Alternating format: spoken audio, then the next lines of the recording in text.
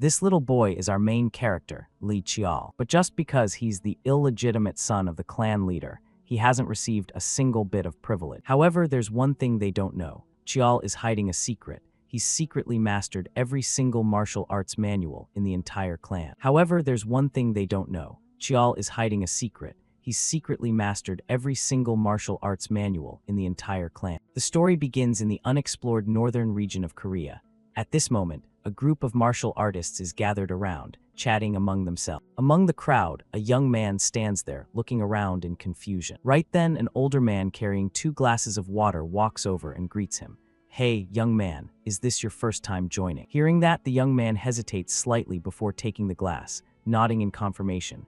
"Yes, I've been through gates and dungeons before, but this is my first time in this area, so I'm a little nervous." Seeing this, the older man bursts into hearty laughter. "Haha, then you'd better brace yourself. Places like this have been abandoned for hundreds of years, so they're definitely crawling with monsters. Who knows, there might even be ancient beasts lurking around." As he spoke, the older man sat down beside the young man. Then, as if suddenly remembering something, the young man turned and asked, "By the way, our expedition team leader is from the prestigious Lee Martial Arts clan, right?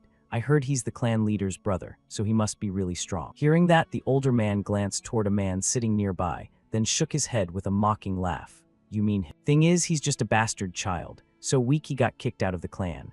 The man he was looking at was around 40, with a weary, downcast face that made him look like an unemployed slacker. This was none other than the 9th legitimate son of the prestigious Lee Martial Arts clan, Li Chial. Looking at Chial's somewhat unkempt appearance, the older man continued his commentary. "Not only is he weak, but he clearly has 0 perseverance either. That's why even at his age, he's only reached level 7 in martial arts. How can we count on someone like that?" At the same time, a man in black approached Chial and reminded him, "Team leader, we should keep moving." Hearing someone call him, Chial barely lifted his eyes to glance at the man, then lowered his head again and muttered, "All right." After that, the group quickly packed up and continued forward.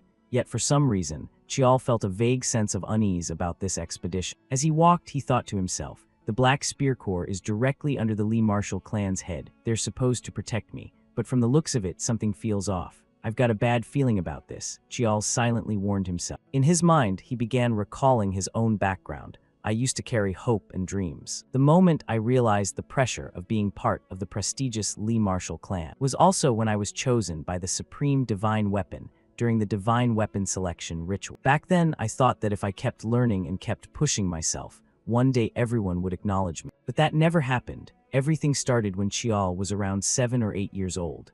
At that time, a clan doctor pointed at the ultrasound image on the wall and explained, 'Look here, I've never seen mana like this before. Mana of this nature isn't suitable for learning magic, and if he tries to train in martial arts, it'll be very difficult to stabilize. With young Master Li Chial's condition, reaching level 9 would be nothing short of a miracle.'" Hearing that, Chial's father just let out a long sigh and silently turned his disappointed gaze toward the window. That was the moment everything changed. Once people learned about my condition, they decided my selection by the divine weapon during the ritual was just a coincidence, or simply a mistake. Even so, I poured everything into it. I wanted to prove him wrong. I reached level 7 at age 25. Back then, I was genuinely overjoyed, even though my siblings had reached that level when they were still kids. But that joy didn't last long, because at age 30 I was expelled from the clan. If it weren't for my eldest brother, I probably would have been nothing more than a corpse after leaving the clan. Since then, I've been running. It's been 10 years already. The chaotic era has arrived. Unexplored regions are expanding,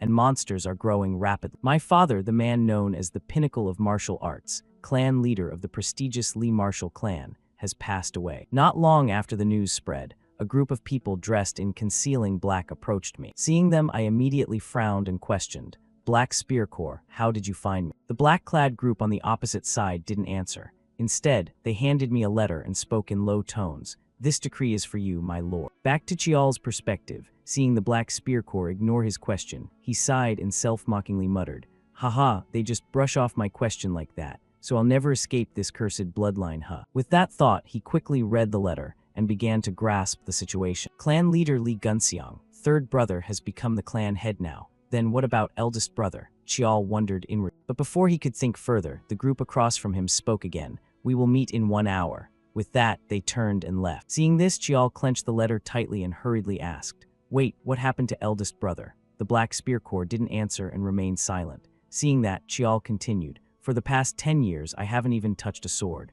So why are you still dragging me to investigate unexplored regions?" Hearing this, one of the black-clad men seemed to grow angry. He glared back at Chial and said, "So you're refusing the task?" As he spoke, his hand subtly gripped the sword at his waist. This made Chial shudder, realizing that refusing without a valid reason would only lead to death.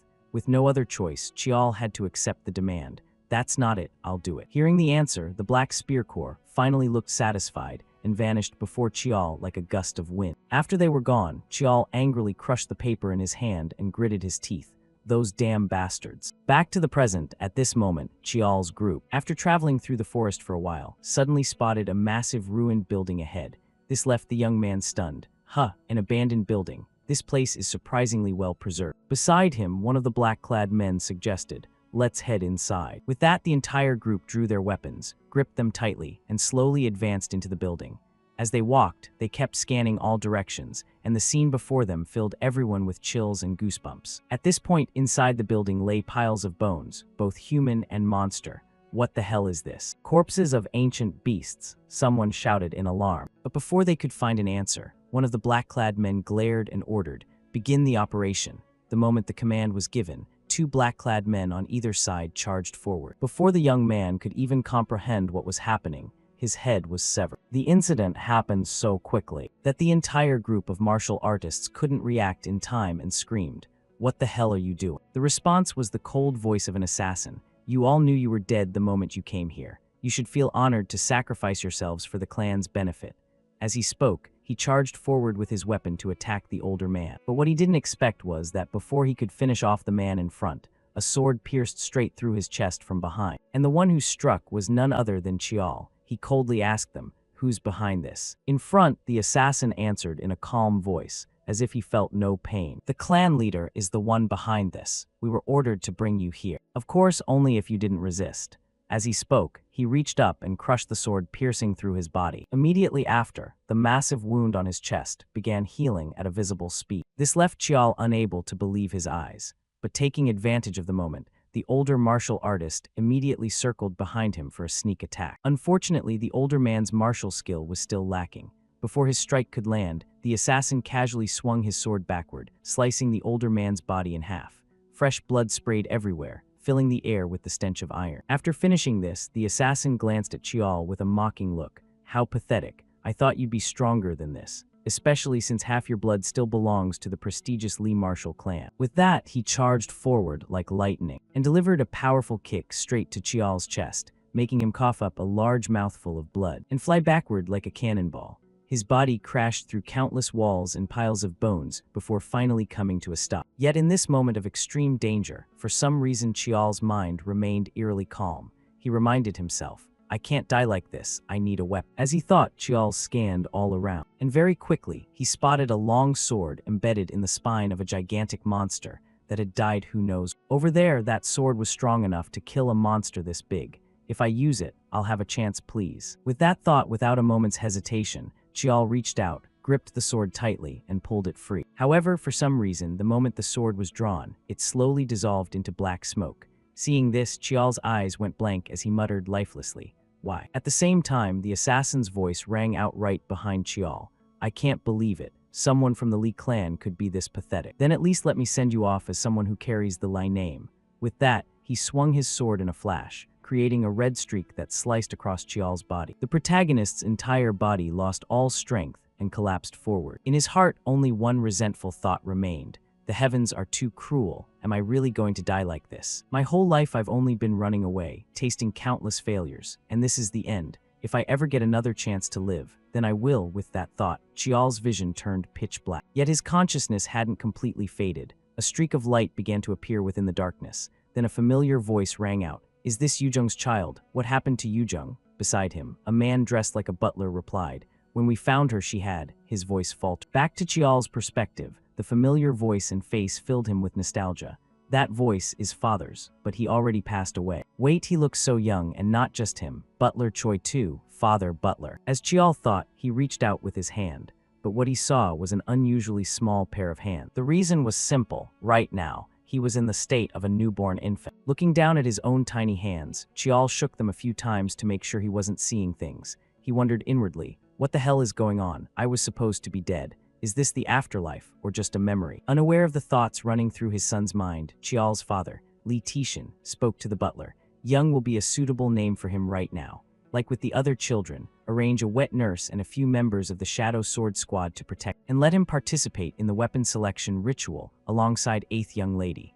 Those words left the butler stunned as he asked again, right away, my lord. But he's still not ready. Besides, 8th young lady is a few months older than him. The butler's words made Tishin pause in thought for a moment, but then he shook his head and said, it doesn't matter, I'm heading out first. With that, he gave Chial a brief glance, startling the boy, before quickly leaving the room. Only after he was completely gone did Chial finally let out a sigh of relief. Phew, as expected from father. Even though it's been so long, the pressure from him hasn't changed at all. So what's going on here? This feels way too real to be just a memory. And that conversation earlier, it really happened. Even though I don't want to believe it, if this is real. Then I've actually regressed back to this damn moment. The more he thought about it, the more absurd the situation felt to our protagonist. Time passed quickly. A few months after Chial's regression, today was a major day for the prestigious Lee Marshall clan. The weapon selection ritual. Descendants of the clan would reveal their talent through the weapons that chose them. In the past, his father had been chosen by dozens of swords and became the strongest swordsman of his generation. His older brother had been chosen by a sword, a tome, and a staff, earning fame across the world for his mastery of both swordsmanship and magic. Now it was his turn. At this moment, Chial was dressed in extremely luxurious clothes. However, they made him feel a bit uncomfortable. Yet a maid looking at his current appearance smiled brightly and praised. Oh my, young master looks so handsome today. He doesn't cry at all even in a strange place. He's already so grown up. This girl was Chial's wet nurse, Manga. She reached out to pick him up and continued.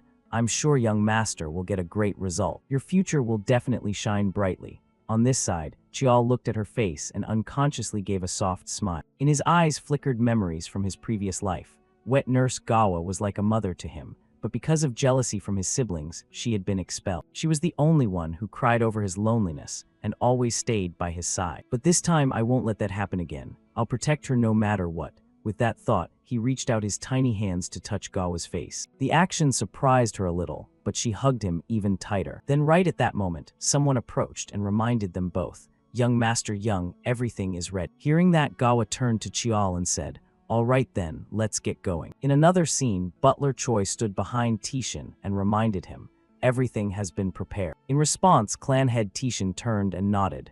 Good. With that, the entire group quickly moved to a certain area. It looked like an arena. However, at this moment, above the arena stood countless weapons erected upright, while all around were many guests who had come to watch the ceremony. They looked toward Chial and whispered, that child, the illegitimate one brought back from outside. In another corner of the stands, key members of the clan were also present. The beautiful young woman here was the clan's matriarch. Her name was Baekudian. The long-haired young man beside her was head steward Lee Yi. Next was the eldest son of the clan, Lee Gunseong. And finally, the third son, Lee Myeongjung. At this moment, while everyone was still quietly observing and judging Chial, Myeongjung suddenly spoke up. He's still too small. Don't you remember we participated in this ritual at around his age? Right, Gunseong. As he spoke, he glanced sideways at his younger brother sitting nearby. To those words, Gunseong replied indifferently, yeah, probably. No idea where he even came from. He spoke with an emotionless face, though a hint of interest flickered in his heart. Scene shift to the arena. At this moment, Tishin announced loudly, the weapon selection ritual begins. Bring HWA forward. Hearing that, a girl hurriedly carried a little baby girl over. This baby was Lee HWA, the 8th child of the clan. At this point, Tishin set the little girl down against a chair, then took out a dagger from his sleeve and pricked her tiny fingertip. A few drops of blood immediately flowed out, causing the baby to burst into loud sobs. But strangely, right as those drops of blood fell below, they emitted a blue light that shot straight toward the distant weapon. And among those weapons, a white-silver sword suddenly glowed. Seeing this scene, the observers around couldn't help but gasp in admiration. Wow, that's the supreme holy relic sword, NHA sword, a true masterpiece. For generations, it has never responded to anyone. Ignoring the murmurs, Tishin immediately reached toward the sword, using his power to draw it into his hand. Once he firmly grasped the sword, Tishin gently held his daughter and said, From now on, NHA sword belongs to HWA. Hearing this, several middle-aged ladies around them chimed in with congratulations. Congratulations to young lady. Another genius has been born in the clan. Today is truly a grand day. Accepting the well wishes, the clan's matriarch, Lady Bcutian, smiled happily and gave her thanks. But right after, her expression darkened when she heard Tishan continue. And next, Young's ritual will begin. The moment he finished speaking, the crowd's enthusiasm seemed to vanish. Instead, they began to whisper skeptically, "That child, the illegitimate one from outside, right? Why let someone like him participate in the ritual at all?" Ignoring the gossip, Tishan set Chial down against a rock, then pricked his fingertip with the dagger, just as he had done with HWA earlier. However, because he had the mind of an adult, Chial didn't cry like his sister. This made Tishan somewhat pleased as he softly said, "I'm very proud of you." With that, he patted Chial's head in praise. But in Chial's heart, there was a trace of anxiety. He thought inwardly, so the moment has come. In my previous life, I was chosen by the echoing sword, a heavenly grade weapon. With that thought, Chial reached out, letting the drops of blood fall below. Scene shift to the stands. At this moment, head steward Yihang glanced coldly at Lady Bcutian beside him and thought, judging by her expression, eldest sister-in-law isn't happy at all. After all, he's eldest brother's hidden bloodline. It's understandable. That child really has a tragic fate. Being a bastard yet wanting to survive in the Li clan, it's probably not easy at all. Perhaps it's exactly because of these stubborn old fogies obsessed with pure bloodlines that things turned out this way. Thinking that, head steward Yihang let out a regretful sigh. At the same time, as if reading his thoughts, an old man behind him stroked his beard and laughed. It seems the head steward has quite a bit of concern for a bastard child. As he spoke, the old man glanced at Yihang with eyes full of hidden meaning. This old man was the great elder of the Li clan. Hearing those words, Yihang coldly glanced back and replied, "Greetings, great elder." With that, a trace of wariness appeared in head steward Yihang's eyes toward this cunning old man. He thought inwardly, this is someone who never reveals his true thoughts. No matter what, I can't let my guard down around him. Unaware of Yihang's thoughts, the old man Chialjun cheerfully continued, "That child, is he the one the clan head brought back from outside?" Yihang replied without even looking at him, "Yes, I heard the spirit sword squad found and protected." Chialjun had known about this long ago, yet he still asked, "HMPH, hard to understand. I can't guess what the clan head is thinking. Letting a bastard of unknown origin participate in the weapon selection ritual. The ritual has no meaning for a bastard. That's already been proven through your own experience, hasn't it, head steward?" The old man's words dripped with mockery, making Yihang's face stiff. His hand clenched so tightly it trembled as he questioned, "What did you just say?" Hearing that, old man Chialjun quickly corrected himself, though his arrogant tone didn't lessen at all. "Oh, my apologies. It's just that the head steward, someone who came from outside, wasn't chosen by any weapon during the previous weapon selection ritual. It's quite famous after all. A bastard is still a bastard. It would be better to know one's place." With that, he gave a mocking smile full of disdain. And at this point, even if he were the Buddha himself, he couldn't stay calm after such humiliation. How could Yihang sit still after being insulted like that? He gritted his teeth and roared, "That's enough. I won't tolerate such outrageous insults any longer." Before the words even fully left his mouth, suddenly from afar a blinding light flashed, making both Yihang's and Chialjun's faces freeze in shock. Yihang even stood up from his seat in astonishment, eyes wide as he stared more carefully. Beside him, old man Chialjun's face was filled with panic, as if he'd just dropped his wallet. "What is this? How could this happen?" he muttered. Meanwhile, head steward Yihang's face was filled with uncontrollable joy. He couldn't hold back and burst into laughter. "Ha ha ha. Even seeing it with my own eyes, it still feels like a dream." At this moment, following their gazes, every single weapon on the arena floor had simultaneously begun to glow, emitting light so bright it hurt the eye. Even masterpieces like the Blood Spirit Spear or Iron Glory Blade, and sacred relics such as the Holy Sword Ma or Sacred Thunder Dragon Spear, all of them were reacting to Chial, accepting the boy as their next master. This made the entire stands fall deathly silent in shock, and just a few seconds later, countless frenzied shouts erupted. "How is this possible? This is absurd. Not just the ritual weapons, even those with owners are reacting." On this side, the sword of the clan's eldest son, Myeongyung, also glowed. It trembled non-stop in response to Chial. This left Yihang only able to give a dazed smile. "Haha, how could this happen? Gunseong, do you believe what you're seeing? Looks like our ninth brother possesses talent far beyond what we imagined." In reply, Gunseong remained as cold as ever and acknowledged, "Indeed." In another section, the guest spectators who came to watch the ceremony continued their heated discussion. "Doesn't something feel off? A result like this shouldn't come from a bastard. But damn it, the weapon selection ritual is absolutely infallible. From the perspective of the family head Tishan, faced with all this murmuring chatter, he immediately bellowed loudly, "Silence! According to the clan rules, all the weapons that Young has chosen must belong to him." However, handling this matter so simply might not be easy. That's why I want to hear everyone's opinion. In response to his words, the head butler Yihung raised his hand and shared his thoughts.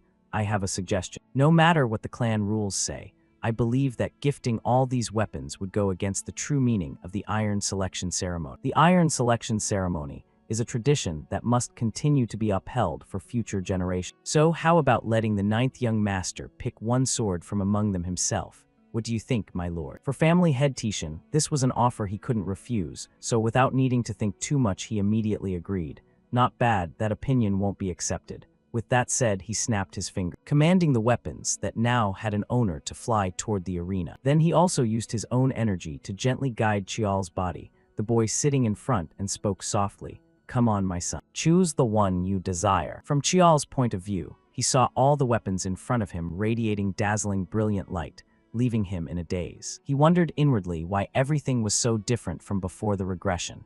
But anyway, this was clearly a great opportunity for him. So he would make full use of the entire situation.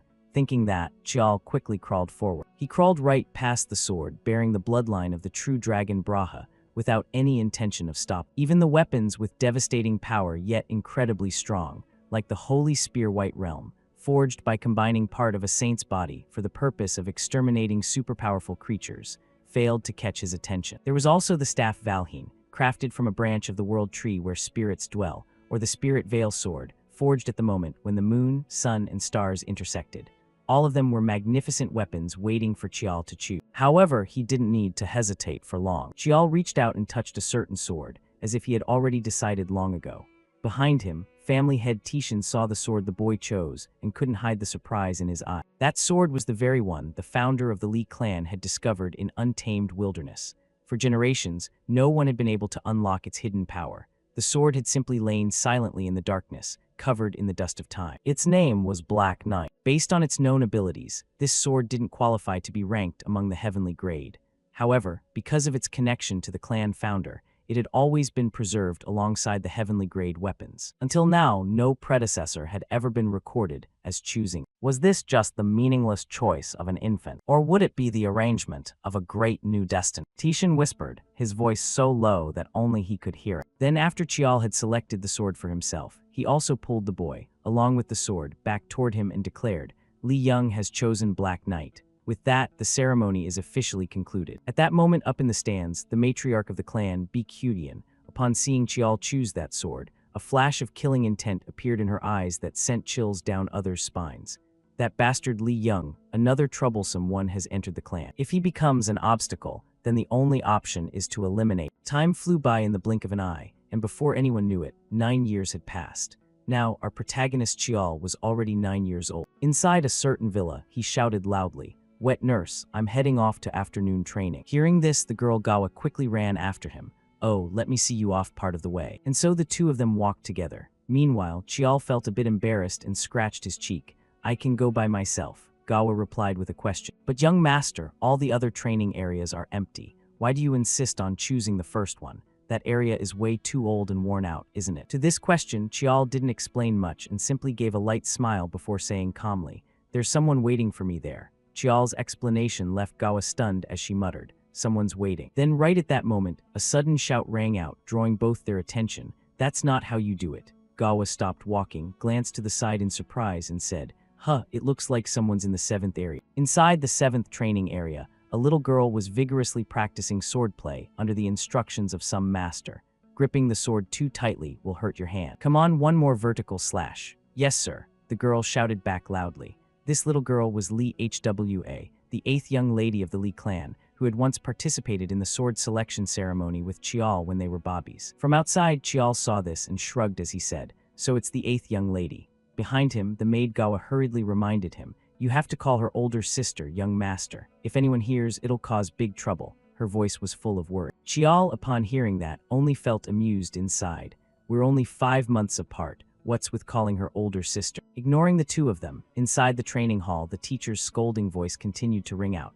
"You always have to swing the sword as if you're controlling your own body. do it again. Handle the sword with extreme care so you don't get hurt once more. The constant reminders made Hwa's head throb with frustration until she trembled and threw the sword aside. Seriously, master, why do you keep nagging like that? What's wrong with holding it however I want? As long as I grip it tight, that's enough. Across from her, the master saw her irritation and quickly raised his hand to calm her. Young lady, all of this is for your own good. First, calm down and try again. This time you'll definitely do better. As he spoke, he picked up the sword and handed it back to Hwa. From outside, watching the awkward sight of an adult struggling to deal with a 9-year-old child, Chial asked curiously, "Who's the one having such a hard time over there?" Hearing the question, the maid Gawa was a bit surprised but quickly answered, "Ah, that's Biki Hyun, the captain of the Black Dan Squad." Upon hearing that, Chial couldn't hide the surprise in his eyes. Captain. A 9-year-old kid having a master like that. That's really over the top. Behind him, Gawa sensed a slight fluctuation in Chial's mood and assumed he felt upset about not having anyone to guide him, so she comforted him. "Young master will soon have a good master appear and recognize your talent. It's because I'm useless and can't serve you properly. Young lady Hwa has been raised since childhood on milk mixed with medicinal herbs." By this point, the corners of Gawa's eyes had started to well up with tears. As for Chial, after hearing this, he felt a bit annoyed and reminded her, "Come on. There you go again. Wet nurse is someone I should be so grateful to. I don't need people like that. They're definitely only coming because of the Lee clan's status anyway. Besides, I already have good masters," Chial said confidently. Time passed quickly. The scene shifted to the first training area reserved exclusively for the Lee clan. This place symbolized the long history of the Lee family. Around it were displayed all kinds of weapons along with training dummies. However, it had become somewhat dilapidated and didn't seem to get much use anymore. For Chial, when stepping into this training area, he didn't bother paying attention to the training equipment around him. It would just waste time. Nowadays, it was almost more symbolic than an actual training ground. Even so, there was only one reason he came here. Because this place stored weapons even more ancient than any in the other training hall's armor. Thinking that, Chial opened the door to the storage shed. Inside were countless swords leaning against the walls. They were extremely old, rusted, and some had countless cracks running along their body. Yet Chial didn't care about any of that. He glanced at a long sword not far away and walked toward it. "Oh, found it. Let's try using this one today." After saying that, he carried the sword to the training spot. As he walked, he thought, ever since 9 years ago, when he returned to his second life, an extraordinary change had happened to him. Among them, the most astonishing change was, he had gained the ability to read the hidden memories contained within weapons. At this moment, as Chial's hand gripped the famous sword tightly and he focused his mind, strange images suddenly appeared in his head. He was standing in a neat line with some group of people holding swords, and along with that, an unknown person's instruction rang out, "Train your fundamentals solidly. Whether it's high-level or low-level swordsmanship, the foundation is the same." From top to bottom, from left to right, the memories become clearer like an unshakable pillar. Engrave that foundation into your sword. From top to bottom, from left to right, the memories become clearer like an unshakable pillar. Engrave that foundation into your sword. As that voice echoed, Chial also slowly began moving his body. He told himself, "This is the memory deeply engraved in this weapon." The older and more exquisite the weapon, or the longer and more cherished it was by its master, the clearer the past memories would emerge. With a powerful swing from high above down below, Chial unleashed a huge explosion. Shockwaves burst outward, sending dust flying everywhere. This was the 7-star sword technique's first form, Red Wind. Looking at the result of this strike, Chial couldn't hide the joy in his eyes.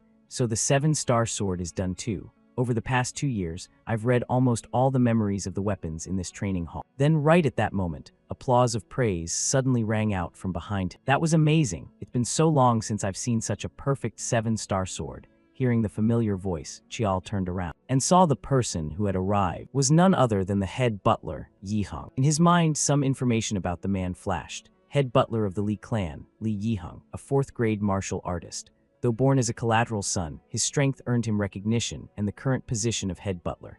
From his previous life until now, this man was the only one in the clan who truly cared about him. Thinking of this, Chial quickly bowed. "Greetings, uncle." Hearing that, Yihung happily ruffled the boy's head and praised, "Haha, you can just call me uncle. You never skip a day of training, really praiseworthy. Every time I come back from work, I see you here. Being treated differently from your other siblings must be really hard. But even so, I hope you can stay strong and overcome it all." His voice was full of affection. As for Chial, he had already experienced this kind of differential treatment once before, so now he didn't feel inferior at all.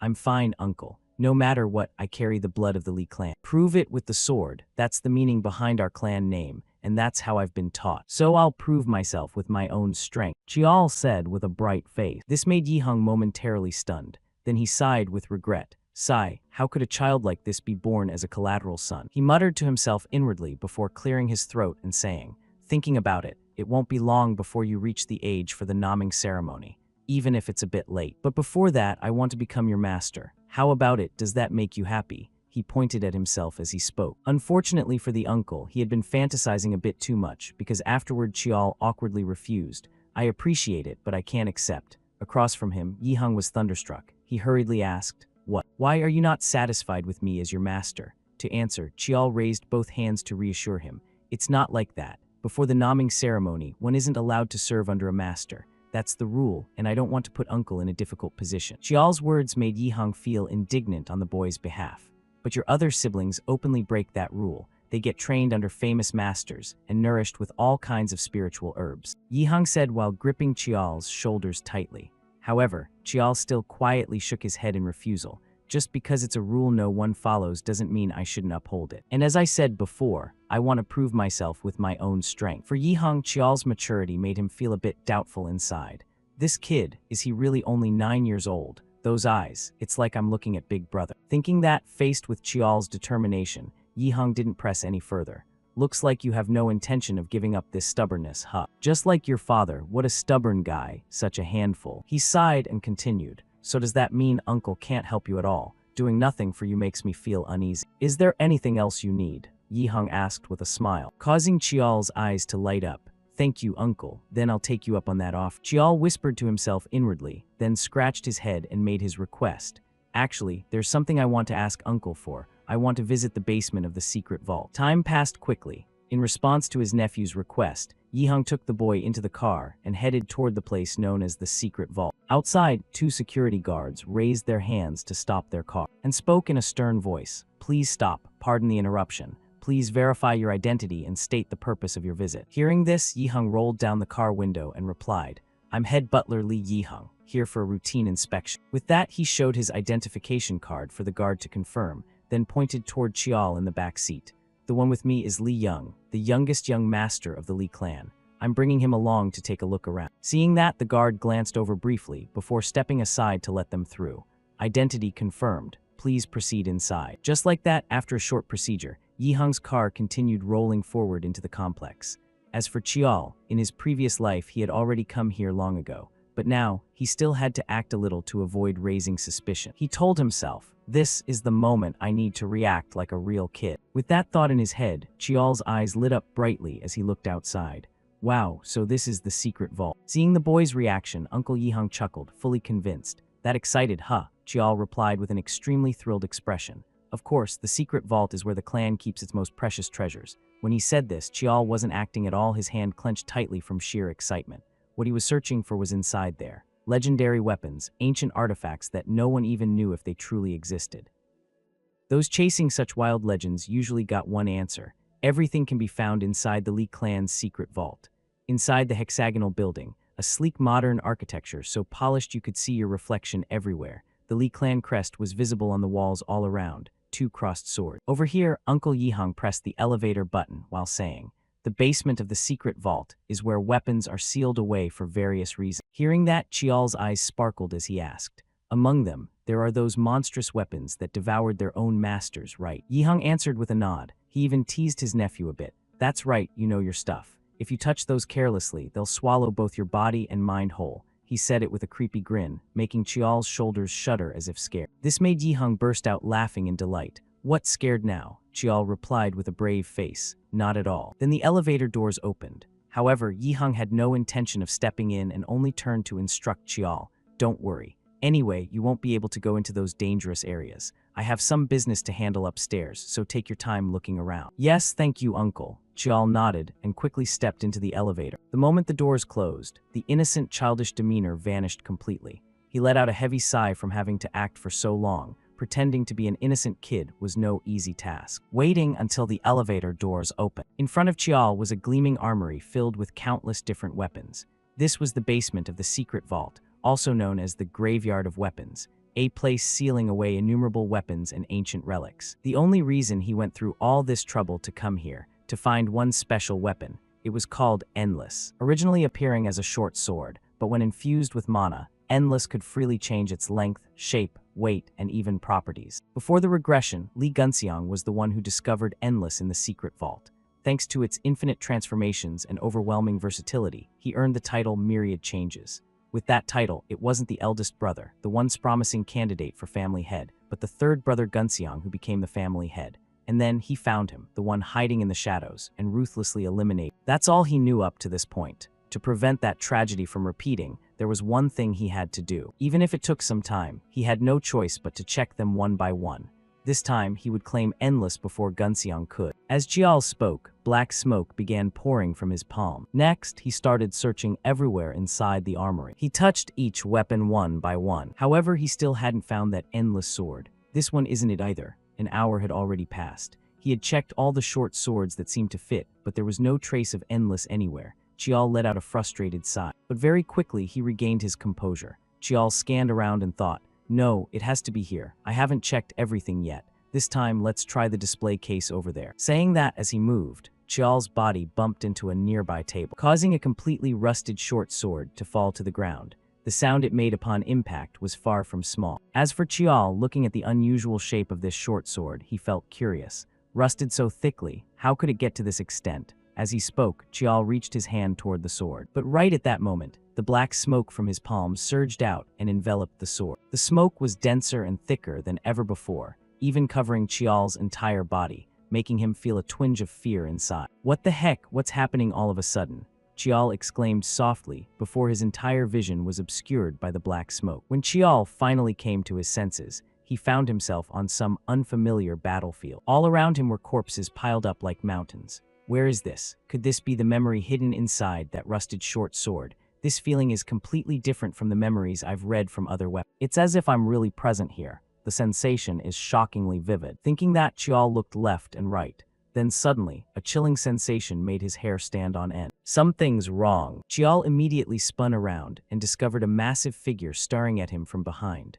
Right then, a thought flashed in Chial's mind. An overwhelming pressure that makes even nature tremble. The apocalyptic monster that once rose from the ancient blue hole, devouring countless civilizations. Before Chial stood a gigantic monster, its body as massive as a mountain, with an utterly bizarre shape and countless tentacles sprouting from it.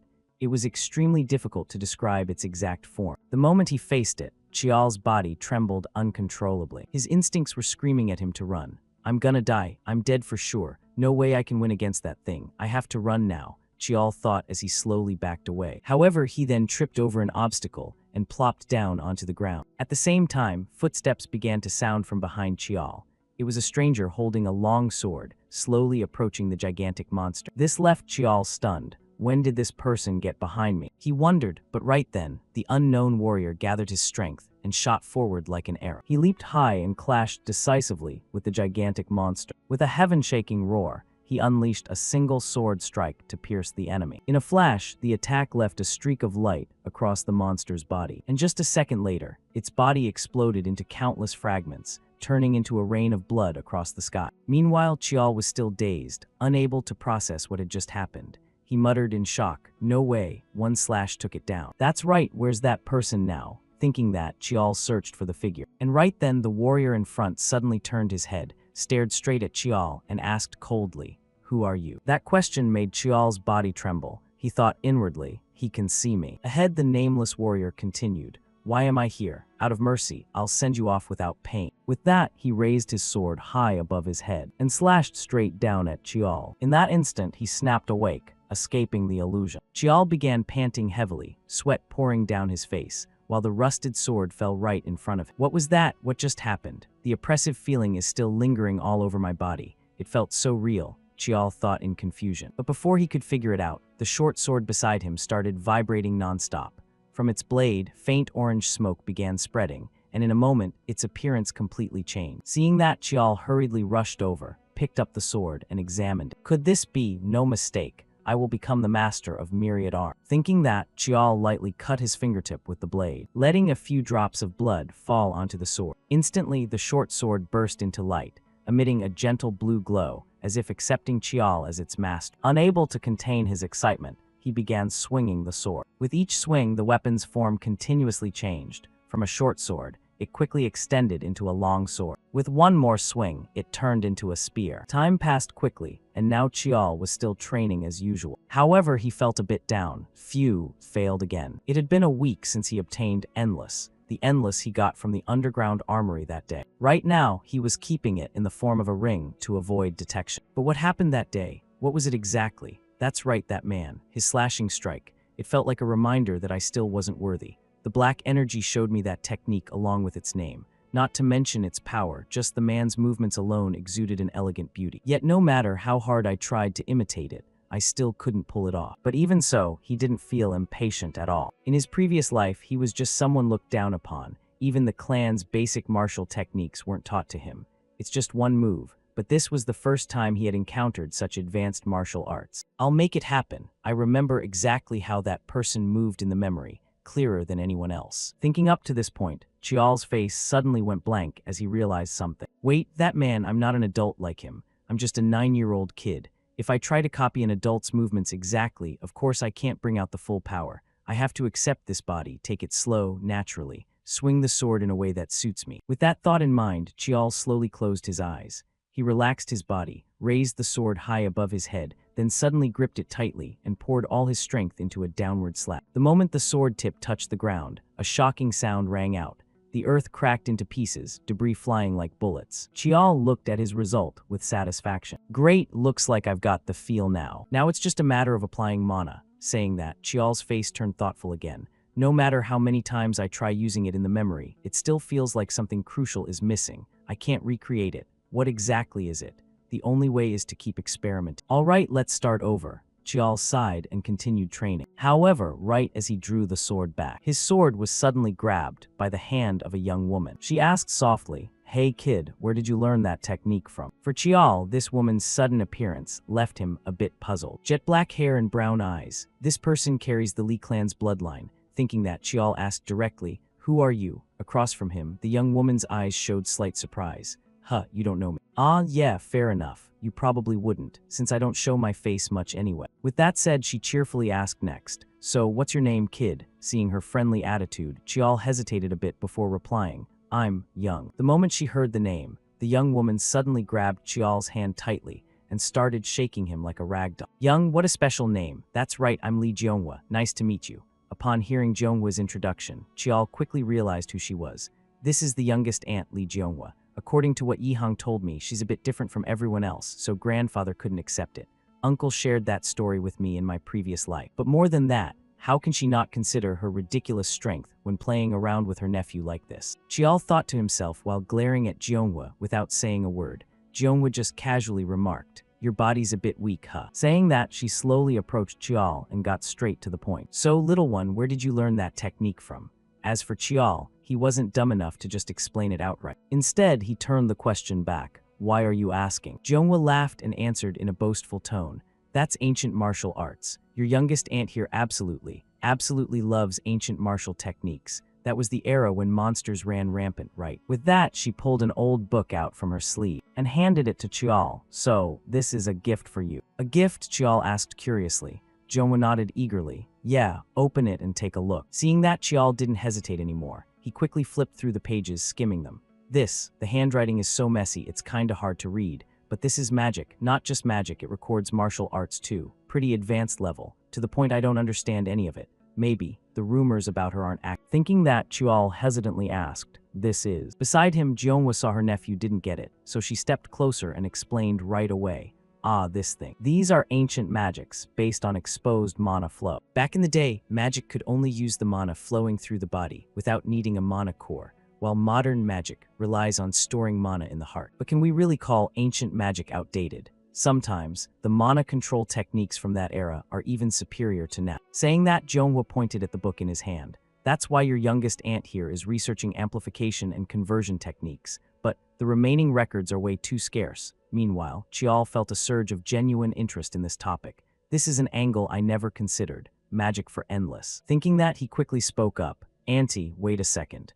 With that, Chial dashed off, leaving Jeonghwa completely confused about what was happening. Next, somehow Chial produced a sword, gripped it tightly with both hands, closed his eyes, and focused on controlling the energy in his heart. Mana from the core spread throughout his body, but instead of absorbing the mana back into the core, wait, that nameless warrior used it with exposed mana flow, the way that man in the memory manipulated mana, which I couldn't understand before, but now I can do it. With that thought, a spark lit up in Chial's eyes. He gripped the sword tightly and swung it down with full force.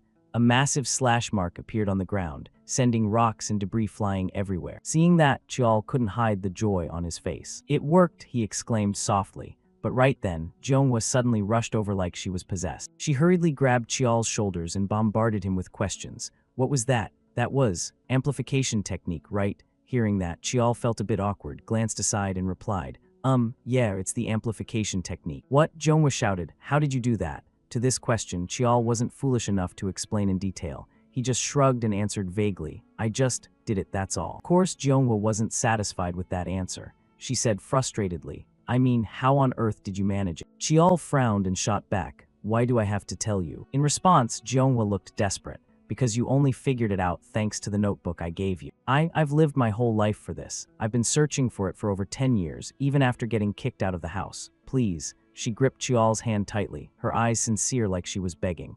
"If I do something for you, could you teach me?" Chial looked at Jeonghwa, then sighed. "Fine, but you have to promise me 3 things. 3 things. First," Chial said seriously, "you can't tell anyone about me unless I allow it. Naturally, that includes my eldest brother and my father too." "Why?" Jeonghwa asked blankly. Chial replied curtly, "Because I don't like people talking about me behind my back." Hearing that, Jeonghwa suddenly went quiet, as if remembering something, her face turning a bit sad.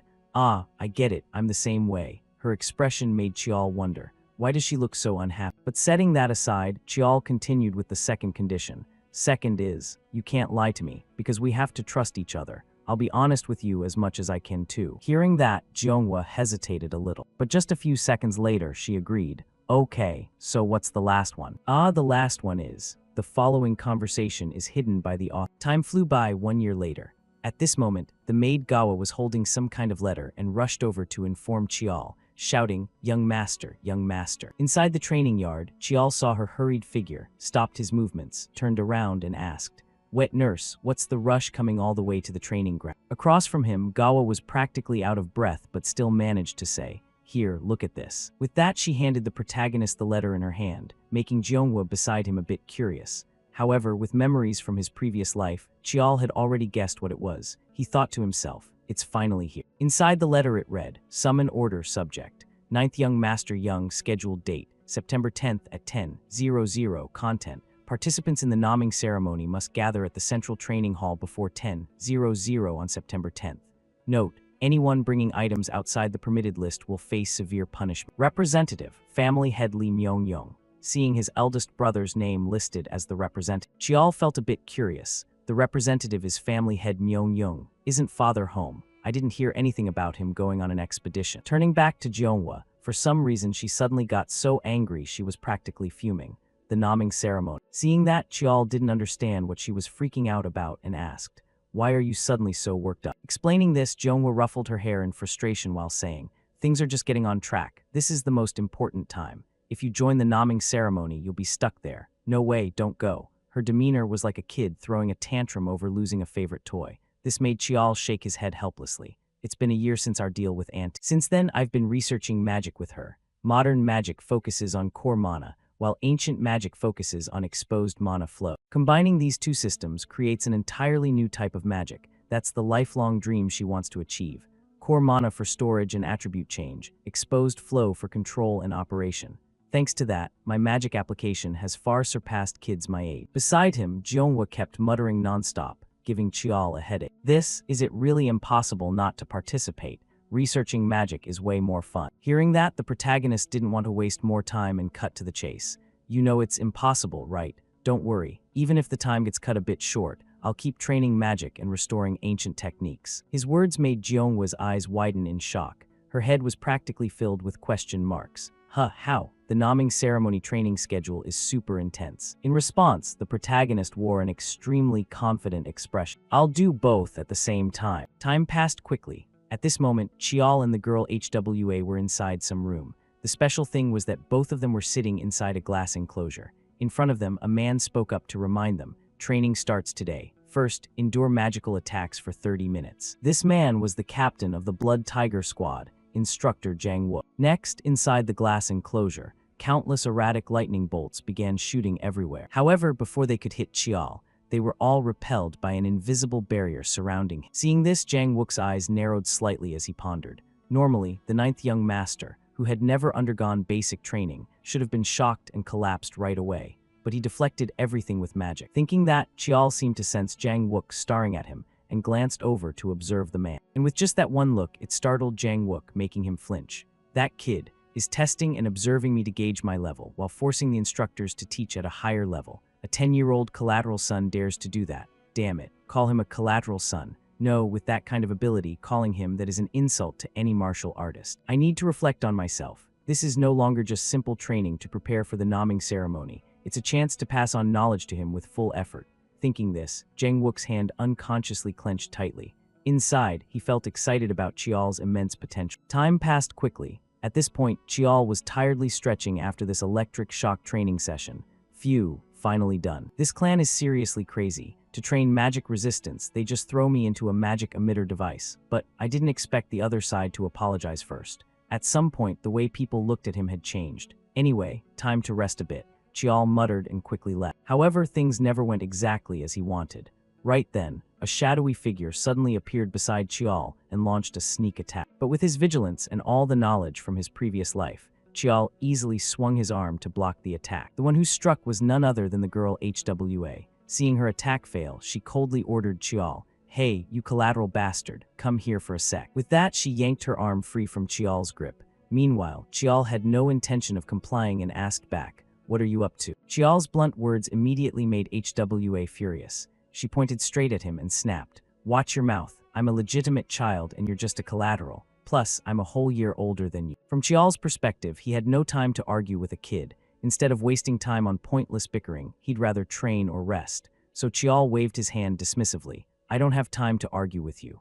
With that, he turned to leave, driving HWA behind him absolutely furious. The girl immediately gathered mana in her fist and shouted, "Hey, don't ignore me." Up ahead, Chial sensed the mana fluctuation and hurriedly turned back. "She's actually using mana. I was planning to let it go, but looks like I have to teach her a lesson." Thinking that, he leaned to the side to dodge the punch. At the same time, while HWA hadn't retracted her arm yet, Chial's hand shot out swiftly, grabbing her slender white neck and lifting her body into the air. Next, Chial pulled her close and warned, "If you want to complain, go complain to your mother. Don't bother me. I'm really busy right now." With that said, Chial sighed in annoyance and released Hwa's collar. Meanwhile, HWA seemed to realize she couldn't beat Chial, so now she started yelling nonstop. "It's all your fault because you caused that huge scene at the Iron Selection Ceremony before. I'm constantly being compared to you. Know your place as a collateral and shut up. It's so unfair. I train day and night without sleep or food, and you were just born with superior talent. I didn't ask for this, but my mother." At this point, HWA realized she'd said too much and quickly covered her mouth. As for Chial, hearing that activated his lecture mode. "Blaming others, that's pretty easy, huh? Like you said, I'm a collateral. This status doesn't give me the luxury of that. You lose sleep, then don't sleep anymore. Can't keep up without snacks, then skip main meals too. If I piss you off, then use every means to beat me. After that, force me to apologize to you. That's the Lee clan way." With that, Chial didn't want to waste more breath and just walked off. Behind him, the girl Lee clenched her fists and shouted loud, "You little brat, talking so tough. At the naming ceremony, I'll show results way better than yours, make you call me big sister. Kneel and beg, remember that." Chial turned back and replied, "Yeah, I'll be waiting to see." Time passed quickly until the afternoon. The scene shifted to the training area for direct lineage members, the 7th area. At this moment, the matriarch of the clan, Baekhyun, had come here to visit her daughter. Seeing that, the nearby maid quickly bowed and said, "Madam has arrived." Madam Baekhyun replied with a cold face, "Leave us. I have something to say to my daughter." With that, she directly entered the training room. At this time, the girl HWA was still vigorously practicing against the dummies in front. Then Baekhyun spoke up, "What are you doing?" For HWA, hearing this familiar voice made her startle and turn around. "Mother, I'm training." As she spoke, her eyes drooped slightly, as if not daring to meet Baekhyun's gaze directly. And sure enough, just as she thought, Baekhyun had come here purely to berate her. "I've heard about it. You actually got overpowered by him. I told you if you can't suppress him, then crush him. What a disappointment. If you're only training this hard out of fear of punishment, then stop. Across from her, HWA stayed silent for a few seconds. Then she lifted her head, looked straight at Baekhyun and retorted, I know what mother thinks about my training, but I'm doing this because I want to. I'll defeat him, but not because you ordered me to, because I want to. I'll decide for myself. Looking at her determined demeanor, Madame Baekhyun quickly guessed something and muttered softly, got provoked by some nobody. You're a direct descendant of the Lee clan. You and him aren't even starting from the same point. Beating him should be obvious, and yet you let yourself get riled up. Saying that, she took out a small glass vial and handed it to HWA, instructing, this is dream illusion. It's a type of deadly poison. If you can't overcome it, then trample that boy underfoot. That's the way of the Lee clan. With those words, she left the room, leaving the stunned HWA behind still in a daze. Switching to the maid Gawa, at this moment she had a bewildered look on her face as she stared at the computer screen. This can't be possible. Right in front of her was the Lee clan's internal website used for evaluating and ranking the disciples within the family. At that moment, it was displaying the results for the 14th weekly leaderboard. Lee Chial, gender, male, magic technique. Level 1, weapon technique. Level 1, theory. Level 1, overall rank. Level 1. Beside her, Chial grinned smugly and boasted, how about that, wet nurse, feeling less worried now. Faced with these results, all of Gawa's anxiety had vanished. She excitedly pulled Chial into a hug and said happily, I didn't help the young master at all, yet you've done so amazingly well. Hearing that, Chial smiled back. You've helped me a ton, don't say that. At the same time, suddenly heavy footsteps echoed from outside, making both of them curiously turn to look at each other. And just a second later, Jeonghwa burst in and shouted excitedly, Kid, time to train. Seeing her pumped-up energy, Chial couldn't help but feel awkward and reminded her, but I just finished training. That's exactly why we keep going. Training mana will make you less tired, Jeonghwa said while flexing her biceps. But those words could only fool normal kids. How could they trick someone who'd lived decades like Chial? I've never heard of that effect before, Chial said while looking at Jeonghwa with full skepticism, making her a bit embarrassed and unable to meet his eyes directly. It's true, probably, Jeonghwa stammered in response. Setting that aside, Chial remembered something and continued, Sigh, fine then. Anyway, I have something I want to show you. Hearing that, Jeonghwa first looked curious, but very quickly she realized something and her eyes widened. Don't tell me. You've already reached 1-star level. At that moment, Chial just gave a light smile as confirmation. Mana control originally goes through 3 stages. Body reinforcement, reaching the body strengthening realm. Mana property transformation, reaching the chi control realm. Manifesting extraordinary power through mana, reaching the chi force realm. But his mana technique was different. At the same stage 1, it could do far more and unlock many additional abilities. That's why Jeonghwa's mana system was divided into levels called stars. Right now, Jeonghwa was channeling her energy into Chial to check. After getting the results, she happily said, Perfect. It's really 1 star. Do you feel anything strange when using magic? I thought it'd take at least another year. Turning to Chial, his whole body trembled as he recalled the hardships he'd gone through before. I realized this just from studying theory. Thinking back, it really was insane training. If I failed to control mana, the balance between my heart and mana veins could collapse completely. But in reality, you just need to let everything flow naturally. Mana is like water. It follows its own laws. In the end, our bodies are just vessels for mana. Chial's calm words made Jeonghwa seem to have an epiphany. She muttered, the body as a vessel. Kid, I think I can do it too. It'll take time, but I can do it, she said with a voice full of joy. Seeing that, Chial gave a light smile, happy for his aunt. Did she just have a breakthrough? Chial thought to himself. Before Jeonghwa lunged forward to hug him tightly and exclaimed happily, Thank you, little cutie, I'm so lucky. With that, her arms unconsciously squeezed harder, making every bone in Chial's body creak. Hey, let go, you're gonna break my ribs, Chial yelled loud. Seeing that, Jeonghwa reluctantly let Chial down, but still excitedly continued. Awesome. Then let's move on to 2-star phase right away. From the start, you knew your 1-star was different from normal stage 1, right? So in your opinion, what's the thing you handle best? Up ahead, Chial raised his hand to stroke his chin thoughtfully for a few seconds before answering. The thing I handle best, I think it's the sword. Before he could finish, Jeonghwa shook her head in disagreement. According to me, it's not. That comment startled Chial, and he immediately asked back. But you've never seen me practice swordsmanship. Jeonghwa shrugged and replied, I have a few times when I was free. What I mean is, you have a talent that surpasses even swordsmanship. It's hard to explain in words, but your greatest talent is actually mana technique. Your mana aptitude is overwhelmingly superior, to the point it overshadows everything else. I've tried teaching my created magic to lots of people, but no one could do it. From Chial's perspective, he began staring at his own 2 hands with eyes full of doubt. Before I went back in time, I was mocked for not being able to use mana. Who knows what thoughts were in my heart back then. Seeing Chial lost in thought like that, Jeonghwa flicked his forehead and reminded him, but for you now, reaching 2-star isn't hard at all. And if you succeed with 2-star, the naming ceremony will be like child's play. After that, I'll teach you the real techniques, so focus up. Over here, Chial happily replied, got it. By the way, Auntie, what's that thing next to you? As he spoke, he glanced at the wooden box placed on the table. Ah, this thing, Jeonghwa said softly. And right after, suddenly something shot past Chial's face at supersonic speed. It instantly left a scratch on his cheek and embedded deep into the wall behind, causing cracks to spread. Jeonghwa smiled brightly and answered, it's an iron bead. You have to learn to release mana while moving. If you only use it while standing still, even real mana would be useless trap. All right, let's get started, she said with a face full of excitement. But for some reason, our protagonist felt a bit uneasy about this hellish training regimen. Time passed quickly, shifting to some arena. At this moment, Chial and HWA were being trained by Captain Yunquin. I'm the captain of the Blood Tiger Squad, Lee Yunquin. From now on, I'll guide you in the techniques of Sungmuiga. Choose the weapon you'll use and bring it here. You have 1 minute, so don't dawdle. Hearing that, Chial and HWA hurriedly ran toward the weapon racks. But during this time, for some reason HWA kept glancing at Chial, making him feel a bit irritated. Finally, he couldn't take it anymore and shouted loudly, seriously, what are you staring at? Got something to say? He yelled, startling HWA, who immediately denied. Staring at what? Nothing to say. With that, she whispered softly to the protagonist. You're using a sword too, right? No, Chial replied coldly, then quickly grabbed 2 swords and a spear before returning to the arena. This left HWA stunned. What? But earlier when I saw you training weapons, it was clearly the sword. Over here, Captain Yunquin also looked at the pile of weapons in Chial's hands and asked curiously, what are you doing? Chial answered, you told us to choose our weapons and bring them here.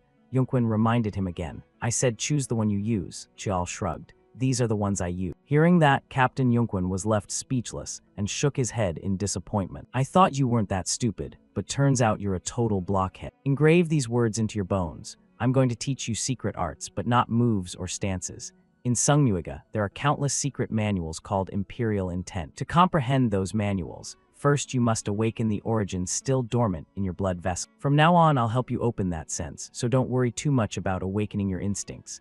As he spoke, Yunquin swung his spear, creating strong gusts of wind, and quickly assumed an attacking stance. Seeing his ferocious demeanor, HWA couldn't help but feel scared and said, what is he planning to do? For Chial, he had already guessed what was coming next and warned, if you don't want to pass out right from the start, get ready. Before the words even finished, Yunquin's figure flashed, and he instantly appeared in front of Chial, unleashing a powerful, unpredictable strike that sent Chial's body flying into the air. The only fortunate thing was that in that brief moment, Chial still managed to use his sword to protect himself. This surprised Yunquin, who laughed loudly. Ho, you blocked it. Over here, Chial landed lightly, then gritted his teeth thinking, damn it, I didn't expect to go through this crazy stuff again. In my previous life, I couldn't even complete this training.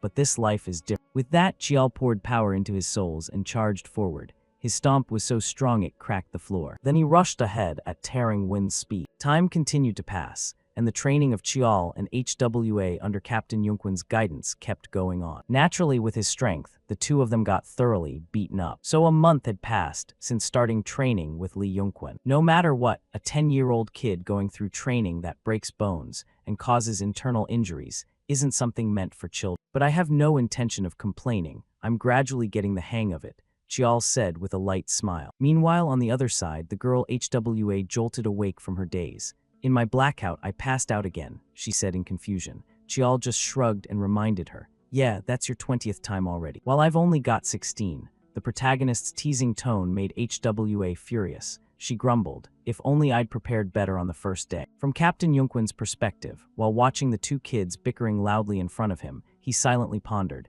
The 8th young lady has extraordinary physique. I went a bit hard, yet she never suffered serious injury. As for that illegitimate brat, from day one I felt he was something special. At first, when he brought that pile of weapons, I thought he was just some idiot, but his proficiency with each type is quite solid, and his practical application exceeds expectation. Plus, in just 1 month, results are already showing. Interesting indeed. Thinking this, Yunquin's cold face broke into a faint smile as he decided to beat up the kids in front of him even more. All right, training starts again. Everyone back to position. Hearing that, Chial and HWA quickly stopped their argument, gripped their weapons tightly, their faces turning extremely serious. Next, Chial realized that if they kept fighting normally, there was no way to touch Yunquin, so he turned to suggest, "Hey, I'll give the signal, you try blocking once." HWA asked curiously, "Why should I?" Chial shrugged. "Yeah, if you don't want to forget it. I just thought we might land a hit on the young." Chial's words immediately changed Hwa's expression.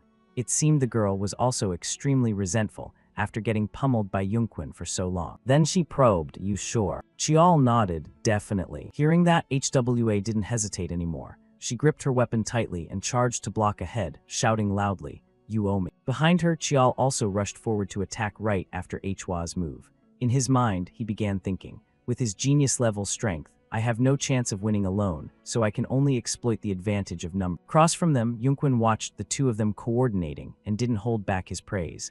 Cooperating with each other isn't the optimal choice, but that's only if the plan actually succeeds. As he spoke, he tilted his head to the side, dodging the spear thrust coming from Chial. Then right after, he swung his own spear to counterattack, but Chial had already anticipated this move and quickly pulled his spear back to block the strike. This made a look of surprise flash across Yunquin's eyes. Next, he gathered his strength and charged straight toward the boy. And right at the moment, when both of them were about to unleash their attacks at each other, Chial shouted loudly, "Now's the time." With that, he leaped backward to create distance, while little HWA dashed forward in a lightning-fast assault. However, her sword slash was easily parried, and from behind, Chial hadn't really expected the two of them to land a hit on Yunquin that easily anyway. He tossed his spear aside and silently transformed his infinite weapon from its ring form into a long sword, a parry-capable strike that deals damage, just one sword I pulled from the endless secret vault. Then he began enveloping the blade with his own energy and channeled power down into the soles of his feet. He stomped hard and shot forward like an arrow. At that moment, little HWA had already been knocked flying backward by the coach, but Chial seized the timing with perfect precision. Right then, he suddenly let go of the sword in his hand, poured strength into his fist, and threw a straight punch forward. But of course, it wasn't going to be that easy. His fist was caught firmly in team leader Yunquin's palm. This made Chial let out a wry laugh. "Haha, you blocked it." The words had barely left his mouth when the man delivered a punch that sent him flying backward like a cannonball. His body slammed heavily into the wall, forcing him to cough up a bit of blood. However, that combined attack from the two of them left Yunquin extremely satisfied, and his voice carried a hint of approval. "So it took 37 days, huh? Congratulations, you've awakened your sixth sense. But the young lady still has a long way to go." As he spoke, he leaned to the side to dodge Hwa's incoming while sweeping her leg, sending her whole body crashing straight into the wall. Looking at the sorry state of both of them, Yunquin decided to let them off for now and end today's training session. That's it for today. Speaking of little HWA, she now turned to interrogate the protagonist. "Hey, you said we could land at least one hit, and I believed you. That little brat." He paid no attention to their bickering. After turning to leave, team leader Yunquin quietly looked down at his slightly bruised and swollen palm and thought to himself. In the end, even after activating mana, it only managed to pierce through a tiny bit.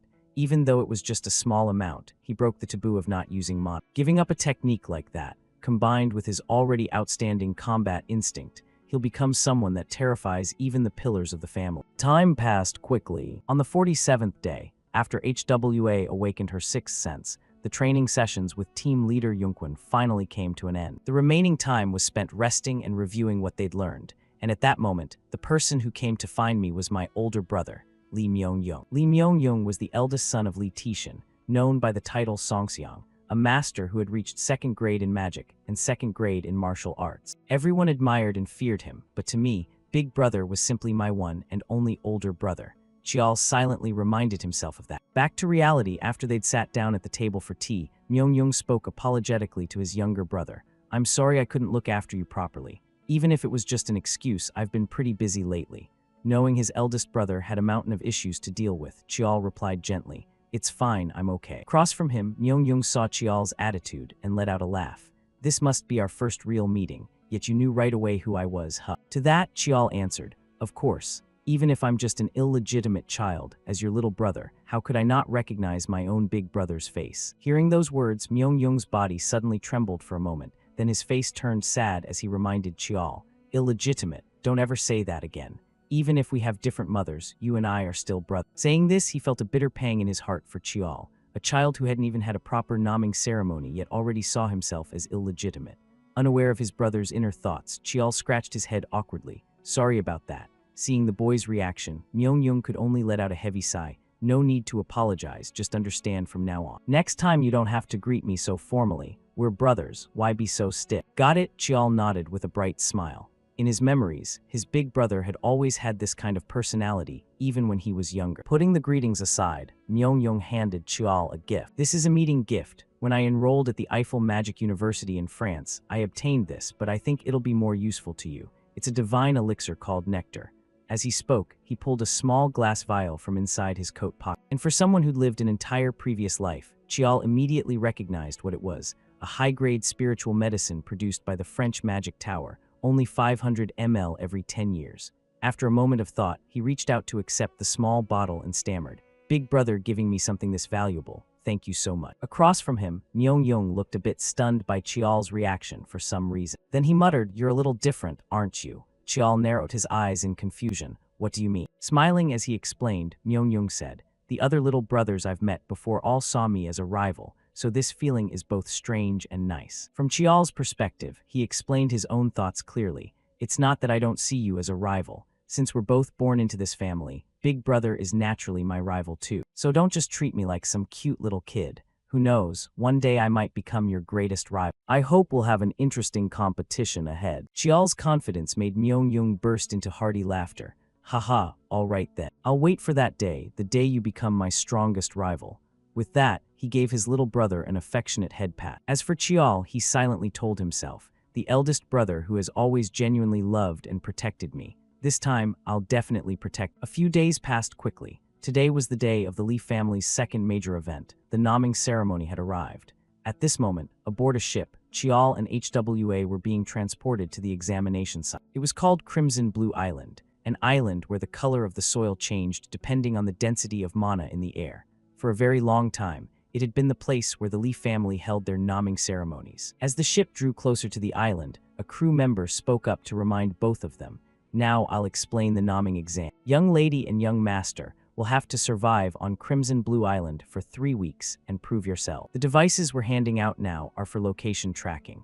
Unless it's a life-threatening emergency, you must keep them on you at all times. The final gate of the exam will open 2 days after the end of the 3rd week. Good luck to you all." Seeing this, Chial and HWA quickly put the watches on their wrists. Then, carrying backpacks filled with essential supplies, the two were left behind on this deserted island. After that, for some reason, little HWA suddenly spoke up. "Hey, I have something to say." Before she could finish, Chial sighed and grumbled. "Looks like you've already made up your mind, huh?" "Huh, what do you mean?" HWA asked back. Chial just blurted it out. "Ever since training started, you've been trying to say something." The words hit right to the core, making the 12-year-old girl's face flush red as she yelled, that how did you know?" Looking at her flustered appearance, Chial chuckled inwardly. "How could I not know?" Thinking that, he asked, "Go ahead, I'm listening." From Hwa's perspective, the young girl looked a bit nervous and swallowed hard as if gathering her courage. Then she removed the badge from her clothes and glanced at Chial, signaling with her eyes for him to do the same. After they'd put away the 2 eavesdropping-capable badges, Chial casually asked, "All done, so what's up?" At this point, HWA stopped hiding it. She pulled out the small glass bottle of poison that Madame Becudian had given her earlier and said bluntly, "This is poison called Dream Charm. It only works on children under 15. If exposed to air for more than 5 minutes, it evaporates. Once it enters the body, it clogs the mana veins for a long time." Across from her, Chial's face darkened like the bottom of a pot as he asked coldly, "Who gave this to you?" Of course, HWA couldn't reveal that her own biological mother was the one who'd handed it to her. "I'm not telling you that." With that, she threw the bottle straight at a nearby rock, shattering it into pieces, and continued, "See, no evidence left now. I'll defeat you fair and square, no need for this poison, so you better go all out too." The determination in the little girl's voice left Chial momentarily stunned, but then he replied cheerfully, "Didn't need to say it, I was already planning to."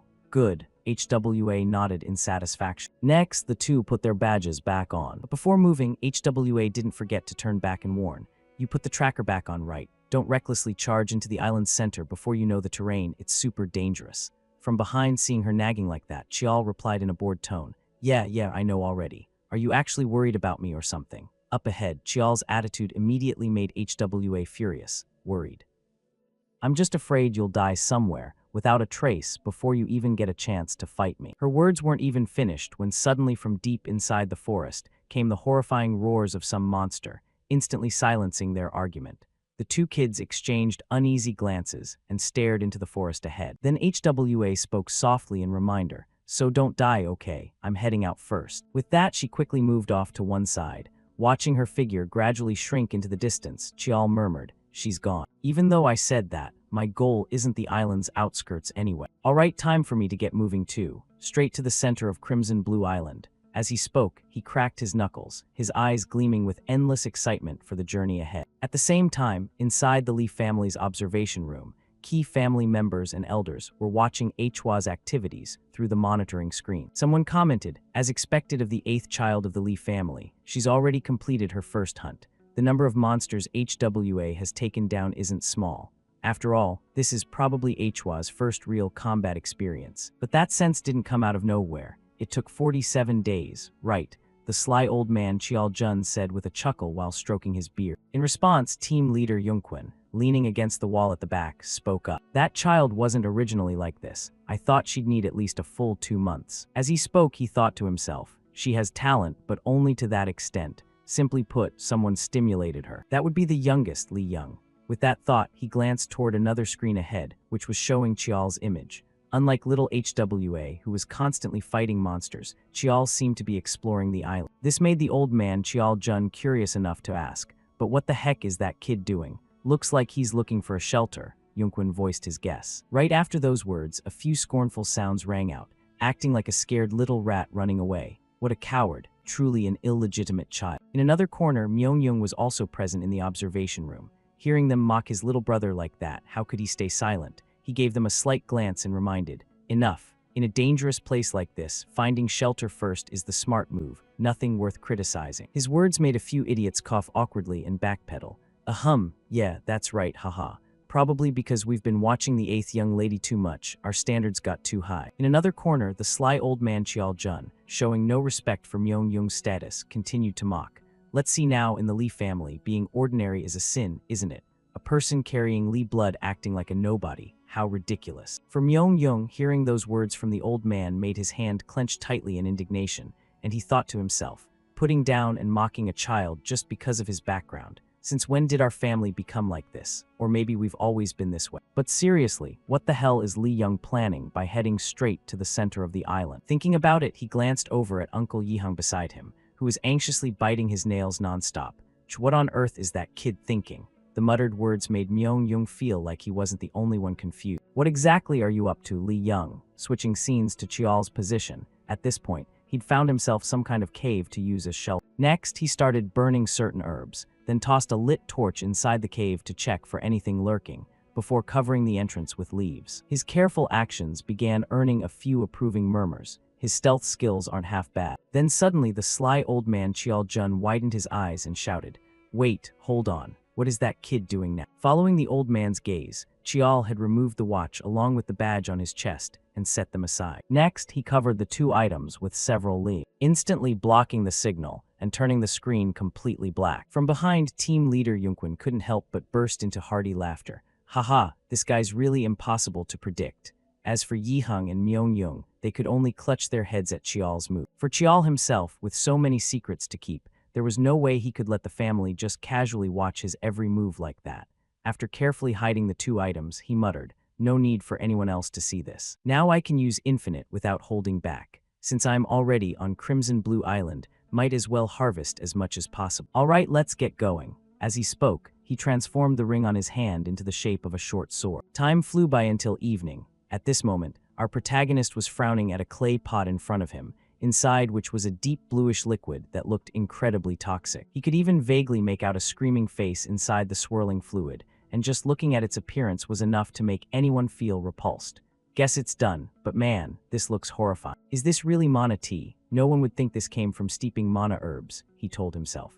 "In my previous life, I couldn't even afford cheap elixirs, so I had to tag along with herbalists and alchemists just to scrounge for mana grass. Crimson Blue Island is overflowing with mana in the air, so I should take full advantage to boost my mana reserves. Little Ant said the same thing. Drinking steeped mana herbs should definitely give better results. All right, here goes. Chial gritted his teeth and slowly lifted the clay pot to his face. Not long after, he tossed the pot aside carelessly, his whole body pale and drained of life. Tastes like it came straight from hell, he groaned. And so the solitary battle for 3 weeks officially began. Time passed quickly. Today was the 18th day of the naming ceremony. Switching to Lee Myung-young's office. While he was working, someone suddenly entered the room and spoke. "Captain, may I come in?" Hearing that, Myung-young paused his work and replied, "Yeah, come in." Across from him, the stranger saw Myung-young still busy and said apologetically, "Sorry to interrupt you, sir." Myung-young waved it off. "No worries, no worries. Looks like bad news, huh?" To that, the brown-haired man nodded seriously and explained. "A large group of wanderers seems to have infiltrated the northern region of Korea. I thought they'd pass through uncharted territory, but they're heading straight south. 2 days' march from them is the Lee family's Mana Stone mine." The speaker was Yu Gunseong, vice-captain of Myung-young's Blue Sky Sword team. Hearing this, Myung-young stroked his chin, thinking about some recent intel he'd received. Wanderers, huh? They usually stick to uncharted lands, moving along while committing all sorts of crimes.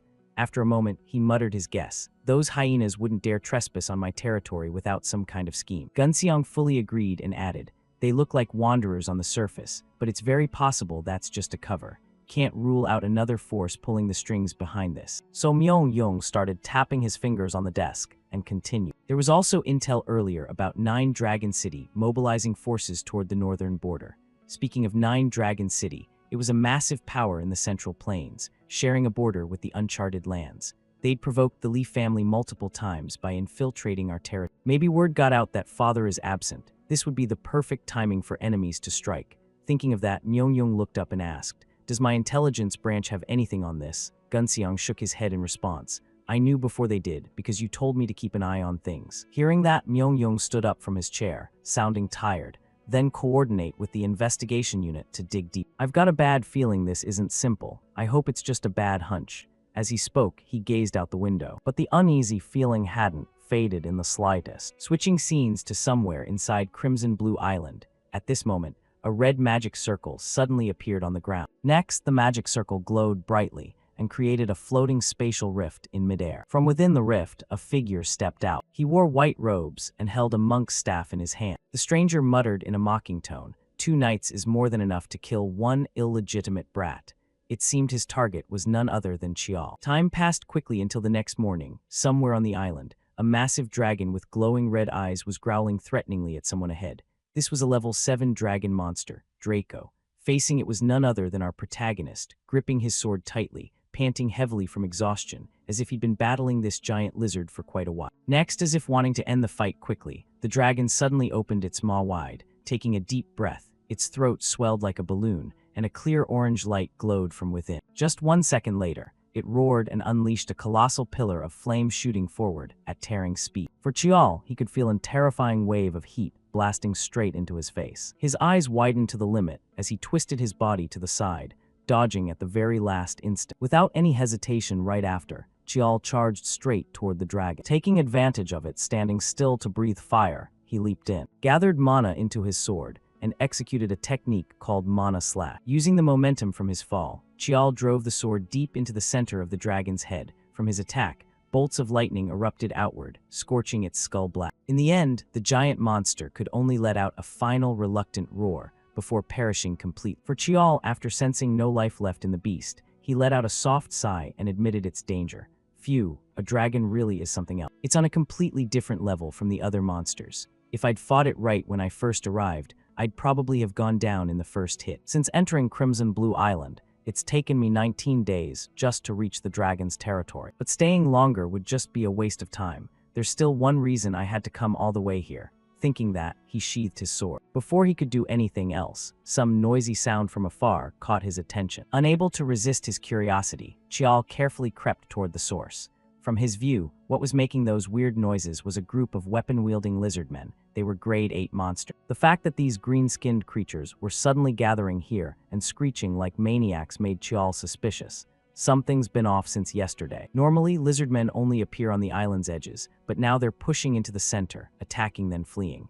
These guys aren't smart and their rank is low too. Could they be influenced by something external? If so, I need to check it out. With that thought, he drew his sword from its sheath and dashed out from the bushes straight toward the lizard men. The moment they spotted him, they let out panicked cries and hurriedly fled, no intention of fighting at all. This confirmed Chial's suspicions. Just as I thought, once could be coincidence, but twice means something's definitely wrong. Better to follow them. He swiftly swung his sword, decapitating the monsters, then quietly guessed. A strange phenomenon is happening on the island, just like I suspected. Speaking of the mage who infiltrated the island the previous day, at this moment, his whole body was radiating purple mana as he kept muttering like he was in a trance. Face-to-face, warrior battle, all set the formation. A kid that small can take on so many monsters alone.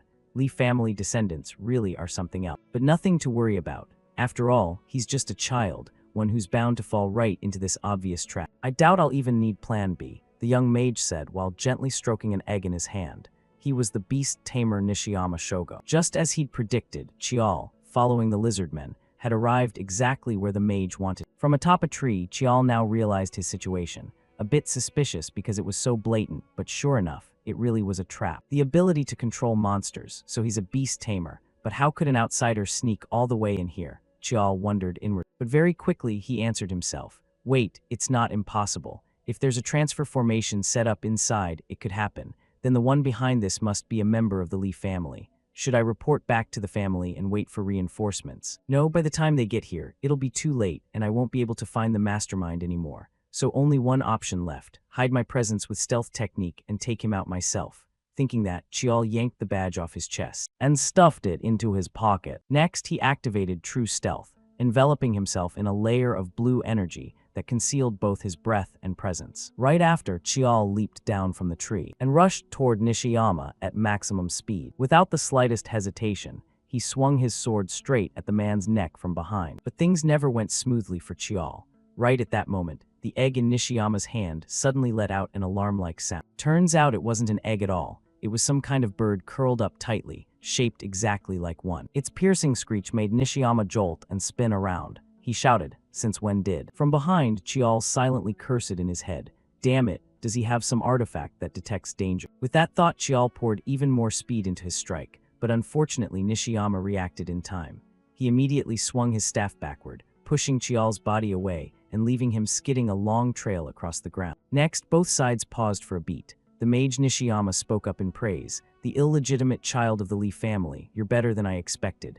To that compliment, Chial shot back mockingly. "Maybe you're just weaker than I thought." The taunt coming from a kid made Nishiyama furious. He focused back on his mission to eliminate the protagonist and immediately ordered the surrounding lizardmen, "Shut up, attack him." Hearing their master's command, the dumb lizardmen charged fearlessly, eager to spill a bit of his blood. Seeing this, Chial began channeling his mana into the sword. He unleashed his ultimate technique, heaven-cleaving slash, propelling his body forward at high speed.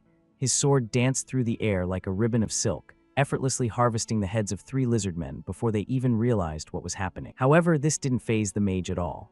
From the start, he'd used the lizardmen as bait to stall Chial just long enough for him to cast his own magic. Right then, a magic circle suddenly appeared under Chial's feet. From within it, countless blazing red chains shot out, wrapping tightly around his body and sword. This left Chial's face stunned as he muttered, "My body, I can't move." Up ahead, Nishiyama laughed triumphantly, as if victory was already his. "Haha, you're trapped now. This is a top-tier formation. It can completely seal a martial artist's mana vortex. Without mana, you're just a weak, useless kid. Die in despair." He laughed heartily, unaware that those very words were the dumbest thing he'd said all day. They accidentally gave Chial the hint he needed to break free. "Seal my power, huh? Then I'll just use my meridians to replace it," Chial said as he began distributing mana throughout his entire body via his meridian pathway. Slowly, his body started moving forward. Under the pressure Chial exerted, the chains could no longer hold him. They began creaking loudly, on the verge of shattering at any second. Then, with a powerful forward leap, Chial shattered the restraints and charged straight at Nishiyama, blocking off his escape route. In Nishiyama's terrified eyes, Chial pointed his sword right at his face and asked coldly, "You're not running?" On his side, Nishiyama panicked a bit, stepping back a few paces while asking, "How did you break out?" Facing Chial, he obviously had no obligation to answer, so he just shook his head. "I don't owe you an explanation. I've already reported this to the family, so just surrender already." From Nishiyama's perspective, whether he still had an ace up his sleeve or not, he still spoke confidently. "Haha, no problem at all. I'll kill you and take back my freedom." To Chial, the mage's insane words left him genuinely puzzled. What the hell are you talking about? Before he could finish, a massive black shadow suddenly shot toward Chial, sending his small frame flying like a cannonball into a nearby tree. The impact created a deafening crack in the air, and Chial spat out a large mouthful of blood. After taking the hit, something clicked in Chial's mind. He shakily lifted his head to look, and saw that what had just struck him was a gigantic green turtle with long whiskers. It was the guardian of Crimson Blue Island, Mountain Turtle Head. A third-grade monster. It's seriously too powerful. How could a mediocre beast tamer like him possibly tame something like that? Chial thought while turning his doubtful gaze toward Nishiyama. Just from the look on Chial's face, Nishiyama could read his thoughts and admitted outright, "Looks like you catch on quick. I can't fully control it yet. But having it coldly kill you, yeah, it'll definitely obey that much. So you'd better give up fighting." With that, he pulled several talismans from his sleeve and tossed them into the air. Next, his body dissolved into a plume of purple smoke to avoid getting accidentally crushed by the giant turtle during its fight with Chial. Back to Chial's view, just sensing the terrifying presence radiating from the giant turtle made every hair on his body stand on end. He reminded himself, stay calm. If he can't fully control it yet, then I just need to take out the beast tamer first. That's the only way to deal with Mountain Turtle Head. I prepared this as a precaution, but I didn't think I'd have to use it like this. The forbidden drug with massive side effects, though the benefits are huge, mana enhancement pill. As he spoke, he pulled out a brown pill and tossed it straight into his mouth. The moment he swallowed it, a surge of energy flooded through his body, making him feel overflowing with power. But that wasn't all Chial needed to prepare. One more thing. The technique Aunt Jeonghwa told me to only use in the most life-threatening situation. This is that moment. As he thought it, Chial's body began radiating a terrifying aura.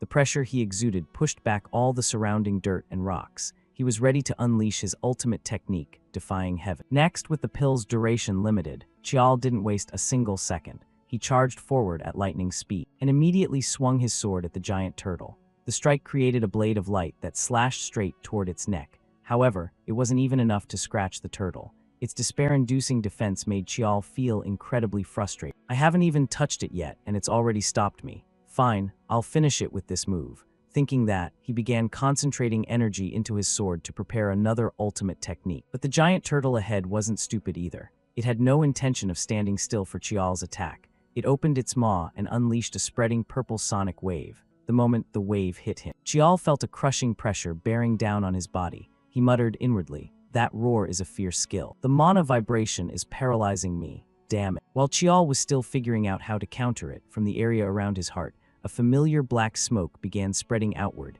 instantly lifting the heavy pressure off him.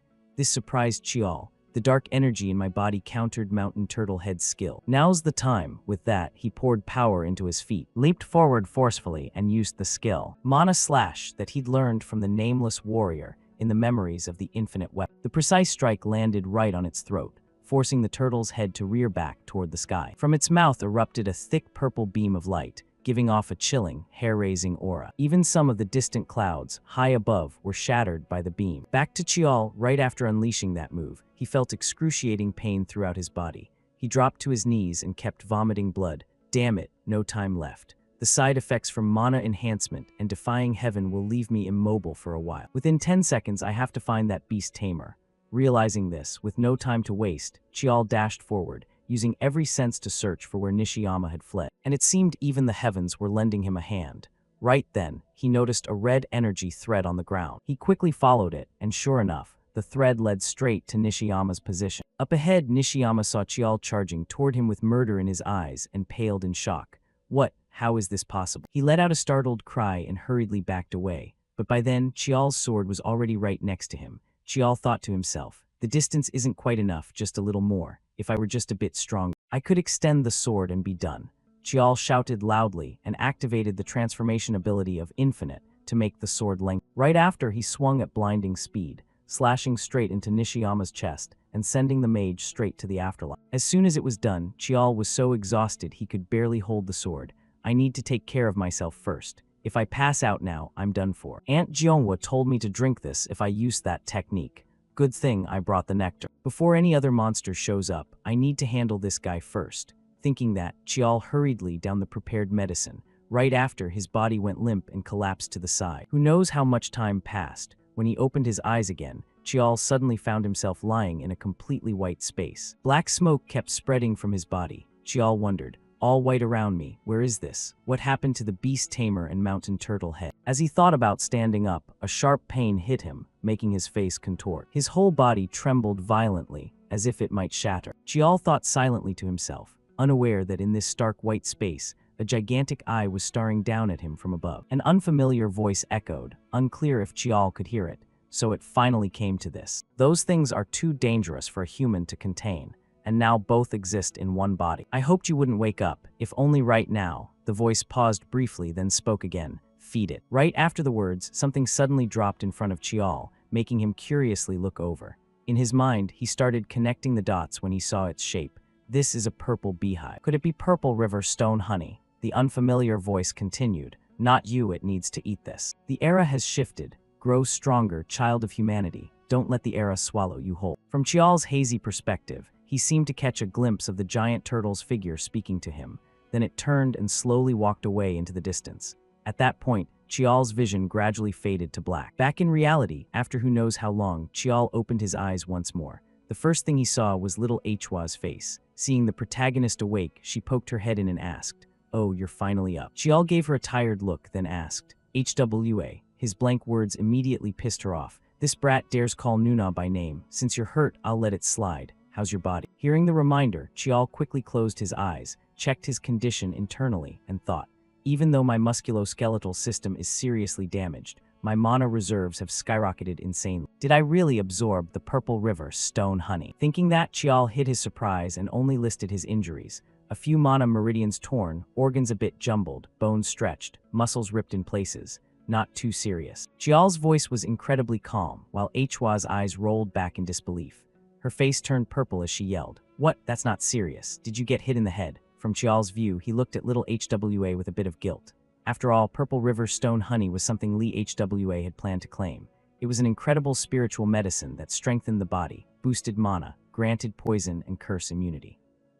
It really was the thing I decided to get on Crimson Blue Island, but I do feel a little bad about it. With that thought, Chial suddenly sat up like nothing happened and asked, "Wait, why are you here?" Before Hwa could answer, a voice called from afar, "Little brother." It was big brother Myung-Young rushing over. Myung-Young quickly pulled out some healing potion and hurriedly said to Chial, "Are you okay? First, let me heal you with mana. I brought medicinal water too." Seeing his frantic state, Chial gave a wry smile and waved it off. "No need for mana healing, but I'll take the medicinal water." With that, he accepted the healing bottle and chugged it down. From Myung-Young's perspective, seeing his little brother so badly injured made his heart ache. After a few seconds of silence, he glanced at Hwa and said softly, "Hwa, could you step outside for a bit?" Understanding they had private things to discuss, Hwa nodded. "Got it." After Hwa left, Myung-Young lowered his voice.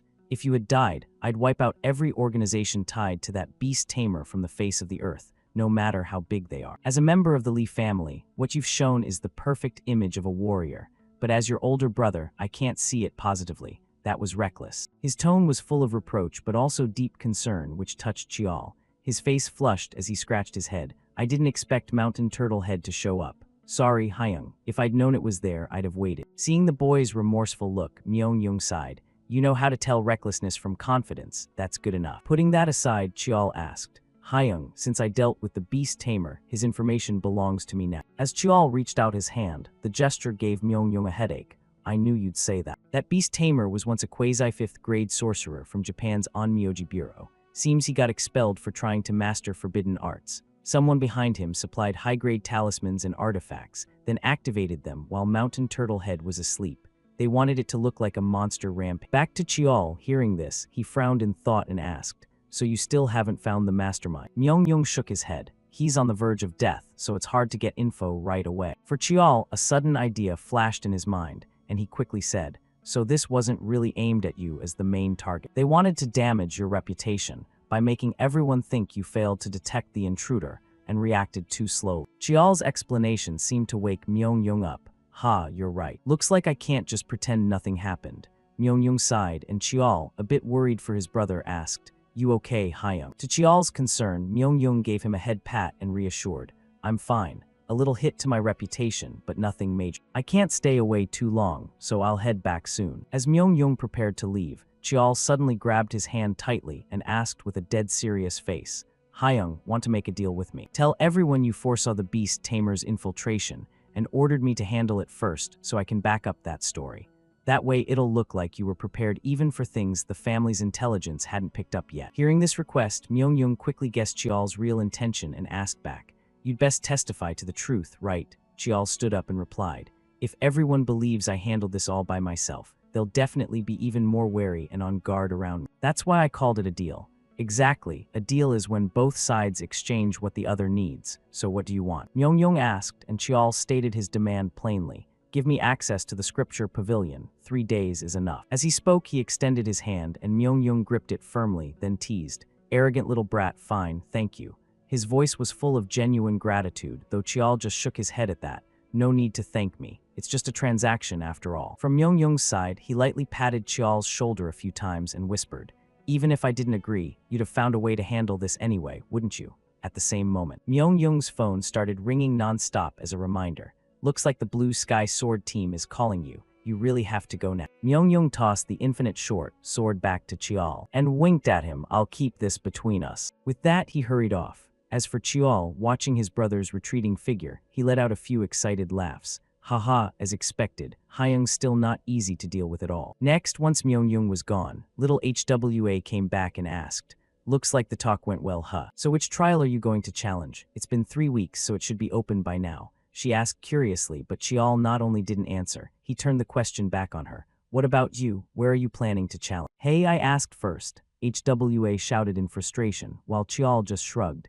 If you want to know, answer first. From Hwa's perspective, with no other choice, she proudly shared her plan. Where am I challenging? What else but the hardest one, the gate of acceptance? What about you? Chial replied that he'd be challenging the combat gate. This left little Hwa's face completely stunned. Huh, there's such a place. Don't tell me that's one of the outer gates. Up ahead, Chial nodded calmly. Yeah, it's in the outer area. Hearing that, for some reason Hwa's face suddenly showed disappointment. Then she mocked. How disappointing. Looks like I misjudged you. You're choosing an outer gate, then there's nothing more to say. I thought you were a real rival. Honestly, I used to think you were better than me. With that, HWA started walking away in disappointment. As for Chial, seeing her attitude didn't surprise him at all. He thought to himself, since everyone assumes the position determines the difficulty of the gates, they probably think I picked an outer one because it's easier. Whatever, let them think what they want. Time passed quickly. It was now early dawn, and Chial was still wandering through the forest searching for something. I don't remember exactly, but it should be around here. Before regressing, this was the cave I stumbled upon by chance, and it's also where I'll complete the second trial of the naming ceremony, the combat gate. As he thought, he pushed aside the bushes in front of him, and right then, before his eyes, was a pitch-black cave. Next, the protagonist prepared a torch and carefully stepped inside. As he walked, he thought, it looks like just a normal wall on the surface. But of course, it's not that simple. With that thought, he drew his sword and slashed repeatedly at the wall ahead. Chunks of stone fell away one after another, revealing a massive iron door standing tall behind it. Seeing this, a spark of joy lit up in Chial's eyes. Found it. Next, Chial used the short sword to slice deeply into his palm, then let the blood flow from the wound, and flung it straight at the door. The drops of blood, infused with mana energy, stuck to the iron door and immediately triggered a blinding flash of light, like flipping a switch to activate it. The door rumbled for a moment, then slowly slid open to both sides, revealing a vast grand hall inside with a sword deeply embedded in a wooden pedestal. The familiar scene brought back memories for Chial, as he quickly stepped inside. Next, he approached the wooden table, dripped blood into the palm-shaped indentation on it, and murmured, Descendant of the Lee family requests to take the ancestor's trial. Please grant permission. As his words echoed, a stream of blue light shaped like smoke rose from the indentation. The content of the combat gate's trial was simple, one thing only, defeat yourself. At this moment, from Chial's view, the blue light transformed into a figure identical to him. He was far too familiar with this test to be surprised anymore. In the trial, there were unlimited attempts, until victory, giving up wouldn't let you leave. Alright, let's get started. Thinking that, he slowly drew his sword. But before he could even launch an attack, a flash of light swept across his neck, instantly severing the protagonist's small head from his body. What the hell just happened? Chial blurted out in shock. The last thing he saw was the fake Chial standing right beside him. Who knows how much time passed? By now the protagonist had calmed down. He quickly reached up to touch his neck, swallowing hard a few times. Sweat poured down his young face. He thought to himself, Just now my head definitely got cut off, right? The illusions in this trial gate can't actually kill me. But the sensation is insanely realistic.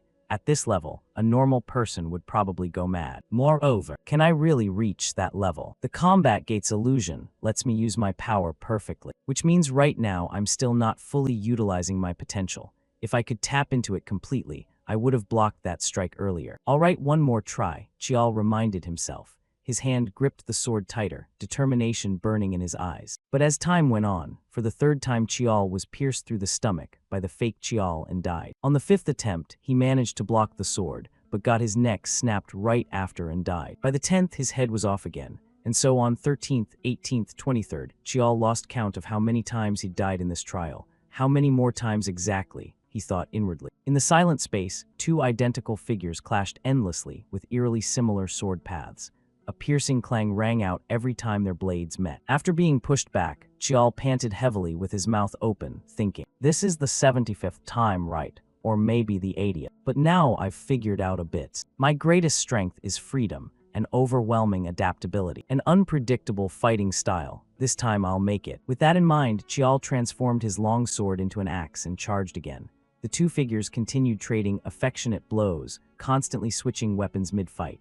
From the fake Chial's perspective. After their axes clashed, he leaped back to create distance, then switched from axe to long sword, and charged once more. His sword easily pierced through Chial's stomach. But this was exactly what the protagonist wanted. Right then, Chial reached out and gripped the fake Chial's wrist tightly, preventing him from pulling the sword out.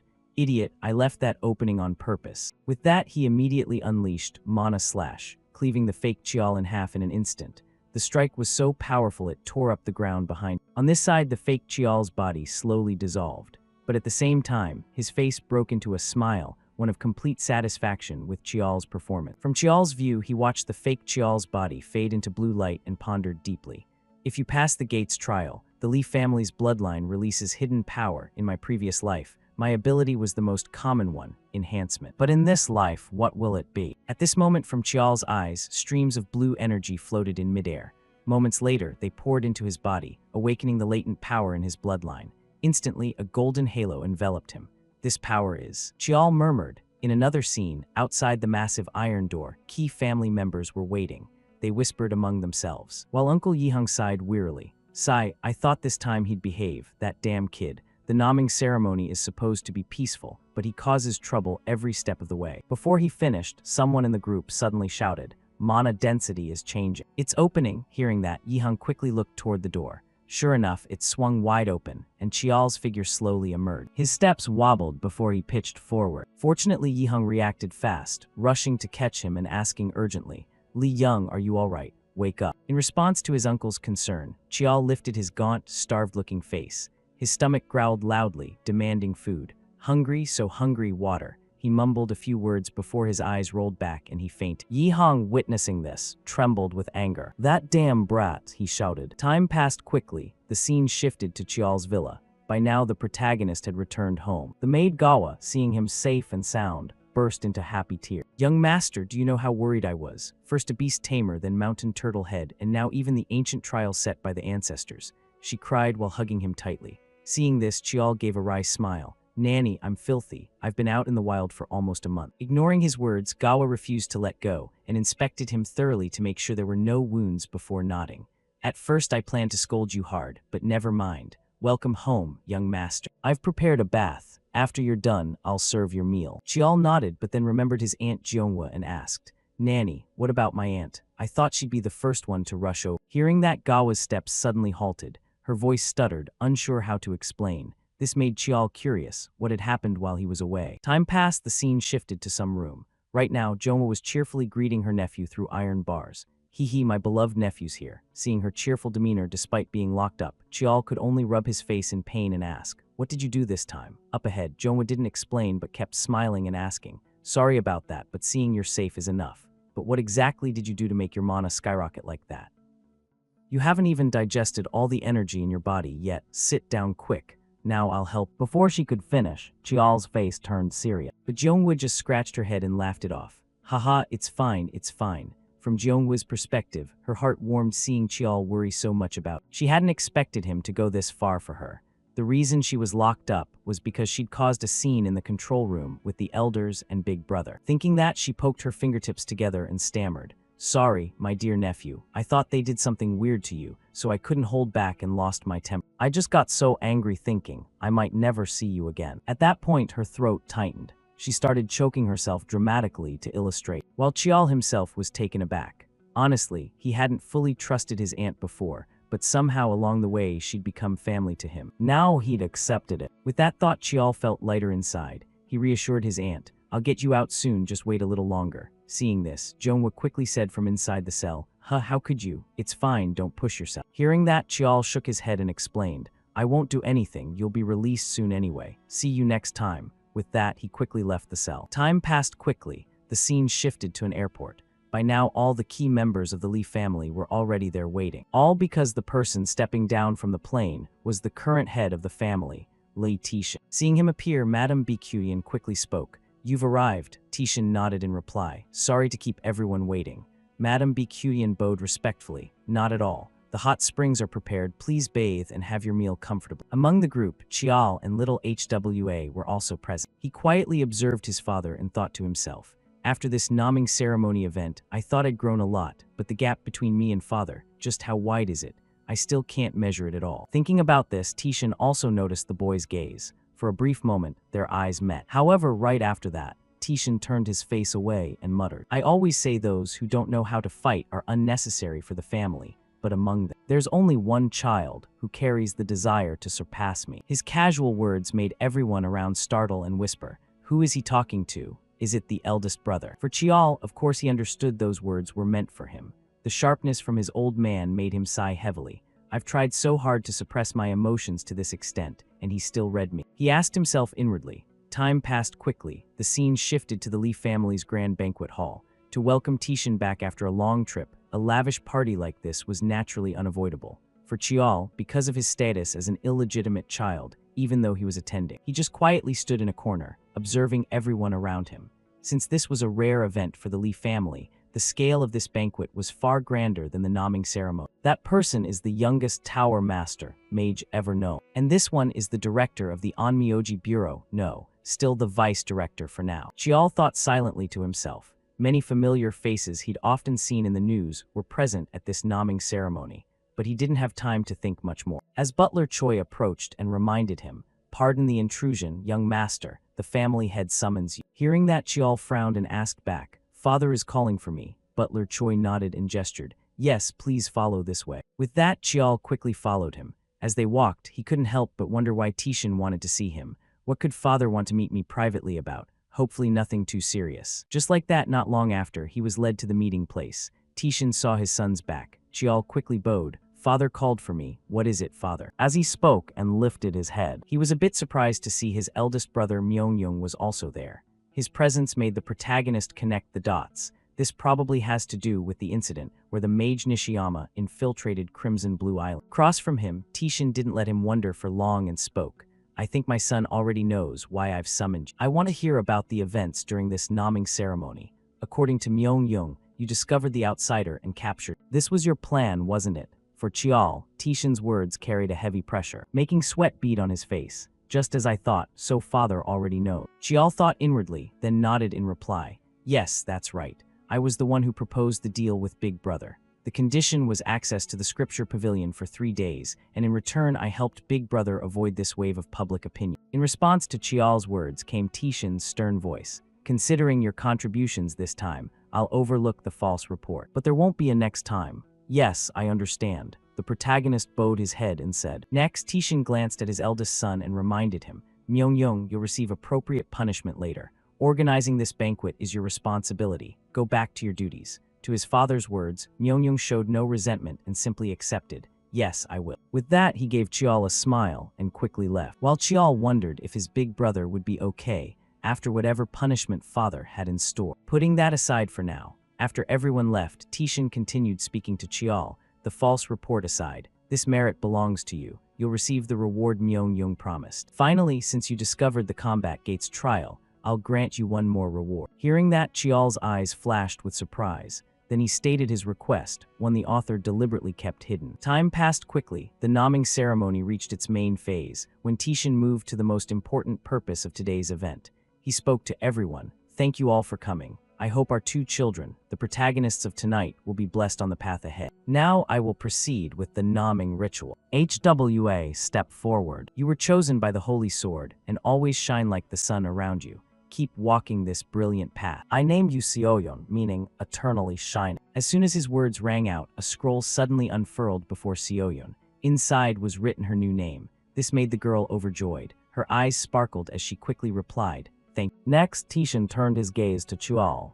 Next, Yong stepped forward. When he was called, the atmosphere in the banquet seemed to quiet down. Everyone fell silent, completely different from how they'd treated Sioyon earlier. For Chial, this wasn't surprising. Their reaction was no different from the previous selection ceremony, but it's fine. He reminded himself. Meanwhile, Tishin's voice continued. You are firm and sharp, yet also flexible and never broken. Like a blacksmith gathering steel from all directions to forge a single piece. You have honed yourself. I couldn't find a more fitting word to describe you, so I name you Chial. As he spoke, he snapped his finger. Right after, a scroll with the name Chial unfurled before him. Looking at this name, a thought arose in Chial's heart. Before, I was named with the meaning, live strong like steel. But now, that meaning has changed. Until I reach the peak of the Li family, I won't stop. My name is Li Chial. Thinking that, he said excitedly, thank you. Time passed until the next day. The scene shifted to the Li family's isolation room.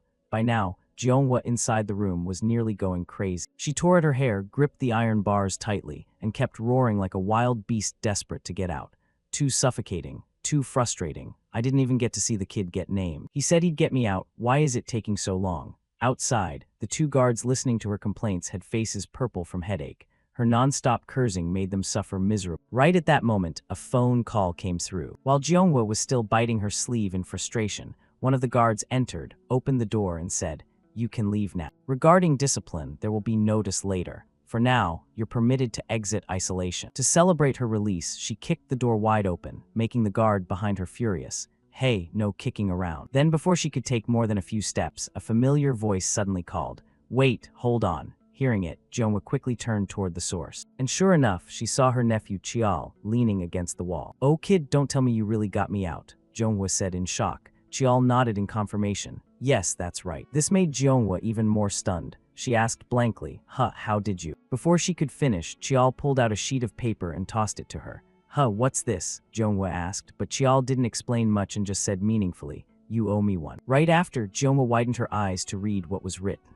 Appoint Li Jeonhwa as an elder and designate her as the master of the 9th young master Li Chial. Reading that, her eyes bulged like saucers, unable to believe what she saw. Only Chial remained cheerful. From now on, please guide me, master, he said excitedly while extending his hand forward. Time passed quickly. At this moment, Chial was wearing a blue martial uniform, while the maid Gawa beside him sniffled and murmured, starting today, Chial nodded in reply. Yeah, this is just the beginning. So the young master is already 13. She murmured softly. Meanwhile, after finishing preparations, Chial nodded. Then I'm off. By now, 3 years had passed since the naming ceremony, and today his new life officially began. Switching to the Li family training grounds. When children reached the right age, they were all sent here for training. Chial's presence made them curious, and they started whispering, isn't that the illegitimate one?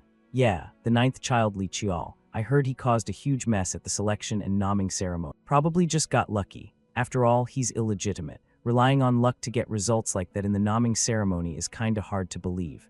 Right, makes me curious too. The curious murmurs kept coming, annoying Chial. Illegitimate, illegitimate. Hearing it nonstop is giving me a headache. He grumbled inwardly before other voices caught his attention.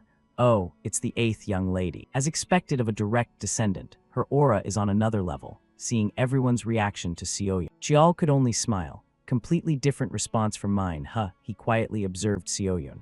Meanwhile, when Sioyon caught Chial's gaze, her body suddenly froze. She mechanically walked toward Chial and said, hello. Chial nodded back. Yeah, long time no see. Then Sioyon scratched her cheek awkwardly and stammered. That, you don't hold a grudge about what I said at the naming ceremony, right? The part where I said I was disappointed. Her words brought back a bit of memory from Crimson Blue Island for Chial. Of course, he didn't mind those words at all. If she hadn't mentioned it, he'd have forgotten long ago. It's fine, I don't care, Chial sighed and said, making Sioyon's face brighten. Really? Really? Phew, you're a bit petty, aren't you? she said cheerfully, unaware that Chial's face behind her had darkened. He gritted his teeth. Want to clarify what you mean by petty? Ignoring that, Seoyeon suddenly remembered something and asked happily, by the way, I heard you're training under Ant, and even got access to the scripture pavilion for Chial. Before he could answer, a teacher's shout rang out ahead. Everyone attention, we're now assigning classes. New students whose names are called, line up in front of the instructor. The man's words made the kids below feel pressure, because class assignment would greatly affect their future training results. What do I do? Starting to get nervous. If I get put in a bad class, I'm done. They said while sweating nonstop. For Chial, he could understand the feeling. He'd gone through it once before. Their reaction was understandable. The academy's training lasted 3 years, so class placement was crucial. Each block had 5 classes, with more talented students in higher ones. Across from them, an instructor handed Seoyeon a paper and said, "Congratulations, young lady Lee Seoyeon, Class 1. Well done." Thanked. Chial wasn't surprised by this. Next, the instructor turned to Chial and continued, "Next is young Master Lee Chial." Seeing that, the protagonist stepped forward and took his assignment paper. The result left him unimpressed and annoyed. His expression clearly displeased. As expected, I knew it'd be like this, but I didn't think they'd be this blatant. Class 5, also known as the trash heap, where the repeaters and failures gather. Class assignments for direct descendants are based on naming ceremony evaluations, and the evaluation council is controlled by the Elder Council and Madam B. Cutie. They thought they'd disadvantaged me, but actually this is better, saves me the effort. Thinking that, a man stepped out to guide him. Young Master Lee Chial, Class 5, head this way. Chial nodded and tucked the paper into his clothes. At the same time, he felt Seoyeon's piercing stare from behind. She was furious that Chial showed no reaction to being placed in Class 5. Seeing her lioness-like expression, Chial was a bit startled. Whoa, look at that face. If I don't do something, this girl might take matters into her own hands. Even though I'm totally fine with it. Thinking that, he waved her off so she wouldn't say more, then quickly moved on. Around him, the other kids assigned to Class 5 looked like the world had ended. Damn, Class 5, can I even graduate? What do I tell Dad? I can't be in Class 5. My family will laugh me to death. For Chial, seeing the kids' attitudes nearby annoyed him. How disappointing. Why do Lee family trainees have this kind of mindset? At the same moment, a greeting suddenly came from beside him, snapping him out of his thoughts. You're the youngest son of the main family, right? I really wanted to greet you. My name is Kim Han, son of a small forge that takes contracts from the Lee family. Studying with you is an honor. From Chial's perspective, seeing a kid greet him like this surprised him a bit. Kim Han, in my previous life I had no memory of this guy. Thinking that, Chial asked, but why me? Kim Han scratched his head and replied, because you're the standout figure. I always looked up to you as an idol. His completely sincere words made Chial sigh, then continue. Kim Han, right. What do you think about being placed in Class 5? The sudden question made Kim Han's face freeze for a second, but then he smiled and said, guess my current strength is only at that level. But who knows what the future holds, he said with a face full of determination. As for Chial, hearing that, he gave a light smile and nodded. You're right. Switching to the Class 5 training hall, after the new students arrived, the senior students greeted them with bright smiles. Nice to meet you, freshmen. Thanks for your help. Let's work hard together. Yeah, if there's anything you don't know, feel free to ask anytime. Their enthusiasm made the kids exchange curious glances. Then the instructor clapped a few times to draw everyone's attention. All right, greetings are done. Everyone focus here. My name is Lee Young-ho, instructor in charge of Class 5. Today, since we have new freshmen joining, there won't be regular training, just a brief introduction. Young-ho said with a cheerful face, and this was a rather familiar face to Chial from his previous life. In his mind, Chial recalled a bit about this instructor. He still looks full of passion and determination like before. In my previous life, he even tutored me privately because I couldn't keep up with everyone. Unaware of Chial's thoughts, Young-ho turned to the long-haired guy beside him. All right, that's the end of the introduction. In-ha, you handle the rest for the freshmen. Yes, sir. In-ha smiled and replied, then turned to introduce himself to the battery chickens. Hey everyone, freshmen. It's a bit embarrassing, but since I've been held back for 2 years straight, I'm still the class president for the second year. You've been standing a while, you must be tired. Anyone who wants to sit, go ahead. Now we'll vote for class president. Even though we're students, we sometimes get sent into real combat, so the class president is basically like the leader of a martial squad. Unlike the instructor who only handles training and teaching according to the plan, the class president has authority over pretty much everything else in the class. Hearing that, one kid raised his hand and asked, so how do we choose the class president? The question surprised In-ha a bit, then he explained, I forgot to mention, I don't know about other classes, but here we hold a light spar, then vote. Great, so let's start the matches now. Since this is a skill comparison, no mono allowed. There will be rest time after each match. Before he could finish, Chial's cold voice suddenly cut in. Are you serious? His tone carried a hint of questioning, making Inha panic slightly and ask back. Young Master Li Chial, is there something you're unhappy about? Answering that, Chial walked to the weapon rack, grabbed a wooden sword, and started schooling them one by one. Everything you're doing and everything you've said. Wake up, this is the Li family. If you want to play student games, don't come to this academy. Go to a normal school in the safe zone. From behind, Inha quickly retorted. Your words are a bit too much. We just want to resolve things peacefully. Back to Chial's perspective, hearing that, he no longer wanted to waste words on these socially inexperienced kids. He slammed the wooden sword into the stone floor and challenged them all. You won't get it if I keep talking like this, huh? Come at me one by one. From now on, I'll fight all of you. Time passed quickly. At this moment, Chial was panting heavily like an ox from exhaustion, propping himself up with the sword against the ground to stay steady, while all around him were countless freshmen groaning in pain everywhere. Meanwhile, Inha, who had watched from start to finish, could hardly believe his eyes. Unbelievable. How many people did he take down alone? Inha wondered before Chial turned to look at him and said, Choi Inha, call the next one.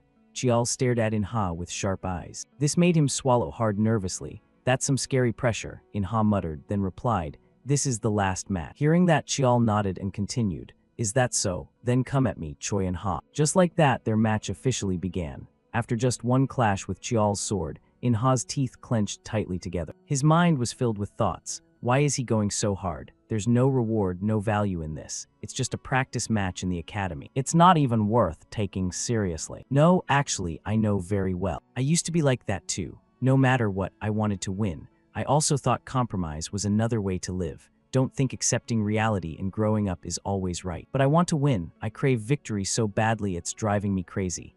Inha roared inwardly, spinning his body to add power to his sword swing. Across from him, Chial made a similar swing, but he was still a step faster. I win. With those words, Chial knocked the wooden sword out of Inha's hand, making the boy clutch his wrist and drop to his knees in pain. Seeing that, Chial sighed and ended the match. Phew, take him to the infirmary. Before the words were out, Inha suddenly shouted, it's not over yet. It's not finished. As he spoke, he quickly picked up the wooden sword and charged again. However, the hasty attack was blocked effortlessly by Chial. The protagonist narrowed his eyes slightly, assessing, left-hand sword, switching to left because the right is injured. His eyes are completely different now. Thinking that, Chial poured power into his sword and flicked Inha's arm backward. Next, he stepped forward, swinging his sword like a baseball bat straight into Inha's stomach, making the young boy retch painfully and collapse flat on his back. His body curled up like a shrimp, officially out of the fight. Take him away, Chial instructed, and two other freshmen quickly rushed over to support Inha to the infirmary. At that moment, Chial walked toward the group of freshmen in front of him and declared, I've lived a second like an hour like a year. Who doesn't know living comfortably is easier? But if you don't fight desperately every second, every minute, in the end you'll lose everything. That's why even when breathing, I fight myself and everything around me. Have any of you ever lived like that? That's what real struggle is, Chial said while clenching his fist tightly, eyes glaring, his whole demeanor intimidating. Time passed quickly. After the class president decision was settled, Instructor Young-ho returned. He'd heard everything and couldn't help scolding Chial. You went way overboard. 4 with broken bones, 3 with internal injuries. Sitting and resting, Chial replied without a hint of regret, even turning the question back. If you want to survive in the Lee family, at least learn to smile through those kinds of wounds.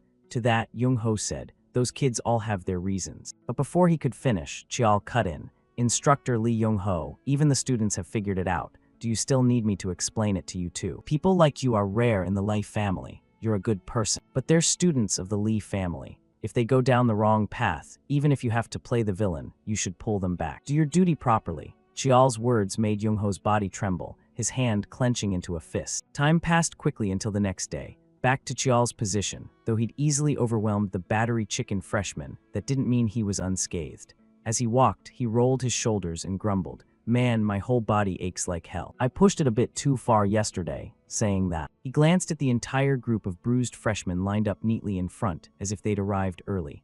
This made Chial somewhat satisfied. Some show hostility or discomfort, but none ran away or turned back. If they were still scared like yesterday, there'd be no hope left, but it seems not bad at all. With that, he slowly walked past the group, But right then, the protagonist heard some whispers. He's here, that trap. At the same time, Kim Han's voice came from behind.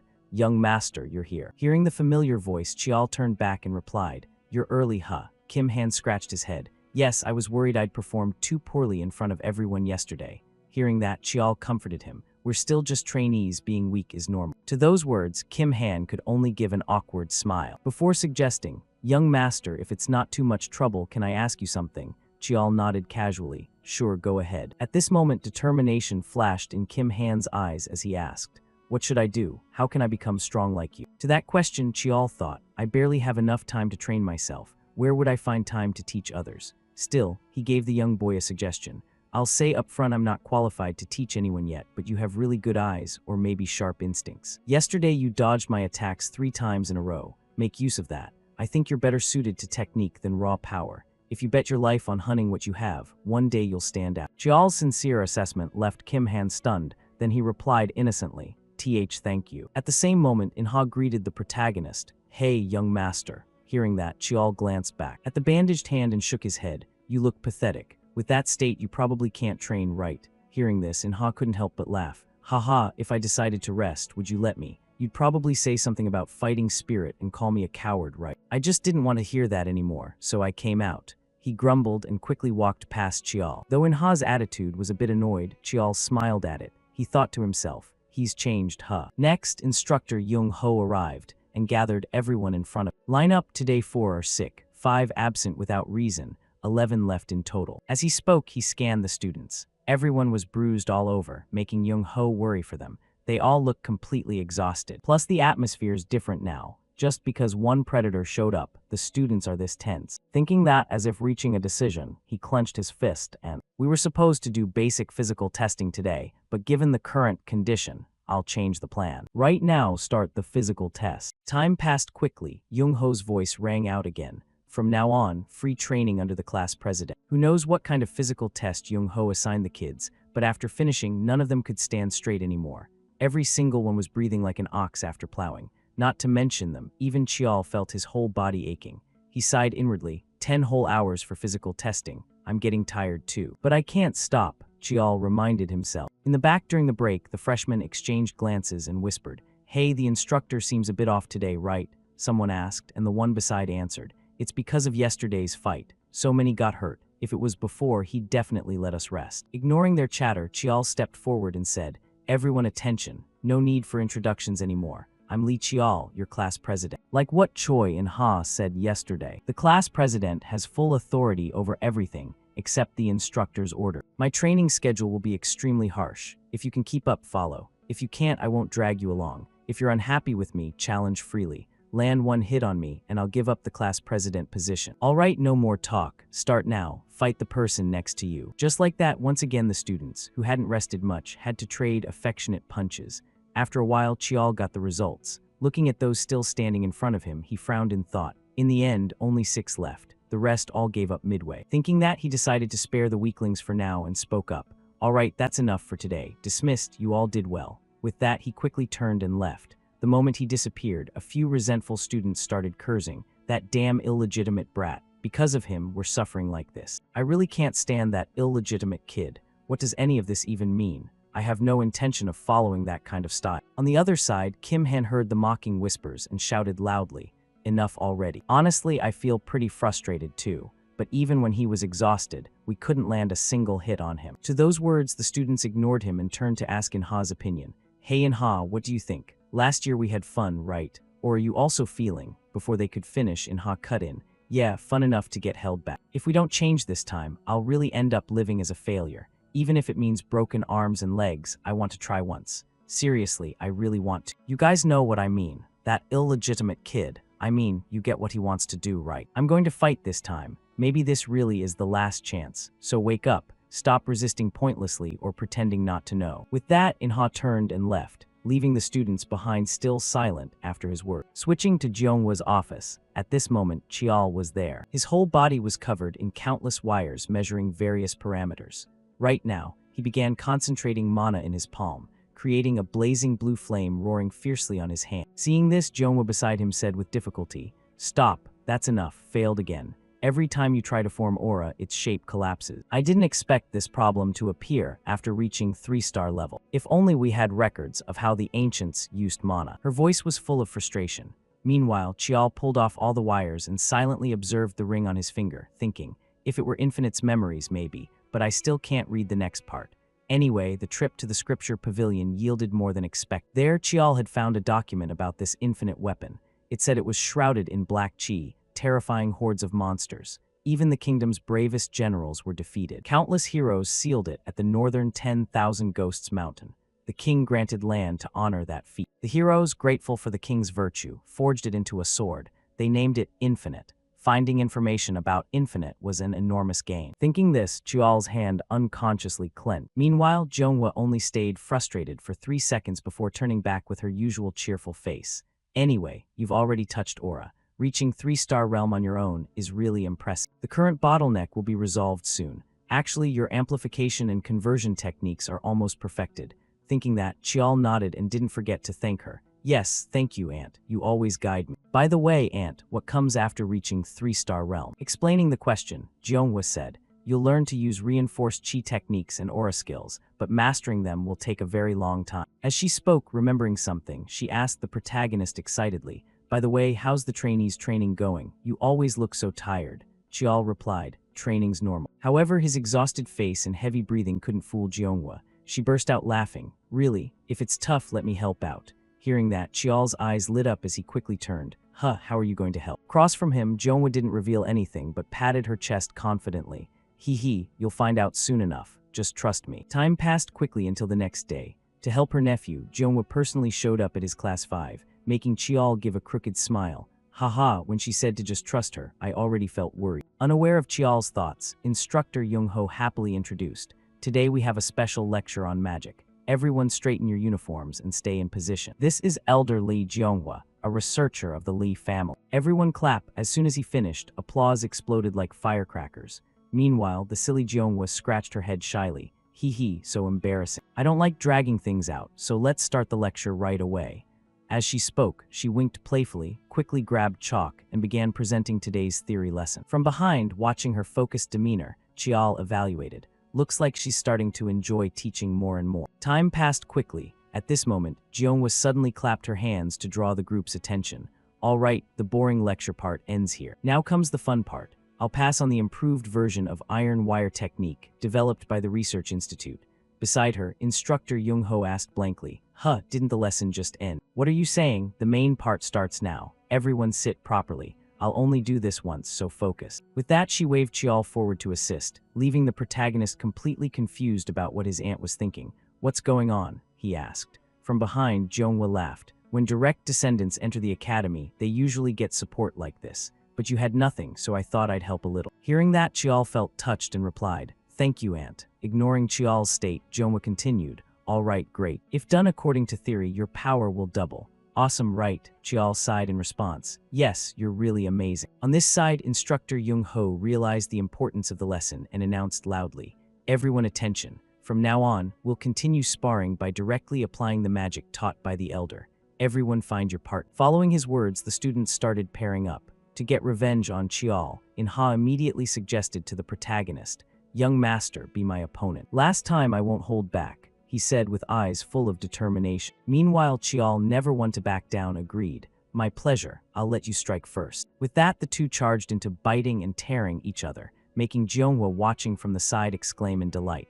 Whoa, my little nephew is so ruthless. Looks just like me when I was young. Thinking this, she suddenly caught some whispers from behind. Honestly, I can't stand that kid. Even if he's illegitimate and gets discriminated against, he's still completely different from us. Different physique, unlocked skills. From the starting line, he's already ahead. One kid shrugged, while the one beside chimed in. Yeah, we tried our best too, but what does he know? From Jeonghwa's perspective, how could she tolerate her nephew being badmouthed like that? Immediately, she called out, Hey, you kids. Hearing her voice, the two unfamiliar students startled and stammered.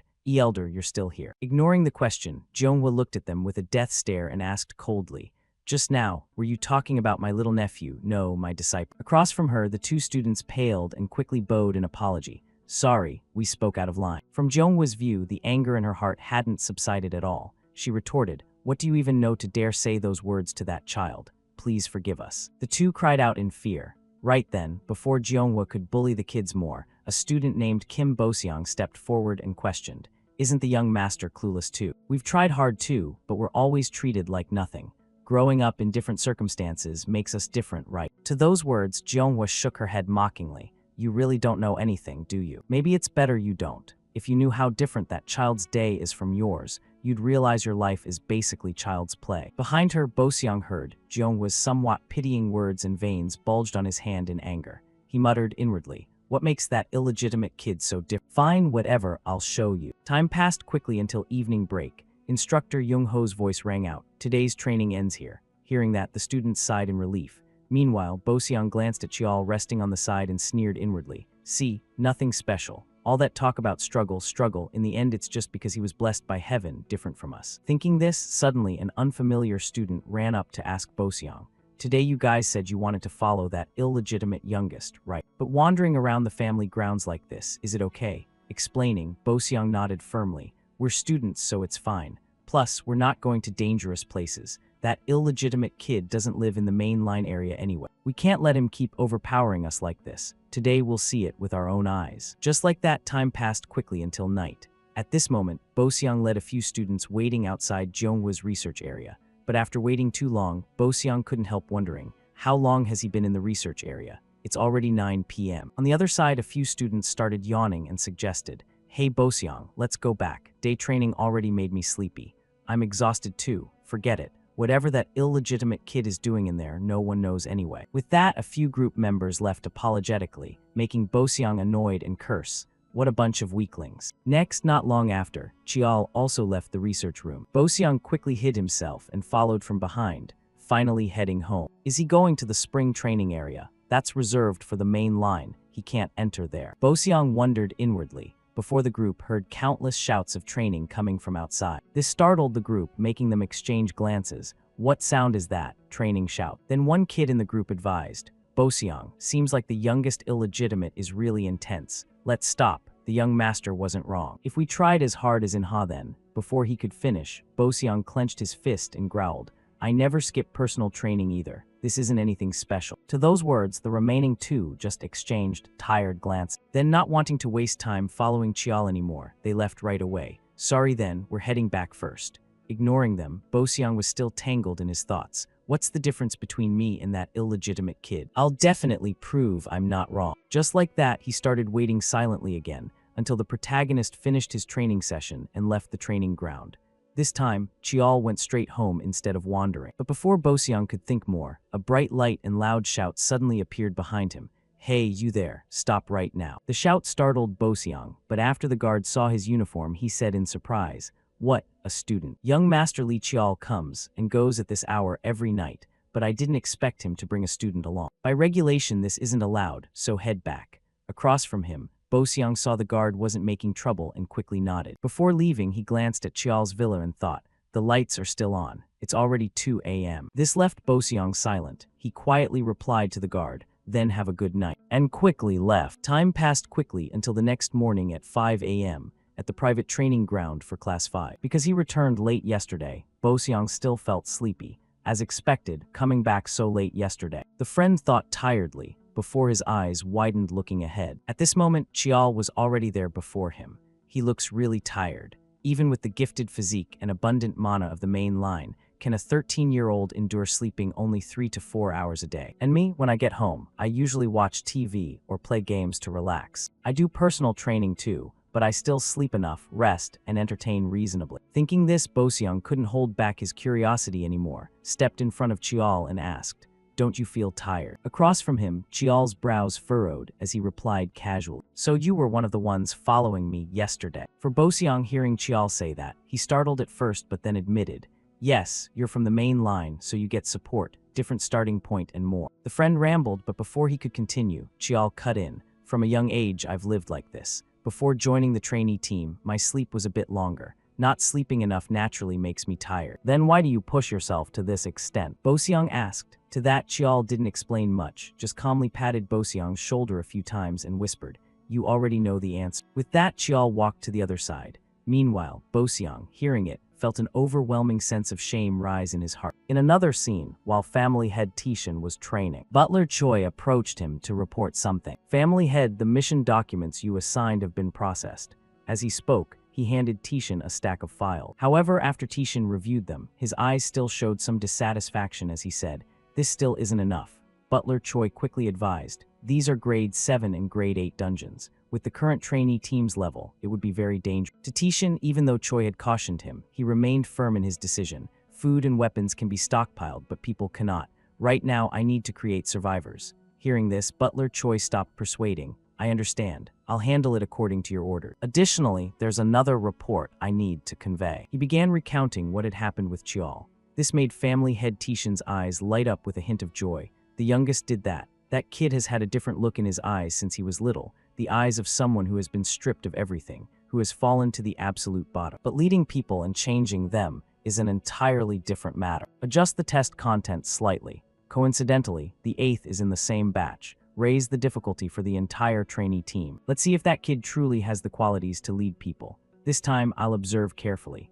He spoke with a face full of anticipation for this test on the children. Poor other trainees, unaware that just because of Chiol, the entire team's test difficulty had been raised several levels. Back to the Class 5 training ground, when instructor Jung-ho arrived, he couldn't help but be shocked by the sounds of training echoing everywhere. "I lost, surrender. Damn it, it's not over yet." Following his gaze, the students were divided into two groups, one running laps to build endurance, while the other sparred with each other.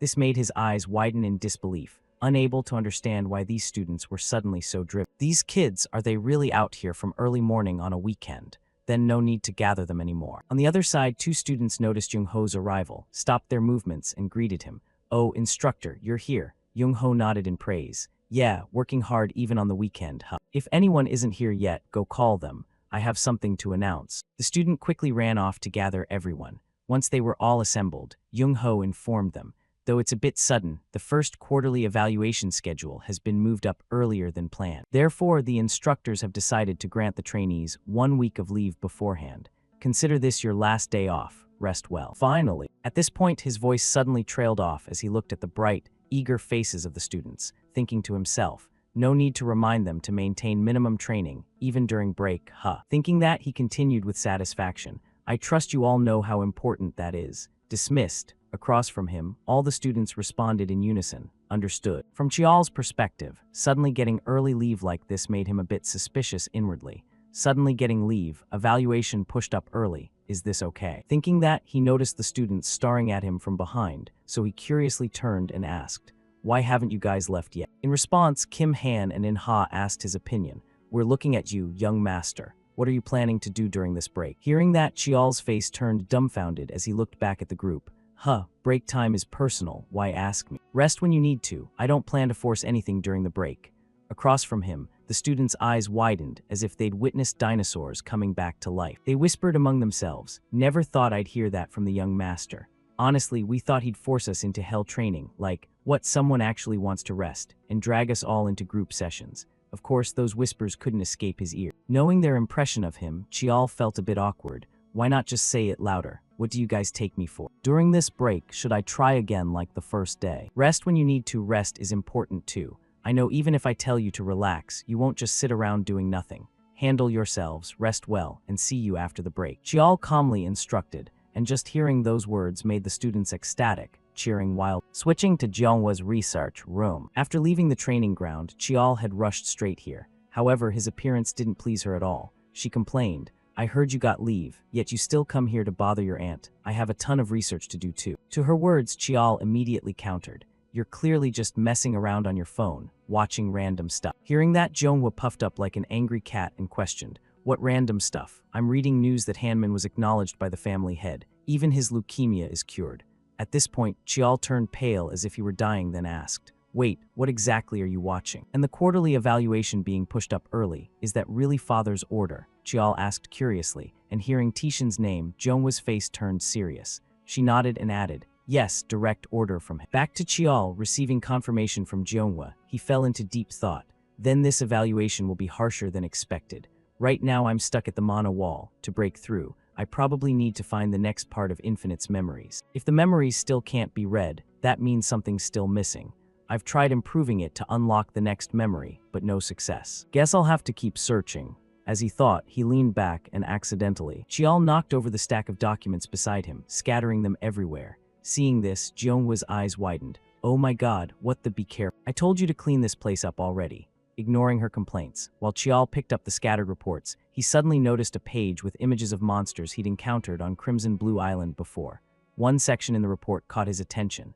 It states that the decisive difference between ancient and modern martial arts lies in their objectives. It can be inferred that back then, human techniques focused on fighting monsters. Those words made Chial ponder inwardly. Objective-oriented demon slash is probably like that too. The original demon slash is an excessively powerful technique. Thinking this, an idea suddenly flashed in Chial's mind. He jolted upright, startling Jeonghwa, who was eating snacks nearby, and she curiously asked, "Huh, what's up, kid?" Chial replied with an extremely urgent face, "Aunt, I get it now. I'll explain later. I have to head to the training ground right away." With that, he dashed off like the wind, sending the documents in the room flying once more.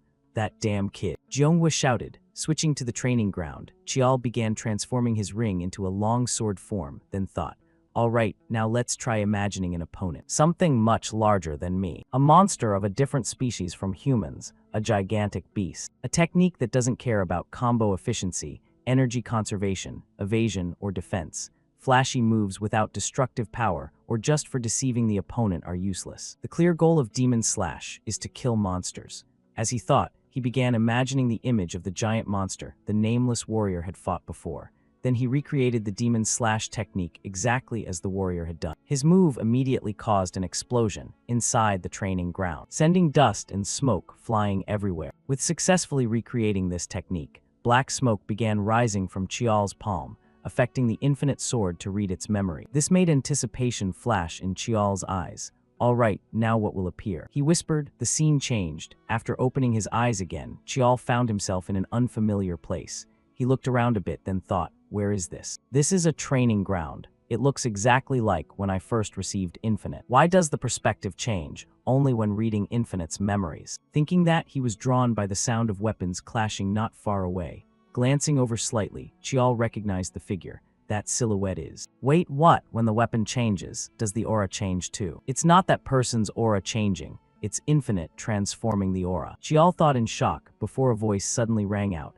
Impressive, switching methods again. Hearing this, the warrior turned and said, "Don't spy on other people's training." His tone carried a bit of complaint. However, the newcomer ignored it and asked back, "Since you got it, have you named those techniques yet?" The warrior replied, "Not yet actually, they don't even qualify as techniques yet." Hearing that, the newcomer suggested, "Then let me name them. How about myriad transformations?" "Sounds pretty good." The nameless warrior nodded in agreement. Then, as if noticing something, he tilted his head and asked, "By the way, did you bring someone here again?" Seeing that, the newcomer said in surprise, "Me? No way." Their words made Chial startle slightly. Then, without hesitation, the newcomer suddenly swung his sword. However, the attack was blocked by the warrior. The newcomer shouted, "Wanna spar? What's the reason for bringing someone here?" Back to Chial's perspective, while the two were clashing, he dared to peek out and observe the warrior's appearance. Those eyes and hair color. The characteristics of the main line in the Lee family, he whispered. Time flew by quickly. The 1-week break came to an end,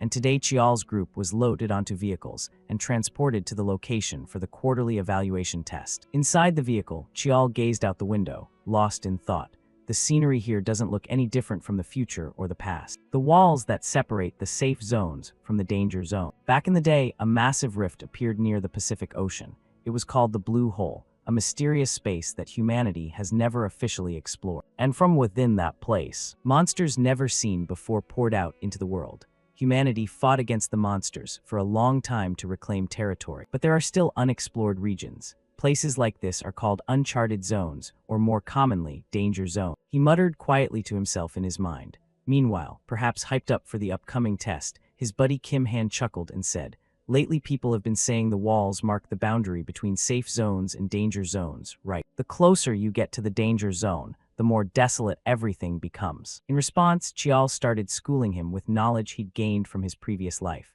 But we're still inside the wall, so the destruction only goes this far. The frontier villages near the danger zones have really primitive levels of civilization. At that point, a painful memory flashed through Chial's mind.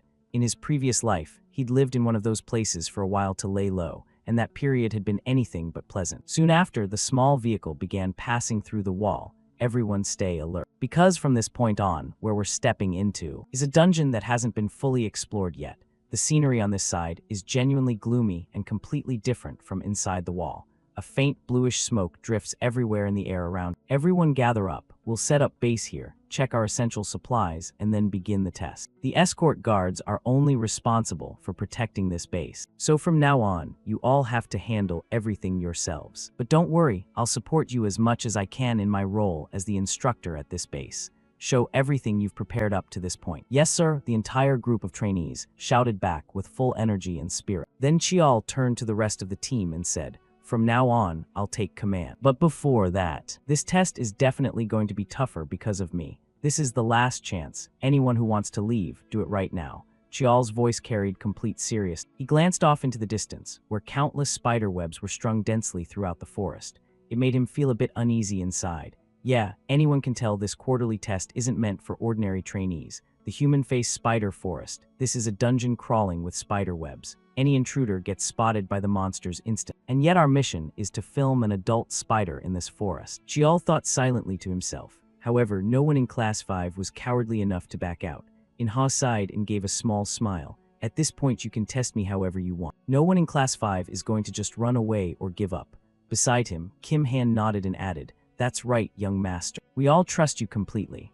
As he spoke, the whole group looked at Chial with eyes full of unwavering faith. It caught Chial a little off guard. In his previous life, he'd never experienced this kind of feeling. Then Chial cracked a grin and teased, "You guys sure can spout cheesy lines like that so naturally, huh?" His words made Boseong's face flush red. "That's because you created this kind of atmosphere, young master." Chial continued, "All right, I get it, so no one's quitting. Final comms check, double-check supplies, and let's head into the forest together." "Yes, sir," the whole trainee group shouted in unison. Speaking of the forest of human-faced spiders, they operate like ants or bees in colonies, which makes them extremely tough to deal with. Right now our protagonist was leading the group forward. As he walked, he reminded them, "I think everyone already knows, right? Our mission is to record footage of spiders that have lived in this forest for at least 10 years using the recording equipment. So from here on, the commander will be Choi In-ha." In-ha jolted in surprise and quickly asked back, "Wait, what do you mean by that?" To answer, Chial stated his plan plainly. "I'll operate solo. I'll become bait for the spider." Hearing that, the group, including In-ha, went blank, with huge question marks practically floating over their heads. Then they yelled like the place was on fire. "Wait, what?" Time passed quickly, and by now Chial had separated from Class 5's formation and was acting alone.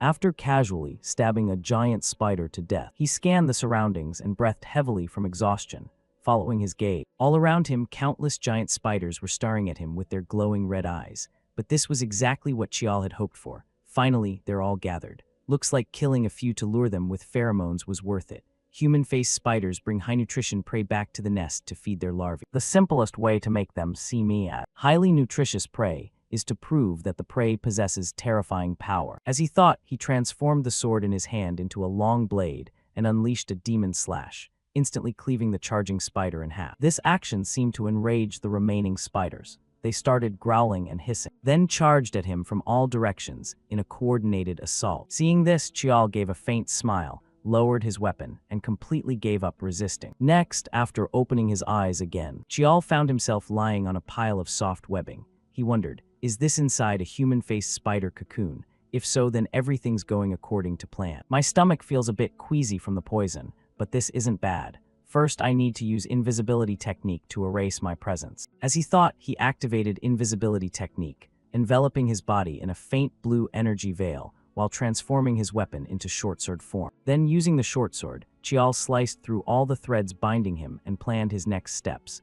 If this is their nest, the larvae should be concentrated here. With that, he used the short-sword to cut a large tear in the top of the cocoon. Chial looked outside and couldn't help but stare in shock at the sight before him. Wait, why are there so many food cocoons? No way, is this just what they've captured today? They should have eaten through that pile long ago, so why? Chial frowned in thought. To figure it out, he scanned the entire area, and his face paled when right in front of him. Not far away, a massive cocoon was suspended in midair by countless threads. Below it, swarms of giant spiders stood guard, as if protecting that cocoon. Then the cocoon began shaking violently, as if something inside was trying to break free. At the same moment, Chial suddenly felt a vibration inside his body and thought, is the dark energy resonating with? Before Chial could think further, the giant cocoon started tearing apart. From inside, a massive leg emerged, followed by a hand that looked almost human. Finally, the creature's full form was revealed. It was a colossal spider with the lower body of a spider and the upper body of a seductive woman with 6 eyes on her face.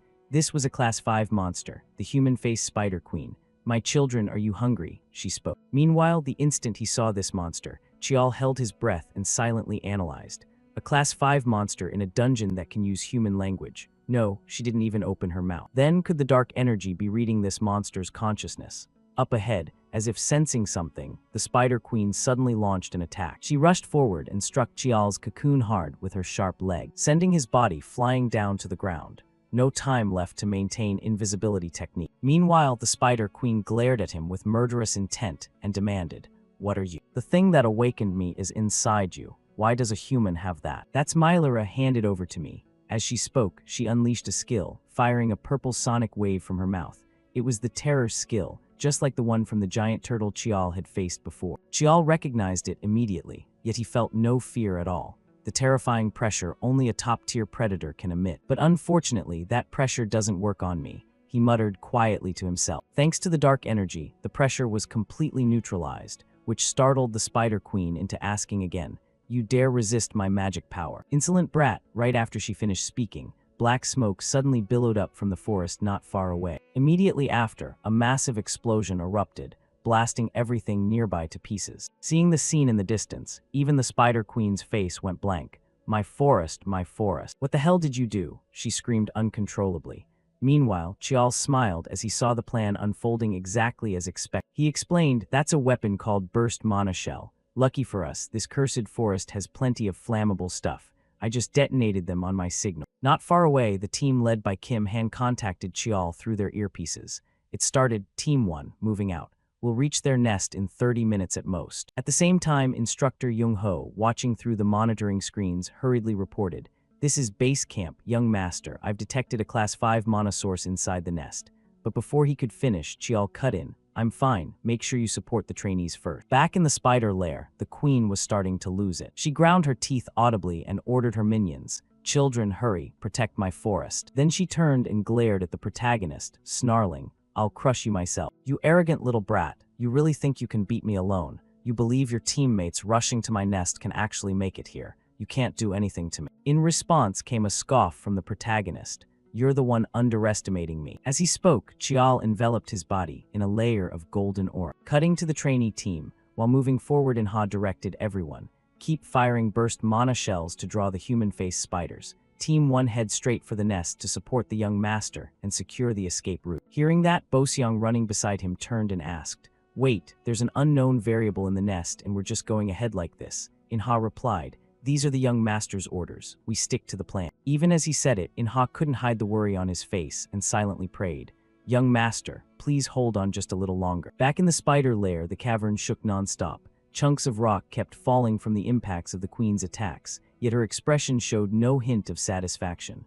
Why aren't you dead yet? How are you still standing there? Those eyes, what the hell are you seeing?" she screamed as she realized none of her attacks were affecting Chial, and all of it was thanks to the protagonist's skill called Demon Eye. He thought to himself, the ability to see hidden things, invisible flows of power, eyes that can perceive those are called Demon Eye. Thanks to Demon Eye, I can read the flow of mana and dodge fatal strikes. But the power gap is too huge, so I can't avoid everything completely. Chial quickly applied recovery potions to his wounds. Luckily, this Spider Queen had just hatched and couldn't fully control her body yet. "I only have one shot." Then he switched his sword to longsword mode. Next, he activated the rigid energy technique, Thunderclap, enveloping the entire blade in crackling black lightning. Without hesitation, Chial charged forward and swung, unleashing a crescent blade straight at the Spider Queen. And just like that, an earth-shattering explosion rocked the massive cavern. The Spider Queen herself couldn't dodge in time and took a massive wound across her body. One of her front legs was completely blown off. But even so, it wasn't enough for our protagonist.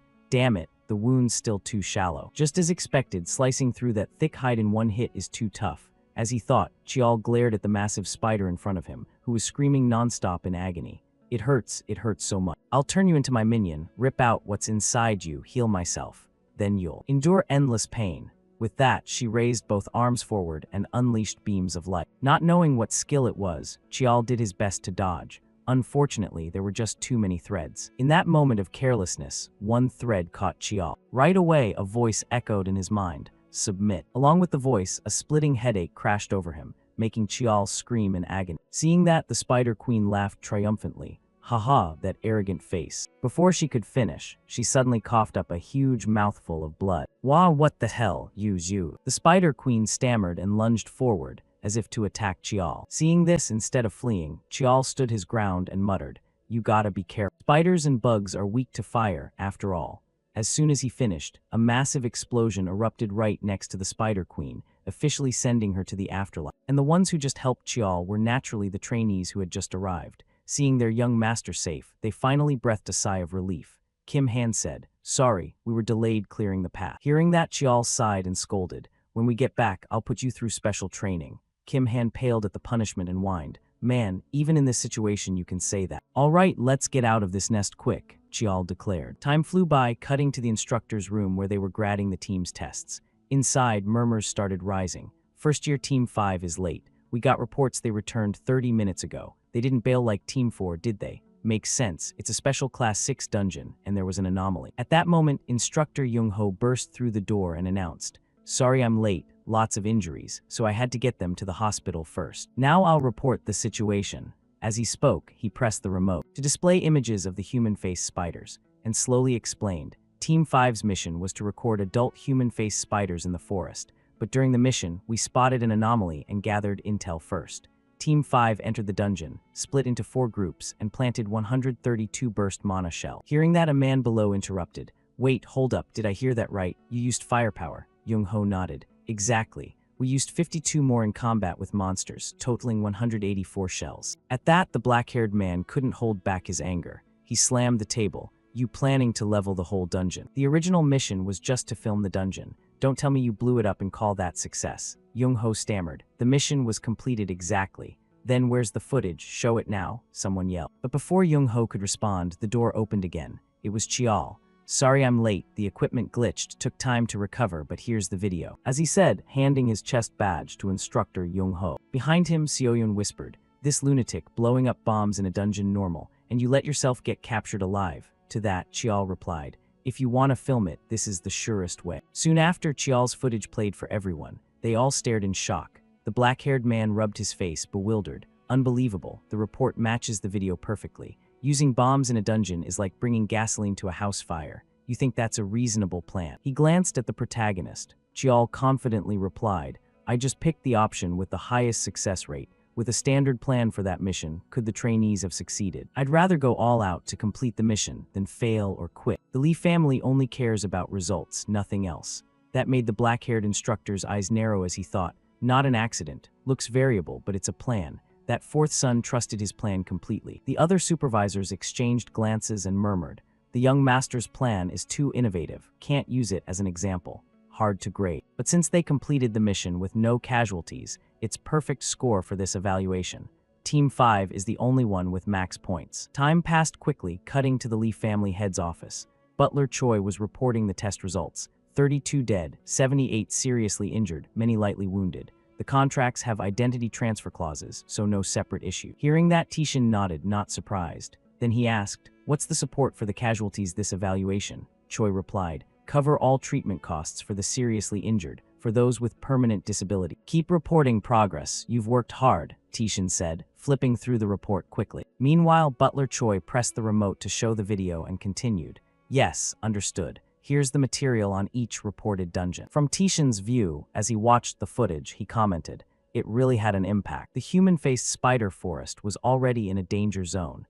Yes, on the northern edge of Gangwon province." Ahead, the screen showed the Spider Queen ordering her spiderlings to attack the protagonist, but the quality was awful. "It's so short." Tishin complained. Butler Choi shrugged. Per the report, the recovered video is only this quality, though it seems overly edited.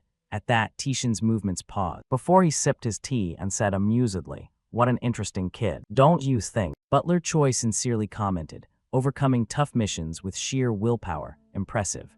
But I'm worried he might be overlooking basic tactics and strategy." Unexpectedly, Tishin agreed. even you think that. And breaking those rules just shows the kid's boldness. Because he understands the rules, he knows how to use special moves. That not only the trainees but even the instructors followed the plan without objection proves the youngest leadership. In fact, no campaign info leaked, and the plan succeeded perfectly. Not just this evaluation, ramp up the frequency and difficulty of all overall evaluations. Yes, I'll handle it. As for Tishan, he now had endless expectations for his son. Looks like soon the others will start paying more attention to the youngest, he whispered. Time flew by. A few months later, cutting to Class 5 trainees' special training ground. Right then, Kim Han wailed dramatically. Young master, you know we finished the final evaluation yesterday, right? Hearing the question, Chial blinked in confusion. That's why I gave everyone the day off yesterday. Seeing his attitude, Kim Han just sighed. I mean, never mind, it's nothing. Next, instructor Jung-ho gathered everyone and announced, this is the last evaluation of the year, so you probably want to rest, but don't forget the promotion exam. I don't want anyone in my class held back, got it? In response, the whole group shouted, yes, sir. As for Chial, as if remembering something, he turned to tease his subordinate. Kim Han, in the last evaluation, you hit mana exhaustion, right? Today you gotta memorize all those incantations. All right, let's start with physical training.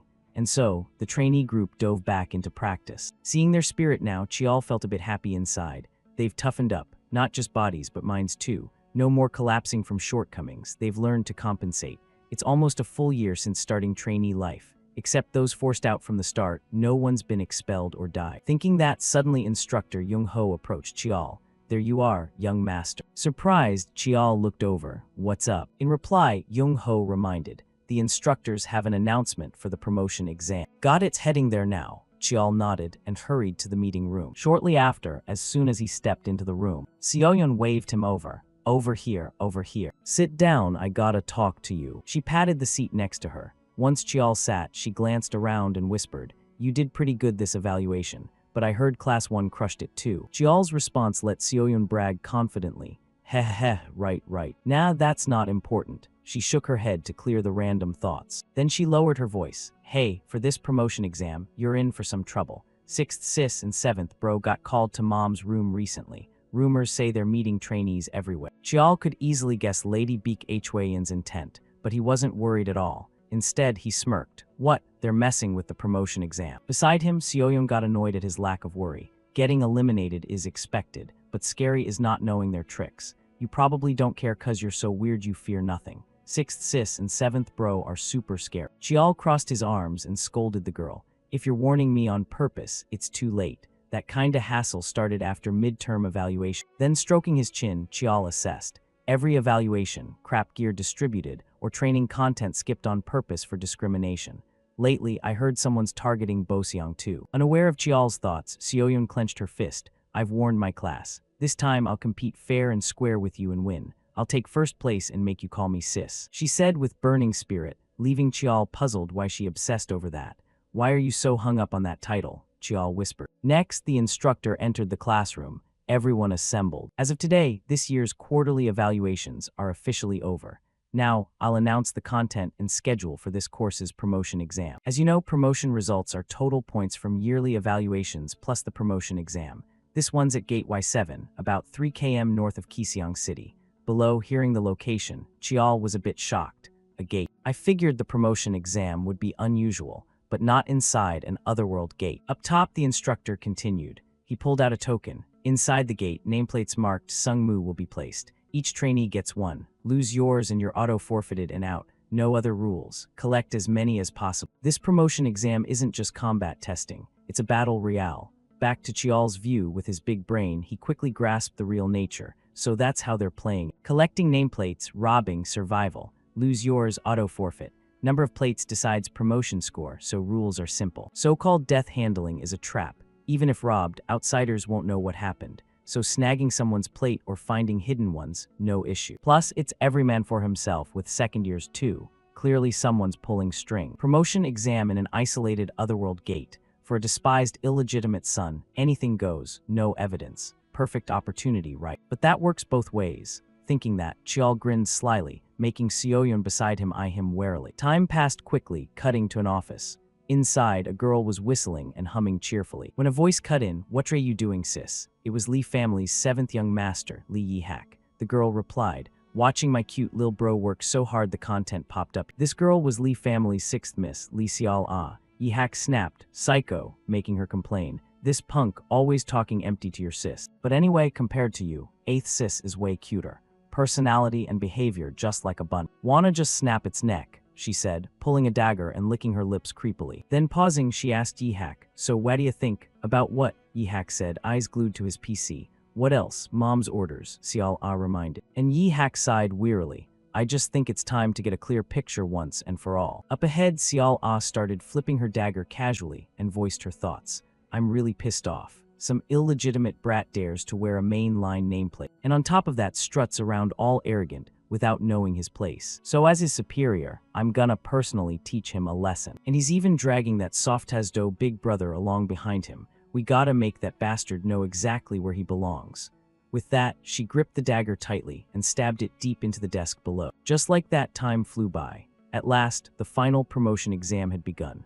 This was the test for trainees to advance to the next year, and this time it was a nameplate battle royale inside a fully stabilized gate. Right then, Kim Han glanced at the two stone-faced men up ahead and whispered to the protagonist, "This is a stabilized secret realm, and they're still guarding it this heavily." Hearing that, Chial calmly replied, "Probably to reassure the civilians, or maybe a precaution since this place is used for experimental research." At that point, Chial's eyes narrowed slightly in curiosity. But there are fewer staff than I expect. Do they think I won't notice, so they're acting this openly? Or is this just the trainees level? Either way, it doesn't matter. With that thought, Chial turned around and reminded the entire group of trainees behind him, so everyone's all set, right? From behind, the whole group shouted in unison, "Of course we are." Hearing that, Chial nodded. "All right then, let's go." With those words, Chial led the trainee group quickly into the gate. Switching to the Lee siblings, Xiao Ah and Yi-hack. Right now, Xiao Ah was happily munching on some snacks and couldn't help praising. Yi-hack, this office has so many delicious sweets. Behind her, Yi-hack focused on his work, sighed in reproach. Those are for guests, don't eat them all. Xiao Ah shrugged carelessly. Nah, it's fine. Hey, still no contact. I'm super busy and had to come here myself. Hearing that, Yi-hack finally looked up and answered. The instructor just reported that all the second years have entered too. At that news, Xiao Ah's face lit up with endless excitement and anticipation.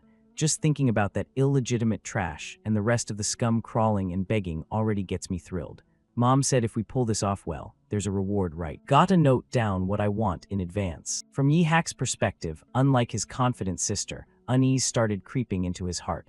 But will everything really go smoothly? Even though I believe it'll follow the plan. Right then, Yi-hack's mind recalled what his eldest brother Myung-young had said earlier. Be careful, little bro. The youngest isn't someone you can handle easily. Watch yourself. Recently, the eldest had said that when he came to see me. Back then, I laughed it off, but those words still lingered in my head. Thinking of that, suddenly Yi-hack's phone started ringing. Xiao Ah, lounging on the chair, jumped up eagerly. What, are they done already? Without answering, Yi-hack's eyes narrowed tightly as he stared at the screen in silence. That annoyed Xiao Ah enough to snatch the phone and check it herself. Just a few seconds later, her voice turned bewildered, as if she couldn't believe her eyes. 21 killed, 15 withdrew. The entire first-year class 5 all survived. What the hell? Are you telling me all of them teamed up and still couldn't beat one bastard illegitimate kid? At that point, Xiao Ah was so furious she crushed the phone in her grip until it shattered. As for Yi-hack, he finally understood his eldest brother's warning. He muttered to himself, "We lost. We lost completely to the youngest, Li Chiao." Cutting to inside the gate, right now 2 trainees were desperately running for their lives. As he ran, the brown-haired one kept cursing. Damn it, he's just some illegitimate bastard from class 5. In response, the black-haired one beside him yelled, "Shut up and run. If we hide in that cave, even that bastard won't find us." With that, both of them sprinted full speed ahead until they successfully ducked into a rocky cave, finally stopping to catch their breath and peek outside. "Did we lose him?" the black-haired one asked. Then, as if answering, from the distance, a sword suddenly shot toward them at tearing speed. It plunged deep into the ground, cracking the earth wide open. While the two were still stunned, Chial appeared out of nowhere. He grabbed the black-haired one's arm, twisted it behind his back, making him scream in pain. On this side, Chial smiled brightly at the brown-haired trainee and mocked, "Li Chial here. You guys hid pretty well, took me a while to track you down." Across from him, the brown-haired one was so terrified he collapsed backward. Trembling, he backed away. "Stay back, I said stay back. Just because you're mainline you think you're everything. Why are you tormenting us?" In reply, Chial stepped forward, grabbed his collar and schooled him. "Some people might think I attacked you first if they heard that. If you point a sword at mainline people, shouldn't you pay the price? As he spoke, Chial slowly raised his sword. Next, a horrifying scream echoed inside the cave. Time flew by, and now Enha ran up to Chial to report, "Young master, this side's finished too." Hearing that, Chial nodded and replied, "Good job. If we're done here, let's move. We still haven't dealt with everyone chasing us."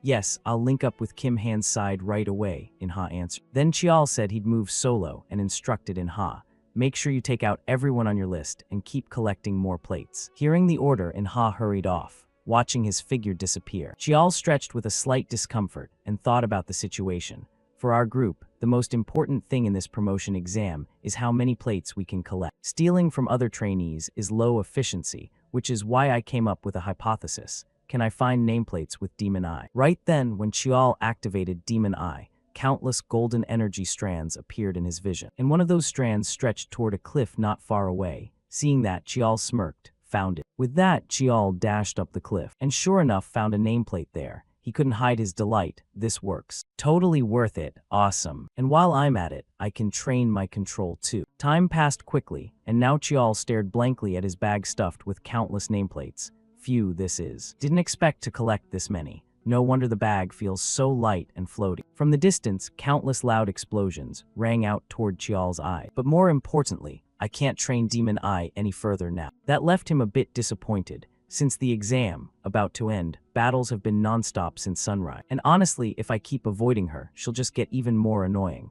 Chial sighed. At the same moment, Sioyun dropped down from above right in front of Chial. "Finally found." "Lei Chial," her voice was full of joy. But when she saw his face, she asked curiously, "What's wrong?" Not surprised. Chial shrugged. "I knew you chase me." "Then why didn't you stop?" Sioyun asked. "Well, I stopped now, did I?" Chial grinned. Then Sioyun wasted no more time on chit-chat and got straight to it. Feeling cocky, "No need to talk more, let's fight." She tied her hair back and extended her hand to taunt the protagonist. "Fair duel to see who's number one, you in. If I win, you call me sis. Got it?" Hearing that, Chial seemed a bit interested and asked, "And if I win?" Across from him, Sioyun spoke in an unusually sweet voice. If you win, I'll call you Oppa." To Chial, that strangely sweet tone from Sioyun made his hair stand on end. Instinctively, Chial hugged himself and looked at Sioyun warily. "If you're trying mental damage, it's pretty effective." His words made the swordswoman blush and yell, "Shut up. Talk, talk, talk. Come on already, Li Chial." With that, both gripped their swords tightly and charged at each other. The real battle officially began. Time flew by, and now the promotion exam had ended. With the evaluation system growing stricter, this semester's test featured not one but two direct mainline members participating at once, so it became a huge topic for everyone. Somewhere in the martial training ground, some nameless trainees chatted. Obviously 8th mistook first, right?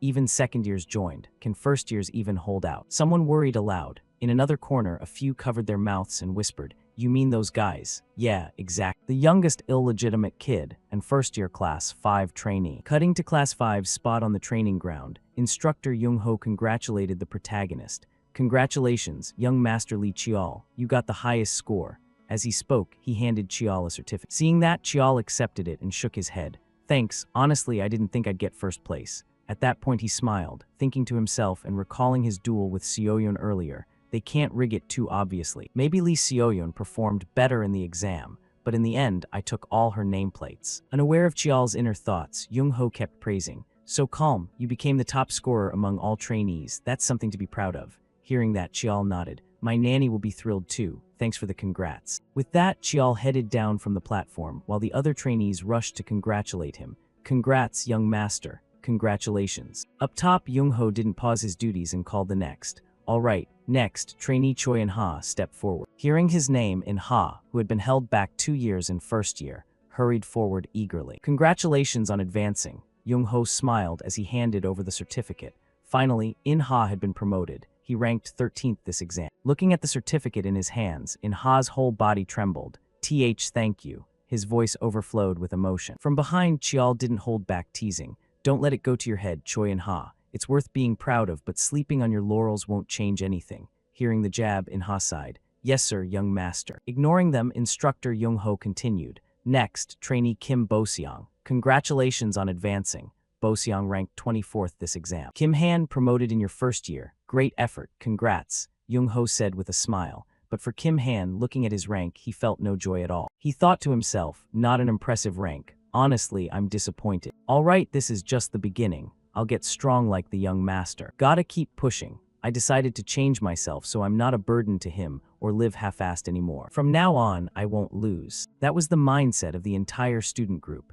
They all looked at Chial's back with eyes full of determination. Back to Chial's view, the fact that no one in the class was held back was enough to make him smile contentedly. So it's over. Now I don't have to worry anymore. Thinking that, Chial turned to the trainee group. Everyone worked really hard. You all passed. I was ready to personally retrain anyone who failed. Too bad. Second year will be even harsher. Tons of people will want to tear you apart. But I believe you can handle it yourselves, right? In response, the whole group shouted, "Yes, sir." Seeing that spirit, Chial suddenly smiled. Chial clenched his fist and shouted loudly, "Keep it up, you guys can do it." Time flew by quickly, and now Chial and Seoyun were all dressed up to go meet their father after being summoned for some reason, while Seoyun's face was all pouty as she thought about losing to Chial. "Hey, I don't accept this at all." In response came a long, exasperated sigh from the protagonist. "What is it this time that you can't accept?" Thinking that, Seoyun puffed up like an angry little cat. "If it wasn't for the promotion exam, I would have come out on top. You played dirty. Beating me wasn't enough. You even took all my nameplates too. Do you have any idea how hard I worked to collect those with you? If I'd brought my usual sword back then," Seoyun pouted regretfully.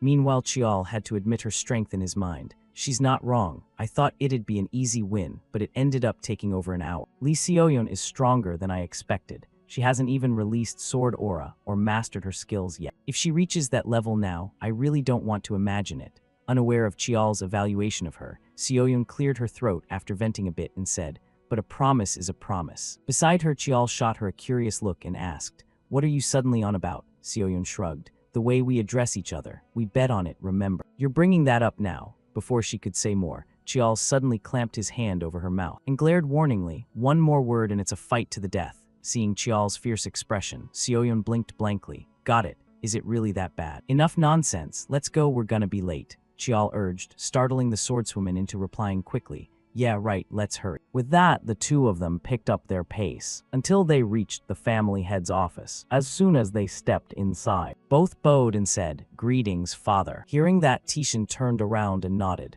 "Come in." Next, family head Tishin poured each of his children a cup of tea and began speaking. "I heard you've both completed the first-year trainee course. What have each of you seen and felt?" At the question, Seoyun hesitated, glancing at Chial, which made him tense up and mutter inwardly, "What? Why's she looking at me?" From Seoyun's perspective, seeing Chial had no intention of answering first, she shouted, "I saw the true face of the family." Her answer made Chial choke and spit out his teeth, while family head Tishin looked somewhat amused and asked, "What do you mean by the true face?" In reply, Seoyun answered, "I know competition breeds rivalry, but some things happen that I truly can't accept. I value fairness and honesty. Whatever I achieve, I want it to come from my own sword, from my own strength." Hearing that, Tishin nodded, quite satisfied. Fairness and uprightness, not bad. Then he silently assessed his daughter in his mind. So that's why that sword chose her back then. She's always been cautious and timid, but the one who brought this change must be the youngest. As he thought, he glanced at the protagonist and asked, "Now then, Chial, what have you felt?" Up front, the protagonist's expression turned serious.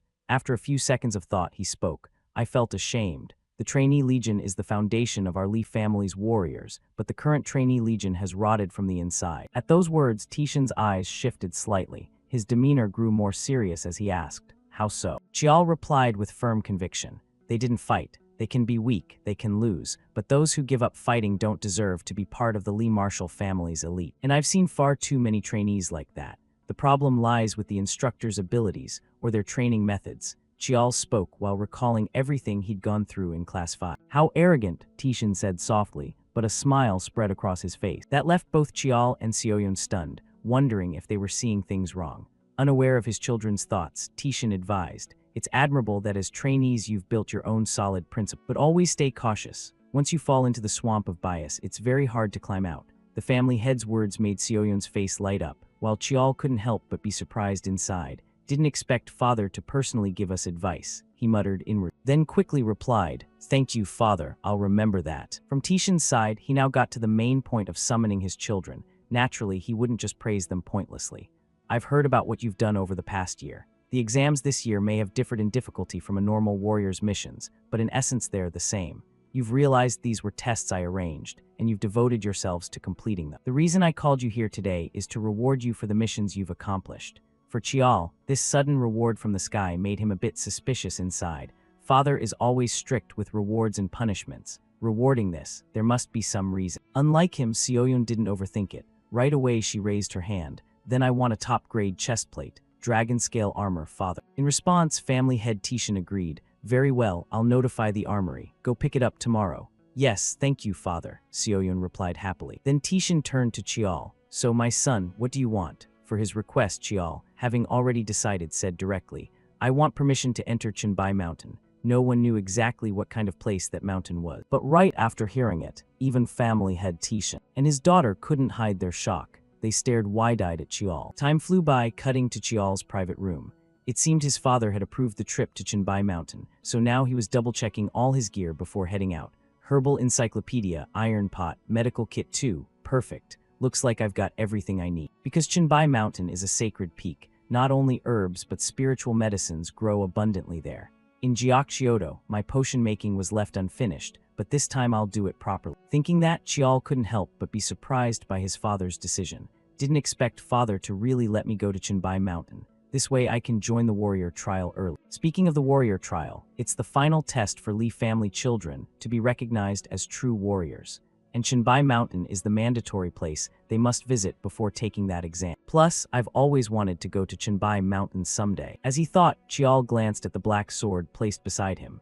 It seemed there was some connection between that mountain and the sword. Then suddenly a knock came from outside, snapping Chial out of his thoughts. He called, "Come in." Hearing that, the person outside entered, no one other than the maid Gawa. Stepping into the room, she hesitantly reminded, "Young master, you have a letter." It's an invitation from the 7th young master. That surprised Chial a bit. Next, he hurried to meet his brother. This time, upon seeing Chial again, the fake-smiling Yihak greeted him warmly. "Long time no see. First time since we met at this year's Chuseok ceremony, huh?" Hearing that, Chial smiled back. "So you still remember." On this side, Yihak shook his head lightly. "I'm not so absent-minded I'd forget something like that." From Chial's perspective, just seeing Yihak's natural demeanor was enough to raise his caution a few notches. Sure enough, a tough one to deal with. Chatting like brothers, personally pouring tea, sitting so casually. Having a thick face is easier than dealing with unpredictable kindness, he thought silently. Meanwhile, after pouring the tea, Yihak invited, "Try it. My only hobby is tea ceremony. The flavor's not bad." Chial quickly accepted the cup and nodded. "Thanks, Hyung. Do you always personally serve tea to guests like this?" Yihak replied with a bright smile. "Depends on who it is. This tea's from an overseas farm. I had the chance 2 years ago." For Chial, while sipping the tea, he focused his mind, guessing why this annoying guy had called him here. Teacup's full, but he still won't get to the point. This leisurely pace doesn't suit his position at all. He really knows how to control the situation. This guy isn't some pathetic small-timer. Enough beating around the bush. Thinking that, as if reading Chial's mind, Yihak got straight to it.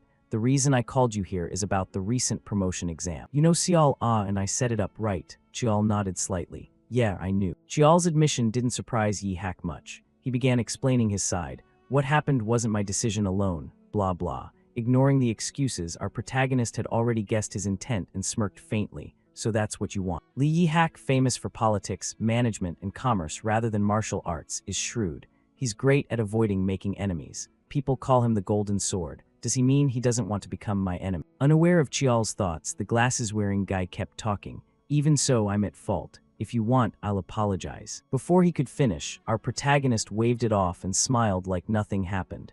"No need for that. Stuff like this happens in competitions all the time. You're not gonna say it was because of Lady Beak Hway enforcing you, right?" At that point, Chial's eyes sharpened. In response to his words, Yihak's tone shifted slightly. He asked, "Competition, do you see me as your enemy?" Chial replied bluntly, "Touching my people and openly sabotaging me, yeah, that makes you an enemy." From Yihak's perspective, seeing the protagonist state his stance so clearly, countless plans raced through his mind. What should I do? Should I eliminate him now to prevent future trouble? Or, then as if weighing future losses, Yihak sighed in defeat and asked, "What do you want from me?" Chial told him, "Show some sincerity, but it's not you suffering this time, it's me who got screwed." His voice was full of confidence, as if he'd already cornered Yihak, making the guy inwardly annoyed. "Arrogant brat, won't accept an apology but demands compensation. But I like that." Thinking that, he extended his hand with a proposal. "Fine, I'll send the best spiritual herbs to Class 5 trainees, and I'll give you a fitting reward too." Only then was Chial satisfied. He grasped the hand and nodded. "Deal." since you've decided I won't bring this up again. Yihak smiled back. You're probably the brother who understands me best, haha. Really, I'm not so sure about that. Chial said softly. Then, just as he was about to leave the room, the glasses guy gave him a piece of advice. Oh, one more thing, be careful with Xiao Ah. She really doesn't like you, unlike… Chial paid no mind to the warning. That doesn't matter. Anyway, next year I won't even be here. With that, Chial quickly left the room. At the same time, in another scene, the crazy woman Xiao Ah was getting a resounding slap from Lady Beak Hui, followed by a furious shout. Don't call me mother anymore. I didn't raise a failure like you. Her voice and eyes were ice-cold. That terrified Xiao Ah, who hurriedly clung to her skirt and explained, Mother, listen to me first. I didn't use the mission as an excuse to run away. Before she could finish, Beak Hui roared, Shut up. Along with the words, a crushing pressure slammed down on Xiao Ah, forcing her to collapse to the floor. The scolding continued. What you did was run away. You're a disgrace to the Li bloodline. If you were truly my child, I'd never let you do that. The lady's words made Xiao Ah tremble with agitation, her fists clenching so hard they left marks on the wooden floor. She screamed, Even now, can't I make up for my mistake? That mongrel, I can't deal with him now. Across from her, Beak Hui was completely disappointed in Xiao Ah. She calmly enlightened her daughter. You really know nothing. If I could, I wouldn't be this harsh on you. That mongrel is going to Chenbai Mountain for a year. Even if you make up for today's failure, you can't touch that anymore. You've smeared mud on our direct line's face. If you show that pathetic face again, next time it won't just be a slap. With that, Lady Beak Hui coldly left the room, leaving Xiao Ah screaming in despair behind. Outside, Yihak saw her come out and bowed slightly in greeting. Then he glanced into the room, where Xiao Ah was nearly going mad. That mongrel, I'll do whatever it takes to crush him. Seeing that, Yihak could only shake his head inwardly. Mother's truly ruthless. Doing this will only make Li Xiao Ah obsessed with revenge. But now, between Li Xiao Ah and Li Qiao, who will prove more valuable, looking forward to the future. When that kid returns after a year. Back to Qial's position, he was now in the vehicle heading to Chenbai Mountain. However, Qial's expression wasn't great, because the one escorting him was Butler Choi, the family head's closest aide. Up front, Butler Choi smiled brightly. Great, we're traveling together again. Even if it's just a few days, I'll take good care of you, young master. Butler Choi encouraged. You don't need to feel pressured at all. Li Qiao looked up in surprise upon hearing that. Butler Choi explained. This is the time we go pay respects at the ancestral tombs before Lunar New Year, and I also have business to deliver to the Mountain Keeper on Chenbai Mountain. I'm only accompanying you because the family head ordered it. Li Qiao looked pleased. Is that so? Then I won't feel so lonely when I get there. But in his heart he thought, this coincidence is way too perfect to be real. The man's appearance and aura seemed ordinary on the surface, but in reality he was completely different. A core figure of the family, holding a position more important than most elders. I still can't gauge the exact gap between us and Butler Choi. Suddenly Butler Choi spoke up, as if recalling something. I heard you'll stop by Xiangmu Mountain before entering Chenbai Mountain. May I ask the reason for your visit to the ancestral mountain? Li Qiao scratched his head and replied, I plan to visit the family head's tomb since I'm about to leave the family. I thought paying respects to the ancestors is only proper. He told himself, actually, it's just a convenient excuse. I want to show them that even an illegitimate child like me comes here on my own to bow before them. Butler Choi sighed in admiration. As expected, the young master is truly profound. Young master, many elders will view your respectful visit to the ancestors in a positive light.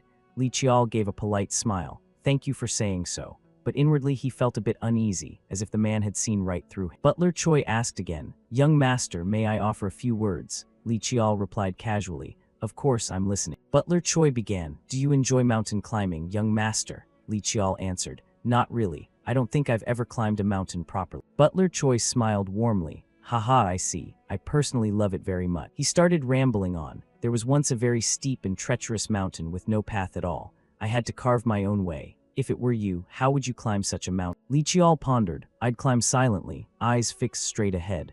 That way I'd reach the top quickly and accurately. Butler Choi smiled approvingly. Exactly, so you'd probably climb very fast. But Butler Choi smiled approvingly. Exactly, so you'd probably climb very fast, but it's not always like that. Sometimes you have to look back or to the sides to check if you're still on the right path. If you only stare forward, you might stray and end up taking a much longer route. Butler Choi mused. The higher the mountain, the truer that becomes. Only then did Li Qiao suddenly realize, is he talking about the path of martial arts? After my regression, I've been too busy accepting new things before fully digesting the power I already had, but I never thought that would be a problem.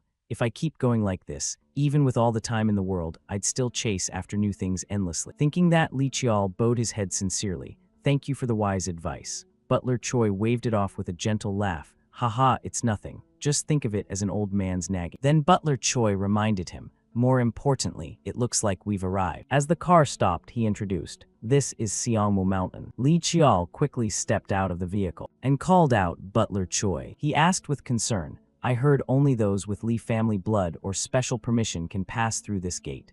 Butler Choi, can you enter? Butler Choi replied, I was honored to receive permission from the previous family head himself. He added, I plan to tend to the late family head's grave. Where will the young master go? Li Qiao answered, the memorial stele of the family's first family head. As Li Qiao stepped in, it felt like he passed through an invisible barrier. Li Qiao thought to himself, such a strange sensation. Am I crossing the ancestral mountain's protective ward? He tried moving his hand, feeling as if he'd just entered a whole new world. Butler Choi bowed, then I'll take my leave now. I hope you achieve everything you desire, young master. Li Qiao walked ahead, thank you. He steadily climbed the stone steps. From afar, he spotted the pavilion and thought to himself, I'm here. The tomb of the first family head, the founder of the Li family, paying respects to the founder. Li Qiao opened the door and looked at the solemn ancestral altar before him, then spoke, even if I commit the rudeness of drawing my sword inside the ancestral tomb. Li Qiao drew his sword and said, please forgive me, because I'm doing this to fulfill what you arranged. Then he placed the sword before the altar. While pouring wine, Li Qiao thought, the Black Knight's sword is a sword, but that's not all. A family secret revealed by my brother before my regression. There are 9 seals on the Black Knight's sword. Li Qiao knew 4 of them, including,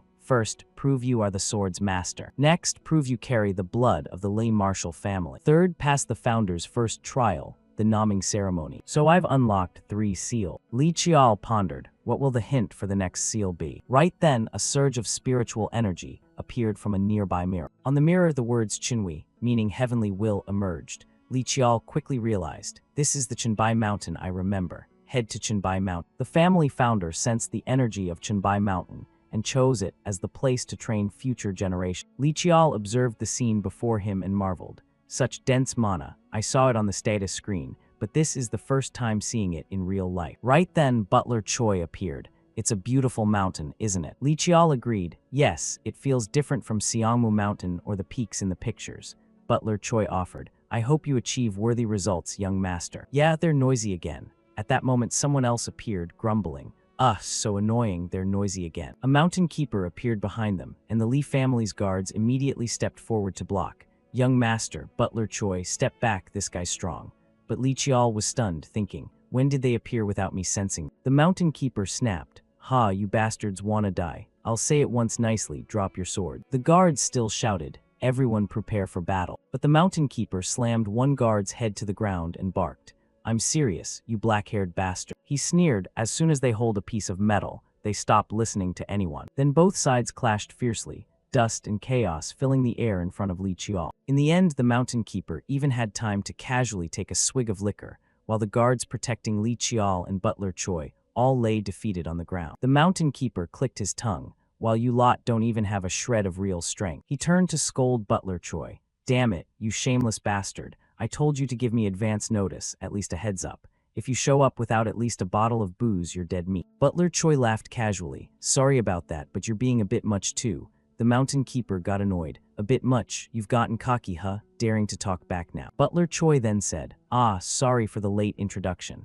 Butler Choi introduced, this is the guardian of Qinbai Mountain. The mountain keeper took off his glasses to see clearly. This the kid, the one Tishan said he brought in from outside. Hearing that, Butler Choi nodded. Yes, this is former young master Li Qiao, the one climbing the mountain this time. At Butler Choi's words, Chioisan seemed a bit interested and asked, you've already seen a glimpse of my technique, haven't you? The sudden question caught Chiao off guard. He hadn't expected Chioisan to notice, but quickly nodded. Yes, I have. On this side, Chioisan stroked his chin.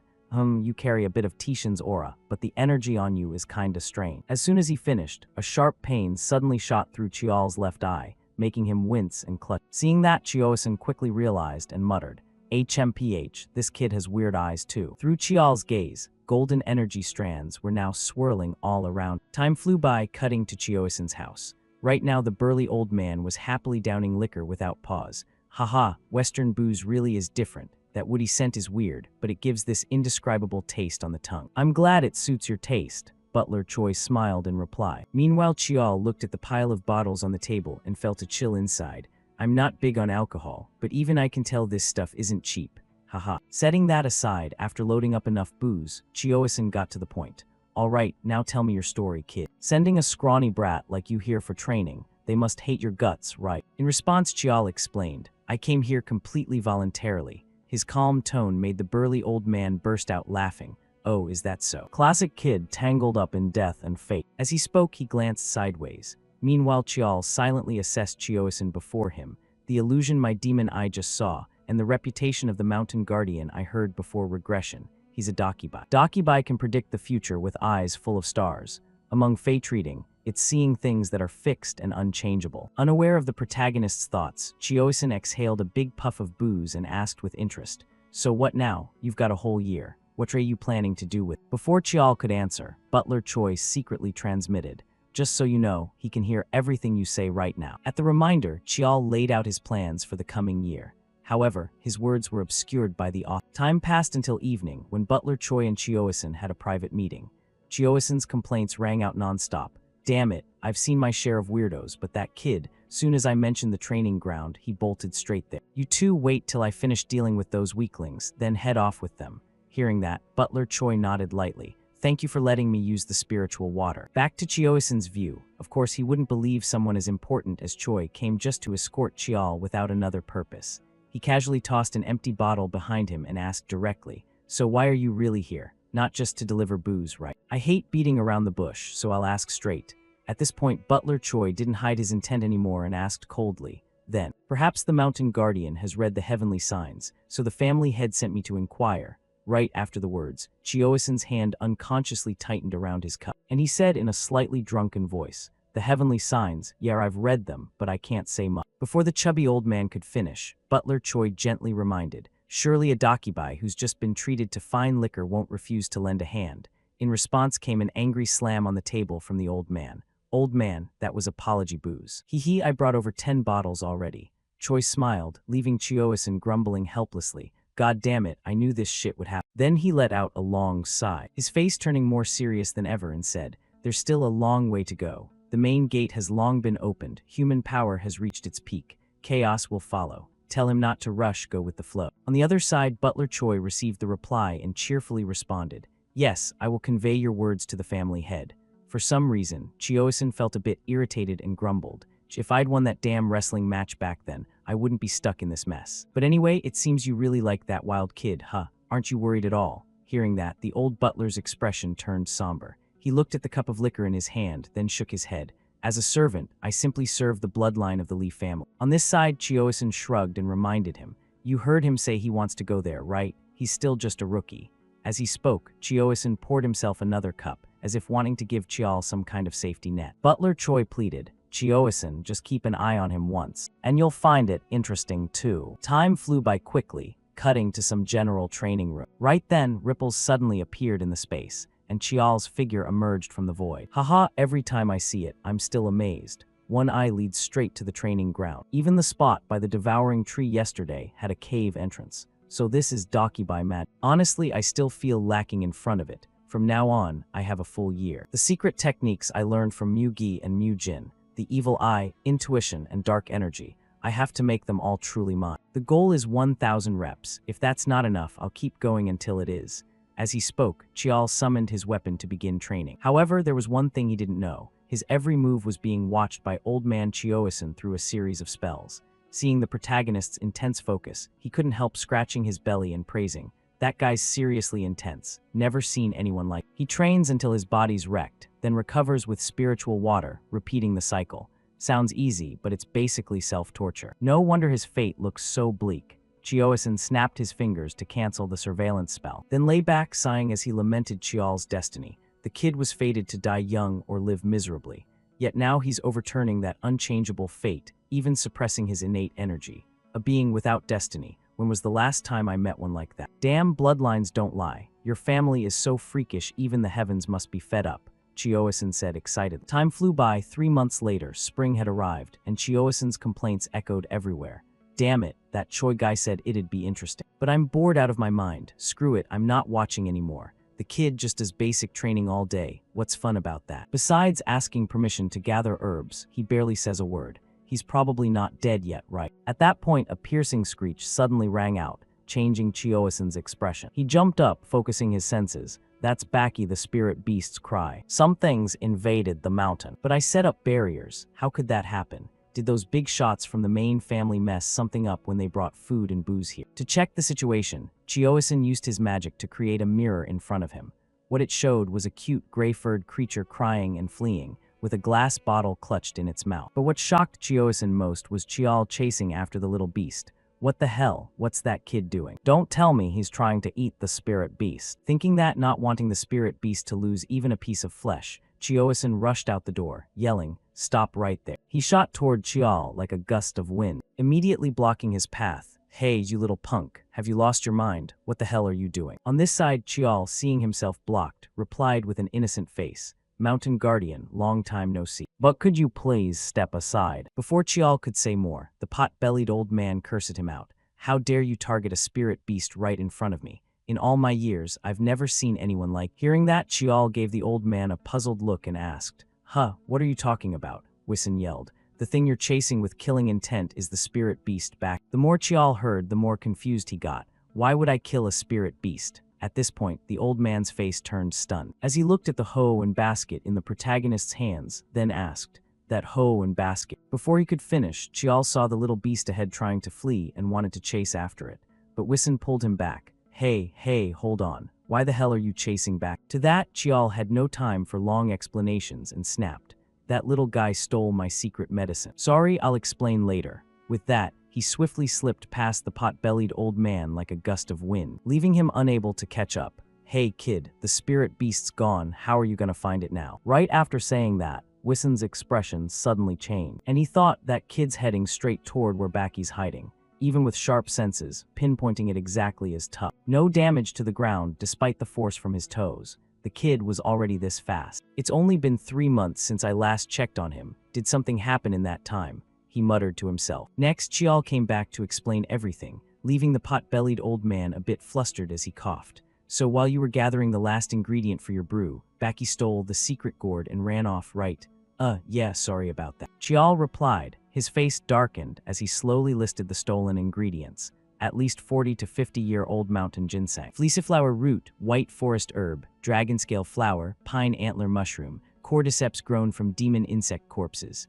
I worked so hard to collect them all. That was medicine I painstakingly brewed over 100 sleepless days, and now it's all gone to waste. The more he spoke, the more despair filled Chial's voice. Seeing this, Wissen wanted to comfort him but didn't know what to say. On this side, Chial let out a heavy sigh and continued. "So one of the main reasons I came to Chenbai Mountain has already failed. That medicine was an extremely important goal." Up ahead, Wissen couldn't hold back his anger and shouted, "Hey, I already gave you permission to gather anyway, so what if it got stolen?" Chial clapped his hands as if remembering something. "Oh right, you gave permission, but in the end I still got it taken. In your domain, if the Mountain Guardian can't manage it, that's on me." His sharp words stabbed straight into the old man's heart, filling him with overwhelming guilt. "All right, fine. I'll compensate you. Anything you want, I'll accept it all." The old man pounded his chest loudly. Meanwhile, hearing that, Chial broke into a sly grin, as if he'd achieved his goal. "You just said anything right. Perfect timing, Mountain Guardian. There are 2 things I need your help with." Time flew by, cutting to inside the training room. Right now, the Spider Queen's figure appeared before the protagonist. Seeing that, he took a deep breath to steady himself, then slowly enveloped his sword in his aura. In his mind, Chial reminded himself, "Remember, the power of the aura skill doesn't change with repeated use compared to the first time." With that, he swung hard forward, unleashing a technique called Rigid Energy Technique, Yama, sending countless red energy strands slicing ahead at tearing speed, instantly wrapping around the Spider Queen's legs and making her screech in frustration. Taking the chance, Chial switched to Rigid Energy Technique, Stone Wind, cloaking his sword in a green aura, then slashed straight into the Spider Queen's body, causing green light to burst everywhere. However, even though he'd successfully wounded it, Chial's face remained furrowed, as if unsatisfied. "Not enough power to kill it," he muttered inward. Following his gaze, the Spider Queen's body was nearly cleaved in 2. Yet with its immense vitality, it still managed a counterattack. Its sharp legs thrust straight toward Chial. But before they could reach him, the Spider Queen's body suddenly turned into a talisman that fell to the ground. Old man Wison, standing nearby, picked up the talisman and grumbled, "Damn it, why do I have to babysit some kid? No idea why I agreed to this crap. Hey kid, wanna take a break?" Hearing that, Chial wiped the sweat from his face and whispered, "One more try." Seeing this, the old man could only sigh. "Fine, whatever. Focus and visualize the target from your memory again." Following the advice, Chial closed his eyes and concentrated. Meanwhile, Baki tossed the talisman upward. Next, the talisman dissolved and formed a phantom swordsman in front of Chial. With that, the two clashed repeatedly. While Li Wison watched from the side, he was so angry his whole body steamed. God damn it, demonic energy leaking out nonstop. He knows, and thanks to me helping with illusion training, it's been going on for 4 straight hours now. Whatever, can't do anything about it now. The second thing, gathering mana herbs, isn't hard either. In the past 3 months, its body had grown much stronger and taller too. Overall, it had become more refined, with a clear sense of maturity. Not necessarily stronger, but far more solid. But setting that aside, maybe I should ask about that weapon sometime. Time flew by quickly, and now after finishing his training session, Chial was relaxing in the hot spring. Heya, feels like I'm alive again. If it wasn't for this hot spring, I probably wouldn't have lasted. Man, if only Chinbai Mountain had hot springs like back home, that'd be perfect. Right then, the sound of footsteps splashing in the water rang out, making Chial's eyes snap open in surprise. Who's there? I couldn't even sense their presence, even when they're this close. Chial muttered doubtfully in his heart, and to answer him, the familiar voice of the pot-bellied old man spoke up. "Seeing you this exhausted, at least you're a real person." In response, Chial turned and asked, "Oh, it's the mountain guardian. What brings you here?" The old man replied in a slightly grumpy tone, "I've had a rough day too. Can't a guy get some rest? You've been here a while now. Have you even properly rested?" Chial scratched his head awkwardly. "I rest properly all the time." Hearing that, Wison realized Chial had misunderstood and explained more clearly. "I mean coming here after every training session, you idiot. I've lived a long time, but you're the first dumbass I've seen who trains like this, seriously." As Wison approached, he munched on an egg in his mouth. Meanwhile, Chial, who really didn't want to bathe with a middle-aged pot-bellied guy, forced a laugh and stood up. "Ha ha ha, is that so? I feel completely recovered now. I'll head out first." But before he could leave, Wison's serious voice rang out. "Hold on. I still have something to say. Sit down." "Hey, what was that thing you were swinging earlier called?" Chial held up his hand, looked at the ring on his finger, and asked back, "You mean this?" Wison stared intently at the ring and nodded. "Yeah, where'd you get it?" "I promise I won't tell anyone about it. I'm not sure, but this concerns its identity." For Chial, who didn't actually know much about this weapon, he could only give a simple answer. "Its name is Mugen. I got it from the family's secret vault." From Wison's perspective, his eyes carried a hint of reminiscence as he began recounting. "I don't know how much you understand about it, but I saw something very similar a long, long time ago. Back then, there was a mage who could communicate with souls and read the stars in the sky. That mage always carried something, a stone that could freely change shape. With just that stone, the mage could perform all kinds of magic or use forbidden arts without paying any price. That person naturally became the greatest mage of the era. However, the stone he trusted in the end devoured him.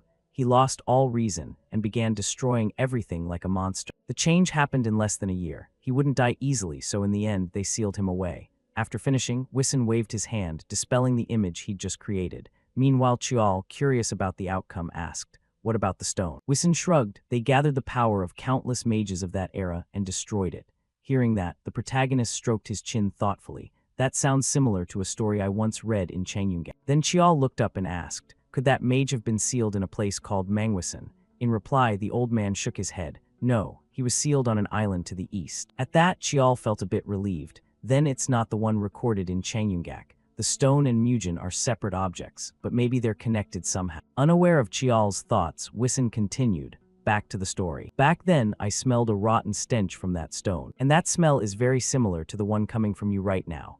A strange scent, not human, not beast, not soul. Mugen is an otherworldly object with an unclear nature. There are better weapons out there. Why not just give this one up?" The old man said with a smile. Meanwhile, Chial swallowed hard from the pressure. His tone sounds like a casual suggestion, but it carries a suffocating weight, like it's squeezing my heart. Then he took a deep breath, steadied himself, and spoke clearly. "When I first got the demon eye, Father advised me to seal it away, and I told him this, word for word. If it's power given to me, I'll make it submit and use it." Hearing Chial's words, Wison couldn't hold back and burst out laughing. "Arrogant little brat, you said that to Tishan. But kid, do you really think it's the same as the demon eye?" Chial replied calmly. to me, they're not that different. Back to the pot-bellied old man's view, seeing the protagonist had no intention of cooperating, he started getting physical. Then there's no other way. I'll just have to take it by force. With those words, the old man summoned a spiked club, then swung it hard straight at Chial. Meanwhile, Chial just stood there frozen, as if he didn't see the attack coming. Luckily, Wison stopped in time and warned once more,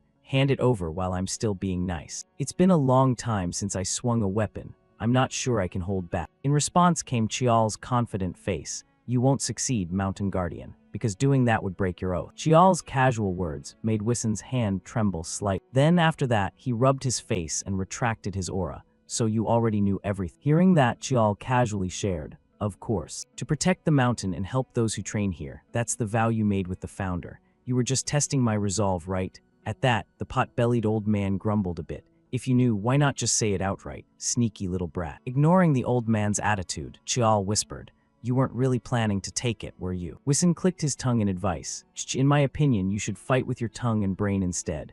Chial burst out laughing. "Thanks for the compliment," Baki angrily shouted, as if the place was on fire watching this. "That's an insult, kid." Setting that aside, Chial asked curiously, "Why didn't you just use force and take it? You could have claimed it was to help me."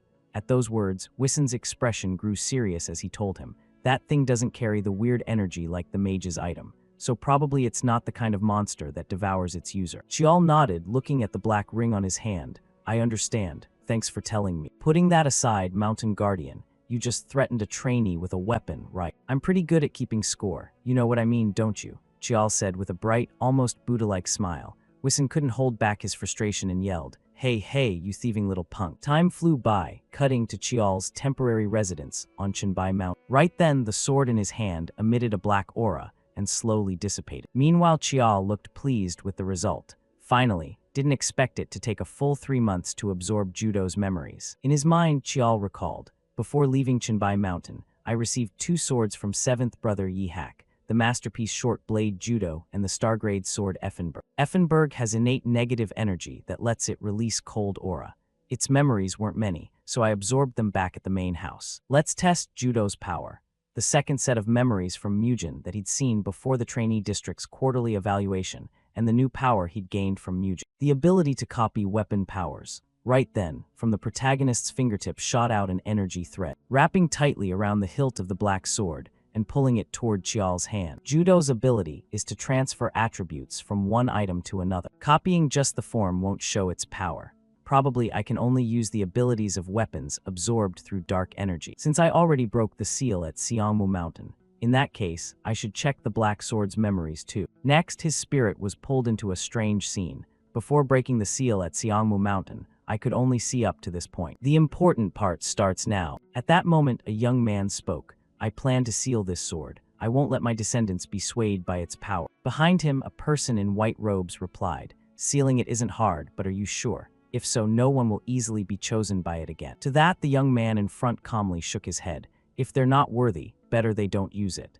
Then the white-robed person extended his hand to begin sealing the sword. From the person's palm surged golden light energy, forming characters that imprinted onto the sword. After finishing, the white-robed person continued, "The seal is complete." As for the seal's contents, at this point, the sound suddenly distorted a bit, making Chial unable to hear exactly what the seal's content was. Then the white-robed person's voice returned.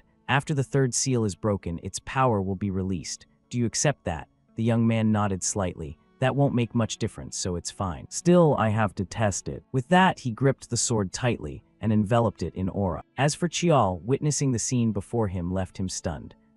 Could there be mana circuits running inside the black sword? In complexity, it's no different from a human mana system. Right then, the young man swung the sword in a powerful arc. However, the mana wasn't just blocked, it scattered chaotically. The young man whispered, "I'll need to reinforce the seal a bit more." At that point, Chial was kicked out of the sword's memories. His head throbbed a little. However, Chial was extremely satisfied. Haha, a power that can erase mana. Who would have thought a weapon like this existed? In the days that followed, Chial continued his usual combat training against the Spider Queen. Right then, the protagonist charged forward at full speed. As soon as he closed in, he unleashed Iron Energy Strike, lightning, delivering a blinding slash that cleaved the Spider Queen's body in 2 with a single devastating blow. Seeing this, the pot-bellied old man Wison grinned broadly and walked over to congratulate him. "Not bad, kid. You actually pulled it off. You know this is your first win after that whole losing streak, right? Took a full 7 months. Hearing that, Chial grinned and teased back. I know, now I can beat you anytime, right? At Chial's words, Wissen seemed a bit annoyed and grumbled. Yeah, you're so special, you little punk. So what are you planning next? Chial said he thought it was time to stop the training. As soon as he heard that, Wissen looked like a huge weight had been lifted and slapped Chial on the back. Hey, great idea. While we're at it, I'll take a break too. That was exactly what Wissen had been hopping for. However, Chial's true intention was to level up the training to a whole new stage. I think it's time for the real challenge. The trial created by the founder, Bloodless Dream. Speaking of Bloodless Dream, it was a trial designed specifically for the Lee family. It contained all sorts of spells and the domain power of Chenbai Mountain, reinforced into an illusion realm by goblin magic. It selects those worthy of being tested. It was one of the oaths binding the mountain guardian. From Wissen's perspective, hearing Chial say that made his voice turn serious. You really want to take on that trial? Chial nodded firmly. Yes, that's exactly why I've been pushing so hard. At that point, Wissen bluntly warned him. The you right now isn't strong enough to clear it. But it seems you're ready to face it. Li Chial, 9th generation of the Li family. I permit you to enter the Bloodless Dream trial. As he spoke, the old man extended his hand forward, and Chial eagerly grasped it, thanking him. Next, Wissen led him to the front of a cave and introduced, "This is the entrance to Bloodless Dream." Hearing that, Chial asked curiously, "But isn't this the cave leading to your residence?" "Exactly," Wissen nodded. Then the old man stepped forward, using his power to lightly touch the air, sending ripples spreading out. Next, suddenly, a massive stone door appeared before them both. Seeing it emerge, Wissen turned and continued, "You probably already know. Once you enter Bloodless Dream, you can't leave until the trial ends. Open it and go in." Chial stepped forward, promising he'd come out as quickly as possible. As for Wissen, he wished Chial luck. If you can really clear the trial, won't have to look at your face anymore. Good luck. With that, Chial pushed hard against the door. Immediately after, a blinding light burst from inside, forcing him to shield his eyes.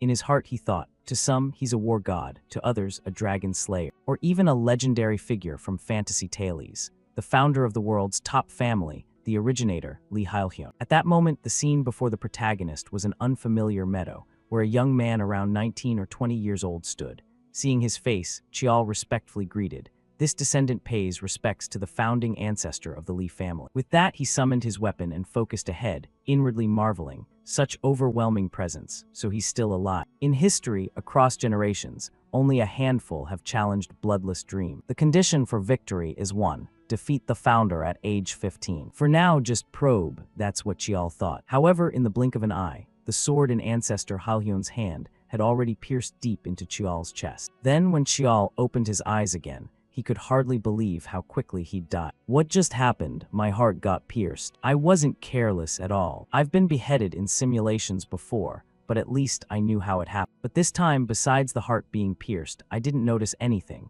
The more he thought, the more worry showed on Chial's face. But quickly he shook his head and admonished himself. Calm down, think carefully. He didn't use any secret techniques or ultimate moves, not even body-enhancing aura. Even with sixth sense, I couldn't detect it. Even with eyes closed, could it be a strike to my blind spot? But how? He'd have to read all my movements perfectly to do that. But that just means he's that strong. Thinking that, Chial gripped his sword tightly again and slowly stood up, facing his ancestor once more. And even though he'd seen it once, the protagonist still felt his scalp tingle from the terrifying aura radiating from Hyun, forcing him to give a wry smile. Haha, seriously, I don't know if I can win this. In another scene, Butler Choi reported the news to family head Tishin.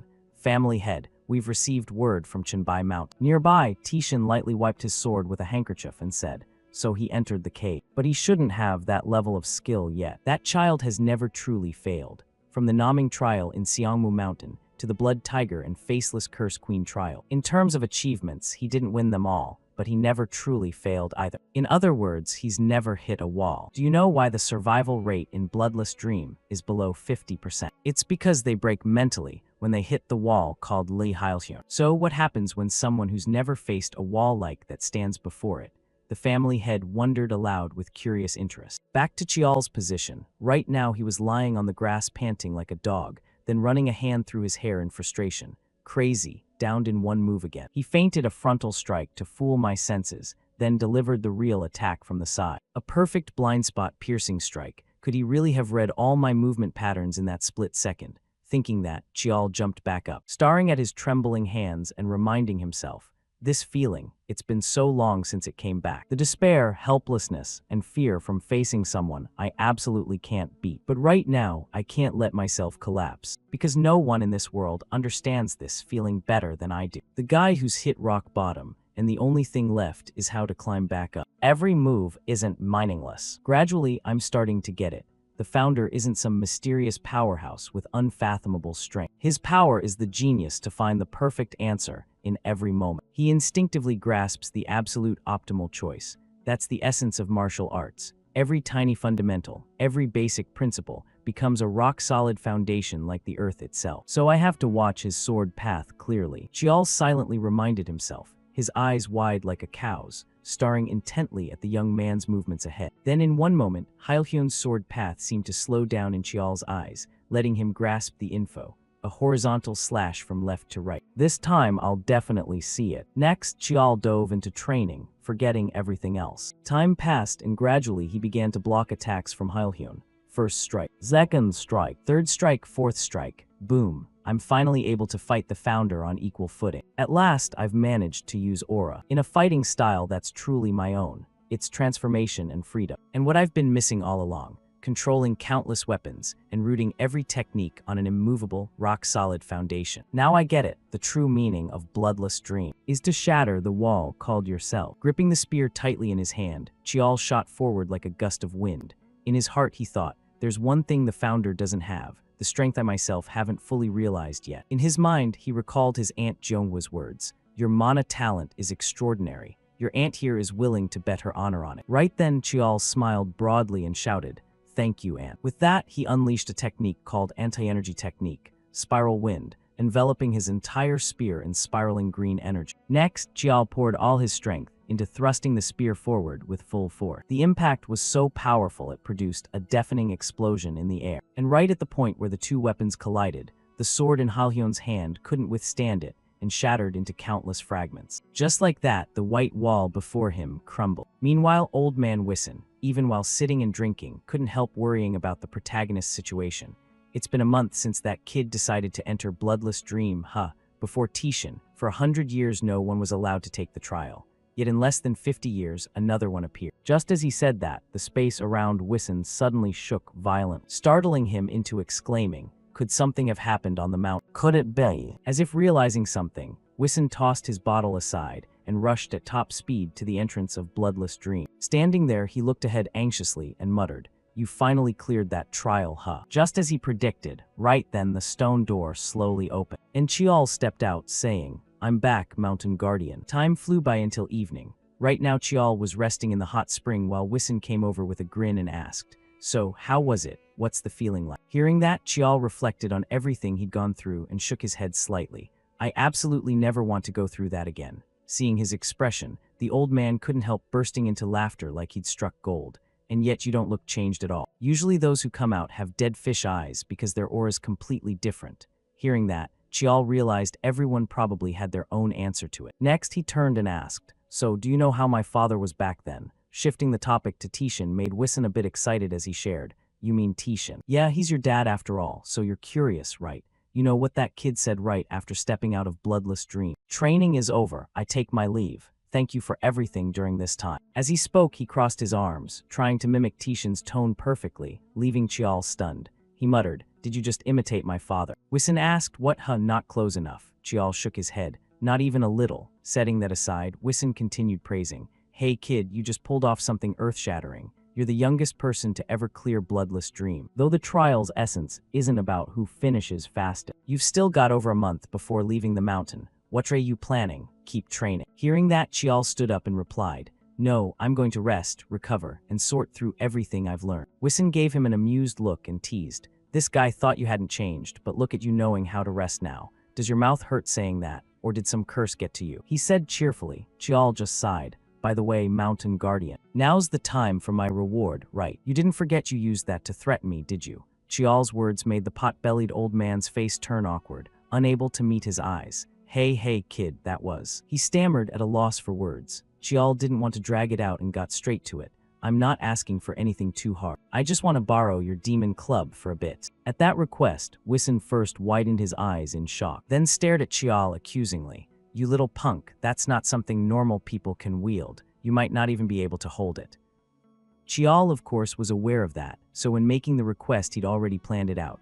"It's fine, I just want to touch it for a sec." "Touching it shouldn't be a problem, right?" Hearing that, Wison rubbed his face and grumbled in defeat. "Not exact." "Fine, damn it, I'll lend it to you, but you won't be able to do anything with it." With that, the burly old man summoned his club. It was a weapon carved from a fragment of a star, infused with a demon's soul, hence called the Demon Club. Then Wison tossed his weapon to Chial and warned, "I'm only lending it for 1 hour. If you push too hard, you're on your own, kid, so be careful." "Thanks," Chial replied with a grin. But before he finished speaking, as soon as he touched the club, its immense weight nearly snapped his wrist. With just one touch, the club cracked the ground into pieces. Seeing this, Wison laughed like he'd won the lottery. "Haha, told you, you can't even lift it properly. Go play with it for your hour." With that, seeing Chial couldn't even raise his weapon, Wison turned and left confidently. Time flew by, cutting to the training room. After using every ounce of strength, Chial finally dragged the club here, panting heavily. "Phew, finally got it moved. I had to use mana to inch it along bit by bit. And this isn't even its full form yet." As he spoke, he rolled his aching shoulder and recalled info about the weapon. "This thing can summon lightning, storms, move mountains, fill seas. If fully unleashed, it's basically a natural disaster, right? The only reason I borrowed this demon club is to see if dark energy recognizes it as a weapon. Can I absorb it, or does it only meet certain conditions? I need to test it." With that, dark energy poured from Chial's palm, slowly enveloping the club. Then suddenly a voice echoed in his head. "Huh, stubborn little thing, why do you keep trying stuff like this?" Right after the voice, Chial gasped and dropped to his knees. But his hand clenched in excitement. "I read it. Just hearing the voice nearly blasted me out. But if I can read its memories, then I can absorb it. And if I absorb it, that means I can use a weapon even humans can't wield." With that, time flew by. It was now time for Chial to leave the mountain. "Everything's packed," Chial muttered as he shouldered his backpack. At the same moment, Wison's voice came from behind. "No wonder I felt uneasy at the foot of the mountain. You're leaving today, huh?" Seeing that, Chial turned and nodded. "Yes, today marks exactly 1 year." "Oh, really?" Wison said, pulling a bag from thin air. Making Chial curious, "What's that?" Wison grinned. "Salt. I want to use it to exorcise evil when you head back."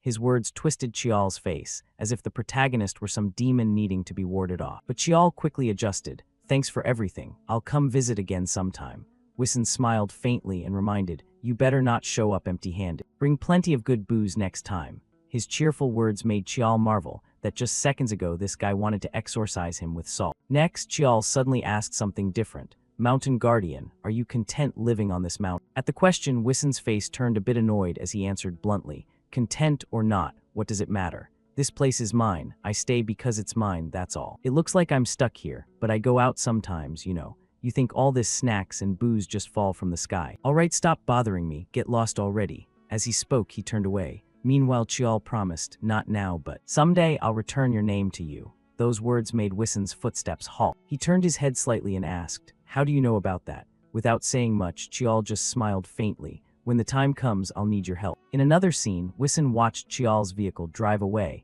and gave a forced laugh. "Haha, says how'd that kid know? What a weird little punk." To explain this, long ago there was a demon rampaging across the 8 directions. A man captured that demon. It was defeated and released, but refused to accept defeat. The demon challenged the man again. After losing, it made 2 vows. First, to guard the mountain and assist newcomers. Second, to create bloodless dream and select those capable of the trial. That's what everyone knows. However, the truth was somewhat different. In Wison's mind, a very distant memory surfaced. The Lee family head of that time, after defeating him, made his demand. "Since I won, you will no longer cause chaos in the human world. To prove your oath, I will take your name. A name is essential to bind your soul to me. But that's not a bad thing, because someday a child bearing my blood will return your name to you. When that happens, our contract will be fulfilled." Thinking of those words, Wison sighed. Guess it wasn't so bad in the end. That bastard Hyun really, will that kid be the one to do it? Whatever, he said he'd return my name. But then he just leaves like that, making me hope like this, damn it. Better use more salt.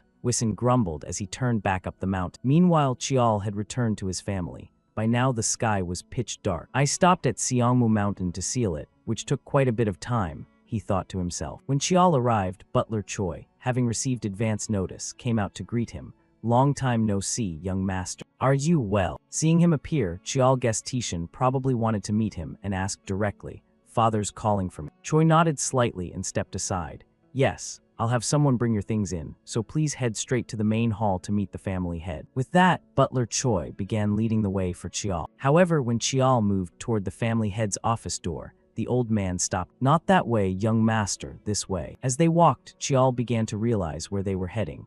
This path definitely leads to father's personal training ground. Sure enough, inside the training room, Tishan was practicing his swordplay. Hearing footsteps, the man turned his head and said, "You've arrived." On this side, after stepping inside, Chial felt his father's power even more clearly. In his heart he thought, "I'm not too surprised anymore. I still can't sense father's level at all." With that thought, he bowed slightly in greeting. "Is father well?" Tishan nodded coolly and said, "It seems you've achieved some things out there, huh?" Hearing that, the protagonist replied humbly, "Yes, but when I see father, I know I still have many shortcomings." Chial's words made Tishan's face soften slightly as he smiled.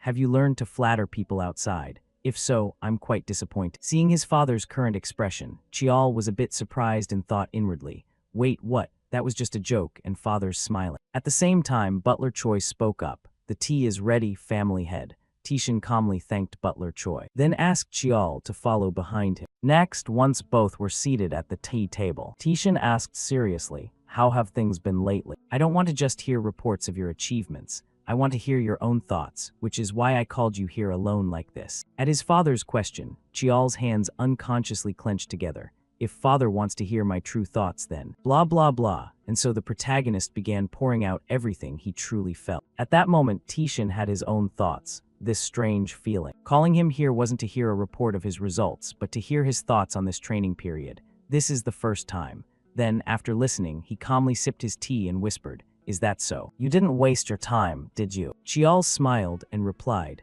"I didn't want to squander the time father granted me." But before he could enjoy the moment for more than a few seconds, Tishan's voice turned colder as he questioned, "Is that why you returned late today?" Answering the question, Chial explained that he had stopped at Siangmu Mountain to pay respects to the ancestors. "That's all, father." "That's all, huh?" Tishan frowned and asked again, his tone suggesting he didn't fully believe his son had only stopped to greet the ancestors. For Chial, knowing this would come up sooner or later, he spoke plainly. "I wanted the elders to witness that moment." Across from him, suddenly a terrifying pressure erupted from the family head. Tishan's face darkened as he growled, "Getting a little achievement and already so arrogant. You're saying that in front of me. You went to the mountain, paid respects to the ancestors, just to boost your own status." Under his father's overwhelming pressure, Chial's whole body bent like a shrimp, his teeth gritted against the terrifying force. In his heart he screamed, "This pressure is insane. But because of the seal, I need to visit Siangmu Mountain regularly. I can't always have an excuse to go there." Then Chial racked his brain and bullshitted, "It's not just talk. I wanted them to see the tradition and actions showing respect. They may have born me as an illegitimate child, but I still carry the proud Li blood. I dared to step forward as an example for others." Hearing this answer, Tishan seemed somewhat satisfied. He retracted his aura and nodded slightly. "Well said. This time I'll let it go, but don't get complacent because of..." On this side, Chial nodded repeatedly. "Yes, I'm sorry, father." Then Tishan asked further, "There's one more thing, something you still haven't told me. I permitted you to go to Chenbai Mountain, but I never allowed you to take the bloodless dream trial. You only requested to train there. Deceiving your father, this deserves punishment. Follow me." With that, he directly drew his weapon and challenged his son, "Draw your weapon. I want to see what you've gained there." In another corner, Butler Choi, who seemed to have anticipated this, hurried off and brought Chial's black sword, preparing him to take his father's beating. By now, Chial finally understood why he'd been brought to the training ground. "So this is why he led me here. Looks like father planned this from the start. He already knows everything, doesn't he?" Thinking that, suddenly he didn't take the black sword. Instead, Chial transformed his medium into a longsword. And sure enough, when Choi saw the sword suddenly appear, he didn't seem too surprised. Instead, he calmly said, "Come at me." Hearing that, the protagonist didn't hesitate and immediately activated his demon eye to probe Tishan. However, right after, his eyes widened as he stared ahead. "Impossible, I can't see anything, not even mana or aura flow. So my demon eye still isn't enough. No need to use it anymore. It'll just distract me. Against father, there's no need to probe. Just throw everything into one strike." With that thought, Chial poured all his power into his feet and charged forward like lightning. At the same time, he unleashed Mugen first form. Demon Break, enveloping his longsword in a blue aura, before blasting forward like a laser beam. For this attack, Chial even infused wind and ice aura. Yet it still didn't reach him. Tishin or not, there should at least be some shockwave. That's what Chial had hoped for. However, in response, Tishin merely flicked his sword lightly, easily shattering Chial's powerful strike. The shockwave from the collision cracked the training ground into pieces. After finishing, Tishin asked gravely, "Is that the answer you found after meeting him?" Chial replied with firm conviction, "Yes, a power no one else possesses but me, continuously breaking and refining that power, with the goal of building an unshakable foundation. That's the answer I found." Tishin stared intently at Chial's determined eyes, thinking to himself, "Looks like you've chosen a difficult path." He frowned slightly, lost in his own thoughts. "But you won't fall and you won't bow your head." Then Tishin lightly waved his hand and spoke. "Good. So how was the trial in Bloodless Dream?" Chial relaxed his grip on the sword. It glowed faintly before slowly vanishing. A bit anxious, he answered, "I can't really describe it clearly in words." Standing on the cracked tiles from their earlier clash, Tishin said sternly, "If you can't put it into words, that means it hasn't truly become yours yet." Tishin handed his sword to the butler standing nearby and continued, "In truth, that attack just now wasn't your strongest technique, was it?" Chial clenched his fist hesitantly and replied, "Yes, I know." At Chial's answer, Tishin became pensive and unreadable. Then Tishin clasped his hands behind his back and turned to walk away. "You took it upon yourself to enter Bloodless Dream. If you ever show such mediocrity again, I will punish you severely." Chial immediately bowed deeply and said loudly, "I am sorry, father." The next question from Tishin caught him slightly off guard. "From now on, what do you plan to do?" Chial stepped forward behind Tishin with a serious gaze and slowly said, "Regarding that, there's something I wish to discuss with father." Tishin narrowed his eyes slightly. "Speak." With permission granted, Chial began. "From now on, I'll have to go through the third-year program at the academy, but as father knows, I've long surpassed that level." Before he finished, Tishin cut in coldly, making Chial swallow hard. "Get to the point." Chial took one step forward and spoke, "I want to experience the world." He placed his hand over his chest with complete sincerity. "Please allow me to begin the warrior's journey." Tishin tilted his head slightly and glanced at Chial. "So from the moment you wanted to go to Chenbai Mountain, this was your goal?" Chial nodded decisively. "Yes, exactly." Then Chial hesitated for a moment before continuing. "However, the bigger reason is that I want to elevate my own abilities." Tishin lowered his head slightly, eyes filled with contemplation, trying to achieve multiple goals at once. "That habit of yours could one day become the rope that strangles." Chial stood straight, feet together, bowed low, and replied respectfully, "I will remember that." Chial narrowed his eyes, falling into deep thought. This is advice, but also a warning. Then suddenly Tishin spoke again. "Ah yes, the warrior's journey." Moonlight bathed the grand mansion in the night, highlighting its majestic yet mysterious aura. The warrior's journey is the final trial that direct descendants of the ancient martial Li family must face. No help from the family is allowed. One must train their martial arts until maturity and return. Though there's no fixed test, they must achieve a feat that no one can deny. Chial stood in the large courtyard with hands clasped behind his back, deep in thought. But 15 is still too young. The common age to begin the warrior's journey is around 17 or 18. A dazzling ray of sunlight shone on him, but this child wasn't the type to be bound by what's common.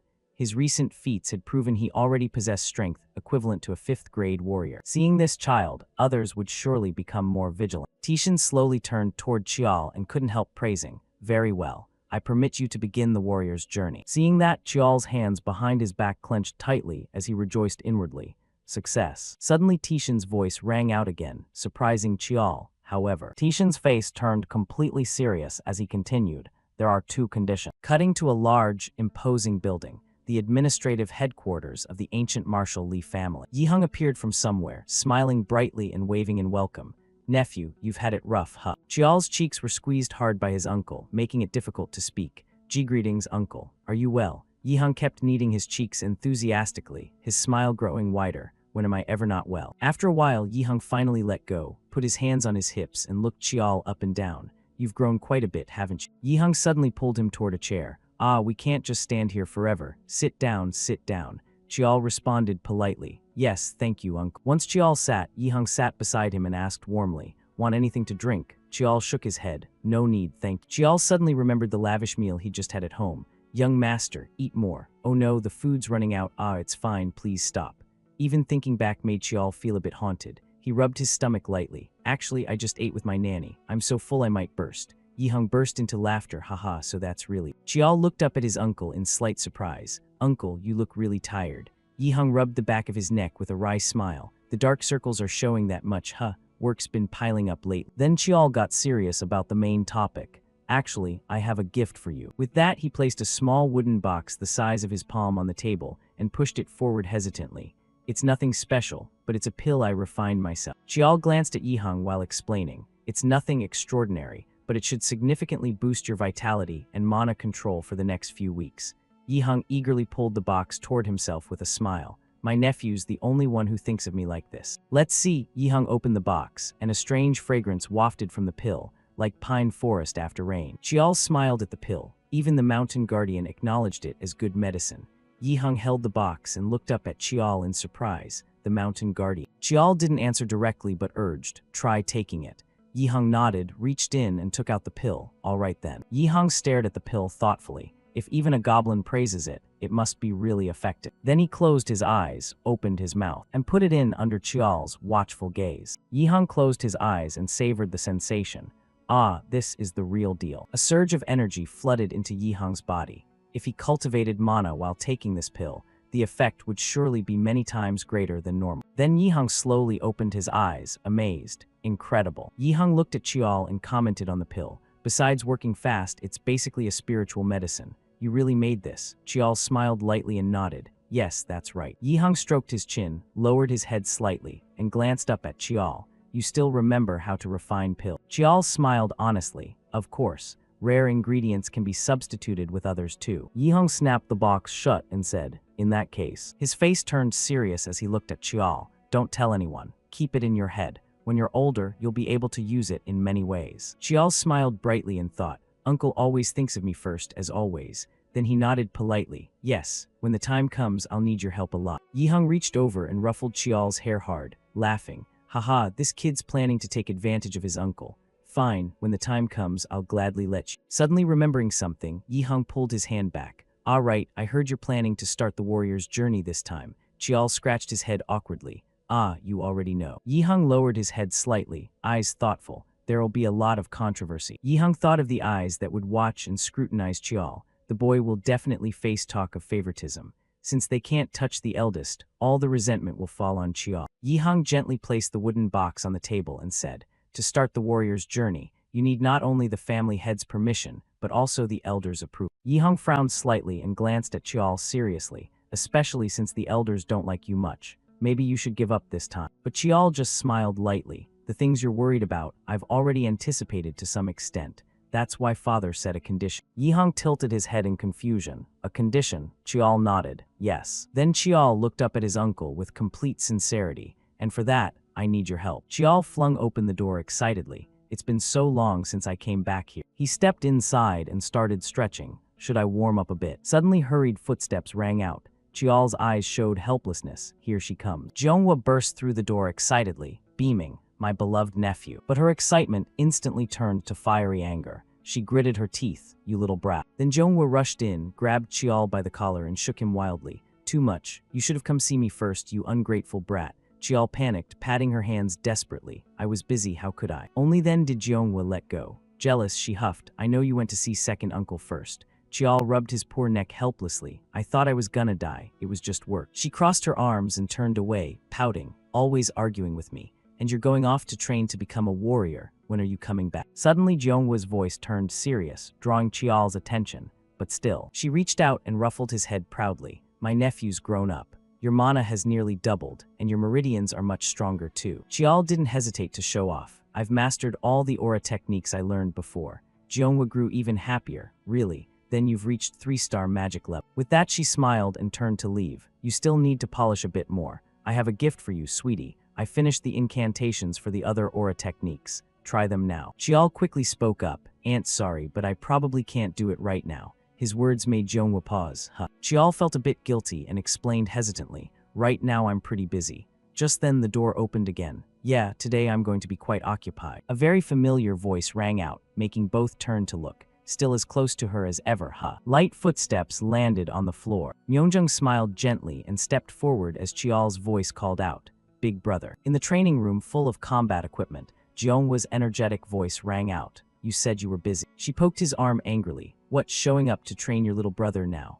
Liar. Myeonjung rubbed the back of his neck helplessly with a wry smile. I really was busy, but I still tried to help Aunt with the incantations, right? Chial's mood turned a bit downcast as he thought. I even had to bother my busy big brother. Then Myeonjung turned to him and praised. Ah, but anyway, your notes were really helpful during training. Chial gave a strained smile. Really? That's good then, haha. Chial's eyes lit up as he asked, but are you okay, brother? Myeonjung leaned in close mysteriously, confusing Chial. Yeah, I'm fine, however. Then Myeonjung slung an arm around Chial's neck and pulled him close, ruffling his hair hard. You left for Chunbai Mountain without telling me. Chial chuckled awkwardly. Sorry, you were on a mission then. Chial grinned brightly when the guy ruffled his hair, and after heading back, the little brother got summoned by his father again. Myeonjung recalled the conversation he had with Tishin in the study. I need you to teach the youngest the basics of martial arts. Will you do it? He was caught off guard by the unexpected request from his father, eyes widening as he asked, what did you say? Myeonjung thought to himself,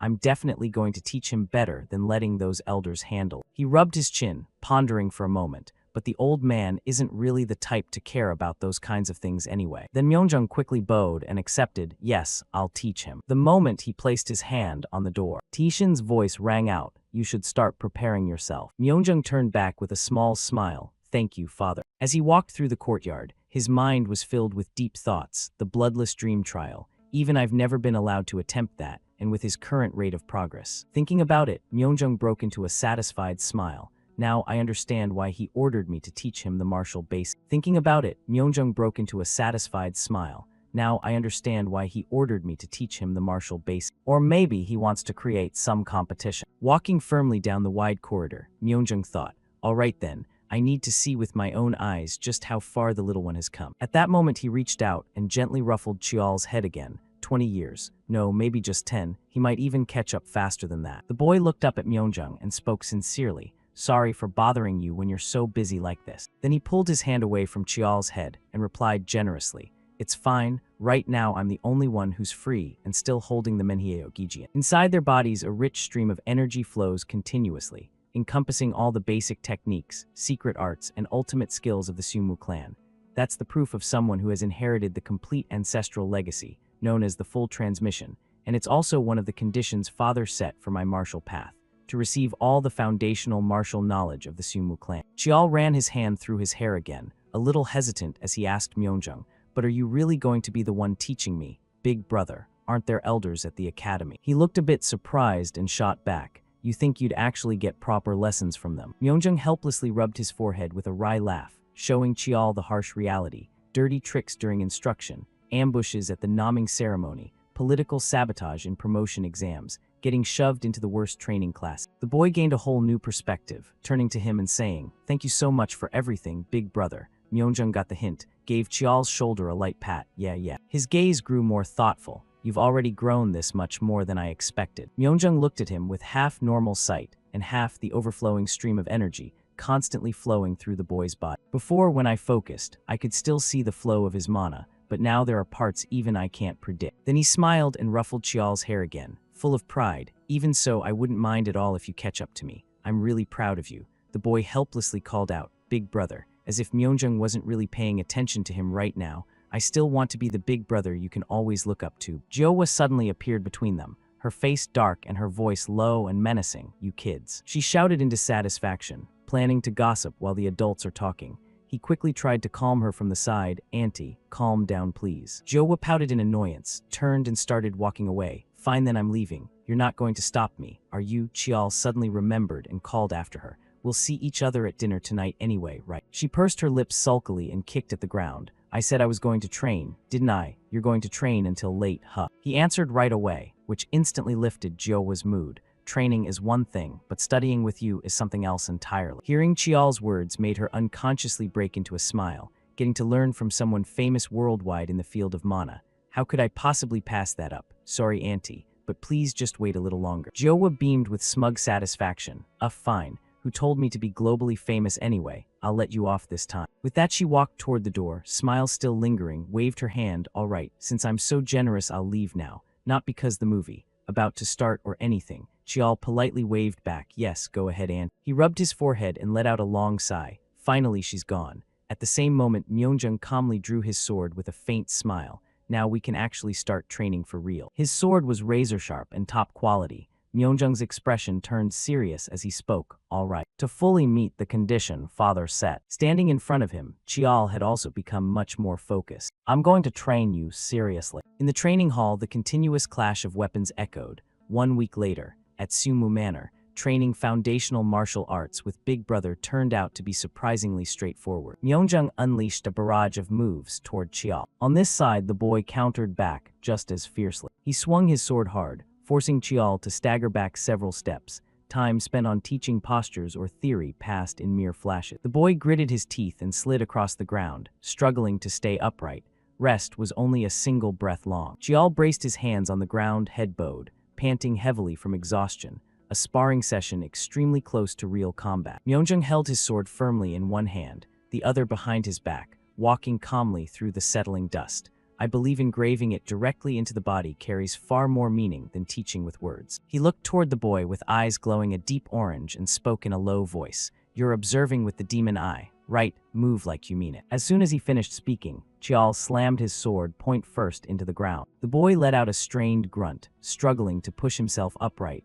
Chial stomped hard against the floor, then charged forward at full speed while roaring, ha. He thrust his sword decisively toward Myeongjung, thinking to himself, I clearly read the flow with the demon eye, yet my body still can't follow my will. Chial's eyes flared bright red as he unleashed move after move without pause. Sword techniques rained down from angles that, structurally speaking, should have been completely impossible. Not just muscles, even joints could hardly withstand. Suddenly Myeongjung spoke calmly. You just thought that move was too much for the body, didn't you? The boy startled and retreated, eyes widening in shock as somehow his brother had already closed in like a storm. You're wrong. The body of the Lee Seung-woo lineage is far tougher than you think. Chial stared blankly at the sword tip, hovering right in front of his eyes, body. A red spark flashed in the boy's gaze. He leaned back sharply to dodge Myeongjung's incoming thrust. Move already. Myeongjung showed a brief flicker of surprise, seeing Chial manage to evade his strike. He's already keeping up this well. Myeongjung grabbed his collar and yanked it open. Solid foundation.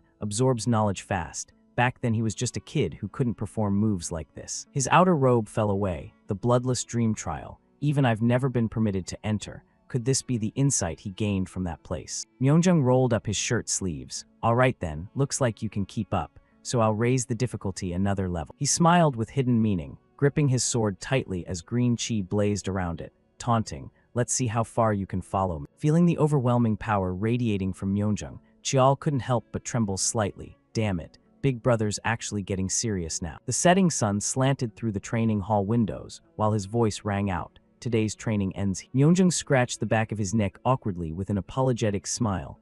Sorry about that. He looked down at Chial sitting exhausted on the ground, body covered in bruises and sweat mixed with dirt, speaking sheepishly. Seems like I went a bit overboard during practice. But Chial just gave a tired smile and replied, it's fine, this is what real training should be like. A hand reached out in front of him along with Myeongjung's voice, come on. He pulled Chial up to his feet. Looks like you've started to get the feel of it. Right. The boy stood more easily because of it, thanks. Yeah, didn't you say the Seung-woo lineage's bodies are incredibly sturdy? A massive surge of blue energy emanated from the human body. The Seung-woo family's physique truly is far more resilient than ordinary people's. Tendons tough as steel cables, muscles flexible and elastic like rubber. Chial stared thoughtfully down at his own hand, and a body this strong only grows even more powerful with every round of training. Then he clenched his fist and looked up at Myeongjung with a determined smile. So even though it's hard to execute techniques that put extreme pressure on the body, it doesn't matter. Thanks to that, I've realized that this is exactly where foundational training truly begins. Myeongjung gave a soft laugh in reply. Yes, your comprehension is impressive. In fact, you've already started applying it to your footwork too. Chial scratched his head bashfully. After just 1 week of grueling practice, I've only grasped this much. I'm still way behind. Myeongjung blinked in surprise, then chuckled lightly. Saying you're still behind. Normally mastering foundational training takes several months to take shape. You've done amazingly well already. Then he smiled, bent down to pick up his fallen outer coat. You're really something worth praising. Make sure to stop by the medical hall and get those external injuries treated properly. Myeongjung turned to leave with a smile, giving Chial's shoulder a light pat. So then, see you again at this time tomorrow. The boy replied very seriously. Yes, today I plan to review a bit of what I learned. He stepped outside, the door closed behind him, and he didn't forget to leave one last reminder, all right, but don't overdo it. Only then did Chial let out a long breath, as if finally releasing a heavy burden and pressure. Once again, he stared at his own hand, thinking to himself, it really is just like that. Chial recalled the times he executed moves, the foundational principles of infinity, a systematized theory of movement based on endless application and infinite variation. Then he remembered the recent spar with Myeonjung, the clan's foundational martial arts built on the very nature of the body to maximize physical potential to the extreme. Chial suddenly realized, in astonishment, the framework of the two is eerily similar. He sensed the streams of energy flowing through his body. The difference, if any, is that foundational training takes the body as its core theme, while infinity revolves around the weapon. Chial furrowed his brow in deep thought. Because of that, comprehending foundational training turned out to be easier than I expected. Maybe the two actually share the same origin. He glanced to the side, recalling the figure that once appeared in his mind. Back then, in Infinity's memory, I saw someone bearing the traits of the Sumu lineage. Indeed, Infinity seems to have a very close connection to our clan. Chial clenched his fist tightly, thinking to himself, it feels like I've uncovered a secret no one ever expected. A smile curved on his lips as he spoke softly. Looks like time, going to pass really quickly from now on. Later, everyone was gathered fully at the long table in the Sumu clan Elder Council Hall. The door to the room opened with a soft creak. Chialjung hobbled in, leaning on his cane, smiling kindly as he spoke. Forgive me for arriving late. He glanced toward Yihang sitting there with arms crossed, calm as ever. Well, a busy grand steward with 1,000 things to do. How rare to see you grace us with your presence like this. The uncle replied coolly, it's just that I usually use being busy as an excuse to skip these regularly. So this time I figured I should show up once. Chialjung raised an eyebrow, picked up the teacup on the table. Is that so? Then he leisurely brought it to his lips for a sip. Surely you've all heard about the youngest illegitimate son requesting a martial pilgrimage. The others immediately erupted into satisfaction. Of course we have, esteemed head elder, a green brat still wet behind the ears getting permission for a martial pilgrimage. What kind of precedent is that? And on top of it, he's a filthy illegitimate child. While the people next to Yihang joined the conversation, the uncle remained seated silently and composed. I heard that arrogant kid personally submitted the request to the family head, claiming that since he returned from the heavenly demon mountain, he should be allowed to proceed. Chialjung glanced over, then slowly set his teacup down. It seems you've all misunderstood. The family head hasn't made a final decision on this yet. He only said to let the council of elders discuss and decide. One of them hesitated before speaking. So then, the final authority lies with us. One beside him spoke aggressively. Since we've come this far, we can just outright reject it and be done. Chialjung gave a wry chuckle while stroking his beard. Heh. It's not going to be that simple. He recalled the image of Chial fighting with fierce intensity and spoke up. The family head said the kid already possesses martial power equivalent to a 5th grade warrior. And on top of that, he even overcame the bloodless dream trial. So there's really no legitimate reason to refuse. Chialjung's eyes darkened slightly, his voice dropping low as if calculating something. Therefore, when it comes to an illegitimate son disrupting the traditional order, we're forced to come up with a suitable pretext. Has anyone among you thought of a reasonable countermeasure? Suddenly a hand shot up high. Yihang spoke with full confidence. Allow me to say a few words. In the council chamber, everyone buzzed with discussion, while only Yihang remained calmly listening. Li Tihang never sides with anyone in political matters. The uncle has always stood alone without aligning with any faction, and the elders view Li Tihang this way, a neutral who pretends to stay clean while avoiding any commitment. Yihang sat their arms crossed, unmoved no matter what happened, so when they saw Li Tihang attending this meeting, all the elders shared the same thought.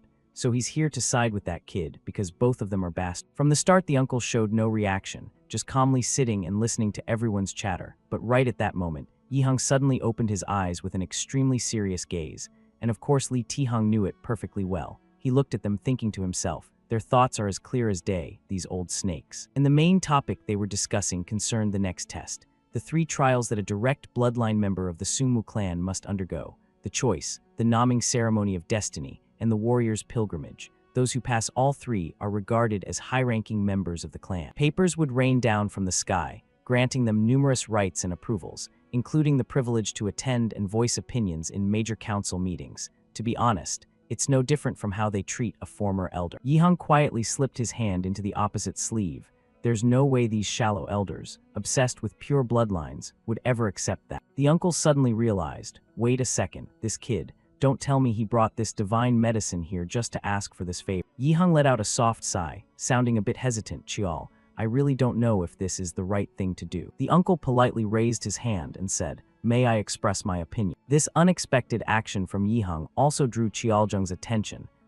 What does the Grand Steward wish to say? Then he broke into a meaningful smile and spoke with hidden intent. I hear the Grand Steward has quite a close relationship with that kid. Seeing this, the uncle felt deep disgust inside, thinking, your tone is really venomous. But outwardly, Yihang still showed enthusiasm and friendliness without revealing the slightest flaw. With that much effort, how could I possibly hate the boy? Qiaozheng propped his hand on the table and rested his chin, as if probing the uncle. However, I think this matter is going a bit too far this time. He immediately responded, you say too far. Yihang remained unflustered and calmly replied, yes, the boy has sufficient proof, but we cannot ignore tradition and procedure. I think the youngest should understand that there are things one cannot simply do as they please. Qiaozheng let out a smug laugh, not noticing the corner of Yihang's mouth curling into a smile. Ho ho, I thought the Grand Steward didn't care much for traditions or protocol. The uncle flared up inside, thinking, what a meddlesome old man. But outwardly he still maintained his composure and proper demeanor. It's not that I don't understand their importance. I just want to avoid them because, as someone who believes in progress, handling issues so rigidly can cause problems. Seeing this, he gave a slight nod. I understand your point, Grand Steward. Qiaozheng tilted his head slightly and asked, so then, what solution do you propose? In the council room, Yihang's calm voice echoed, if the council has no reason to refuse, then we just need to create one. To be honest, this issue is that complicated. The uncle placed his hands neatly on the table, voice full of confidence. Ultimately, the only problem is that the youngest hasn't proven himself yet. Qiaozheng glanced at Yihang with deep implication. Didn't the family head already acknowledge that he has strength equal to a 5th-grade warrior? However, the uncle didn't back down and immediately countered. But can the family head publicly declare that? He narrowed his eyes with a scheming and calculating look. Who? Yihang's 2 hands clenched tightly on the table as he continued. In that case. The uncle gritted his teeth, thinking to himself, you vicious kid, just do whatever you want. Then Yihang straightened his back, looked directly at everyone, and declared firmly, I think we simply need to create an opportunity for the boy to prove himself. Qiaozheng was quite surprised by this and quickly asked back, you say create an opportunity. You don't mean a duel, right? The uncle nodded confidently in confirmation, causing the other elders to buzz with discussion. Exactly. Considering what the youngest has already accomplished, we won't refuse. He raised an eyebrow slightly, eyes deep and meaningful as he looked ahead and slowly asked, so then who should he fight? Yihang confidently suggested, isn't the most recent one to complete the warrior's path the most suitable? But the 7th young master, Yihak, would never agree to this. It doesn't fit his style. Qiaozheng pondered while stroking his beard, thinking of Xiao Ah with her aggressive demeanor clutching a knife. What about the 6th young master then? The uncle gave a slight nod in reply. Wouldn't Ciala be a suitable choice? If there's any issue, we can set limits for Ciala. He felt very satisfied, thinking to himself, not a bad idea. Qiaozheng could already imagine her face full of hatred when they met again. Moreover, as Madame Beek said, the 6th young master harbors strong hostility toward that kid. He smiled and spoke a bit louder. I think this approach isn't bad. What do the other elders think? The others saw no objection. I also think this is a pretty good plan. It's acceptable to me. Everyone agreed with the proposal. If the head elder has approved, then I have no objection. I feel the same way. Then Qiaozheng's voice rang out. In that case, let's conclude the meeting here. Under the setting sun, a praising voice suddenly rang out. You did very well today, Grand Steward. Yihang stopped walking and turned around, head elder. Qiaozheng stood backlit, stepping through the doorway, hobbling forward on his cane. He smiled kindly, then probed the uncle. It seems I misjudged you. What made you change your view so quickly? Yihang replied very calmly. As I said earlier, Qiaozheng leaned on his cane and nodded in understanding. I already know about your loyalty to the clan. Suddenly, he slammed his cane hard against the wooden floor. But listen here, Grand Steward. Qiaozheng's eyes had now become different, his voice carrying a hint of warning. In acting, even the smallest details matter. But Yihang just gave a foolish laugh, then scratched the back of his neck and replied, acting, I don't quite understand what you mean. Every word from him rang out, causing the uncle to pause suddenly, his eyes, his voice, even each syllable. Then Qiaozheng smiled as he walked past Yihang, but didn't forget to leave a gentle reminder. You, Grand Steward, kept calling him the youngest while everyone else calls him a bastard. While the uncle's face had hardened, no longer showing the amiable expression he had when facing him, Qiaojung's back faded quietly into the dim corridor as his low voice echoed, "Anyway." In the training room, the aftermath of the previous battle still left the ground cracked in many places. 3 weeks later at the Sumu courtyard, Qial's confident voice rang out, "Today might be the end of this training period." Myeongjung pretended to be a bit surprised,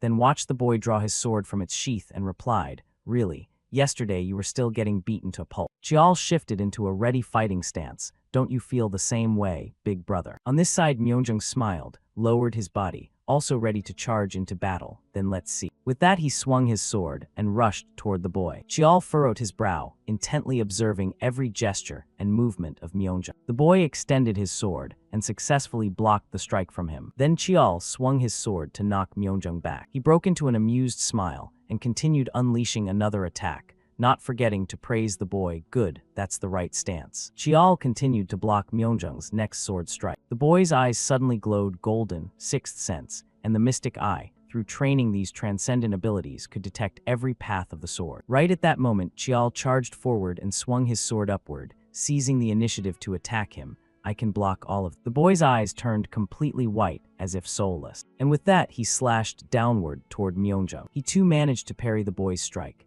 The clash between them created a light tremor, sending dust flying everywhere and small pebbles scattering in all directions. Myeongjung gripped his sword tightly, was knocked back by Qial and slid across the ground. And the boy couldn't avoid being sent flying as well. Seeing this, he couldn't help but burst into laughter. Myeongjung sat on the sandy ground holding his head and laughing loudly. "You've already mastered the basic skills. It took me a full 3 months to master them. You really are a genius." The boy let out a long breath, a bit dizzy as he rubbed his head, thinking, 1 week to grasp them, 2 weeks to internalize them, and only 33 days to apply mana and perfect. Qial stared wide-eyed at Myeongjung's hand extended in front of him. "You've never failed to surprise me." He smiled brightly and said, "I will officially acknowledge that you have completely mastered the basic skill." Myeongjung's clear voice echoed in the boy's ear, "And it seems you didn't just understand it. You've gained something even more." Qial gave a smile that was both happy and helpless. "As expected, I can't hide anything from you, big brother." The boy immediately reached up to grasp his hand and replied,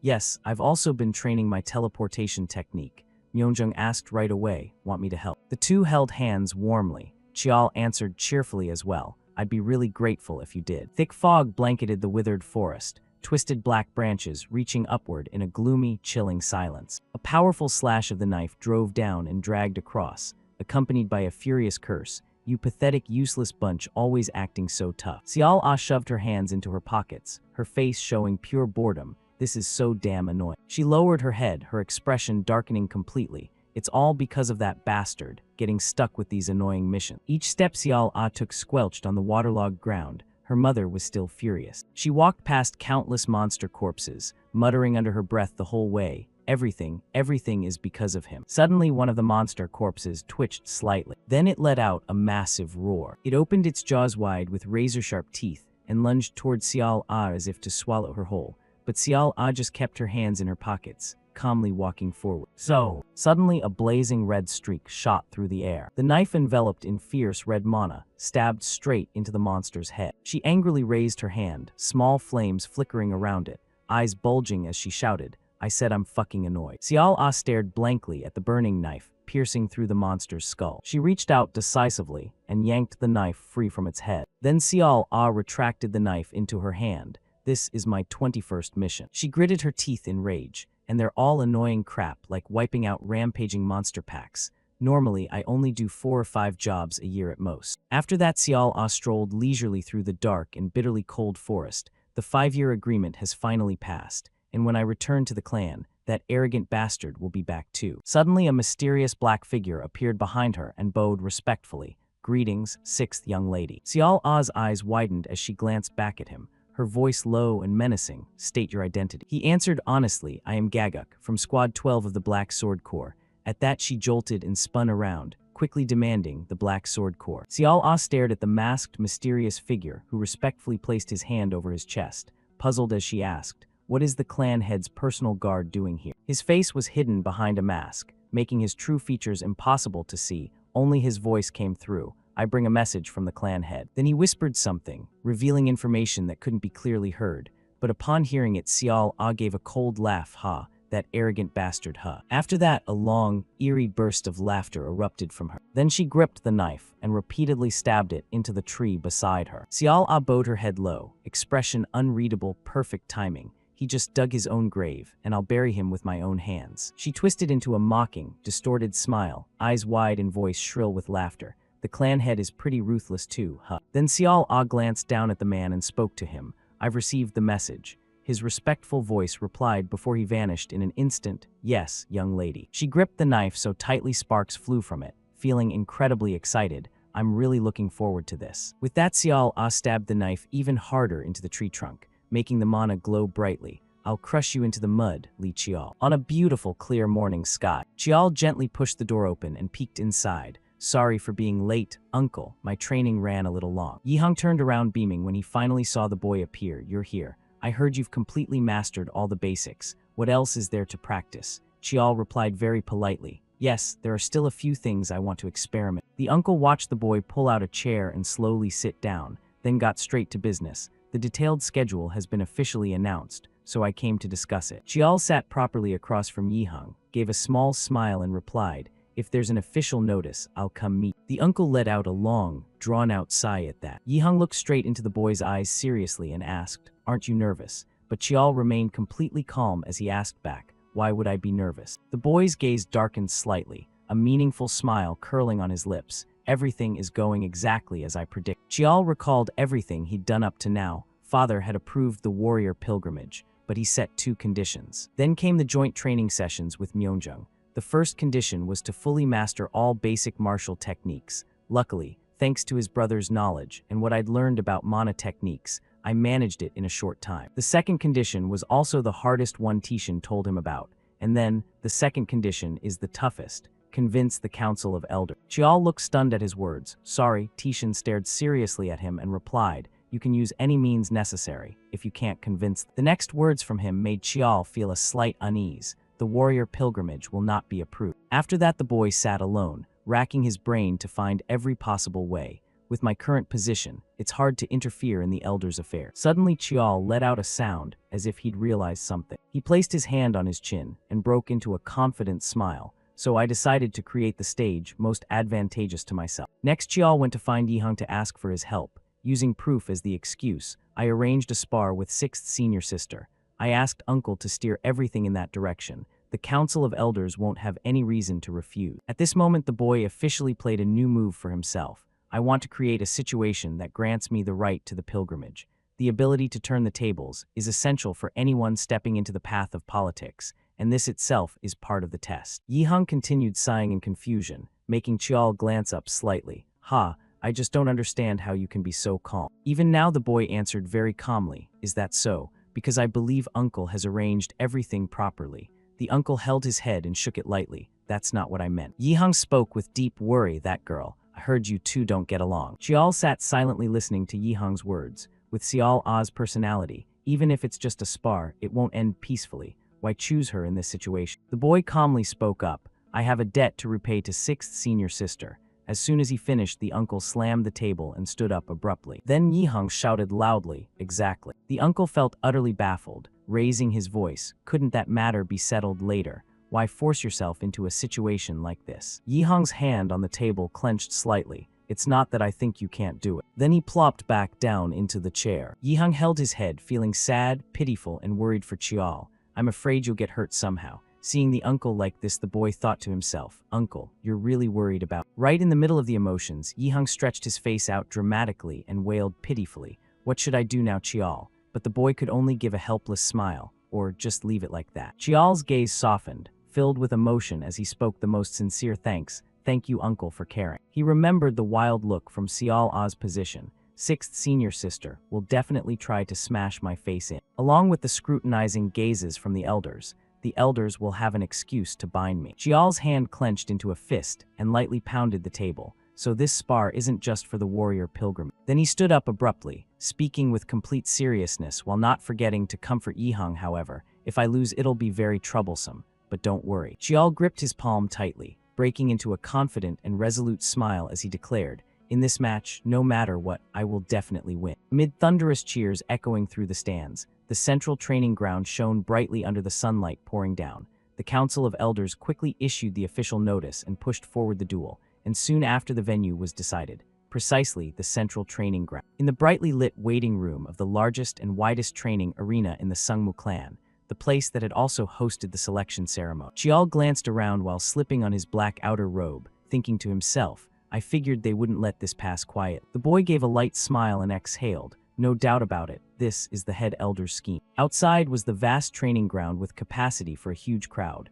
The central arena surrounded by circular stands. Clearly they want to publicly humiliate me and crush my spirit. Chial closed his eyes, took a deep breath and exhaled, but that's not a problem for me. Suddenly someone approached and pulled open the door to the room. More important, Jowa appeared with her beautiful face full of worry, stammering without forming a full sentence. And the boy looked at her still fidgeting like that, rubbing her hands together. All day today, Aunt has had that expression. Chial walked closer to Jowa, puzzled, and spoke. Why are you looking at me like that? It really makes me uncomfortable. She sighed and brushed it off. It's nothing. The boy's voice came out a bit louder, startling Jowa slightly. You've been like this all day. How can you say it's nothing? She bowed her head low and shouted angrily. Everything this clan arbitrarily decides. I hate the whispering and scheming behind the scenes. Jowa's hands clenched tightly onto her white dress, head lowered in worry and restlessness. She's a 4th grade female warrior, while you've just reached 5th grade. The gap between 4th and 5th is like heaven and earth. Chial looked at her calmly and said, that's exactly why 6th senior sister will have her magic restricted.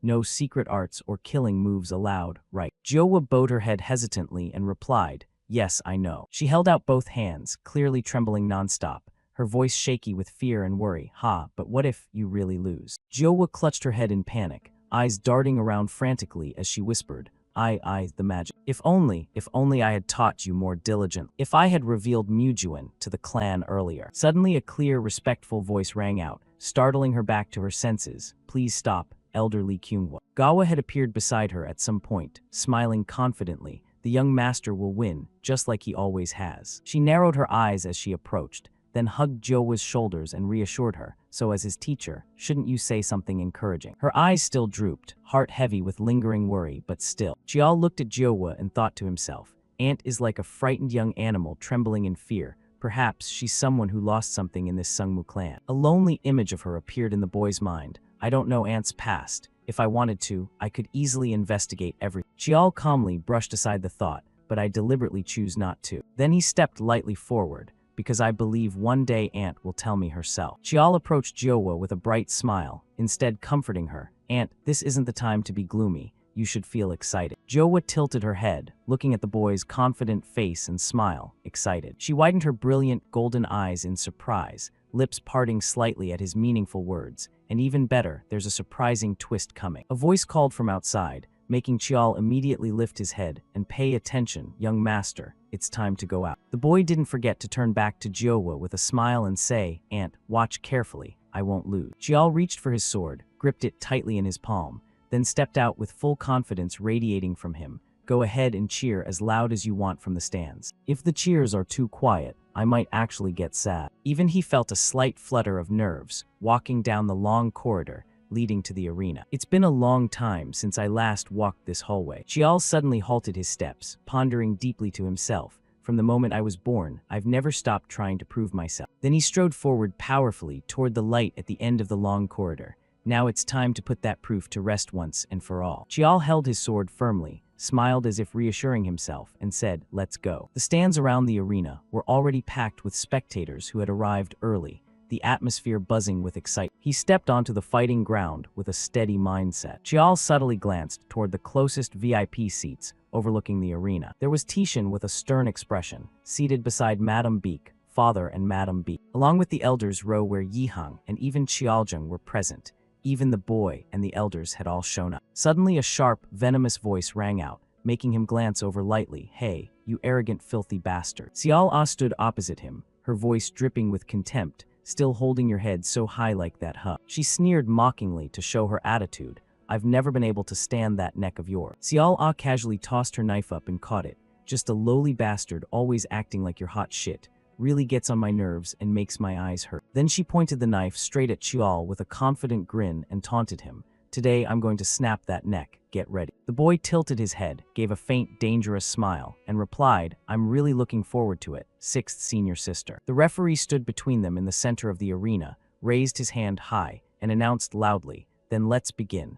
The duel between the sixth young lady and the ninth young master starts now. With the referee's permission, both simultaneously placed their hands on their weapon. Ready in fighting stances, prepared. Chial lightly closed his eyes to sense the atmosphere around. The instant the referee shouted begin, he opened his eyes. Chial's eyes blazed brightly, with streams of energy radiating outward, demon eye. But in a flash, Xiao had already appeared behind him, knife already blazing with fire in her grip. Chial was utterly shocked by her speed, glancing back to where Xiao's knives were hurtling toward him, since when was senior sister behind me. He remained rooted in place silently, while 3 knives flew in from behind. And in front of Chial, 2 more flaming knives shot forward, another 2 blades ahead. I didn't even see when she threw them. Xiao saw him pinned from both sides, and broke into a smug grin, flying blade technique. Her knife was ignited, blazing with flames fueled by mana, a skill where she infused mana and chi into the blade before throwing it. A unique ultimate technique she herself pioneered, named after the image of falling flames, and it's called Fire Dance. Around Chial 5 blazing throwing knives hovered. He still stood motionless without budging, impossible to dodge. Chial's eyes suddenly flared, the black sword in his hand erupted with jet-black waves of power, then violent energy skill. Chial gripped his sword tightly and slammed it down hard into the ground, unleashing a massive lightning pillar that struck the center of the arena, making the surrounding earth tremble slightly. Thunder step variant. The incoming throwing knives were repelled by the force. Xiao was no exception and staggered back several steps. Damn it. Thick dust and smoke billowed across the arena, completely obscuring Chial. Only a dark silhouette remained standing there. Then the dust gradually cleared, revealing the boy's face with a smile as he spoke calmly. I've heard a lot about 6 senior sisters' miraculous flying blade technique. Chial pointed his sword straight at her confidently, his voice carrying a challenge, but they're not as impressive as I imagined. Xiao boiled with rage at that, gritting her teeth as she reached inside her sleeve for something. She yanked out another knife and shouted, "You're finished." With that, Xiao gripped the knife tightly and charged straight at Chial. She furiously stabbed and slashed at him repeatedly, but Chial still managed to evade every strike. You milk-stinking brat daring to talk big huh. Xiao's eyes widened wildly, flaming throwing knives rising one after another. I'll crush you head on. Instantly they locked onto Chial and shot forward. Yet facing the blades, the boy calmly observed her movements and gestures while silently assessing. 6 senior sisters' movements are like an acrobat's. She wields multiple blades at once, slashing from distorted, unnatural angles. That's a skill impossible without superhuman reflexes and situational judgment. Chial's face broke into a triumphant smile, but he built momentum and leaped forward like an arrow. That's exactly what I wanted to lure senior sister into doing. Both charged at each other simultaneously, neither yielding. An all-out head-on clash forcing her to attack direct. Chial swung his sword, slashing past Xiao's face, while successfully knocking away the incoming throwing knife. He gripped his sword tightly. A surge of electricity burst from the blade, Mugen first form. The sky suddenly blazed with crisscrossing lightning as he raised his sparkling sword high, demon peer. Xiao stared wide-eyed at the lightning bolts chaining down. A thought flashed through her mind, dangerous. Xiao immediately brought 2 throwing knives forward to block Chial's strike. This is really dangerous. Thunder exploded in the clear sky as he thrust his sword straight at her. A colossal lightning surge erupted violently. Even the ground shook from the unimaginable power of the blow. Xiao's footprints had already cracked and shattered along the ground from the force. She gripped her 2 knives, which were nearly shattered from the previous clash. Xiao knelt on the ground, gritting her teeth, looking up. He reduced the force at the last second by pulling back right when the sword connected. She glanced down at the pitiful knife in her hand, that bastard using swordsmanship like a clan's signature technique. Xiao tossed the broken knife aside, her sharp eyes locking onto Chial. I absolutely cannot let that hit me. She picked up another knife, stood up facing him and spoke, so you actually have a decent move, but too bad that technique. Then Xiao gripped her 2 blazing knives, fiercely charged forward, and roared loudly. You should have saved that for a more critical moment. Chial watched her speed cautiously while assessing inwardly, faster than before but charging straight in again. He simultaneously raised his sword, but Xiao spun several times in midair, dodging Chial's strike. In an instant she appeared behind him, shifting from passive to active. What cat got your tongue? Come on, talk back. Chial swiftly raised his sword to block Xiao's sudden strike from behind. Then both clashed fiercely, exchanging blows at a relentless pace. Weapons clanged loudly across the arena in rapid, unpredictable chains. The boy furrowed his brow, raising his sword to block Xiao A's knife. I can block it, but that speed makes counterattacking difficult. Xiao's eyes suddenly blazed golden. Sixth senior sister. He could see every one of her actions and make judgments. I can see everything. Xiao tilted his head, dodging the knife Xiao A thrust. My instincts sense the blade, and my demon eye pinpoints every direction they come. He gave a light, triumphant smile. The reason I insisted on dueling sixth senior sister. Xiao's fiery gaze shone with a confident smile amid the lightning-filled battlefield, thinking to himself, because my abilities are the perfect counter to hers. Xiao A shuddered slightly in shock, seeing that look in his eyes, that freakish eye. She quickly steadied herself, lowering her stance back into fighting position. The advantage of short blades lies in mystery and flexibility, but once fully seen through, the fighting style gets restricted. Xiao A recalled Qial's earth-shaking strike, thinking to herself, yet he dares to suppress me with close combat power, then counter like before. Then she glanced down at the mana-restraining chains on her ankles and wrists, cursing inwardly.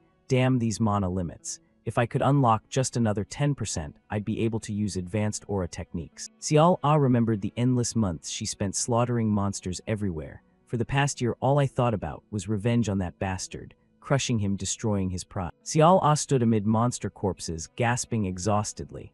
I planned to torment him until he begged for mercy. Along with a savage, satisfied smile, never thought it would turn out like. Xiao A basked smugly in her thoughts. I among all these people. Suddenly Qial's voice snapped her back. Looks like senior sister still has energy to spare. Huh. The boy had appeared right in front of Xiao A at some point, smiling, as he reminded her, better focus, you know. Qial swung his sword, slashing. On her side, she quickly brought both throwing knives up to block. But compared to his strength, hers was still weaker. Xiao A trembled, holding it back, clicking her tongue in irritation tusk. Suddenly, her entire body blazed with red flames. I wasn't planning to use this. This also caught Qial off guard. A surge of electricity spread out, running into his body. It advanced toward Qial's heart, enveloping it, completely successfully sealing it. The boy stared down in shock, thinking to myself, my mana veins have been sealed. Qial immediately sensed something wrong and leaped back several steps. Xiao A saw him retreat and mocked gleefully. So you can think after all. She shouted with wild eyes, no mana, you're just a useless bug. Qial remained very calm, looking at Xiao A while silently analyzing.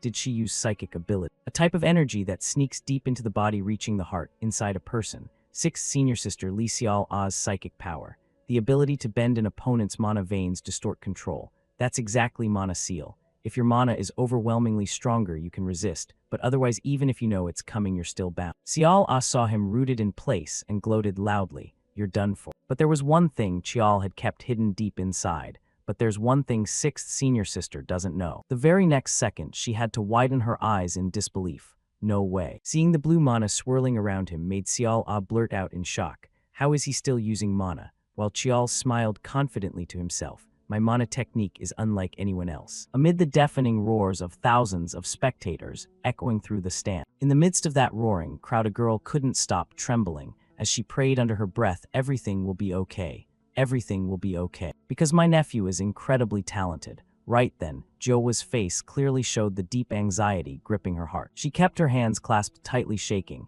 as she prayed inwardly, trying to reassure herself, yes, this time it won't be like before. But what if he falls into the same situation as back then? Joa was so terrified that Gawa beside her kept calling elderly Joa, yet she didn't hear a single word. So what should I do? She couldn't bear to face reality, so the black-haired woman kept her eyes squeezed tightly shut. Suddenly, the commentator's voice cut through her thoughts, he's still perfectly fine. At that, she jolted, and her eyes flew wide open. A young male spectator nearby couldn't hold back his surprise. Either I never thought he'd developed this far, his foundation is terrifyingly solid. Suddenly, a curious spectator behind the black-haired woman spoke up, what kind of aura skill is that?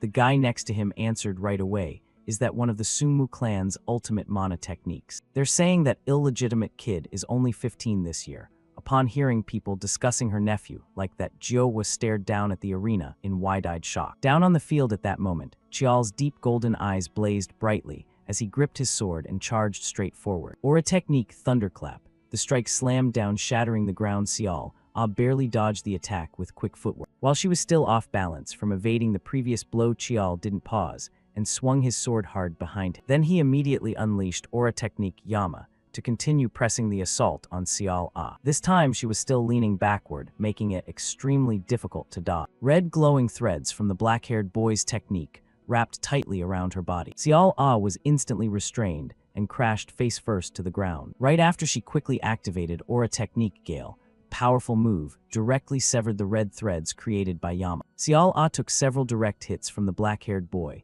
and gradually became battered, her eyes bulging in fury as she gripped her small knife tight. Xiao watched Xiao Ah's self-rescue escape and couldn't help feeling a surge of excitement inside. She used Gale Storm to cut straight through Yama. Up in the stands, Jiowa couldn't believe her eyes. She thought to herself, Thunderclap, Yama, Gale Storm.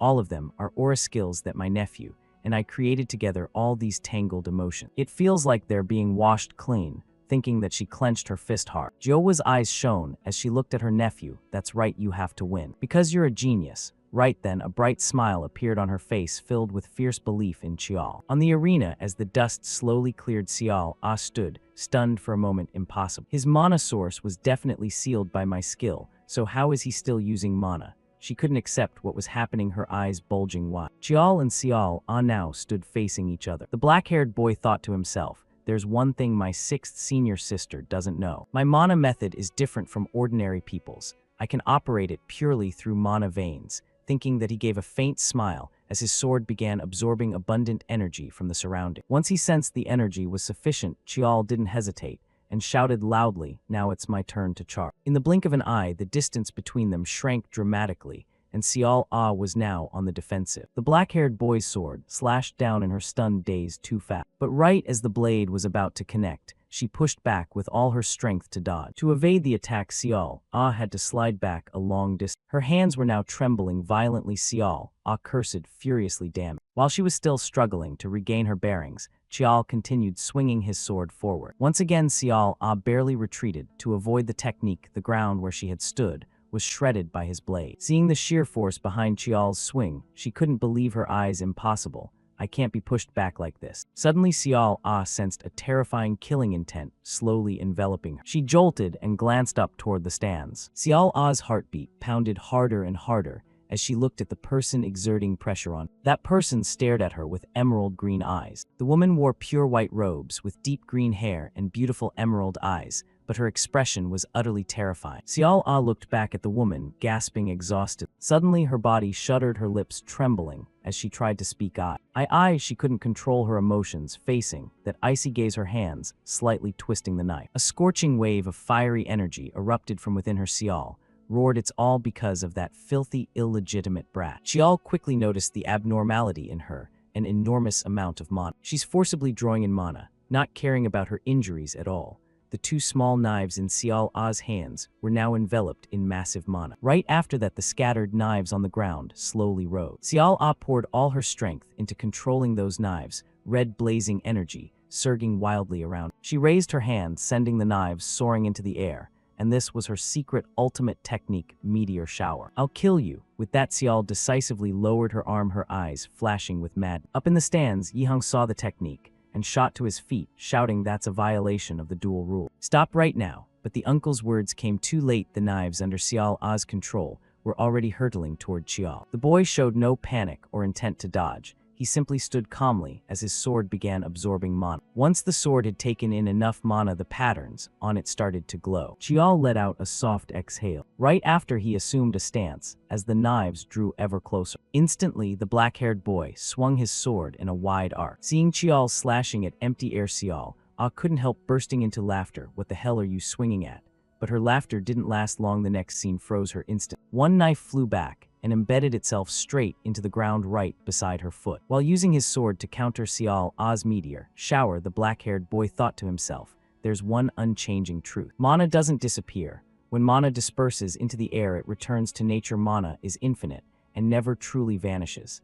Thanks to that truth, Xiao could easily absorb mana to disrupt the trajectories of the knife. With just a few masterful sword swings, he completely shattered Xiao Ah's technique. But Xiao himself held a truth that defied that very principle. The ancestral sword, Black Knight Hugia, is a sword that can slash and erase mana. After a flawless defense, the black-haired boy curled his lips into a confident smile. Xiao stared at the trembling sword in his hand, thinking to himself, I never expected her to use Meteor Shower too, but even so I succeed. The black-haired boy recalled, when Xiao Ah summoned those massive meteor orbs with his current strength, it wasn't enough, so he had to use blackened power to defeat her with my current power. I couldn't fully block meteor shower, so I used Black Knight to sever the mana threads connecting to the flying knives. Not only that, Xiao also had to combine Demon Eye with the flying knives to perfectly defeat Xiao Ah, but that required absolute maximum focus with Demon Eye. I can see the mana streams linking to the meteors, but both demand total concentration. Having thought it through, he decided to follow the plan. Then Xiao stepped forward challengingly, showing himself to Xiao Ah with an eager voice. Now it's my turn.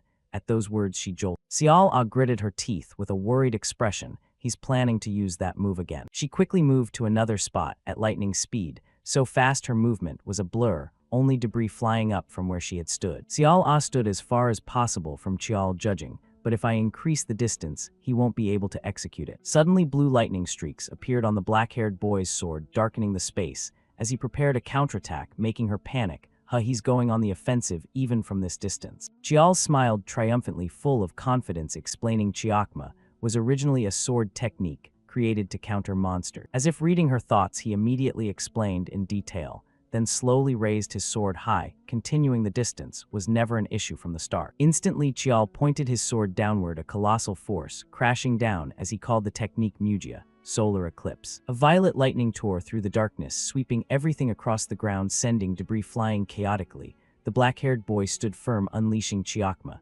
piercing demon toward Xiao Ah. Xiao Ah stood frozen, unable to react, just staring blank. Only when she realized the danger closing in did she widen her eyes, cursing damn it. A massive explosion rang out, creating a horrifying echo, with lightning bolts striking straight where she stood. After the explosion faded, thick white smoke gradually cleared, everything slowly brightening. The sky no longer pitch black on the arena floor. A long, deep sword scar cracked the ground in a truly terrifying sight. At that moment, Qiao felt a sharp pain in his eye. He covered it protectively, while letting out a pained grunt. The black-haired boy gritted his teeth, enduring the overwhelming pain, sweat beading on his face, as he thought, my eye hurts this much, because I pushed Demon Eye to its limit. But this wasn't the time to rest, since the fight was still ongoing. Qiao thought anxiously, but it's not over yet. Chiakma hit dead on, but I need to end this match. Suddenly, within the white smoke, a shadowy figure flickered into view. A knife pierced straight through Qiao's thigh, blood spraying, instantly leaving him stunned, staring at the wound in disbelief. The black-haired boy staggered forward, unable to stand steady. Suddenly, a foot stomped hard on the ground, launching upward. It was Xiao Ah, her face full of killing intent, flying straight toward him, making the black-haired boy exclaim in surprise, "Sixth senior sister, so fast." His eyes suddenly flared golden, detecting the danger. This strike is very dangerous. Then her knife was right at his throat. He instantly dodged, making debris on the ground tremble. Qiao leaped backward to evade one, retreating one. Advancing, they chased each other, neither yielding. But the boy's speed wasn't quite enough. Qiao took a full stab from Xiao Ah. Qiao stood motionless on the arena floor, both frozen in place. Her knife stabbed right in front of his chest, a bloody stain spreading across his shirt. But he wasn't going down easily. His sword also pierced into Xiao Ah's left chest. She immediately yanked her knife out of his chest, pulling a thin red thread of blood with it. After pulling the knife out, the woman immediately collapsed to the ground unconscious, while Qiao remained completely safe and unharmed in this fight. He couldn't help but sigh in relief. If I'd been even 1 second slower when using Black Knight to block that strike, my heart would have been pierced right through, he thought, not daring to dwell on how just a few seconds' delay could have meant his defeat. But beating her hadn't been easy at all. The black-haired guy clutched the left side of his chest where he'd been wounded, frowning as he endured the sharp pain. Then he glanced over at Xiao Ah lying motionless on the ground, assessing the situation. Sixth sister passed out the instant Chiakma struck. My body reacted on pure instinct before the killing intent even reached me. Qiao couldn't help but admire her ability. The bloodline sixth sister possesses is truly terrifying. He turned toward the two support members who were still standing there in stunned silence nearby and called out to snap them out of it. What are you guys just standing there for? Aren't you going to take sixth sister away? If you leave her lying there, she'll die from internal injuries, he added while sliding his sword back into its sheath.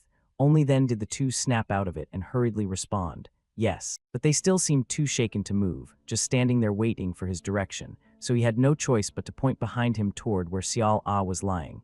Only then did they finally understand and rush to reply. Yes. The two quickly hurried over to her, one on each side, while the black-haired guy stood tall, having just proven his strength to everyone and feeling smug about it. So now, you've all seen it, right? Fellow warriors of the clan, he said, lifting his gaze to the packed stands filled with spectators. Stubborn elders, he continued. Great Elder Chialjung, watching from his seat, sat there dumbfounded with his mouth hanging open, still unable to believe what his eyes were seeing on the arena floor. And he didn't forget those who shared his blood either, even my half-siblings with the same father but different mother. The black-haired guy raised his hand high overhead, brimming with confidence now that no one could mock or belittle him anymore. For the first time, this is dedicated to everyone who ever thought I'd lose just because I'm the illegitimate child. I've proven myself, Chial declared, determined to make all those doubters and critics finally look at him with different eyes. Suddenly, the black-haired guy noticed something unusual. A single clap echoed through the quiet space. He looked up toward the stands. Tishin was applauding, openly acknowledging his thoroughly convincing victory. That sparked the rest of the crowd to join in unison, and soon the entire arena erupted with cheers and roar. He stood there dazed, looking around.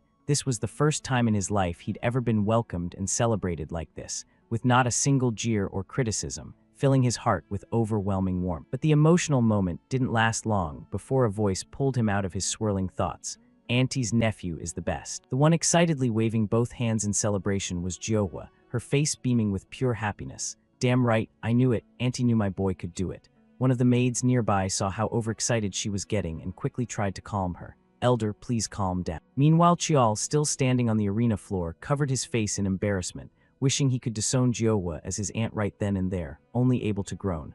Oh my God, but the black-haired woman kept proudly chanting, Auntie's nephew is the best. Auntie's nephew is the best. At that moment, a few people began stepping down onto the arena floor and approaching the black-haired guy. Leading the way was Patriarch Li, who didn't hold back his praise for Chial. Well done. The great elder, however, looked somewhat ashamed and couldn't bring himself to meet Chial's eyes direct. Chial was genuinely surprised by Tishin's compliment. He doesn't seem happy at all. Father has never once praised any of his children in front of others before. Seeing that Chial wasn't responding, Tishin stared intently at the black-haired young man, quietly assessing him.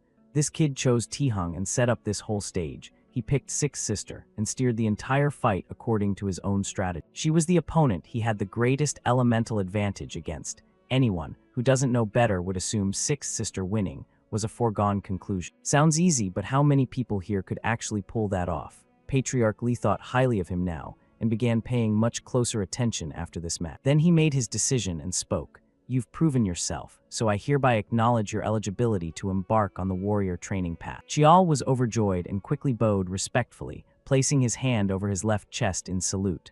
Thank you, father. In a hidden corner where no one could see, the black-haired guy wore a mysterious smile. Nobody knew what was truly going through his mind. Tishin sensed he had something more to say and curiously prompted, but it looks like you still have something on your mind. Sure enough, everything was going exactly according to plan. Chial inwardly rejoiced. The moment has come. Chial straightened up, looked straight into his eyes, and answered honestly, just as expected, I can't hide anything from you, father. When Tishin asked if he had something to say and seemed willing to grant it, Chial thought to himself, officially, the reward for this test is permission to join the warrior path. Then he noticed a servant whispering something serious into Madame Beek's ear, but he didn't pay it much mind and continued his train of thought.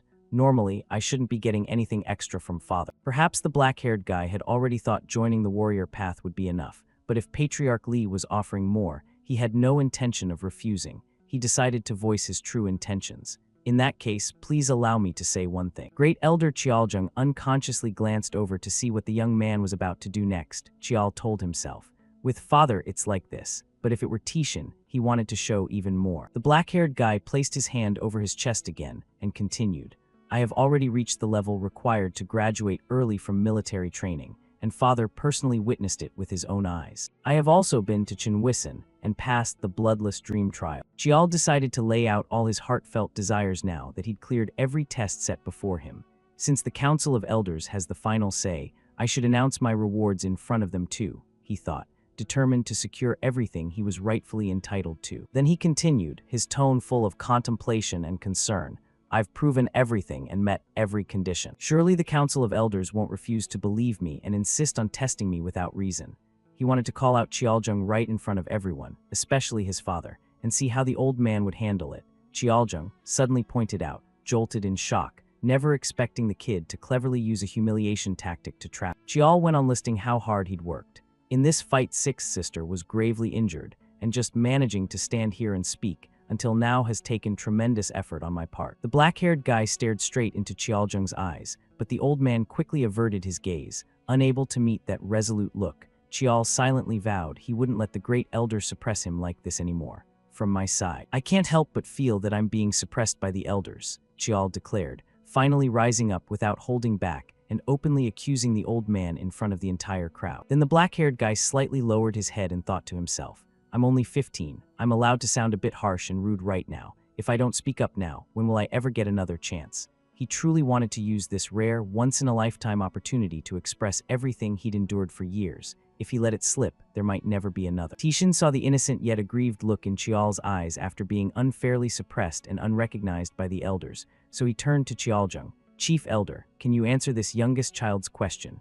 Qiao also instinctively looked toward the old man, hopping for a proper response. Qiaozheng gripped his baton tightly and pondered in silence for a moment. After a while, the old man finally smiled and spoke. It seems there's been a misunderstanding. The decision to join the warrior path has always rested with the Council of Elders. As expected, the older the ginger, the spicier, he swiftly denied any fault on his side. The great elder calmly explained in detail to the black-haired young man. The family rules clearly state there is no distinction between legitimate and illegitimate children. Surely the council wouldn't go against the very family laws. Hearing that, Qiao just gave a faint smile, understanding the sarcasm laced in every word.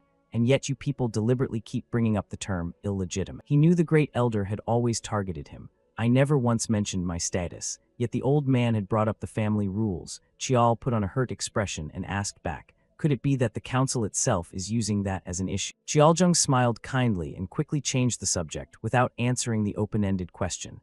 Indeed, embarking on the warrior path at such a young age could lead to unpredictable dangers, he added, admonishing him like an elder family member. Suddenly Qiao spoke up and asked Qiaozheng, causing the great elder's smile to fade into something more cryptic. Qiao pressed on, unwilling to let it drop so easily. Then why did it have to be sixth sister? Anyone can see she's far stronger than me, and older too. Only then did Qiaozheng start stammering awkwardly, unsure how to respond. That is, before the old man could finish, the black-haired guy kept pressing with clear suspicion.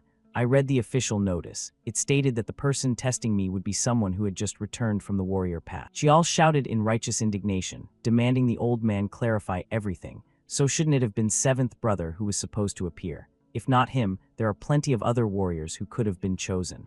He had countless confusing questions about this whole affair. Patriarch Li, hearing Qiao's pointed questions, gaped in shock and couldn't respond. Whatever he'd prepared to say had to be swallowed back. Qiao's words were simply too sharp. Meanwhile, Yiheng turned his back to the crowd so no one could see his flushed face from laughing too hard. He couldn't help praising the black-haired guy. This cheeky brat, he set up the whole stage and now he's cornered the chief elder. I can't stop laughing. The uncle highly admired his flawless performance that left no one any opening to speak. The steward also acknowledged Qiao's cleverness in rendering the great elder speechless. Impressive, truly sharp. Suddenly realizing something, he turned back to look at Qiao curiously. Don't tell me, you chose sixth sister from the very beginning just to reach this exact moment. Qiaozheng tried to explain and placate him. We simply thought sixth sister was the most suitable for the test. The black-haired guy looked puzzled and retorted. If that's the case, then there was no need to make it so public. Shouldn't it have been held somewhere private and discreet? Qiao clenched his fist tightly and stated his position plainly. That's why I want a clear answer. Why did the Council of Elders conduct a test like this? He stared straight into the great elder's eyes, openly slapping the old schemer across the face. The black-haired guy could clearly see Qiaozheng's expression darken, brows furrowed. He grew even more exhilarated. Checkmate. It looks like the elders are bullying a child, he said. He would show everyone the old man's true face. But Patriarch Li spoke up to stop the back and forth. That's enough. He wanted to maintain hierarchy and order. The chief elder is a senior of the clan. Tixin reminded him of his overly reckless behavior just now. I understand you were worked up after the fight, but that was disrespectful. Qiao immediately bowed respectfully, placing his hand over his chest toward Qiaozheng. Yes, I apologize. Then Patriarch Li turned to ask the great elder's opinion. But ending it like this wouldn't be right either. He glanced at the old man's expression. Chief Elder, what do you think? Qiaozheng felt displeased inside and secretly sneered. An illegitimate child has completely defeated me. But the old man kept his calm facade, stepped forward with a gentle smile, and replied, I must admit, there are parts of this test that are hard to justify. The Council of Elders should reward him accordingly. The black-haired guy stood straight and sincerely apologized. I also apologize for being rude. Then Yihang watched as Chial sincerely apologized in front of everyone for being a bit disrespectful, yet he felt no regret for what he'd done. I only did what had to be done. So I won't expect anything excessive as a reward, he thought. The green-haired ant was also watching the entertaining drama he'd put on. When the great elder heard the black-haired guy's apology, he was inwardly startled, but it was all surface level. Chial remained resolute in his choices to secure what was better for him. But I still want to receive what I'm rightfully entitled to. He deserved far more than to be forever labeled illegitimate and have his abilities completely dismissed. A few days after the duel, in Chial's room, warm rays of sunlight streamed through the window of the black-haired guy's room. At that moment, he was still lying stretched out on the bed, hands behind his head, feeling a bit bored. I never thought I'd actually miss Chinwissen. Since he had to recover from his injuries and was forced to stay home, he felt extremely restless. They're keeping me cooped up until I'm fully healed. He couldn't forget the constant nagging over the past few days, warning him not to wander around. Hey, you think you're all better already? Yihang scolding angrily. Where do you think you're going, kid? Even his wet nurse Gawa, eyes brimming with tears, blocked him from going out. You can't leave until you're completely recovered. Chial just wanted to heal as fast as possible so he could move around freely. Otherwise, he'd end up crippled at this rate. He muttered to himself. If only I had a recovery spirit medicine, I'd probably get better much quicker. Suddenly, there was a knock at the door. The black-haired guy immediately sat up and called out to whoever was waiting outside. Come in. To his surprise, he heard a familiar voice he hadn't heard in a long time and felt genuinely shocked. Long time no see, young master. 3 people entered one after another. Kim Han, Boseong, In-ha, and Kim Han spoke up cheerfully first. How have you been lately? In-ha quickly apologized for being so late to visit after hearing he'd been injured. I meant to come see you right after you returned to the clan, but I heard you were busy with a lot of things, so I came late.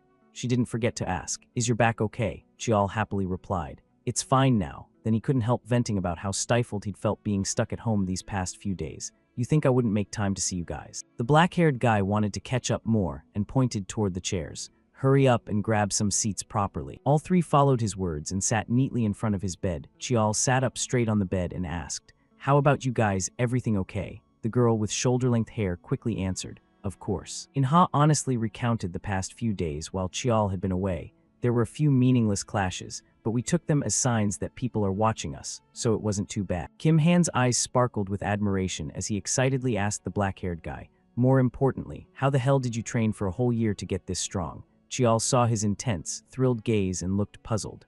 Seeing the black-haired guy still confused, the brown-haired guy explained clearly, I mean that duel, I watched it. Suddenly Chial's eyes blazed red, flames seeming to rise around him as he glared at the guy, making Kim Han flinch in fear. We're about to enter 3rd year soon. Surely the young master has plenty of free time now, right?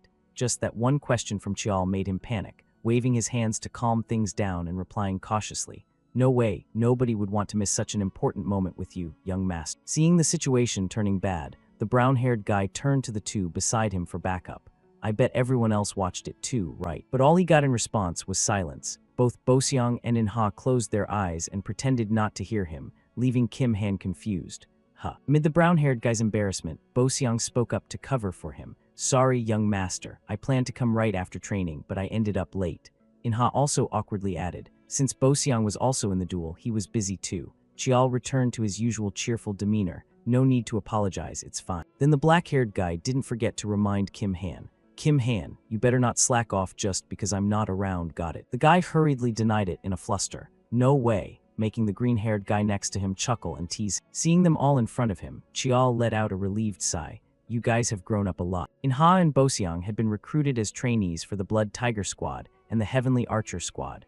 Those 2 were the strongest units in Sungmu Academy. The 4 elite squads together were known as the 4 Divine Team. Kim Han had chosen to join Yukmun, the academy that trained swordsmanship in the sword division and hidden weapons in the archery division.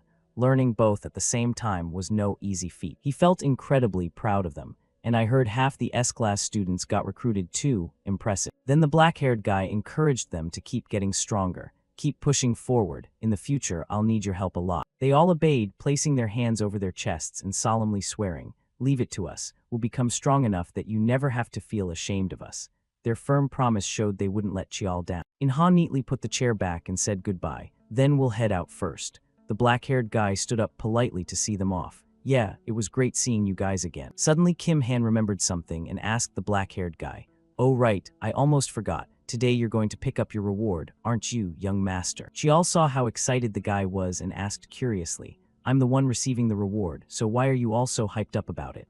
The brown-haired guy reached out as if to explain, because it's great news for you, young master. Then he kept pressing curiously to find out what Chial planned to claim. So have you already decided what you're gonna take? Hearing that, Chial just gave a faint smile. The black-haired guy grinned excitedly, clearly very satisfied with his decision for this reward, and replied casually, of course I have. Early the next morning at the Sung Mu secret vault, 2 guards stood watch at the entrance gate. A car pulled up and braked right in front of the gates. A pair of legs stepped out from the car door. It was Chial. Today he was dressed simply in just a white dress shirt, looking relaxed as he gazed at the scenery ahead. It's been 6 years since I last came to the secret vault, huh? Suddenly a curious voice rang out as someone spotted him and wondered, huh, isn't that the youngest young master? One of the young guards at the gate saw him and asked politely, may I ask the purpose of your visit? The black-haired guy handed over his permit for the guard to see. I've received permission to withdraw equipment from the secret vault. The guard checked the document in his hand and replied, yes, I've verified the authorization. The gate slowly opened wide on both sides, and he gave the order, you may proceed, sir. Suddenly the guard called after him, making Chial turn around curiously wondering why he was being called young master. The 2 guards expressed their deep admiration for him. That duel really moved us. We were truly touched, and will train hard to refine ourselves just like you did.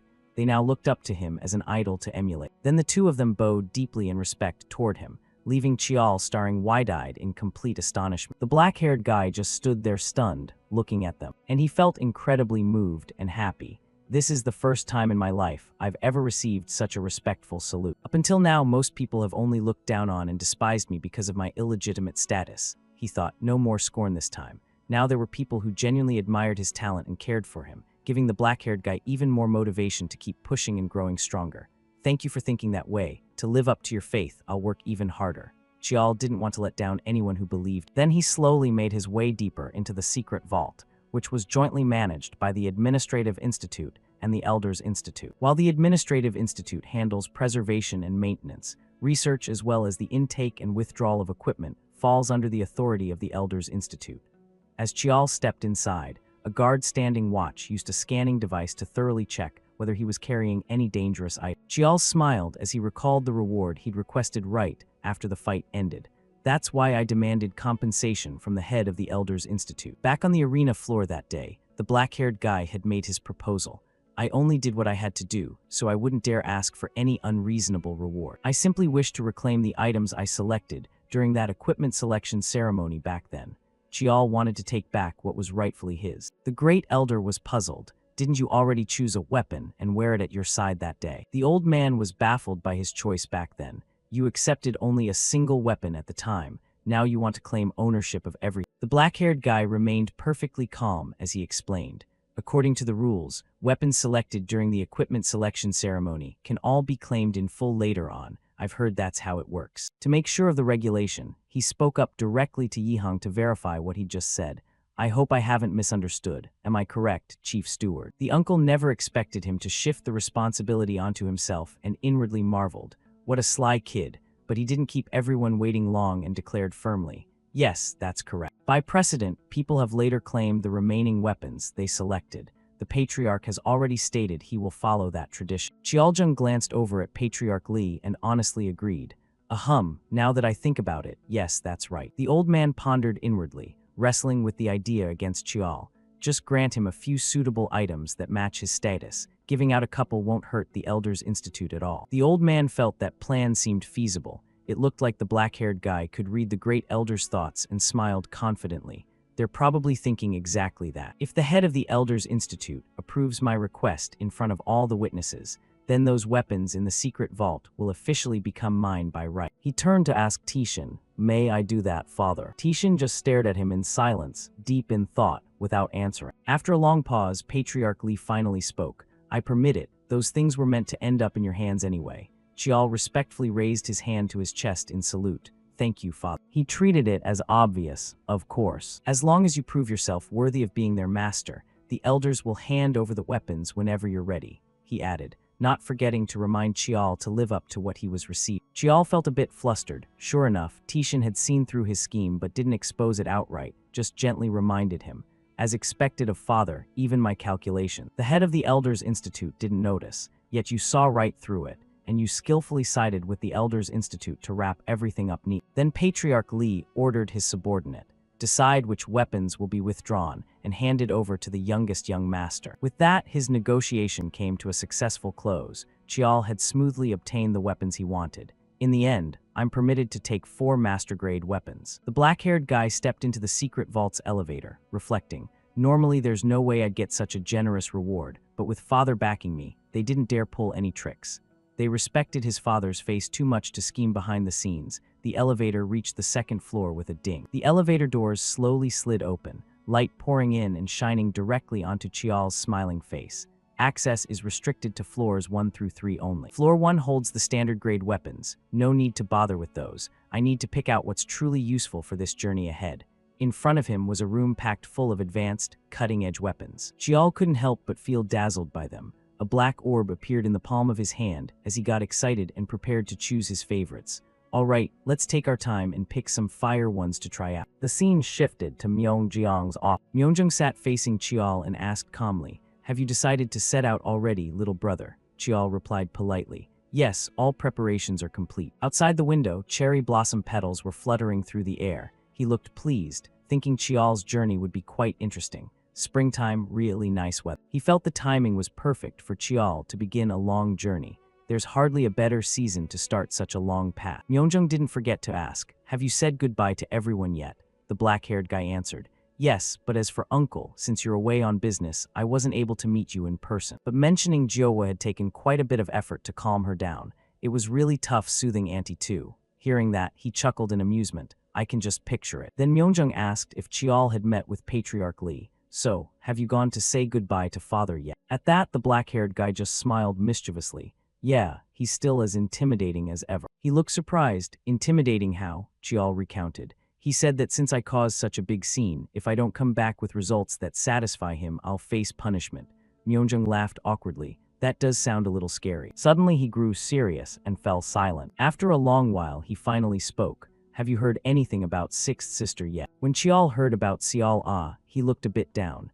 "Yes, I heard she's gone into secluded training." Sixth Sister, even while she was still recovering after waking up, she caused total chaos. She smashed everything in the room. Even 2 burly men couldn't hold her back. After she recovered, Madame Beek had her placed into sealed cultivation. Myeongjong fell quiet, seeing that Xiao Ah's situation wasn't good, and there was nothing he could do about it for now. He reminded Chial to set his mind at ease before leaving. Normally, no one can interfere with a warrior's journey, but at least for now, she won't be able to come out and take revenge right away. The black-haired guy didn't reply, just nodded to show he understood. His fingers interlaced nervously as he spoke up. "Brother, can I ask you for a favor?" The black-haired guy wanted someone to stay behind and take care of his wet nurse. While he was gone, only Myeongjong could he trust with that. "While I'm away on my journey, please look after my wet nurse for me." He remembered the scene of Gawa crying and pounding on the door in the pouring rain, with no one coming to help. So Chial was deeply worried they might target his loved ones. "They might not dare come at me directly, but going after people close to me is easy. In my previous life, I lost my wet nurse that way. So this time he had to be extra careful not to let them touch a single hair on the maid's head." Myeongjong quickly agreed to the request and guaranteed Gawa's absolute safety. "Got it. Your wet nurse will stay here where I live." He assured him firmly that no one would dare harm her. No one will touch her. Hearing that, Chial felt incredibly moved. The black-haired guy stood up, bowed deeply, and thanked him sincerely. "This debt I will definitely repay it." Myeongjong smiled politely. How could a big brother not do something so small? He looked forward to seeing how Chial would return after this journey. "I'll be waiting for the day you come back after finishing your warrior path." Chial stood tall excitedly and replied, "Yes, 15 years since his return. All the places he needed to visit, the things he had to obtain, the people he had to meet, they were all piled up in his heart. For the first time, he was leaving the clan, free to act on his own, with time that belonged entirely to him." The black-haired guy raised the hand, wearing his ring high to block the sun's rays, ready to begin a brand new journey. "Everything starts from here," he said, slinging his backpack over his shoulder and setting off on the warrior path with countless new adventures waiting for Chial ahead. At that moment, Madame Beek, was leisurely sipping tea in the flower garden. She lifted the teacup and took a small sip. Then Madame gently set the cup back down on the table. Slowly she spoke, report. One of Madame Beek's subordinates emerged from the thick foliage upon hearing her. He quickly knelt down respectfully and reported, I'm sorry, subordinate lost track of him. Madame Beek glanced over lightly, details. He then recounted the entire incident. Subordinate lost him the moment he entered the crowded street. It seems he knew from the start that he was being followed. She calmly reached for the teacup again, then slowly spoke in reprimand. Foolish thinking. Even if the appearance changes, there should still be a unique mana signature. The subordinate hurriedly explained. Among the equipment he received from the duel, there seems to be an item that can alter both appearance and mana signature. At this point, tailing him seems impossible. After hearing the full details, Madame Beek turned and stared at him. Just a 15-year-old illegitimate brat, and yet he managed to shake off my personally trained shadow blade. She lifted the teacup, swirled it gently, then let out a cold snort. If he couldn't even handle something this simple, he would have been disposed of long ago. I wanted to anticipate his plans, but I lost track of him in less than a day. Monitor all news and information. Madame Beek glared at the shadow blade and ordered sternly. If anything suspicious comes up, follow immediately. The subordinate quickly accepted the command. That same evening at a certain bar, a young man angrily roared, You bastard, trying to cheat. You clearly hid a card up your sleeve earlier. The others nearby saw a fight brewing and excitedly egged it on. What a brawl. I bet 100,000 won on the bald guy. Another young man joined in the fun. I'll put 150,000 won on the cross-eyed one. Right then a man completely cloaked and hooded walked in. He went straight to the bar counter and ordered a drink, 1 beer. Seeing him, the bartender stared curiously. Strange face, never seen you around here. Hearing that, the man slowly pulled down his hood while explaining, I just came down from the north. Things have been really chaotic lately around Kowloon City in China. When the hood was fully removed, it revealed a face with a massive scar. After hearing the reason from this scarred man, the bartender looked a bit skeptical. But your accent sounds straight out of Seoul. If you're Korean, why come down from the north? As he spoke, he set the beer glass down in front of him. The scarred man replied calmly, I was on the run back then, I didn't know anything. Hearing that, the bartender didn't want to pry deeper and shifted the topic. What's your name? But the answer came, do people in this trash heap even use names? That made the bartender flinch for a moment. He awkwardly scratched his neck. You really do look like a true drifter. The scarred man glanced at his own reflection in the beer glass and inwardly marveled. The more I look, the more perfect it seems. The master-grade all-face iron skin mask. When infused with mana, it creates an illusion. It consumes mana but is incredibly versatile. Behind that mask was Chial's extremely pleased face. Using the all-face iron skin lets me change my appearance, and channeling mana into my voice alters the tone to completely hide my identity. It's been a while since I came here. I was worried I might not remember the way. As he thought that, he subtly glanced around the bar. This place was in Jiagang Province, one of the dangerous northern regions. Monsters had been cleared out long ago, but no one developed the land, and spots like this always drew darkness back in. Scattered across dangerous zones worldwide, these villages formed from criminals who used martial arts, sorcery, and magic, known as Drifter Den. Someone once tried to wipe out this den, but it sparked a chain of riots from the scattered drifter. For that reason, even governments and major powers deliberately turned a blind eye to these dens. Chial sat quietly at the bar counter, his mind racing. This is the largest drifter den in Korea. Wherever criminals gather, secrets are bound to follow. In my previous life, I hid here to escape my clan's eyes, though I ended up getting found anyway. The reason I chose this place as the first stop on my priceless path. Suddenly, Chial lifted his head, looked at the bartender, and slowly spoke. Let me ask you something. Before I was in Kowloon City, right now, which organization controls this place? Hearing the question, the bartender looked puzzled. Why do you want to know? Seeing that, Chial answered honestly. I don't want to die just because I don't know anything while I'm here. I need to grasp the atmosphere to behave accordingly. The bartender hesitated for a moment before sighing. It's easy to tell you, but 1 beer isn't enough for that kind of info. That condition made Chial frown slightly. Without hesitation, he slapped money onto the counter. Here, 100,001. Bring me some snacks and another beer. Seeing his straightforward attitude, the bartender couldn't help bursting into laughter. You're a real straight shooter. After that, the bartender went to fetch some snacks and provided the information Chial needed. This den has been run by the guy Beek Chialsu for the past 10 years. Even if you came from China, you must have heard his name, right? This answer seemed to be exactly what Chial expected. He replied nonchalantly, of course, who doesn't know him? The butcher Beek Chialsu, once an official martial artist. he became a drifter after killing his master. Before regression, Baek Cheol-soo was the kingpin dominating Korea's underworld. In his early 30s, he seized control of the Baekgal gang and started running the black market. Cheol tapped his fingers on the counter, thinking to himself, right now is when the most valuable goods start appearing, but the person I want to meet isn't Baek Cheol-soo. An item that was once recovered by the prestigious Lee clan in my previous life. This time, I'll be the one to get it. Thinking of that, he slightly curled the corner of his mouth. At that same moment, inside Baek Cheol-soo's mansion, Cheol-soo held a stack of papers and gave it a light wave. He revealed a scheming smile. Sure enough, the black market brings in way more profit than drug trafficking. He was none other than the boss of the Baekgal gang. Cheol-soo laughed heartily, then turned to the man standing in front of him. Director Jeong, you've worked hard. I knew pulling you in was the right call.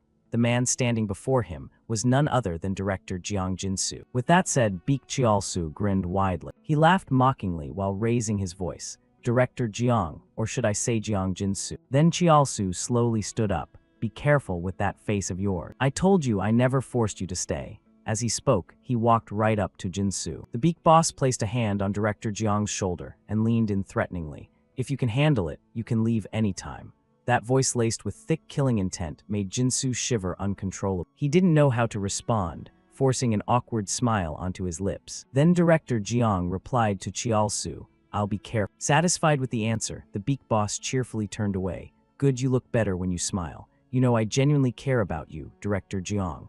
Only after Cheol-soo laughed and turned did Jin-soo finally relax a bit. Then Cheol-soo glanced back at him. You went to a good school, made money, all thanks to me, right? Director Jeong quickly answered, yes, sir. After a tense back and forth, the Baek boss finally let Jin-soo off. Anyway, back to business. I was a bit worried we released too few tickets for this black market event. Who knew the higher-ups would love it so much? But why not try handing out a few more tickets? He asked while flashing a sinister smile. Director Jeong calmly explained. Limiting tickets each quarter keeps our loyal customers more effective. Hearing that, Cheol-soo shrugged in resignation.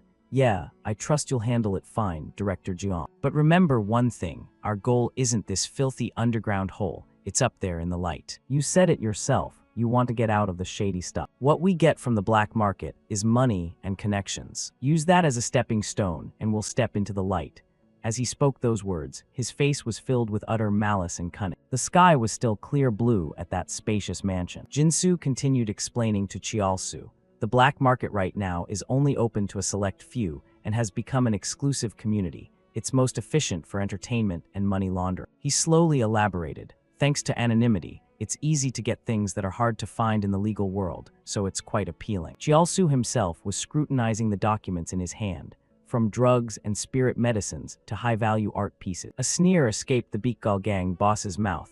Even people, if someone wants them. Director Jeong just silently listened to these remarks. The tastes of the elite never change. Slamming the documents onto the table, Cheol-soo continued, money-making is going smoothly. He propped his chin on his hand and commented, it's only a matter of time before our Baekgal gang steps out from the shadows into the light. And then he added a warning, so at a sensitive time like this, if it gets exposed, unexpectedly, the door suddenly burst open with an urgent report. Big trouble, boss. The Baekgal boss clenched his fist in annoyance and growled, what the hell are you doing? Want to die? The man knew he messed up and quickly bowed to explain.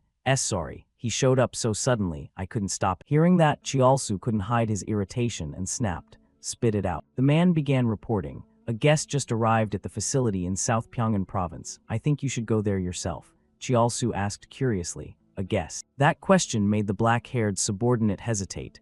Well. Then came the shocking declaration. It seems he's from the prestigious Lee clan. This was the safe zone, South Pyongan province. Cheol's foot stepped onto the ground. In front of him was a building, and he began thinking. From the outside, it just looks like an ordinary office. As he stepped inside, the thoughts continued.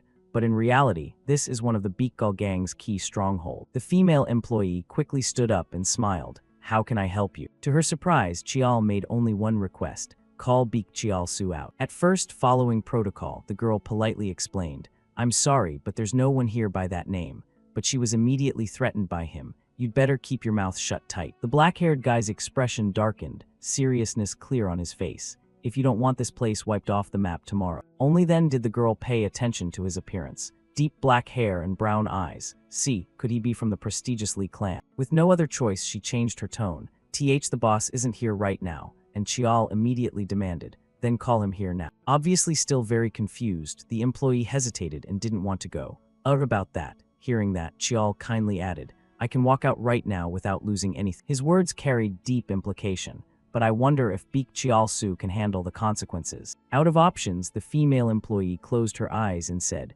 "I'll contact the boss." She led Chial to an elevator before informing him, "I'll take you to the VIP lounge first." He replied indifferently, "Do it." The elevator doors quickly closed. The professional employee pulled out an access card and scanned it. Meanwhile, Chial glanced at his reflection in the mirror on one side, thinking, "Good thing I didn't change my hair or eye color. Right now I look like I'm in my 30s or 40s. He rubbed his chin, calculating. Beak Chial-su is only at level 5 warrior strength, so he can't use mana to alter his voice. He quickly reached a conclusion. Just lowering my tone a bit should be enough. At that moment, the employee bowed and politely said, "I'll bring tea right away." He slowly sat down, eyes half closed as he thought.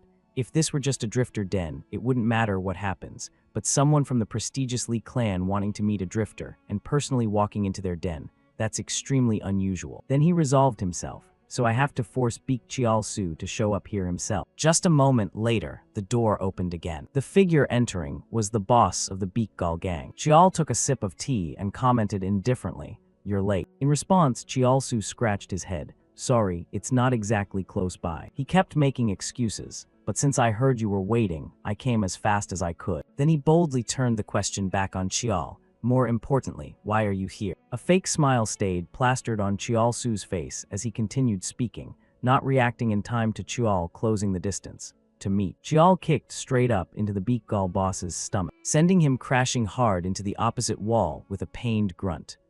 Chial warned in a low voice, "You made me wait 30 minutes. You should have bowed the moment you entered the room." He posed a question, "And yet you dared walk in with your head held high." The two others quickly bowed and shouted in unison, "We're sorry." Chial-su still hadn't recovered, breathing heavily as his eyes widened in realization. "At first I thought he was just some crazy guy pretending to be from the prestigious Lee clan." The hand on his stomach clenched, feeling the pain from that strike. But this is real. Observing the man before him, Chial-su kept thinking, "I was careless and got taken down in one move, and that unique, arrogant killing intent characteristic of that clan." He quickly switched to a submissive posture, forcing a smile to assure him, "It must be someone from the main line or a close branch. It's an honor to meet blood of the prestigious Lee clan." His words instantly became extremely polite. "I am Beak Chial-su, the one managing both this drifter den and the business here." Seeing the drastic change in attitude, Chial frowned and commented meaningfully, "Looks like you're running something very interesting." He jolted and hesitantly asked, What do you mean?" Chial stated directly. Upon hearing the accusation, Chial-su paled in shock. "I hear you're running a black market. Pretty bold for a thug from one of the 10 great sword schools." He looked down on the man with contempt. "I thought you'd rot in the shadows forever, but turns out you're planning to use it to climb into the light." The more Chial spoke, the paler the Beak Gal boss became. Using the black market to build wealth and connections, right? He stared in terror at the man before him. "He knows both my martial school and my current activities.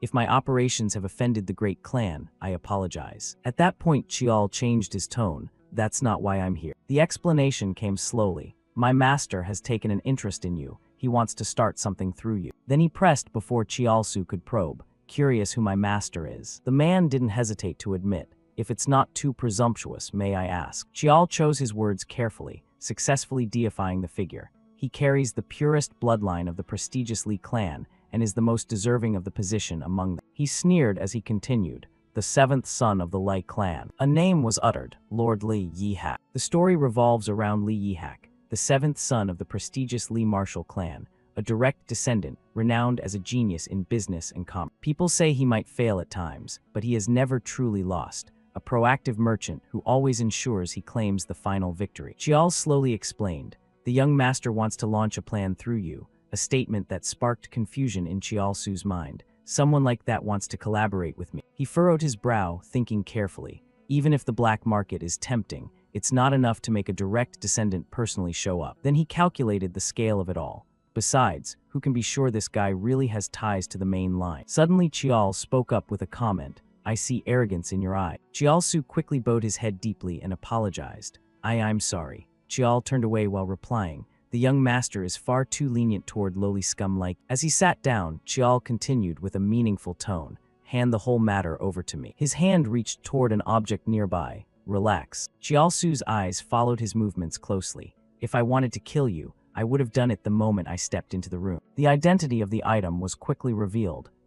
That's. The boss of the Beakgal gang nearly cried out in shock. Ghost Spear Beakjial. Then he inwardly assessed the weapon. The spearhead is longer than the shaft, with a curve like rippling water. Chiaosu recalled, a few years ago, when Li Yihak went to the North Sea on a mission, could this be the weapon drawn from the Dragon King Sea realm? Chial raised the spear high and asked again, you know what this is, don't you? The man didn't hesitate to admit, yes, I know, it's the Ghost Spear Beakjial. Then he scratched his head and asked once more, but why can't I sense any aura from it? Chial glanced at the item in his hand and commented in a low voice, of course not, because it's been sealed. His words continued, you might still not believe it even after seeing this, but remember, you're not our only option. Hearing that, Chialsu couldn't hold back his curiosity and asked, oh, excuse me, but may I ask what exactly the young master wants from us? Chial kept spinning his tail. My master wants you to expand the black market you created and take control of the entire underworld economy. That information made the man incredulously ask back,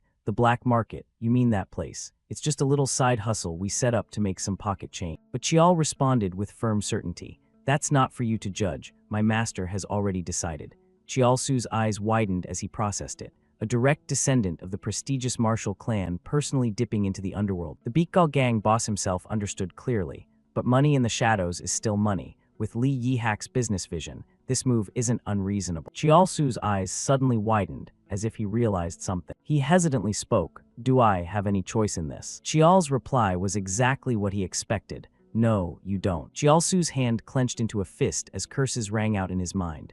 Damn it, if you refuse, then by dawn tomorrow. No, the clan's direct combat team will show up right away. In his thoughts, the other man suddenly seemed enormous. The moment that name was mentioned, your answer was already set. At that moment, Chial slammed the spear down hard onto the floor as he continued. However, if you're willing to become my master's loyal dog, that's a different story. He listed the benefits. You'll become the chairman of a prestigious corporation. It could be described as an untouchable kingdom under the shadow of a dark organization. Chial kept persuading, making the man lift his head and listen intently. And of course, my master will back everything. Only then did Chialsu hesitantly reply, The Beakgal gang boss quickly made up his mind. What do I need to do? Chial continued for him. Don't rush, we'll test you right now. After that came a long silence. Soon only Chialsu and Director Jiang remained. The boss pursed his lips and muttered, a subordinate of Li Yihak, the seventh son of the prestigious Li clan. Then he kept murmuring as he recalled what just happened. Beakjial, the ghost spear, the weapon Li Yihak once subdued in the North Sea. He frowned and reached a conclusion, but I still can't fully believe it. Then he glanced at the man beside him and said in a low voice, so, Director Jiang, go verify. The other man furrowed his brow and asked cautiously, up until now, we've deliberately avoided clashing with the prestigious Li clan, right? Then he continued hesitantly, his words carrying a deeper implication. If they're hiding some kind of scheme. Hearing that, Chialsu slowly replied while pulling a cigarette from the pack. If he's really Li Yihak's man, then no problem. He lit the cigarette and took a drag. And if it's a fake, we'll just consider it a favor to them. Exhaling a puff of white smoke, he arrogantly continued. If it's nothing special, then we just need to think about what to do with Beakjial at the upcoming black market event. Director Jiang didn't respond at first. Then he closed his eyes and obeyed. Understood. The room fell silent once more. Elsewhere, Chial's eyes widened as he inwardly marveled. A luxury suite. They sure know how to treat guests. The room in front of him was beautifully decorated in every detail. Chial carefully sat down on the bed, a hint of contempt in his mind.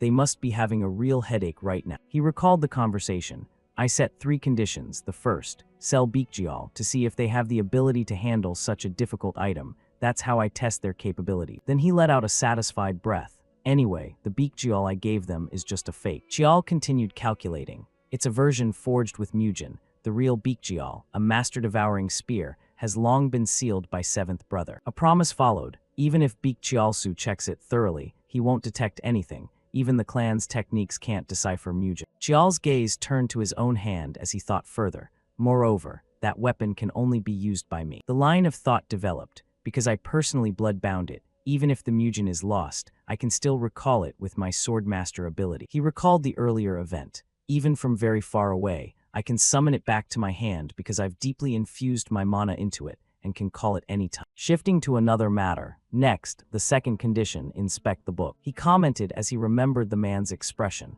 Beak Chialsu hesitated, but in the end he had to bring them out. The final condition, the client list. I need all three to wrap this up smoothly. Chial glanced around while speculating. He's probably racking his brains over the conditions I gave, and for a cunning guy like Beak Chialsu, it makes things even more awkward. His hands clasped together. Anyway, a train of thought suddenly paused on Director Jiang. The man standing next to Beak Chialsu. I feel like I've seen that face somewhere before. Only then did Chial jolt in realization. He thought seriously, no way. In broad daylight, blazing sunlight poured into a high-rise building. A man in a red floral shirt with slick-back hair smiled warmly and asked if the restroom suited his taste, followed by an assistant carrying a stack of documents. He hurried over to Li Chial, hoping the young master had rested well. Seeing him, Chial cut straight to the point without wasting words. Everything I requested, is it ready? The man rubbed his hands together with a fake, slightly fearful smile. Yes, I've brought the documents you asked for. Do you want to see them right now? Chial sat on the sofa, crossed his arms, crossed his legs, and said, show me now. Hearing that, the two quickly sat down opposite. As soon as they sat, the man quickly gestured toward the person next to him and introduced. This man handles all operations in my business system. It would be easier if he explains the content to you. As soon as he finished, the young man in a suit next to him quickly stood up holding his documents. He stood with one hand holding the documents, the other relaxed, bowed seriously in greeting, then introduced himself. Sorry for the late introduction. I am Director Jiang Jinsu. After the introduction, without beating around the bush, he handed over the prepared stack and said, this is last year's revenue summary. And this is while Jinsu focused on presenting his report. Chial stared intently at his face with a doubtful look. Jiang Jinsu, could it be that Jiang Jinsu? He searched his memory. Jiang Jinsu, I clearly remember him from before regression. He was known as the man who wielded intellect and words like a sharp sword. The real sword, he recalled the image of him with one eye covered and half his face seemingly destroyed. He was once the brain behind third brother, Li Gunxiang. His gaze flicked over, a faint smile on his lips as he saw the man's image. He also remembered the news reports, when father passed away and the fierce struggle for clan leader began. Even on online forums it was easy to see. He stood up for third brother. Even big brother had headaches dealing with Jiang Jinsu. After piecing everything together, he didn't hesitate and inwardly confirmed. Right now he still has his left arm, no burn scars, no doubt about it, that's him. He carefully observed the two men standing before him. The growth of the Beakgal gang was thanks to Jiang Jinsu. Silently evaluating them, Beak Chialsu could manage the organization and underworld economy, but breaking into the surface world and expanding the black market, that was Jiang Jinsu's achievement. His fingers tapped rhythmically on his other arm as his mind kept thinking. Still, it seems he isn't connected to third brother yet. A flicker of hesitation appeared in his eyes. What should I do now? Then he looked straight at the man and asked, Beak Chialsu, what do you plan to do with Beak Chial? Caught off guard, the man's face went blank for a moment. He quickly regained composure and smiled. I plan to auction it off on the day of the black market event. It's limited to verified customers only, so you don't need to worry about security. While he spoke about his plan, Chial not only listened but kept his eyes seriously fixed, not letting any expression escape his notice. He asked further, when does the black market open? Beak Chialsu answered without hesitation, 3 days from now. Hearing that, Chial compromised but added a condition. Then I'll attend in person, but first I want to see the catalog of goods to be sold. At that the man jolted, sweat starting to form on his face. You want, personally. It seemed he was trying to hide some secret he didn't want Chial to know, so he made excuses, but since he was lying he couldn't avoid stuttering and hesitating.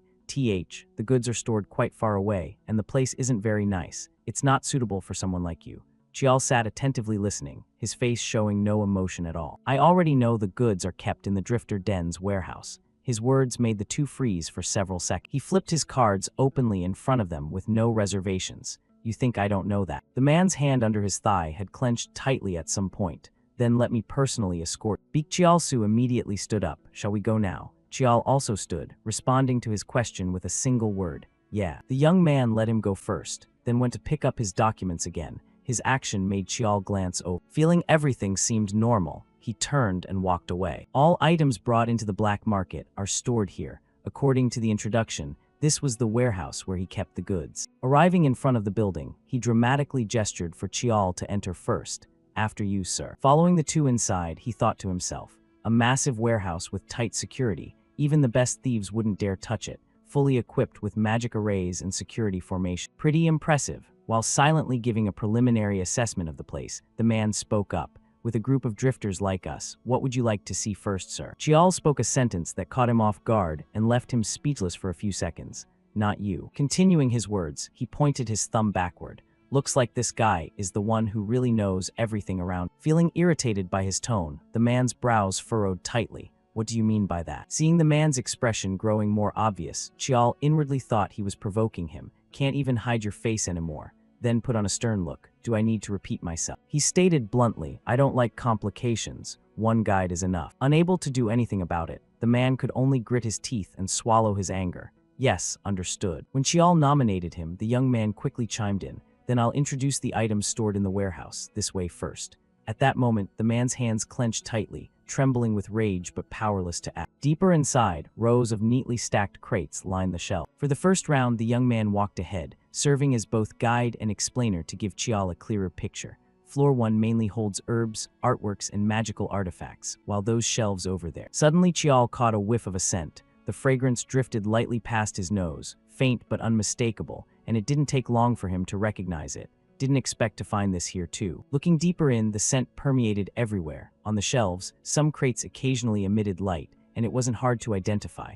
Illegal narcotics, banned medicinal herbs, monster byproducts, and experimental drugs. Realizing it, he immediately told the young man, not these. Where do you keep old documents or cultivation secret manuals? Hearing the request, the young man quickly turned back. Ah, yes, we do have those. Chial stated plainly, I want to see things like stone tablets or engraved slabs. Upon hearing that, the young man promptly replied, they're on the second floor, shall I take you up? Not wanting to talk more, Chial simply nodded once. Then he followed the young man up the stairs step by step. Up here, those scents grew even thicker. Suddenly, Chial's gaze collided with something. In front of him was an object glowing so brightly, it hurt the eyes. He inwardly exclaimed, found it. He quickly approached, unable to tear his eyes away. The bottom part had been corroded, but finding this right now. Without hesitation, he reached out and picked it up, inwardly assessing. Even if you added up everything in this warehouse, it still wouldn't match the value of this thing. He held it up for a closer look. Engraved on it were lines related to astronomy, a stone slab depicting the movements of the stars,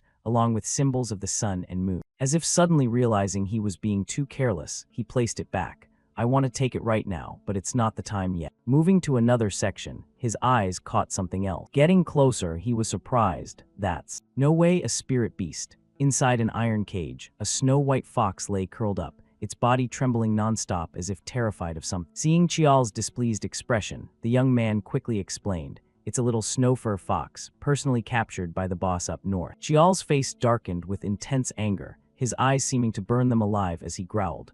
Are they insane? In a lush grassland forest, spirit beasts are creatures possessing spiritual power, just as their name implies. Areas where spirit beasts reside maintain spiritual balance thanks to their energy. If spirit beasts disappear, that area will be flooded with calamities and disasters. It's like destroying the entire ecosystem of the region. Knowing he had displeased Chial, the young man bowed repeatedly. I'm sorry. Chial didn't want to nitpick and just said, forget it. Scanning the area broadly, the shelves held bombs, knives, even a skull. He thought, poisons, magic bombs, military grade level 6. Even dark magic artifacts from shadow mages. Unbelievable that they store piles of stuff like this. His brows furrowed tighter. I was worried intervening would derail the timeline, but maybe it's better to take them all down right now. Then he turned back and asked, you're sure these kinds of weapons aren't sold at every black market event, right? Afraid of misunderstanding, the young man quickly clarified. No, they're only offered when there's a special order. Hearing the explanation, Chial thought to himself,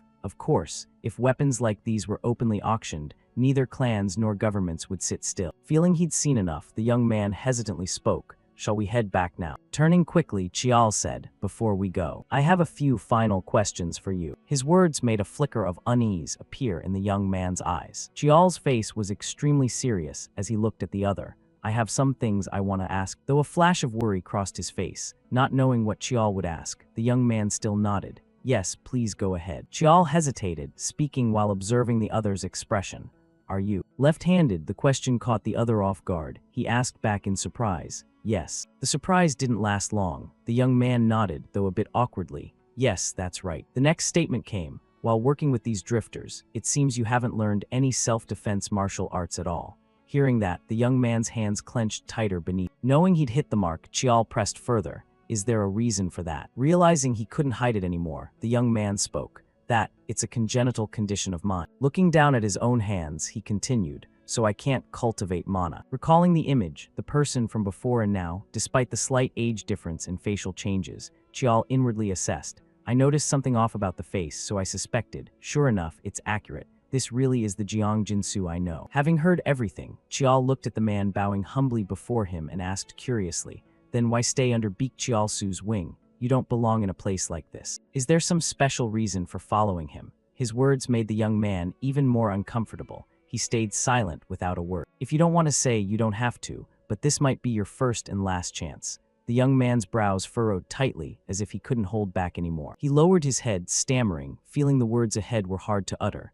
I have a daughter. Those words hit Chial like a heavy blow. This answer seemed beyond his expectation. The young man continued, his face full of sorrow. But my condition has been passed down to her in a bad way. Since it's a rare disease, treatment is very difficult. The only somewhat effective medicine is on the ban list in the country and can't be obtained. Each word from the other made Chial fall silent. He could only stand there quietly listening.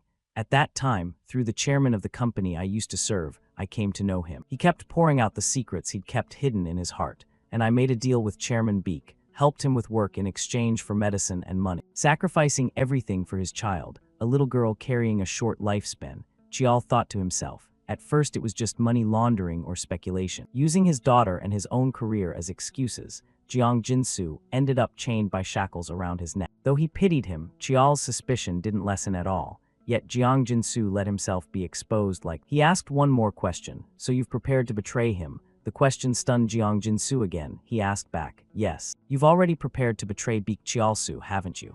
The words were repeated, and realizing he hadn't misheard, the young man jolted, his face growing even more tense. He raised his voice slightly. What do you mean? Facing Jiang Jinsu's tension, Chial remained utterly calm and said, the books in the client list, far more detailed than necessary. Gradually, his words carried more weight. Even if Beak Chialsu is a cunning old fox, he wouldn't go so far as to micromanage things like that. Jiang Jinsu bowed as if apologizing, stammering an explanation.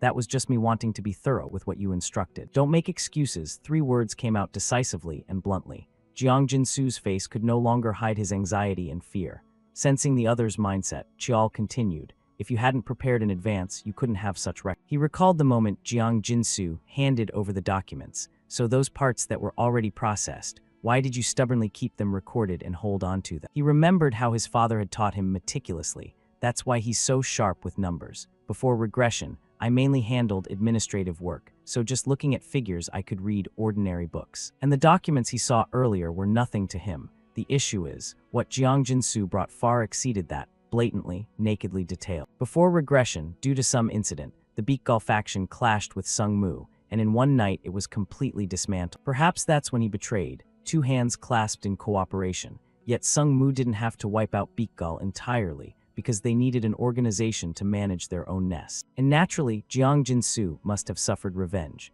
It wasn't hard for Chial to imagine how badly Beak Chialsu had tormented him. Even a worm will turn, perhaps out of resentment, or through some secret deal. He joined hands with third brother. Jiang Jinsu seemed to realize he could hide no longer and knelt down. I'm sorry. Jiang Jinsu kowtowed frantically, begging for forgiveness. Please don't tell Chairman Beak, my daughter. Looking at the man kowtowing at his feet, Chial thought to himself, this is the one once called the brain of third brother. If history flowed as originally, right now he'd be the one who absolutely must be dealt with, and the punishment Chial imagined for Jiang Jinsu would be losing one hand, not kneeling here with his body intact. He thought inwardly, in that case, he said, all right, instead I'll make you an offer. Hearing that, Jiang Jinsu immediately lifted his face to look at Chial, confusion on his feature. Still in that building, elsewhere, a small light bulb stayed lit continuously, smoke exhaled in puffs drifting lightly through the air. He sat motionless, chain-smoking one after another while waiting for the 2 to come out. Staring at the door they'd entered with no sign of movement, he began to suspect. He only brought Director Jiang along. Clutching the cigarette tightly, he gritted his teeth and thought, daring to step into my warehouse. Even if he's a Sung Mu warrior, this is really. Sitting too long led to overthinking. He suddenly imagined another scenario. Could he be planning to take only Jiang Jinsu and abandon me? Then he quickly dismissed the thought. No, The black market grew this big precisely because Jiang Jinsu did exactly what I ordered. While sitting quietly, a mohawked young man walked in, rubbing his hands together with a bright smile. Boss, your face doesn't look too good. Do you need me to bring some drinks? Hearing the voice, he slowly stood up. The mohawked young man grinned widely, seemingly unaware he was about to face someone's raging storm. Suddenly, the mohawked young man was sent flying, slamming into the door behind him. The young man lay still, trembling. The boss finished hitting him, slowly pulled out a handkerchief to wipe his hands clean, not forgetting to add, I told you to change how you address me. He glanced over, feeling disgusted. Take that bastard away. Yes. He tossed the blood-stained handkerchief aside and said, when Director Jiang and that guest come out, let me know. Then he walked away, thinking to himself, I'm really not happy about this. Standing by the window, he gazed into the distance, both Sung Mu's sudden visit and that lifeline named Li Yihak. He furrowed his brow, calculating inwardly, having to pay attention to someone like Jiang Jinsu. Night gradually fell over a grand castle. From inside the door came a sound of movement. A man stepped in and spoke up. You called for me, Chairman. The man seated behind the desk replied, the investigation I ordered. Have you finished looking into it? Jiang Jinsu didn't delay and answered immediately. Due to the demonic spear being sealed, appraisal wasn't smooth. But according to the appraiser, if it's sealed to that degree, it's definitely the real thing. The man behind the desk remained silent. He then asked Jiang Jinsu again, so that means he's really a subordinate of Li Yihak, right? Jiang Jinsu stammered, unsure how to respond. Well, that part is. After a moment, Jiang Jinsu spoke. Through my contacts among clients, I inquired, but all I heard is that young Master Li Yihak is expanding his business operations. That's all. After all, he never stops growing his enterprises. As for Director Jiang, the man placed both hands on the armrests and slowly stood up, seeming to have lost quite a bit of his usual sharp. He turned around, running a hand through his hair with a cool demeanor. Everything Jiang Jinsu just dug up. You think only you could have done that. He growled an accusation. So in the end, you found nothing at all, huh? Jiang Jinsu's face paled instantly. Slipping his hands into his pockets, Beak Chialsu approached slowly but with overwhelming presence. I don't like keeping useless people around. He stopped right in front of Jinsu, his voice dripping with sarcasm. Right now, everything you've managed to investigate, you think that's something only you could pull off. Suddenly Beak Chialsu changed his tone, asking softly but sharply, your daughter, is she doing all right? Jiang Jinsu's hands clasped behind his back clenched slightly. He suddenly smirked mockingly. The medicine's about to run out soon, isn't it? Beak Chialsu's tone remained utterly calm. I have a proposal for you. As soon as the words left his mouth, Jiang Jinsu's face tightened, tension clear in every line. Flashing back a few hours earlier, the man opposite him had proposed a plan. I'm planning to bring down the black market, and of course, eliminate Beak Chialsu along with. The other man slowly removed his mask, revealing his true appearance, and continued. And for that, I intend to make use of my master. No. Finally, Li Chial's face appeared, his voice steady and low. I intend to make use of my older brother. Back to the present, Jiang Jinsu's face was half-shadowed in the dim light. He swallowed hard, clearly wrestling with his thoughts. A heavy silence passed, and finally Jiang Jinsu lifted his head high. His voice trembled but resolute as it echoed in the cold room. I have something to report. Early the next morning, the city awakened under the faint light of dawn. From atop a high-rise building, through the transparent window, a man quietly watched the two figures approaching below. Li Chial, currently in disguise, looked down from above, and from behind him a voice spoke. For security and safety, the black market's location changes every time. Beak Chialsu and Jiang Jinsu approached and explained further. The black market venue is only sent to those with entry tickets, precisely at midnight on the day of the event. If you lose it, there's no replacement. He rubbed his hands together ingratiatingly. Additionally, there are magic arrays and guards prepared. Everything is meticulously arranged. Li Chial glanced back at the man behind him, silently assessing. Indeed, even though they're just a group of drifters, their organization is tight. All of this must be Jiang Jinsu's handiwork. His eyes shifted back to the window, brows furrowing slightly. But, looking at the group moving below, Chial suddenly felt a sense of irony. Even my eyes can easily spot the gap. He could confidently declare. Due to Beak Chialsu's incompetence, Jiang Jinsu couldn't fully utilize his true abilities. If he had trusted Jiang Jinsu, the black market would be far larger by now. Seeing Li Chial remain silent, Beak Chialsu spoke up again. That location is feasible because the entire northern slum area is under my control. He even boldly declared, I am fully confident I will serve your directives with absolute loyalty. Li Chial suddenly let out a line that made him falter uneasily. You loyal. Beak Chialsu glanced sideways at Jiang Jinsu behind him. Unlike others, I don't distinguish between clean and dirty. Give me any task and I'll handle it. Standing to the side and taking in every action, Li Qiao quickly judged. He's wary of Jiang Jinsu. Seems he noticed I didn't bring him into the warehouse. Qiao's lips curled into a faint smile. On the contrary, I welcome that even more. At that moment, Beek Jiaosu raised his hand toward one direction and suggested, "The auction is about to begin, so I'll lead the way." Li Qiao nodded. "Fine." Right as he passed by him, Qiao instructed, "I don't intend to draw attention, so once inside, don't stick too close." Beek Jiaosu bowed slightly. Understood. A short while later, in the auction hall, the vast venue was clearly divided, with VIP clients assigned to separate private rooms on the upper level. Li Qiao removed his disguise, but put on another mask covering half his face and looked down below. The MC is placing items on the first floor platform for auction. He scanned the guests once over, pausing at one tier where two men lounged arrogantly. He inwardly mocked, participating in an illegal auction, yet still putting on airs of nobility. Shifting his gaze elsewhere for assessment, the martial artists stationed around are only level 5 to 6. Beekgal faction's internal strength is stronger than expected. Li Qiao inwardly concluded, probably more for surveillance than protection. At that moment, steady footsteps echoed. Before the person appeared, the voice rang out, "Esteemed guests." Right then the stage lights snapped on, focusing entirely on the auctioneer below. "Today we've gathered only extremely rare items. Surely many of you have been eagerly awaiting this day. If you see what we've prepared, I'm certain you'll be more than satisfied. So without further ado, let's begin right now." Li Qiao, lounging in his private room, listened with complete indifference. Below, the MC gestured to the side and introduced, "The first item is a grimoire of spells." The spotlight hit the pedestal. On a cushioned pillow lay a turtle shell-like tablet engraved with characters. "This is a stone tablet inscribed with ancient magic, starting bid at 10 million won." He announced enthusiastically, a fairly light opening.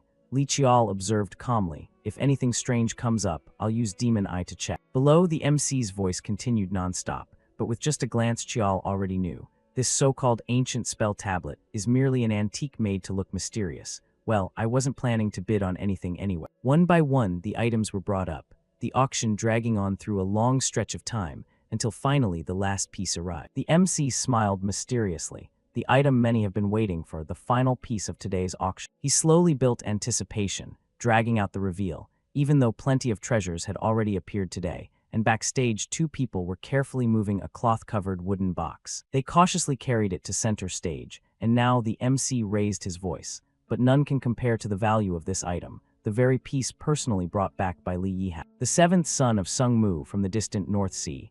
With that, he gripped the covering cloth tightly. Then with one decisive yank, he pulled it away, officially unveiling the object inside, the demonic spear Beekjiao. The bidders below immediately erupted. "Oh my god, is that really Beekjiao?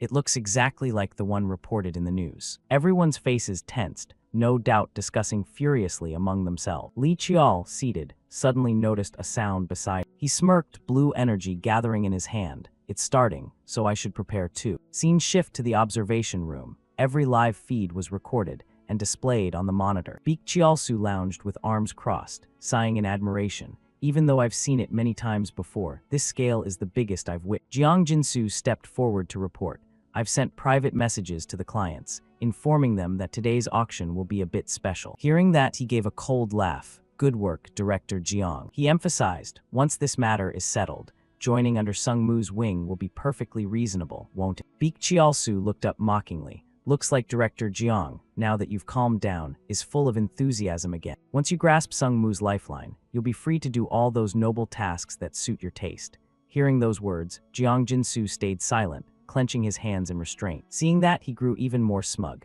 "Jiang Jinsu, no matter how much you struggle, you're still under my thumb. The things you originally hated, you're now doing them with such zeal, probably hopping to cling to Sung Mu and escape from here. But will things go that smoothly? No matter how much Jiang Jinsu wants to run away. Once your hands are dirty, they only get dirtier. You can never wash them clean, no matter how hard you try." Beek Chiaosu carefully considered. Li Yihak approached because he wants to dominate the underworld economy, not because he sees some great potential in this black market. Anyway, Director Jiang personally confirmed he's a subordinate of Li Yihak, so if this succeeds, I'll hold a thick rope in my hands. Thinking that, he inwardly smirked with full confidence in his calculation. Suddenly, a monitoring staff member let out a puzzled exclamation. He immediately frowned and demanded, "What is it?" Unable to stay seated, Beek Chiaosu stood up and asked, "What's going on?" The system audio interrupted. This is the entrance to Zone A. On the north wall, several strangers just appeared. Right after the words, the room suddenly shook violently, as if struck by something. After a few seconds of stabilization, he grabbed the monitor by the collar and yelled, "Hey, you bastards, what the hell is happening?" The man stammered, "I don't know, they don't look like police or government special forces." Hearing that, Baek Cheol-soo furiously released him with a shove and ordered, "Cops or whatever matter, wipe them all out now." He turned and shouted, "Director Jeong, quick, grab the ledger and client list first." But when he turned back, there was only empty space, no sign of the person he was looking for. Baek Cheol-soo froze in place, muttering, "Sungmu Jeong Jin-soo, you bastard." At that moment, he realized he'd been played, rage exploding as he roared, "That damn traitor. Capture Jeong Jin-soo and those others and bring them to me right now." Outside, everything was in chaos, smoke and dust billowing everywhere. Amid the ruins, a figure slowly approached. The bespectacled man, with an intellectual air, calmly slipped one hand into his pocket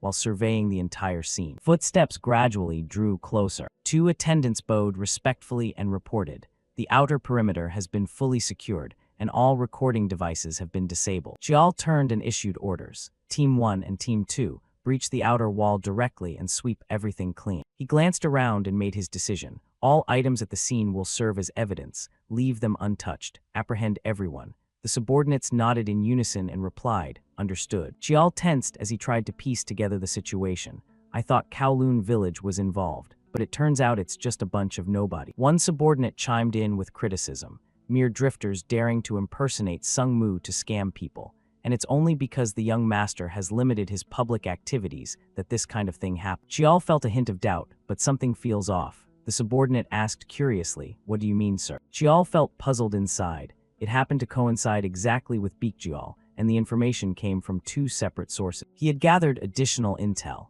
It came from the trading company director and the Golden Sword Corps' own collection. Cheol nodded firmly. That trading company has ties to Baek faction, so of course the news would reach them. He speculated on their sinister tactics, but it seems the other side deliberately used the Golden Sword Corps name to make sure the information reached me. One subordinate turned and asked, "So someone deliberately lured the young master here?" Cheol nodded. "Exact." The subordinate guessed, "That's why you thought this was a trap set by Kowloon Village." In his mind, Cheol was still wondering, "I assumed they had broken the seal on Baek Cheol and taken it to draw me in." The subordinate added more details. "However, Baek Cheol is still sealed, and there's no intelligence from Kowloon Village indicating any unusual activity on their part." Cheol's face darkened as he pondered hard. So who exactly stands to gain from this? Suddenly his eyes lit up as if he'd realized something. "Ah." The subordinate turned curiously. "What's wrong?" Cheol brushed it off with a wave. "Nothing." He let out a relieved breath. So it was that kid. Cheol crossed his arms, a dangerous glint in his eyes. If it hadn't been discovered, fine, but now that it's exposed, the price will be quite steep. The MC on stage was panicking. Please wait a moment. We're currently verifying the situation. Kindly hold on for just a bit." From a small corner, Cheol began to stand up. Anyway, they handled things pretty quickly. He looked down at the scene below through the transparent window. Cheol channeled a stream of blue energy. The sword inside the glass case trembled violently. The MC saw it and grew extremely anxious. Suddenly a small explosion occurred. That was caused by Cheol. The sword shattered the glass case and flew straight to where he stood. Everyone panicked at the sight. "Catch him, Baek Cheol has been stolen." Guards from outside rushed in. "That guy's got a weapon. He took the weapon, attack him." Cheol immediately cast a spell. Binding mechanism strike. He bound them and lifted them high. Yama. Then Cheol turned back and emphasized, "I'm pretty busy here." He dashed forward at lightning speed. There were too many forces around the auction venue. Escaping them wouldn't be an issue, but if Baek Cheol-soo showed up, it would get troublesome. While running, Cheol suddenly halted. He broke into an amused smile. "Arrived pretty fast, huh?" Seeing the panting figure in front of him, Cheol asked curiously, "So, have you prepared everything, Jeong Jin-soo?" He laid out his plan. "I intend to use my older brother to bring down the black market." Jin-soo's mind raced in confusion. Could it be the direct line? But Lee Yi-hak has a younger brother. He felt utterly bewildered. He has, the one who recently began his warrior path at an unprecedented speed. Jin-soo clearly recognized the identity of the person before him. Sungmu's ninth, the youngest son, Lee Cheol. Cheol stressed the gravity of the situation. Whether you accept it or not changes nothing. The information has surely already reached the Golden Sword Corps. He presented terrifying hypotheticals. If my brother arrives, Baek faction naturally won't be spared, and you won't fare much better. Instead of capturing Baek Cheol-soo, Wouldn't it be better to leave the actual operator of the black market untouched? Jinsu listened in complete confusion. Why are you telling me all this? Chial smiled and reminded him. Earlier you clearly said it was a proposal. He also frankly voiced his inner hesitation. I'm still weighing whether I should save you or not. Chial stated his condition. Abandon Baek Chial-su and follow me. Jinsu had his own demand. Just one thing, promise me something. He kowtowed desperately. Protect my daughter. No, please cure my daughter. Jinsu decided to sacrifice everything for his child. Then I'll do anything, even die. Chial responded firmly. You think you have the right to make demands right now? Jinsu threatened back. If you refuse, I'll tell Baek Chial-su everything. He stood up resolutely. Baek Chial-su will definitely flee, and even for Sung-mu, catching him will take time. He could predict the outcome. Baek Chial-su is extremely stubborn. In the end, he'll be caught, but before that, he'll surely obstruct you. Chial's mind churned. If it's Baek Chial-su, out of revenge, he'll interfere with my warrior path. He let out a relieved sigh. Now that's more like the Jeong Jinsu I know. All right, curing your daughter isn't difficult. Chial didn't forget to add a condition, but there's one thing I need to make clear first. He had already calculated carefully. Sung-mu capturing Baek Chial-su won't take too long.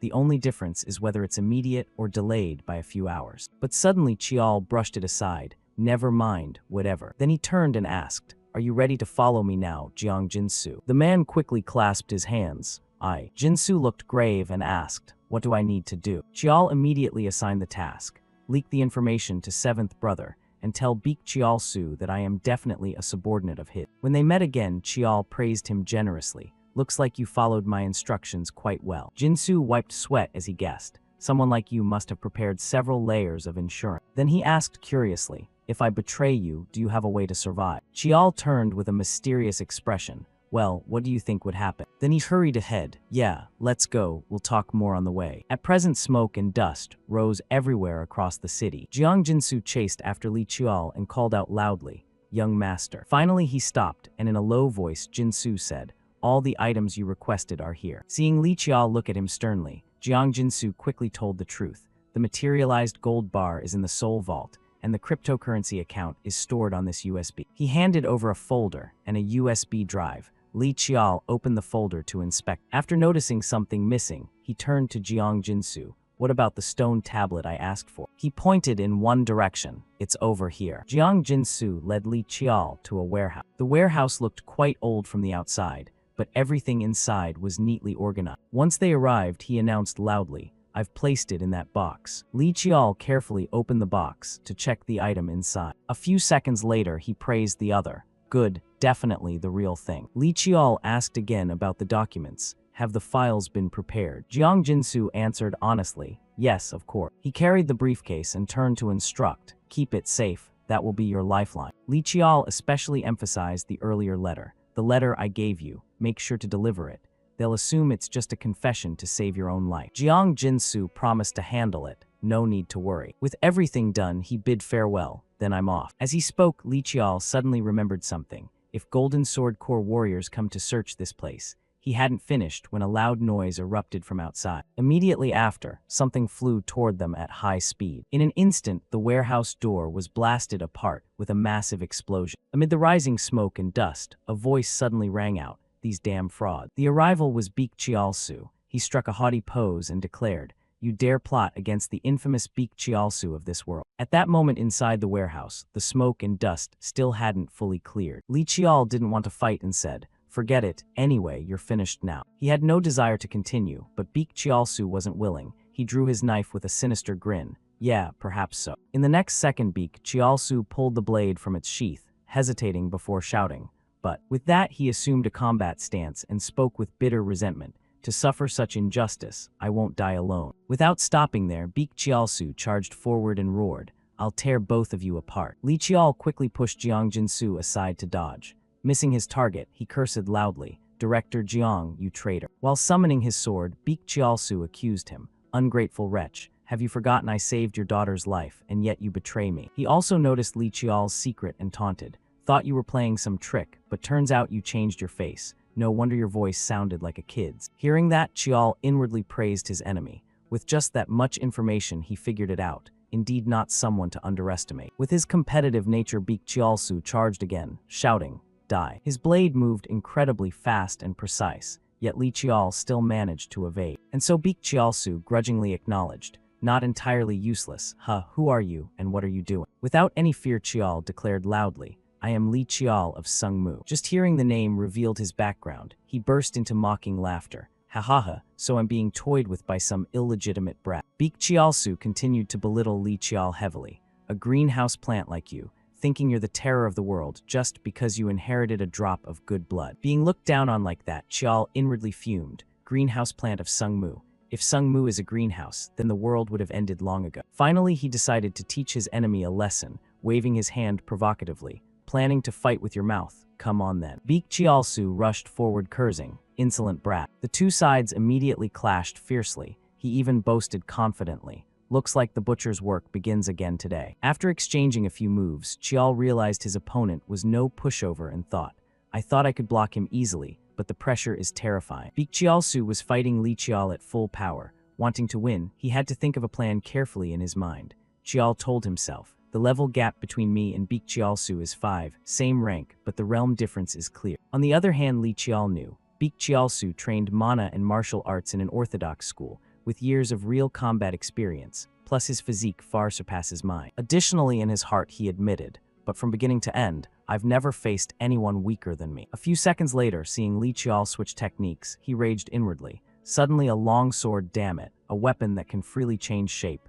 Indeed not a fake. Unable to win, Beak Chiaosu inwardly cursed, "Jiang Jinsu, you dog." Qiao noticed his distraction and shouted, daring to think of other things in the middle of battle. Right after, Li Qiao successfully slashed into Beak Chiaosu's abdomen. Blood flowed as he roared, "Arrogant little punk." Li Qiao paused for a few seconds, panting, then thought, "That was tough," but he decided to activate Demon Eye to read trajectories, intuitively sensing movement. In addition, Li Qiao thought, and with Sung Mu's sturdy body, resisting the giant frame. Once he'd found the optimal combat method, he immediately engaged with a thought rising in his mind.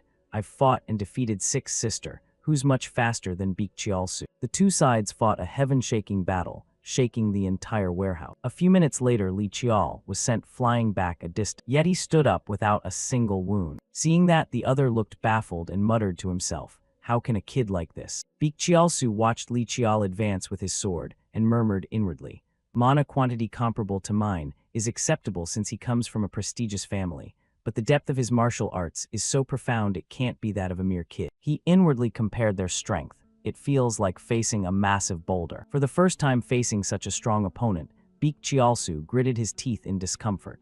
"Never thought I'd feel this way against a mere brat." In the end, he still wanted to win, so Beak Chiaosu inwardly resolved, "I have to finish this quickly and cleanly." Beak Chiaosu couldn't stop doubting, "Just a kid, but what the hell is this?" He gritted his teeth slightly, feeling like he was facing a massive boulder. Finally, Beak Chiaosu decisively stomped hard on the ground, using the momentum to charge toward Li Qiao. Every time he swung his blade, it was skillfully dodged by Qiao. His basic technique was so solid it felt like an impregnable fort. After evading, Li Qiao slid backward, the sword in his hand instantly transforming into a long spear. Beak Chiaosu froze for a moment in shock, a weapon that can freely change shape. He hurriedly retreated to block the incoming spear thrust, astonishment rising in his heart.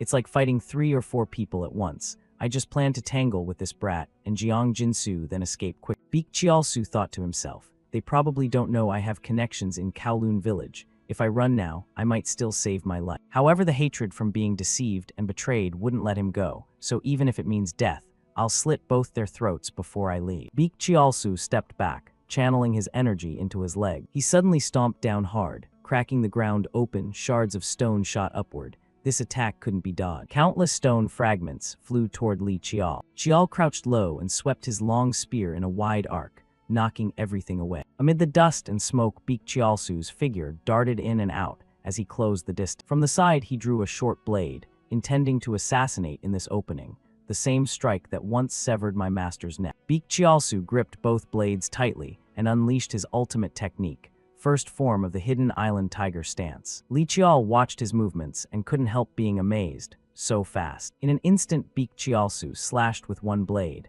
but Qiao managed to raise his long spear to block. Right after that, he twisted his wrist and swung the other short blade. A swift clean strike slipped through Li Qiao's opening and sliced down toward his left shoulder. The blow forced Li Qiao to retreat a step as he coughed lightly. Beak Chiaosu smirked sinisterly, This is the moment. Seizing the opening, he charged forward, roaring, "Die." The blade tip tore through the smoke screen and thrust straight ahead. Li Qiao's eyes widened, a flash of light swirling around them. In his hand, the long spear transformed into a black sword. Seeing that, Beak Qiaosu midair froze for a split second. A new sword. He couldn't help gripping his short blade tighter and cursing, "Damn it." Then suddenly from midair a rope shot out. Caught off guard, Beak Qiaosu had his wrist tightly bound by Li Qiao's whip.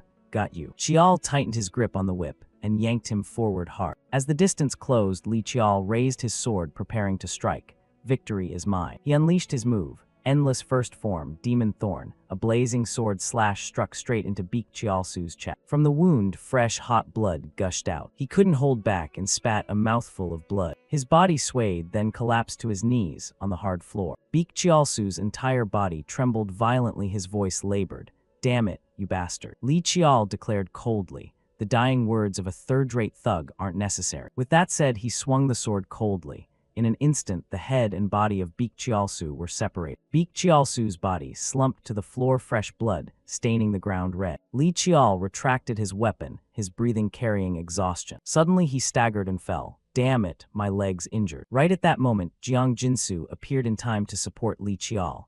"Are you all right, sir?" Qiao steadied himself and nodded slightly. "Yeah, better than I expected." Looking back at Beak Qiaosu's corpse, Li Qiao thought to himself, "In this life, is this the first time I've killed someone?" Jiang Jinsu stood silently beside him, looking down as well. Then he lifted his head to gaze at the boy, his eyes filled with contemplation. "Only 15 years old, just a child, not much older than my daughter." Recalling Li Qiao's battle just now, Jiang Jinsu couldn't help marveling. "But he's incredibly strong. Since I know full well Beak Qiaosu isn't ordinary, it only makes that power seem all the more terrible." He bowed toward Qiao. "Thank you so much, sir." Li Qiao curved his lips slightly. "No need to thank me. After all, I did it because there's something I need to take." Jiang Jinsu hesitated. "Then, from now on, what should I do?" Qiao replied, satisfied. "Having that enthusiasm is good, but first we need to wrap up this matter." Li Qiao added something that surprised him. "Handle your daughter's situation first. Our deal starts from there." Jiang Jinsu felt moved inside. He hasn't forgotten what I said. This child, I have an almost certain feeling he's different from Beak Qiaosu. A rare relieved smile appeared on his face. "If in the future he actively contacts me, I'll sincerely become his subordinate." Suddenly, a massive explosion rang out, shaking the entire room. Li Qiao observed the situation and guessed. "Looks like Beak Golf faction is in its death throes." Jiang Jinsu held up the briefcase anxiously. "In this condition, can you escape? You shouldn't reveal your identity. I've put the documents in the bag." Qiao took it and nodded. "Exact." Li Qiao reassured him. "Don't worry, I'll get out as soon as the timing is right." He silently calculated. "The Golden Sword core capabilities are truly formidable, but with my shadow form technique and all-face iron skin." Right then, Jiang Jinsu suddenly interrupted his thoughts. "There's an underground tunnel." He explained, "There's a drainage channel running through, but it's wide enough for a person to pass." Jiang Jinsu offered sincerely, "I'll lead the way for you." Seeing that Li Qiao smiled faintly, he's made up his mind then. He recalled their earlier deal. He knows full well he can't back out of the transaction with me, so he's definitely carrying out his promise seriously. Li Qiao inwardly compared the look in his eyes from before to now, but now it's no longer helplessness. It's genuine sincerity showing through. A sense of satisfaction rose in his heart.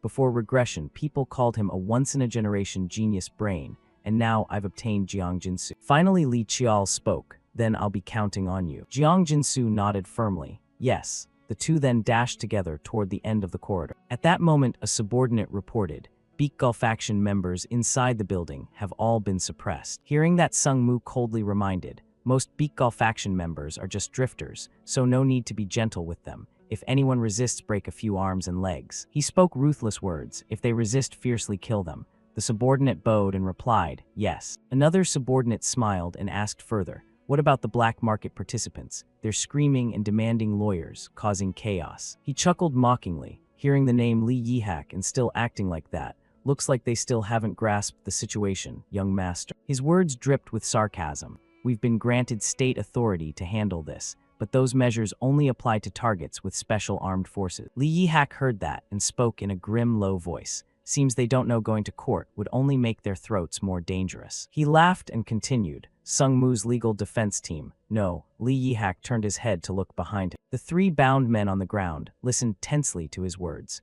Just mobilizing the young master's personal defense team will make any court case crystal clear. At that moment, another subordinate approached to report. The fleeing Beakgal members have all been captured. He asked upon hearing, "What about evidence?" The subordinate handed over a stack of papers. "These are all the things found in the black market, only this much." Li Yihak took it and examined the information inside while pondering. After that, he handed it back and said, "No ledgers or entry-exit lists at all. Turns out they kept them somewhere else." Li Yihak fell silent. It would be cleaner to sweep those places too, but that would scatter the drifters everywhere. Suddenly, a nearby subordinate hesitated and spoke. About that." He recounted, while the Spirit Sword Corps was searching, they captured one person. He asked, "One person?" Then he pointed in one direction. "They say he's the one who directly handled operations here, but he handed over this." Another subordinate held a briefcase. He insisted the young master must see this. Li Yihak took out the stack of papers from the briefcase and examined them. After reading the contents, his heart jolted in shock.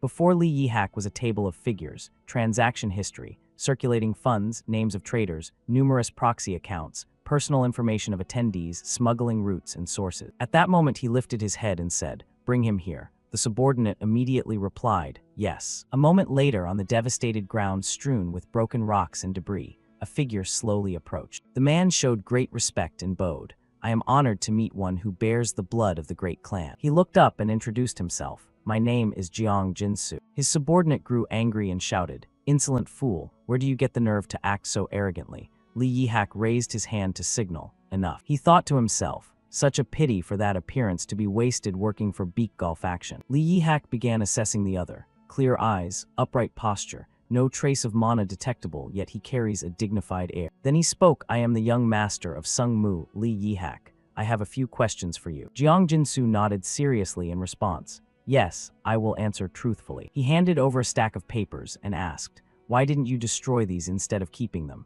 It looks like nothing more than a desperate ploy to escape the current situation." The man reminded him, "Inside the briefcase there's a letter." He said, "You only need to see that letter." Li Yihak turned his head toward the briefcase. He reached inside and pulled out a small envelope. After feeling the texture of the paper, Li Yihak thought to himself, "They used printing paper, so the handwriting can't be traced." The contents of the letter appeared. If it's about those documents, then not only are they sufficient compensation for this incident, but there's even extra. Just keep an eye on the man in front of you for a bit. He has a daughter, so please cure the girl as well. After reading the letter, Li Yihak let out a soft laugh. This cheeky brat, daring to openly take advantage of his older brother like this. Yet he didn't deny it.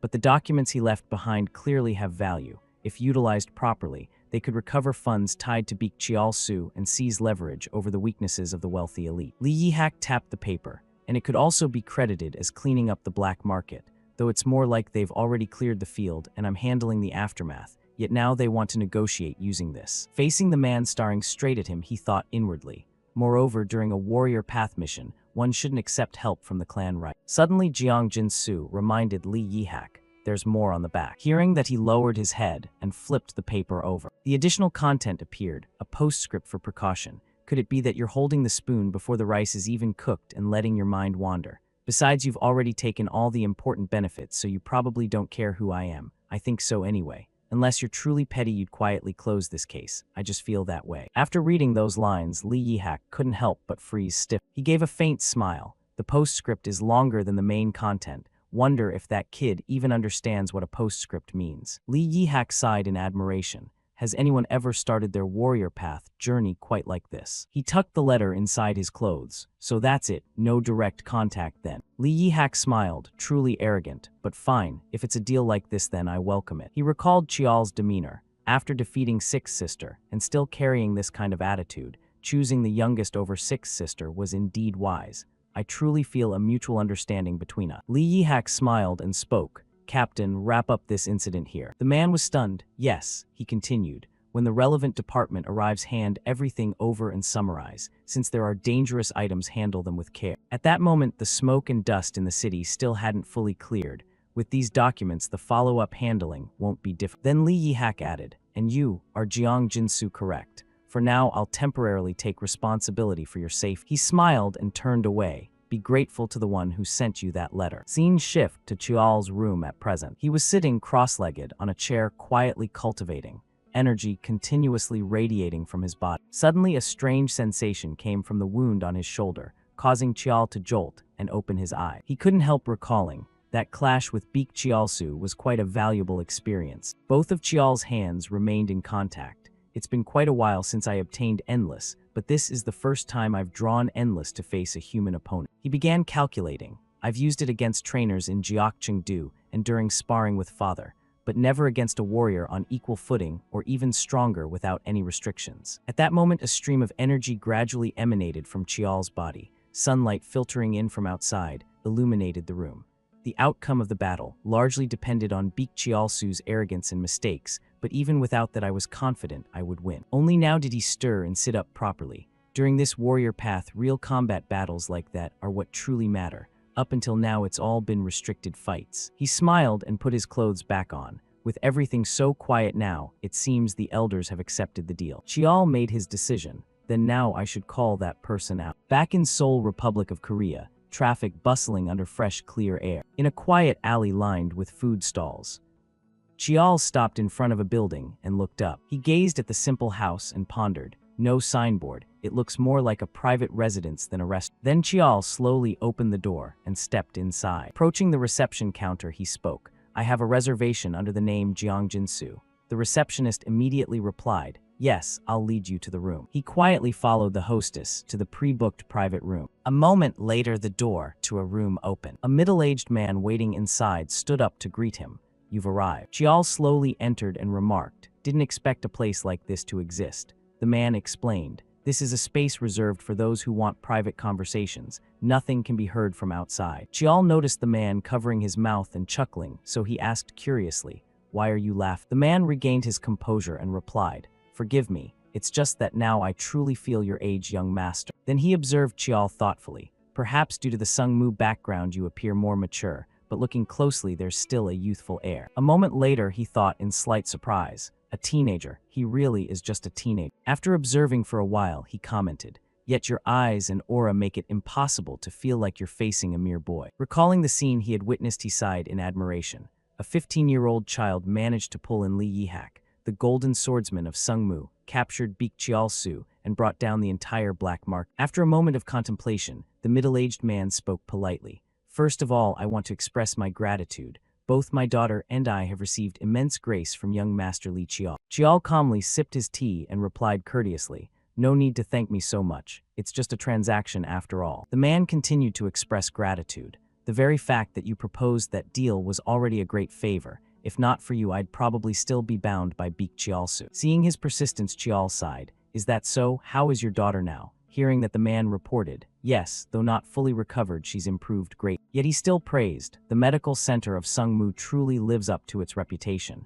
Chial seemed indifferent and replied casually, that's good then. At that moment, the man appeared to have something difficult to say and hesitated for a long while. Then he spoke seriously, young master has kept every promise to me, now it's my turn to fulfill mine. His next words made Chial pause slightly. I'll do anything, what do I need to do? Seeing the man's serious demeanor, Chial teased. Hearing you say that, it sounds like I'm about to order you to do something dirty. Hearing that, the man panicked and explained, no, that's not what I meant. Chial smiled, holding back laughter, and replied, I know. Then Chial turned to the bag. He always carried rummaging for something while saying, first, I have a few things I'd like to ask of you. A moment later, he pulled out a stack of documents and a USB drive, placing them on the table, which surprised the man. This is. Then he asked, puzzled, aren't these the documents and USB you took that day? Why bring them back here? Chial explained, I only borrowed them to look through for a bit. He pushed the items toward the man and requested, I'll hand them back to you, so handle them carefully. It seems I'll need quite a lot of money soon.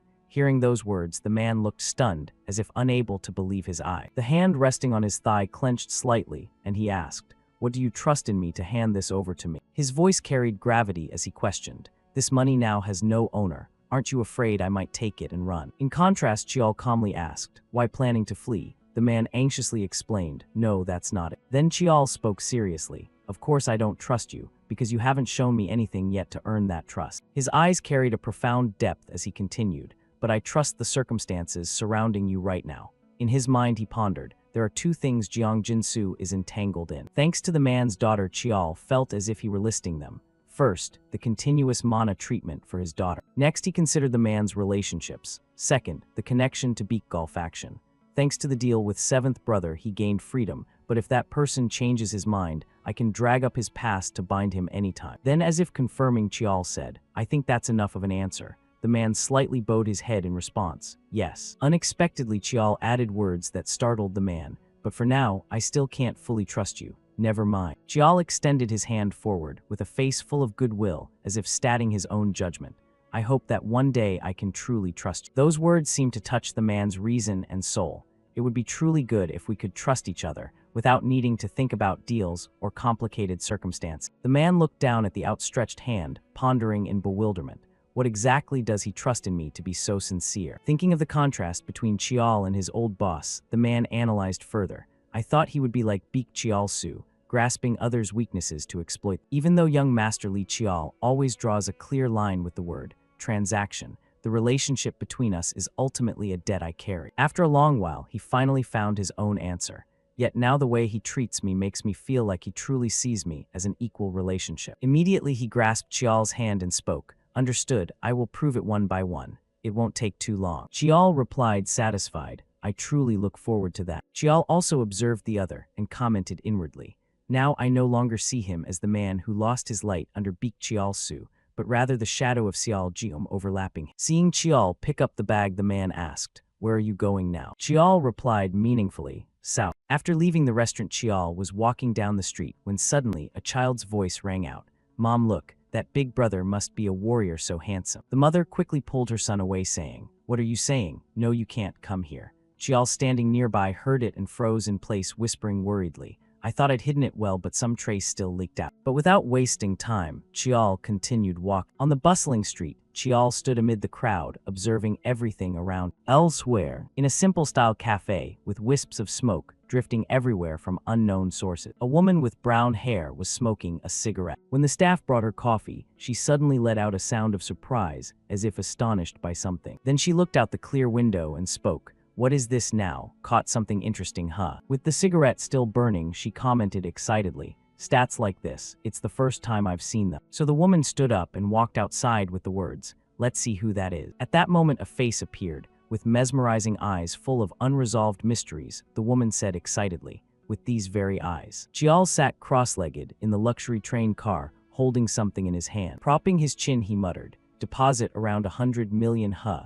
This amount is enough for initial operating expenses. Chial looked up. Thanks to Jiang Jinsu, I can travel comfortably like this. Folding the bank book, he thought inwardly, Wonder how Jiang Jinsu will perform this time. Lifting the golf bag and preparing in his mind, he decided, Talent has already been proven. For now, let him freely demonstrate his abilities. Plan gradually formed in his mind. If Jiang Jinsu displays abilities similar to Xiao Jiom, from before then, he'll be capable enough to help me build a support foundation. Chial's eyes flashed, and having people know there's such a foundation backing me is necessary. Past events flashed through his mind one after another. Up to now, both luck and pretext have been fine. Since I know the future, there are many things I can do, but from now on I must be more cautious when using information from my previous life. His thick brows furrowed slightly. The things I'll do from now on must appear as reasonable predictions based on deduction. Suddenly, the announcement sounded. This stop is. Chial sighed, slowly standing up. First, I need to handle my own matters more than Jiang Jinsu. Afternoon sunlight bathed the train station.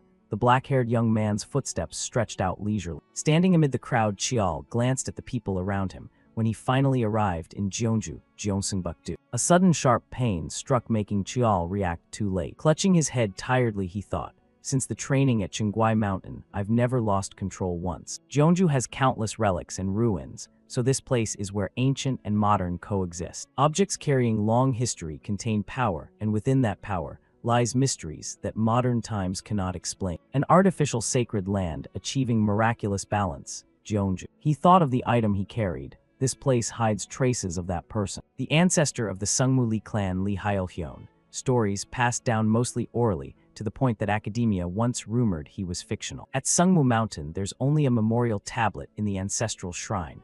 No remains of Li Hailhyun. Until in the previous life, a relic related to Li Hailhyun was discovered. Who knows how long? Chial walked while thinking. There they also found materials related to Huya. When his thoughts reached the crucial point, and there was another purpose, someone suddenly interrupted. Hey kid. Smoke puffed from red lips. The beautiful blonde woman holding a pipe still trailing smoke spoke. Who are you? Chial achieved his goal in his heart, to meet this woman. She smiled, interesting indeed. The smoke followed her steps as she approached, enveloping him. Suddenly, the magic detector picked up a strange signal, so I came to check. Her eyes flashed with strange light. Who would have thought you'd have the exact same thing in your eyes as me? Owners of demon eye rarely reveal themselves to the world. So coincidentally, besides me in Korea, there's another one, Grand Mage from the Eiffel Magic Tower in France, Valérie de Belle from French nobility. In the previous life, she was one of the few Grand Mages to reach level 2. The demon eye she possesses, the ability to read and interpret all hidden information in objects and phenomena, interpretive eye. Chial was somewhat surprised by this situation. I planned to seek out this woman, but didn't expect to meet her this way. Valerie suddenly lined in. Hey, are you scared of me? Seeing him silent, she asked, or are you not Korean? Chial had to sigh, I'm Korean. At that she immediately giggled. Phew, actually I only know Korean. Another silent sigh. I knew it, but this woman is truly unpredictable. Rumors flashed through Chial's mind. The nickname she would be given in the future, eccentric of the Magic Tower, no more accurately the madwoman of the Magic Tower. What puzzled him wasn't just that. The reason she came to Korea was utterly ridiculous. Suddenly wanted to learn spells, so came to Korea by moreover, she didn't even bother asking the Magic Tower master before leaving. The more he thought, the paler he became, and her decision to naturalize in Korea was because Korean fried chicken is too delicious. Back to reality, Valerie asked. Anyway, forget that. Hey, who are you? Chial raised his hands helplessly. You're the one who started talking first, why ask me? She clicked her tongue, extending her hand. So difficult, then let's greet properly. The French mage leisurely introduced herself. I'm Valérie de Belle. As you can see, I'm not Korean. I'm a mage from the tower. Chial also extended his hand and shook hers in goodwill. I'm Li Chial. Hearing the surname, she was slightly surprised. Li could it be the Li family? In Korea, it's called Sungmu, right? Chial nodded. Yes, that's correct. Valerie immediately exclaimed. If you're from Sungmu, then in this country, you're practically royalty, right? Chial wasn't that arrogant. Indeed, they hold great power, but it's far from royalty. Her pipe waved in midair. Is that so? The pipe pointed straight at Chial, bluntly exposing. Then why hide that cute face with a mask? Are you on the run? Not denying, Chial slowly removed the mask. The nature of his demon eye is similar to mine. No surprise, he awakened it earlier than me. She smiled, not surprising, even though I've already investigated quite a bit. Using his real face, Chial continued the conversation. Because I've also seen eyes similar to yours. Valerie's interest surged. I've never heard of Sungmu having someone with demon eye. What ability do your eyes have? I don't understand why I have to reveal my own ability. She narrowed her eyes, smiling. My eyes are interpretive eye. They can read and display all objects or phenomena as data. What about yours? Seeing that expression, Chial was at a loss for words. The seemingly harmless smile of the mage remained, but something seemed to gradually change. Then no choice, I have to find out myself. Powerful energy radiated. In the blink of an eye, her eyes changed color. Her voice deepened as well. No choice then, I'll have to find out myself. A powerful surge of energy radiated out. Chial's eyes seemed stimulated in response, shifting color as well. He dropped to one knee, clutching his eyes, and asked angrily, what the hell are you doing? Seeing his pained expression, Valerie softened her tone immediately. Sorry, I was just way too curious, but that's really strange. She stepped closer again. I couldn't read a single thing. Looking at the black-haired young man's still fuming eyes, the mage coaxed gently. Don't be so mad. Consider it my apology. I'll tell you something interesting in return. She flashed that fake smile again. In exchange, talk with me for a really long time deal. The sky had already turned to dusk, with faint evening light filtering into the large corner apartment on the street. Valerie and Chial stopped in front of the old gate of the villa, hesitating as they probed, supposedly inviting him for coffee, yet here of all places. Chial scanned the surroundings and inwardly marveled. From the outside, it just looks like an ordinary abandoned house, but Valerie paid no mind and smiled as she said, all right, let's go in and take a look. As soon as she finished speaking, a faint red light swept past Chial, leaving him momentarily stunned. He guessed inwardly. Just now, that sensation felt like the sorcery of a yokai. Valerie seemed to sense something too and asked, you've noticed now, haven't you? Without using demon eye and still sensing it, could it be you've already studied magic? Chial replied softly, I haven't studied magic, but such a strange feeling is nothing surprising. She quickly explained, that sensation, if you're not at master level like me, you couldn't possibly detect it.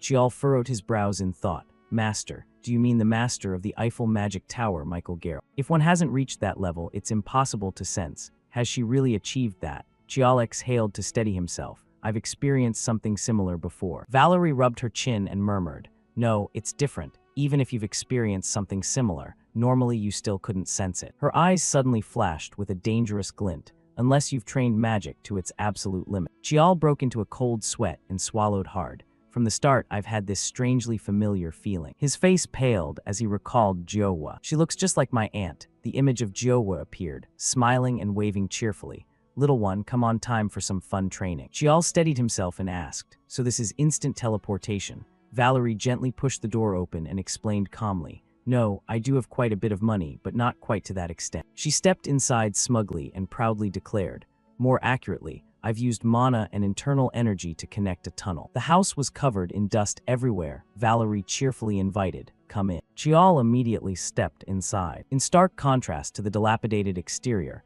was a spotlessly clean and neatly arranged counter. Chial's gaze turned to the counter's owner. He asked curiously, that thing. Looking at the counter owner, he thought, not human, mana detectable, no biological activity. Valerie knew he was extremely puzzled and quickly explained, that's a golem, a machine with a mana core embedded inside. From here on it's my workshop. All sorts of bizarre things might appear. She plopped down on a chair casually. Want to order a drink first? Chial set his bag down and ordered, I'll have a hot tea. Valerie snapped her fingers to summon service. Sure, I'll have an espresso. Chial probed, is it possible to install something like this in a workshop? Valerie replied nonchalantly, I wanted it to feel like a real cafe, but going out every time is such a hassle. Yes, no problem. She held the cigarette in her hand, took a drag, and said, there are so many things I want to ask, I don't even know where to start. Chial asked curiously, why do you think I'll answer? She replied, how stingy. Then she said, fine then, even though I look like this, I know quite a lot. Valerie lowered her voice and raised 3 fingers.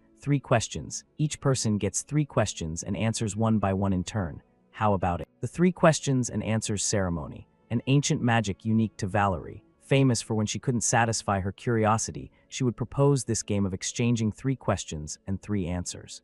The unique spell created by applying her technique later became one of the symbols of the mage named Valerie. And exchanging plain questions is boring. She raised her voice, so I'll add a game using my magic. Hearing that, Chial sipped from his cup and inwardly marveled, just as the rumors say. He immediately replied decisively, I refuse, making her eyes widen in surprise. He clearly stated his position. We've only just met today, what could I possibly be curious about? She asked, puzzled, not curious about my eyes. Chial explained further, earlier, even without asking. Someone deliberately told me already, though. He set his teacup down with a sigh full of emotion. This game does sound quite interesting. Let's set the condition. The winner gets to make 1 request, then I'll join. Valerie repeated, a request. You say you're not curious. What do you plan to request? Chial's face was completely serious. That can wait until later. He continued, an opportunity to make a request of a mage with her own workshop doesn't come often, making her fall deep into thought. She lifted her wand with visible difficulty. Not very pleasant, but fine. The rules are simple. The wand swung, releasing a burst of intense red power that enveloped the entire space. Her face lit up with unconcealed excitement. From now on, each person has 3 questions and 3 answers. The red glow merged together, forming a small flame. She explained the rules. Questions can be anything, ask whatever you want. Answers too can be true or false. But you have to guess whether the answer is true or false. The one who guesses correctly more times wins. And the loser must give detailed, truthful answers to the winner's 3 questions. She smiled to ease the atmosphere. Overly obvious questions are forbidden, like gender or name, for example. Chial immediately asked, how do you distinguish true from false? She pointed to her head. This spell belongs to mental magic. It reads the waves of consciousness from the subconscious. She answered, even if the loser deliberately tries to hide the truth, due to the magic's effect, they will naturally speak it out. And then, from within the chest, Valerie condensed a brilliant glowing orb, her voice grave. I, Valerie de Belle, swear on my title as a mage, I will honestly fulfill everything said, without tricks or deceit. With that, the orb condensed and burst above their heads, and will abide by the rules to play a fair match. Valerie placed her hand as if making a vow. This is a mage's oath. If broken, I will lose all my mana. She immediately began. Now you can believe I won't play any tricks, right? Chial nodded. Yes. Waiting for just that, Valerie snapped her fingers to signal. Then let's begin. Red orbs floated above their heads. Valerie faced Chial with an air full of mystery and tension. Chial politely invited, you go first. Valerie happily replied, "All right, let's start light then." Her eyes glowed with a mesmerizing purple, dreamy eyes gazing at Chial as she asked, "What is the ability of your demon eyes?" Chial closed his eyes in thought.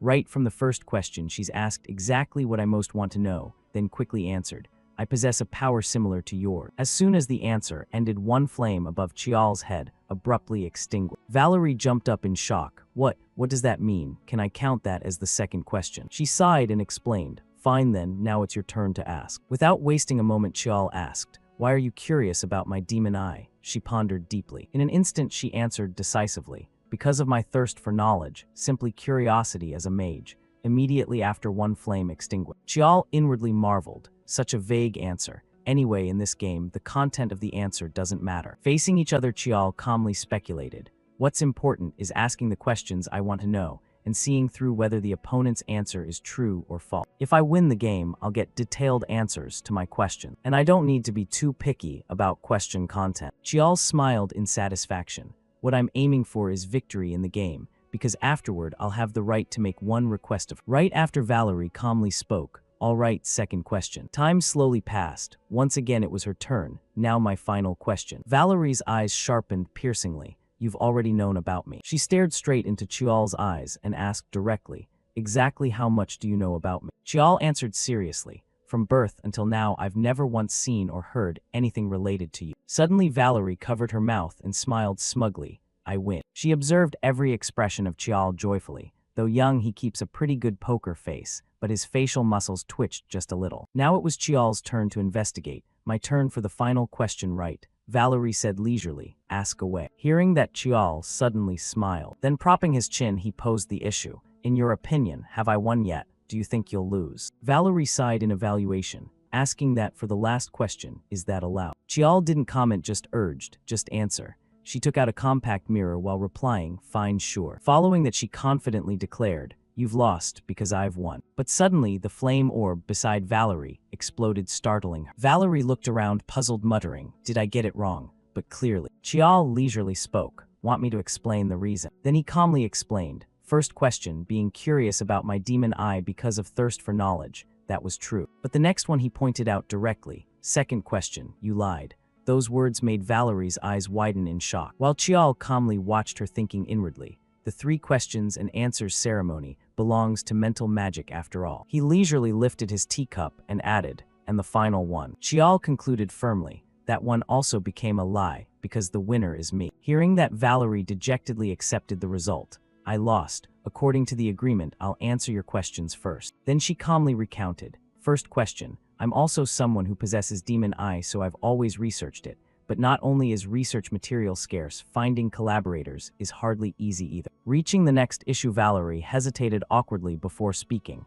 "The second one is." Seeing that, Chial sighed and generously said, "If you find it hard to say, then no need to answer." Inside, he had no intention of prying everything out anyway. Inherent magic belongs solely to each person, so her hesitation is natural. Valerie, hearing those words, exclaimed in surprise, "Really? Is that really okay?" Chial calmly made his request. "Instead, let me ask you for one more thing." She raised her hand defensively in alarm. "What exactly are you planning to ask of?" Chial immediately furrowed his brows tightly, clearly showing his disgust. Seeing his expression, Valerie quickly explained, No, I was just joking. Do you have to frown like that?" Chial tried to rein in his emotions and explained, "It's not that, just suddenly thought of someone who looks exactly like you, so my reaction was a bit strong. So what do you plan to do now?" Hearing that, she rubbed her head dejectedly and replied, "Fine then, it seems I have no choice left to refuse." Valerie calmly declared, "So the game ends here." Then she stood up and said, "In that case, let's go deeper into the workshop. We'll discuss what you want to ask of me there." When she reached Chial's side, Valerie carefully warned, "Don't touch anything, just follow behind me." After that, she walked ahead and opened the door. Valerie led the way while introducing, "This is the center of my workshop."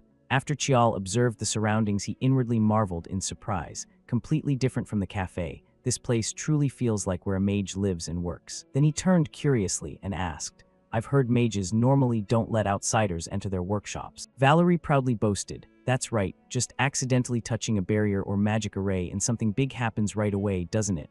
But I'm talented enough so those things aren't a problem." "Sit over here," Chial helplessly replied, Ah, yes. Following her, Chial asked with interest, "So then, what is it you want to ask of me?" Chial pulled out a stone tablet and solemnly requested, "I want to ask you to decipher this stone tablet, and of course I hope you'll keep the entire contents confidential after deciphering." Seeing that, Valerie put on gloves and thought to herself, "A stone tablet, huh? Ancient artifacts are a bit complicated, but I should be able to handle it." Right after she picked up the tablet to examine it, suddenly a purple lightning bolt appeared. It quickly attacked Valerie's eyes, blocking her research.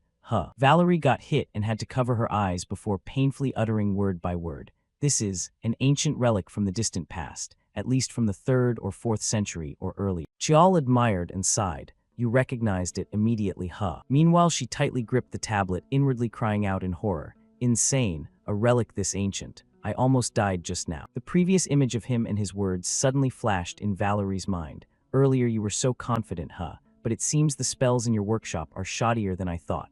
You have demon eye, but your magic is only at this level. I could do the same. Wonder if I should still ask." The more she recalled, the more annoyed she became, inwardly scolding.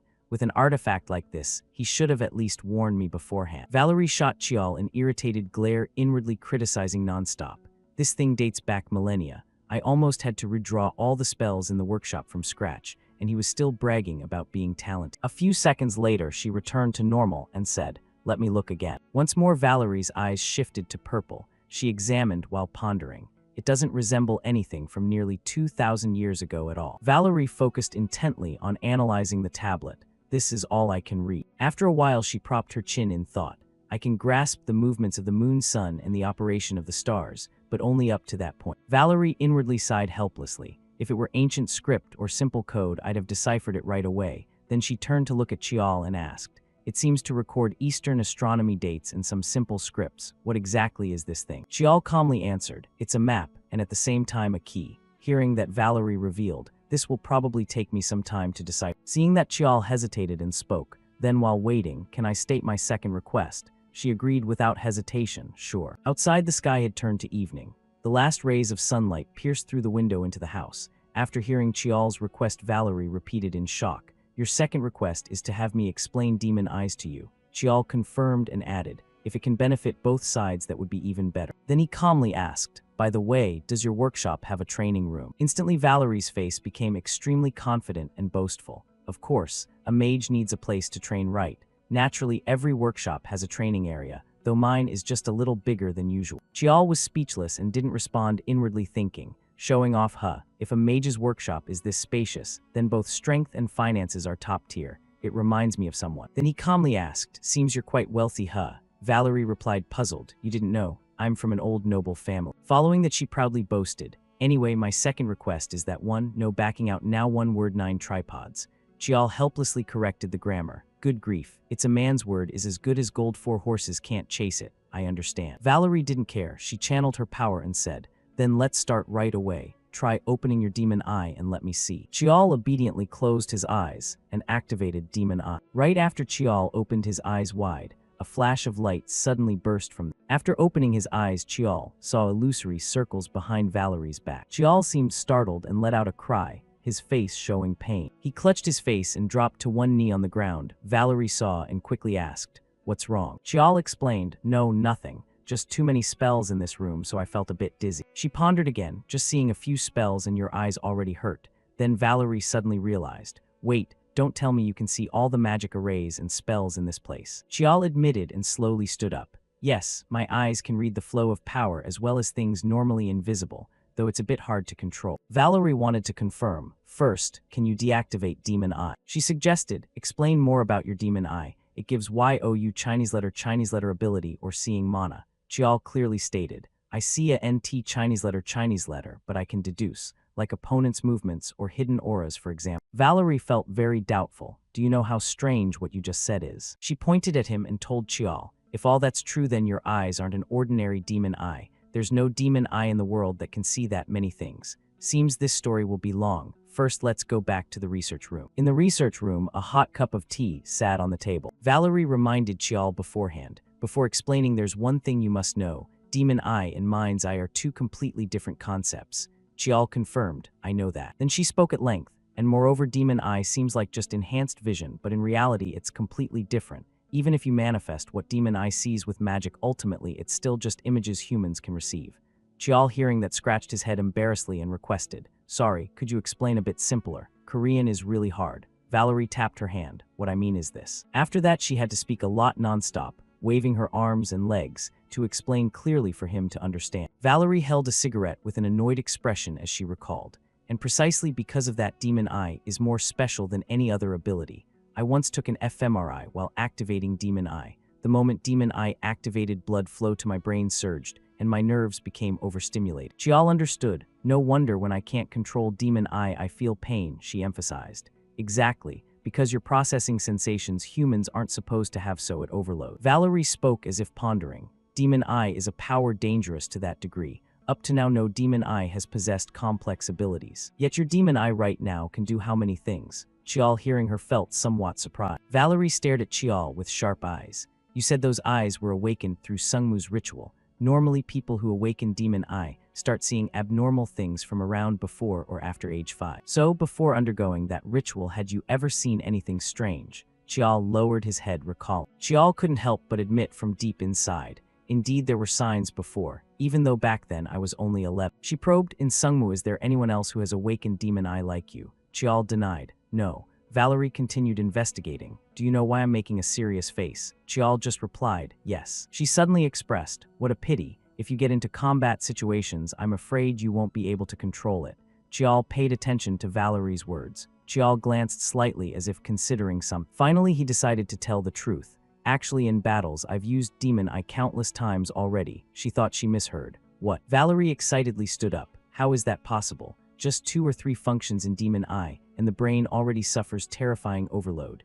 You should have had a brain hemorrhage and died or gone insane long ago. Yet you can still look and control it." Chial, calmer than her, admitted, "Yes." Valerie helplessly held her head, truly never seen an exception like this. Then, with a sinister smile on her lip, "Seems we need to experiment with a few things then." Her appearance made Chial slightly pale. "Yes, what kind of thing?" Thanks to Valerie's suggestion, I temporarily stayed in the training room for a while, and in the blink of an eye, several days passed. Valerie was busy deciphering the stone tablet until just before dinner. As for me, I began a round of training that exhausted demon eye to its limit. Chial lay on the mat with hands and feet restrained, surrounded by lightning bolts, making him grit his teeth in pain. Finally, the device sound rang out. Measurement complete. Chial dazedly almost fell asleep.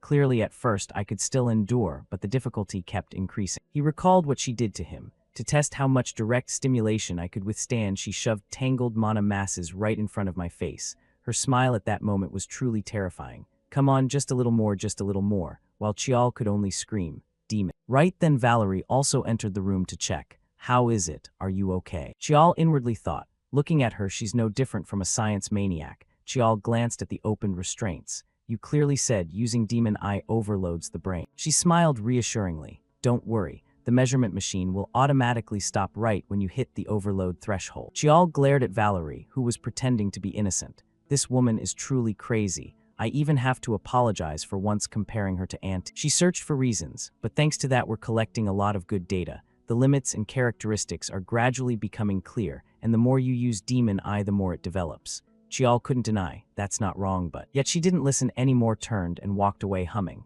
"Let's see if you'll obediently undergo the experiment or not," Chial realized. She's deliberately speaking in French. Valerie seemed surprised when she saw what was before her eyes. She observed the parameter display panel, wondering, "What is this? Am I seeing wrong?" I set it to automatic status check and let the difficulty increase gradually. How can his growth speed be this fast? No, it's not growth, more like adaptation. Then the issue isn't in the explanation. Valerie's smile grew increasingly interesting. Everything continued in the following days. Training day 1. No, almost called it experiment, this is training. After all, this is just a test. Li Chial requested, not an experiment, to satisfy my curiosity. Though since I've painstakingly gathered enough data, I'll still save it as a file. Confirmed that demon eye can easily see one-way mana circle. From level 6, magic onward pain begins to appear, but at level 7, it can still be read without too much difficulty. Perhaps I'll need to bring back a CT machine for support. Day 3 of training. To test Chinese letter ability, I deliberately hid a spell behind a metal plate and told him to read it. The result shows it's NOT Chinese letter, but reading energy emitted from objects. even just a pencil, and I still don't understand what or how he read. After that, we experimented with moving objects. At that time, he demonstrated the ability to predict blood flow and muscle movement. The limited predictive aspect of his foresight eye was faintly visible, but he couldn't keep Demon Eye open for more than 2 hours. If only his brain and eyes had a bit more endurance, it would be so much better. More experiments. No more training. Day 8 of the experiment, he was continuously breaking speed records in an astonishing way, raising the difficulty terrifyingly. I secretly cranked up the difficulty to see what would happen, yet he still kept up. Even I couldn't reach this level. I really should have bought a CT machine earlier. At this point, I might have to dissect it and look direct. His demon eye seems to belong to an entirely different resolution system from mine. Li Qiao's visual ability is on an unbelievably high tier.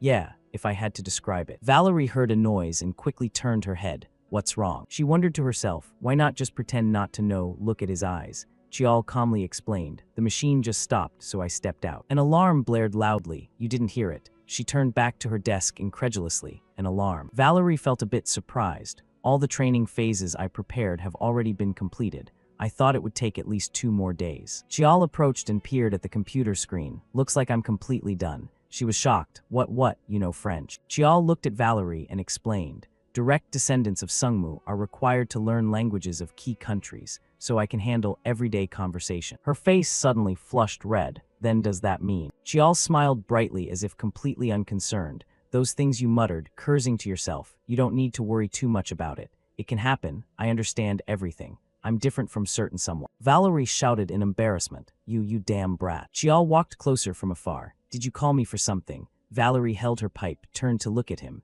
Yeah, the preliminary training round is over. She asked for his opinion. Honestly, I really wanted to continue training in the lab, but what you need is practical combat application, right? So now I plan to start a real training round. Qiao seemed very agreeable. I'm always ready, however. Valerie suddenly stopped him. Wait. Beneath their feet appeared a magic circle centered on her. Valerie explained, I've reinforced the training area's magic array. It will be much more complex than before. She added a reminder, and also, it's best to completely drop the habit of closing your eyes, then opening them when using Demon Eye. Those small, repeated habits become ingrained. They might help with temporary control, but later they'll create bad effects. Qiao followed her words, frowning as he tried not to close his eyes. Finally, Qiao was able to summon Demon Eye. He stared at the room filled with magic circles. Even though the training area's magic array has been reinforced, I only feel a slight headache. A few days ago, right in the middle of Jeonju, I couldn't even control Demon Eye at all. Qiao slowly observed around. However, the mana flow is this complex. It's exactly like looking at a human's mana system. I don't understand magic well, but she must truly be an extraordinary grand mage.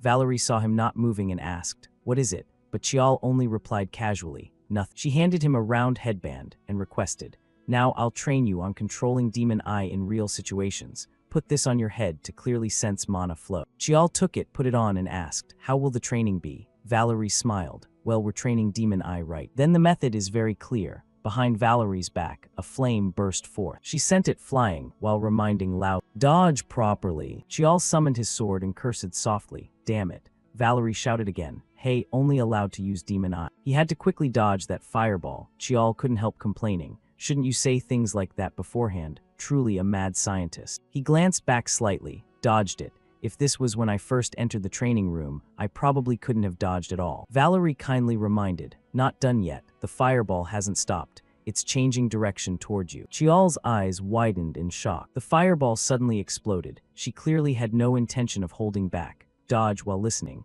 Now I've grasped the essence of your Demon Eye. Your Demon Eye, if I have to say it straight, is quite similar to my interpretive system, but at a much higher level.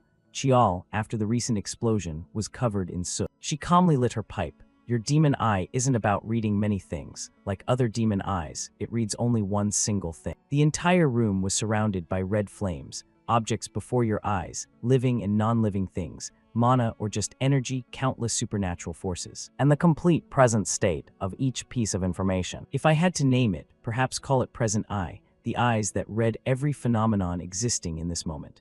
Valerie controlled those orbs to move. Qiao retreated to dodge the attack, mocking, your numbing sense is pretty bad. She ignored it and continued, your eyes are reading every present before you, and once you've analyzed the present, deducing a reasonable future is only natural. Similarly, you can also infer the past. It seems there was once a very nice term for that. Right? Causality law. Valerie smiled brightly. The explosion behind her created a huge shockwave. Chial still stood firm after the blast, his body now very dirty. She told Chial, "Anyway, your demon eye is so high level that it itself becomes a burden. Even if control improves, you could still be swallowed by demon eye in an instant. So that's why. All of this is for your benefit alone." The fireballs were summoned again. Valerie shouted, "All right, into battle." The orbs continuously flew toward. After the battle ended, Chial, completely blackened, sat slumped on the ground, making Valerie unable to resist teasing. "Did you just crawl out of a coal mine? Hey, open your eyes nicely. Do you know how hard I worked to research your demon eye?" Chial said without any gratitude that "I thank you." She called out dejectedly, "But hey, your demon eye was awakened through Sungmu's special ritual. So was the discovery delayed because it's not a normal demon eye, or are you simply an exception?" Chial chose silence and didn't answer. Valerie didn't press further and stood up. "Anyway, perhaps I can't find the answer myself, sorry." She flashed a sinister smile. "Maybe I need to do some detailed imaging, or dissect it to see directly." Chial, seeing that expression, immediately panicked. "No need, there will be a day we understand it. I don't know what exactly you plan to dissect." Valerie excitedly summoned those fireballs again. "Fine then, continue training. Oh, and hey, to make it convenient to call, I think giving your demon eye a name would be better. Analysis eye or causality eye, how about it? Yeah, a bit bland, huh?" Chial seriously refused, no need for a name. But she insisted, no way, such an amazing demon eye must have a name. Divine eye, Solomon's perfect eye, or in Eastern style Usra true eye. Chial firmly refused, no need. But Valerie decided, Yama eye, this one is cool, right? Chial must have had a hard time resisting those relentless attacks. At this moment, Chial was training, panting heavily from exhaustion, several days straight already. Prediction, analysis, selection, and focus. When I fully utilize Demon Eye's capabilities, its development speed skyrockets terrifyingly. Yet Chial's face couldn't hide his excitement. The phone in his pocket suddenly vibrated. Valerie bowed her head to look and realized, it's this late already. She approached Chial teasingly. Now you don't turn into a pitch-black lump like before anymore. Too bad. Today don't train alone anymore. Wash up and head straight to the research room. Chial, puzzled. What do you mean? Valerie winked and announced, because the deciphering work is finally complete. On the table lay several books. The entire room was filled with scattered books. Chial asked suspiciously, I didn't leave this place for a month. How did everything change like this? Valerie answered nonchalantly, all these are just research materials. Can throw them away now. She complained, at the Magic Tower I can just order the graduate students around. Very convenient. Here there's not a single slave. Boring. Valerie used magic to make the books float in the air and called. From ancient times, the Korean peninsula has preserved historical records very well, so deciphering language and script isn't difficult. Also quite interesting. Come, sit here. Now look at this first. Chial took an object and commented, the shape of the tablet is different from before. She recounted, because some constellations and characters were faint or missing, I did restoration work. From now on I'll explain to you. Valerie placed a document on the table. She pointed to an image on it and asked, this constellation, have you seen it before? Chial immediately answered, no, I've never seen it. So Valerie laid out two more similar images. I knew it. Currently, that constellation looks like this. She pointed to one of them. The problem lies here. Why did the ancients combine these constellations into one? Look below. This was originally a fictional constellation. The order of these stars is the key to deciphering. Even though I was fooled by the camouflage for a bit, it's not the moon's orbit, nor a star map. So what exactly is it? Chial began pondering. Seems I've seen this somewhere. Then he jolted as if remembering. Chial tentatively asked, can I tear this? Valerie smiled lightly. No need to tear, it's here. This is a complete map of the ley lines across the Korean peninsula. Not stars at all, but a map of energy veins spread throughout the land. On the map, points are marked and connected with striking black ink. Valerie's voice echoed in the quiet room. This isn't a star map. It's a map of Korea's ley lines, the acupoints of the land. She continued, in Eastern philosophy, the world is seen as a single living organism. Dragon veins are just like the human meridian system, the pathways where magical energy flows. Li Chial stared intently at the photo, stroking his chin thoughtfully. But this stone tablet was made in ancient times, way back. Back then, they couldn't have expanded their territory this far north. Valerie replied, that's exactly why this is such important historical material. Her words left Li Chial stunned. It was proof that the ancients had extended their domain all the way to this region. Finally, Valerie gave him space to puzzle it out on his own. I can only explain the location part this far. For the rest, it's better if you read the interpretation yourself. Li Chial stared at the photos she'd handed him, quietly weighing them in his mind. This is the incantation for the ancient magic of the dim star constellation. the kind of sorcery that operates through exposed mana veins. Nobody cultivates it anymore, but I memorized the incantation while researching with my aunt. He pressed the map and the constellation photos right up against each other. If dragon veins really are like meridians, then could it be? Li Qiao began sensing the energy from it, according to the incantation, circulating his mana and tracing the acupoints based on those positions. After a few seconds of feeling it out, he couldn't hide his delight and let a faint smile spread across his face. I found it. His heart surged with joy. Dongdu, Mount Tohem. There lay the tomb of the second head of the dim star Hyangxiang family. A few days later, Valerie was sitting there holding her magic wand when she turned to look at him and asked, "What is it?" Planning to head out. Li Qiao already had his backpack slung over his shoulder, ready to go. Without turning around, he answered, "Yeah." While he was finishing preparations to leave, Valerie asked one more thing. "Before you go, about that third question and answer session, can you at least tell me the trick to fooling them?" Li Qiao replied, "Didn't you say you'd figure it out yourself?" Valerie frowned, clearly annoyed. "Stubborn to the very end. I really give up on you." But in the end, she couldn't stay mad and offered some encouragement. "Be careful out there. Mount Tohem is pretty dangerous." Li Qiao answered, "I know. Even though it's a spiritual mountain, it's special in a lot of ways." Valerie stood up and pointed as she explained, "The ruins area is the one place you absolutely shouldn't go near. I heard recently a disciple from the Buddhist temple disappeared there. Got tangled up with some random spirits, cursed without even realizing it. Do you have any idea how terrifying those curses can be? Monsters can show up too." Li Qiao waited blankly until she finished, then spoke. "Valerie, calm down. Are you actually worried about me right now?" At that point, Valerie's face flushed red with embarrassment. "What?" Li Qiao saw the flustered, awkward expression on her face and cleared his throat lightly. Valerie, embarrassed into anger, snapped, "Worried? Who's worried about a bratty punk like you? I'm going out to have some real fun." Li Qiao replied, "Thanks, Valerie, I'm heading out now." Valerie watched him wave goodbye in surprise and asked, "Huh, you're really leaving?" Then she quickly added a promise, "Once you're done, I'll stop by." Li Qiao waved farewell, looked back over his shoulder and promised, "Next time we'll grab fried chicken together again." A little while later, Li Qiao had arrived at Mount Tohem. He wiped the sweat from his face and muttered to himself, "I've been inside Mount Tohem for almost 2 hours now." Looking at the map, Li Qiao sighed in frustration. He glanced from the map to the surroundings. Even though this map was made over 1,000 years ago, and I knew the terrain could have changed, it's still way harder to find than I expect. He let out a weary sigh. "It's a bit rough, but since I've mastered using the demon eye, I can keep it active for a really long time." Even though it was hard to locate, Li Qiao couldn't give up halfway. He groped along following the path on the map, wondering to himself. On the route he was taking, there were 3 reddish-orange threads like a guiding road, combining observations of the surrounding landscape with the map. He kept walking until he spotted a swirling vortex of golden-orange light. Upon discovering it, Li Qiao quietly guessed, could it be? He placed his hand on the nearest stone and sensed it. Li Qiao excitedly realized, this is definitely the spot. A faint turquoise halo enveloped him. Li Qiao stood up and shouted loudly, 3 waves. The blue light source spread out and covered the area around him, with the brightest concentration right at the circle beneath his feet. The light clung to the grass, trees, and stones there. After that, Li Qiao pulled the light back and judged, "This is the sealed entrance to the tomb. Now I just need to channel mana in the exact sequence of the other constellations on the stone slab." Li Qiao touched one of the stone slabs. Blue energy radiated out, surrounding his body and the stone.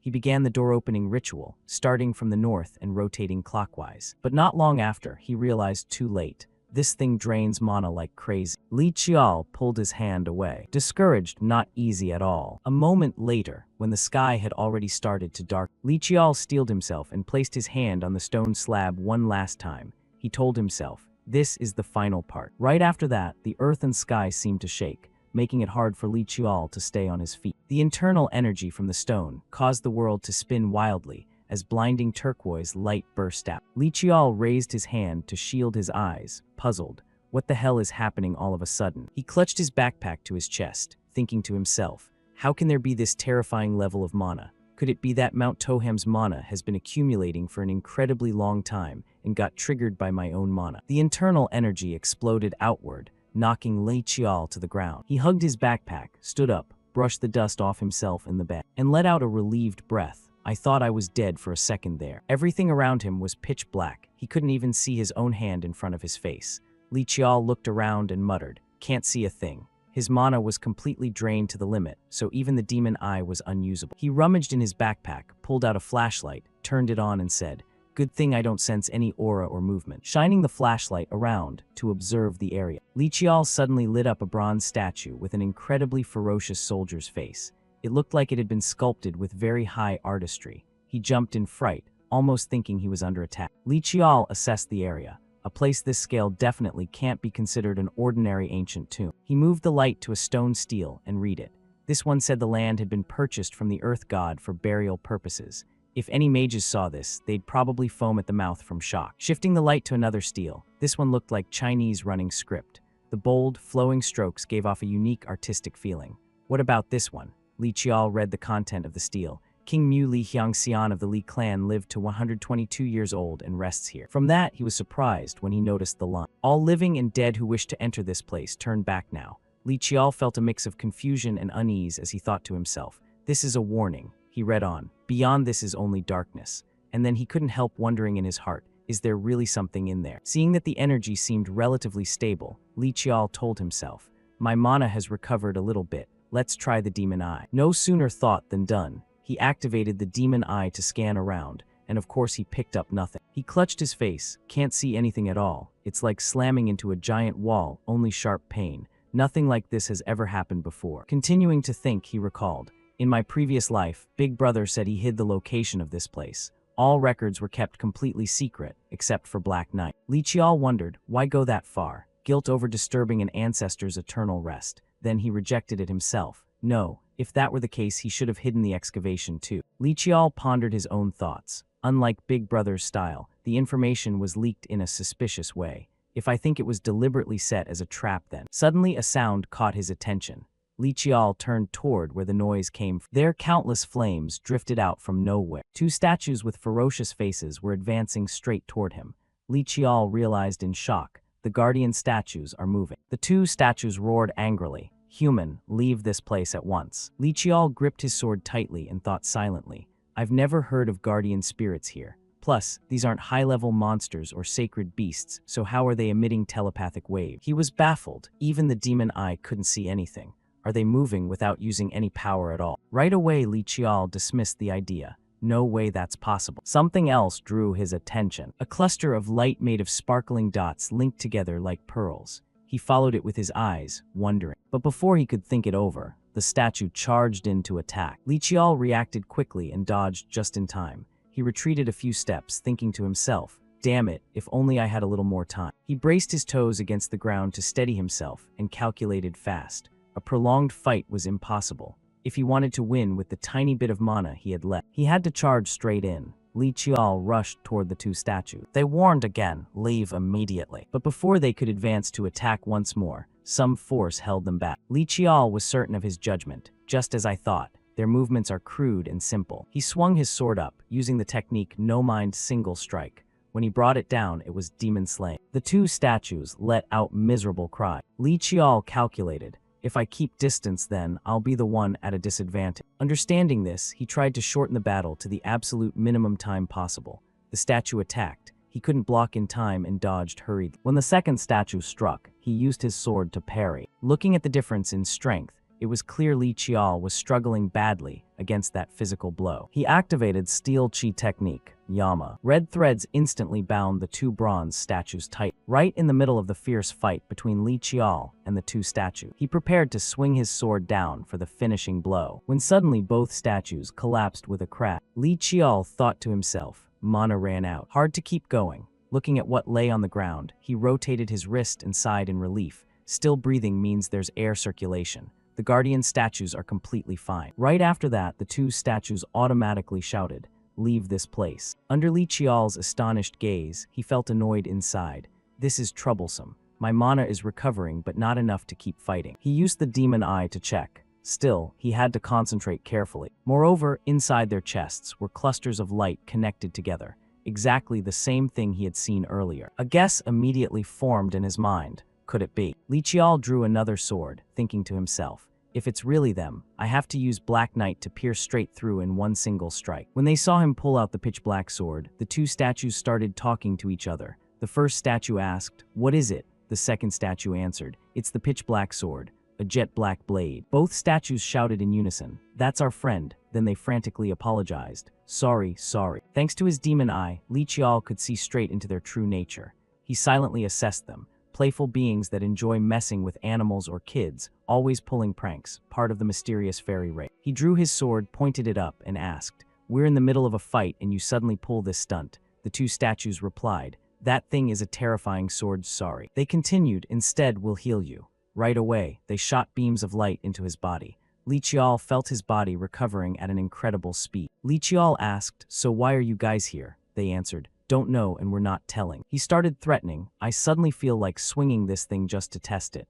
You sure you don't want to behave and answer?" They cried out, "Scary human." Then the two statues began explaining, "We already signed a contract. For 1,000 years, it's been over 1,000 years now." Hearing that, Li Qiao noticed something odd. The fairy race is supposed to live in harmony with nature. He spoke up, "It must have been really tough, guarding this place all this time." Comforted by his words, the two statues said emotionally, "Thank you. As long as you're not holding that sword, you're a good person. But is that really a sword?" Li Qiao pressed on, "But who did you sign the contract with? The one holding the black sword, should we say? Probably okay. Hair and eyes the same color. Yeah, that's him." They agreed and said together, "The person we contracted with is the one who went inside there. It hurt us a lot, but he said if we guarded this place, he'd protect us too." The two statues pointed at the tightly shut door nearby. Li Qiao asked, "Protect you from what?" We answered, "Something terrifying, something that doesn't die. Terrifying, incredibly terrifying."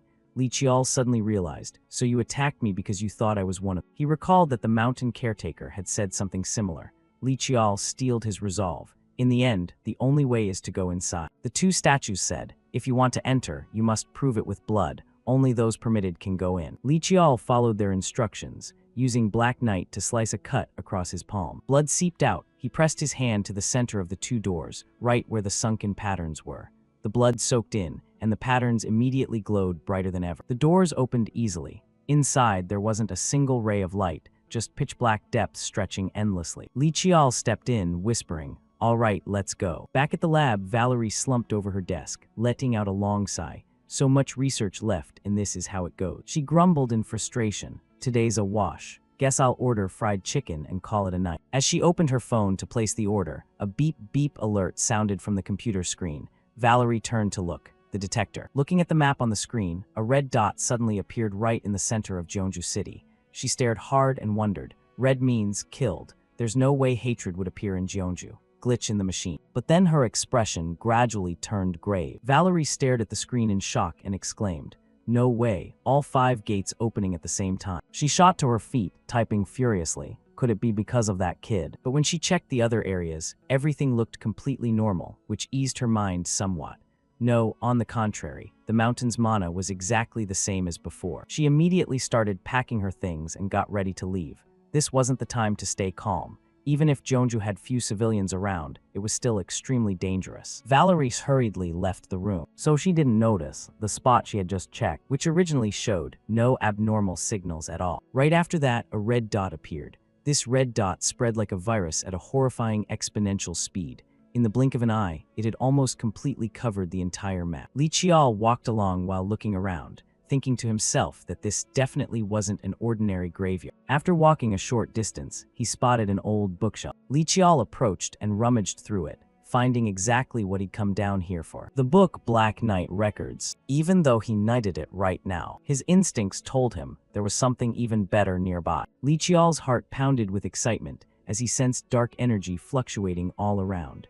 His heart felt like it was about to burst out of his chest from the thrill. Li Qiao stepped forward and felt a strange sensation happening to his body. While still dazed, he looked ahead and suddenly saw an old man with white hair clutching a sword tight. Li Qiao wasn't sure if this was an illusion or a real spirit. He could sense abundant vitality coming from the man. Li Qiao confirmed everything around him with his own eyes. He was shocked by what he saw. Wall paintings covered in talismans and golden threads. Li Qiao couldn't understand why so many seals were needed. What the hell is being sealed here? He followed the golden threads and discovered a gap. He was confused when he saw many of the threads had snapped. As the threads broke, Li Qiao saw countless streams of dark energy pouring out and converging toward the old man. Those dark energy streams also rushed straight toward him. Li Qiao couldn't react in time and was completely enveloped by the dark energy. It slowly swallowed him whole. A moment later, Li Qiao saw a mirror placed in his own room. He looked into the mirror and saw a child with sorrowful eyes,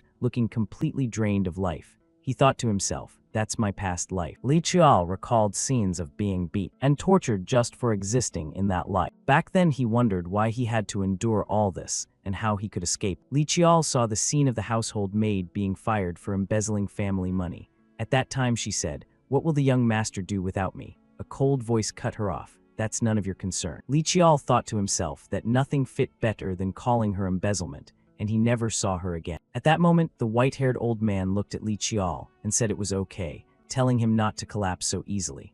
At the time he was being dragged away, but still tried to reassure him that he'd come back quickly after cleaning the room. But Li Qiao knew he wouldn't be coming back. At that time someone told him, "Go now, he'll keep this secret." However, the family would still come looking for him. He said that he would find his life again. At that moment he was running while thinking he couldn't protect the maid, couldn't protect his uncle, and had to abandon even his name, living as a fugitive. Li Qiao asked, why is the Li bloodline so cursed? He knew these were scars from his previous life, the weakest part deep in his subconscious. Li Qiao clenched his fist and wondered why he was being shown all this. Even though he'd been sent back to the past, this was still an undeniable truth. A painful past from his previous life. He had never turned away from it. Those very memories were the will that kept Li Qiao existing until now. So he would never have what was important stolen or lost again. He broke out of the illusion and saw the creature that was sealed within that mass of bone. Li Qiao's head throbbed like it was about to split open. He saw scenes and heard the old man's word, to prepare for future generations and to seal him along with that thing. The other person immediately tried to stop. Li Qiao was shocked to feel this sensation, similar to when he read memories through endless dark energy. He thought to himself, did you swallow the energy of that thing? The old man explained that he was just an outsider and would appear one day. He would carry what was in his heart. He said there would be a child chosen by Black Knight who would be born. That child would become hope. He handed the other person a stone tablet and instructed, create it and scatter it into the world. There would be a child who follows the words of the stone tablet to come find him, and say they would help him escape this burden. Finishing the stream of memories, Li Qiao vomited out all that filthy stuff. He hadn't expected things to be this difficult. Li Qiao sat down on the ground, using his sword as support and breathing heavily nonstop. What the hell just happened? His hand was clutching the left side of his chest, feeling something slightly changing color. This was magic that seemed to be spreading throughout Li Qiao's entire body, and he could clearly sense it. The dark energy that had only stagnated in his heart was now spreading evenly across his whole body, making his form grow massively larger than before. He slowly opened his palm. Pitch-black magical energy emanated, the darkness even denser than before. Li Qiao clenched his palm tightly. What the hell is this? He stood up abruptly, eyes fixed on the figure sitting on the surface of that well. This place wasn't a tomb, it was a sealing space. The ancestor had waited for a descendant to come here far in the future. Could it be waiting for me? Li Qiao gripped his sword tightly. Even though he'd reached the supreme realm, could a human really foresee a fate thousands of years ahead? There was something. He slowly straightened his clothes. But now Li Qiao seriously turned toward that senior figure, bowed respectfully. Esteemed ancestor, forgive my rudeness for being late in paying respects. He raised both hands in a gesture full of reverence. Descendant of the Lei clan, humbly greets the ancestor. Li Qiao bowed deeply once more, continuing his words. Though it's far too late, following the arrangements of the ancestor, I have finally arrived here. From now on, let me bear that burden. The senior figure remained silent, but his body slowly faded away until only a single outer robe was left behind.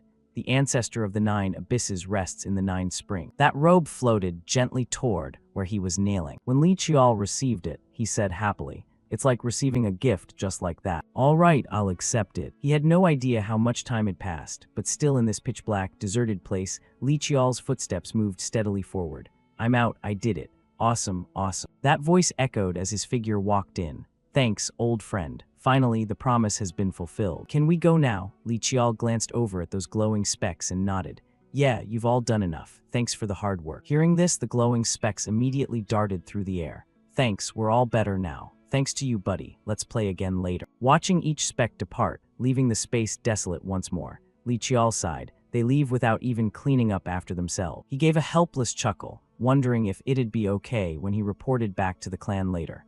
All the spirits had escaped, and the place had become completely barren. Li Qiao shouldered his backpack, they'll figure out how to handle it themselves. Suddenly, a surge of magical energy gathered in front of him. There clearly hadn't been any door just moments ago. Could this be the way out? Without thinking too much, Li Qiao stepped straight into the center of that magical flow. He felt himself falling through an endless void, and in an instant, Li Qiao crashed to the ground painfully. He sat up, rubbing his head. Ouch, this is seriously something you can't get used to. Li Qiao looked up at the sky and suddenly realized it was already getting light out. However, he froze because he sensed something off. Because of that, Li Qiao drew his sword and fell into a ready stance to confront whatever was coming. He took a slight step back, crunching the grass beneath his feet with a rustling sound. Surrounding him in a circle stood figures in cloaks, their faces hidden and unclear. Li Qiao was completely encircled in the center, holding his sword with high alertness. Who are these guys? If it weren't for my instincts, I wouldn't have even noticed. Suddenly, something shot toward him at incredible speed,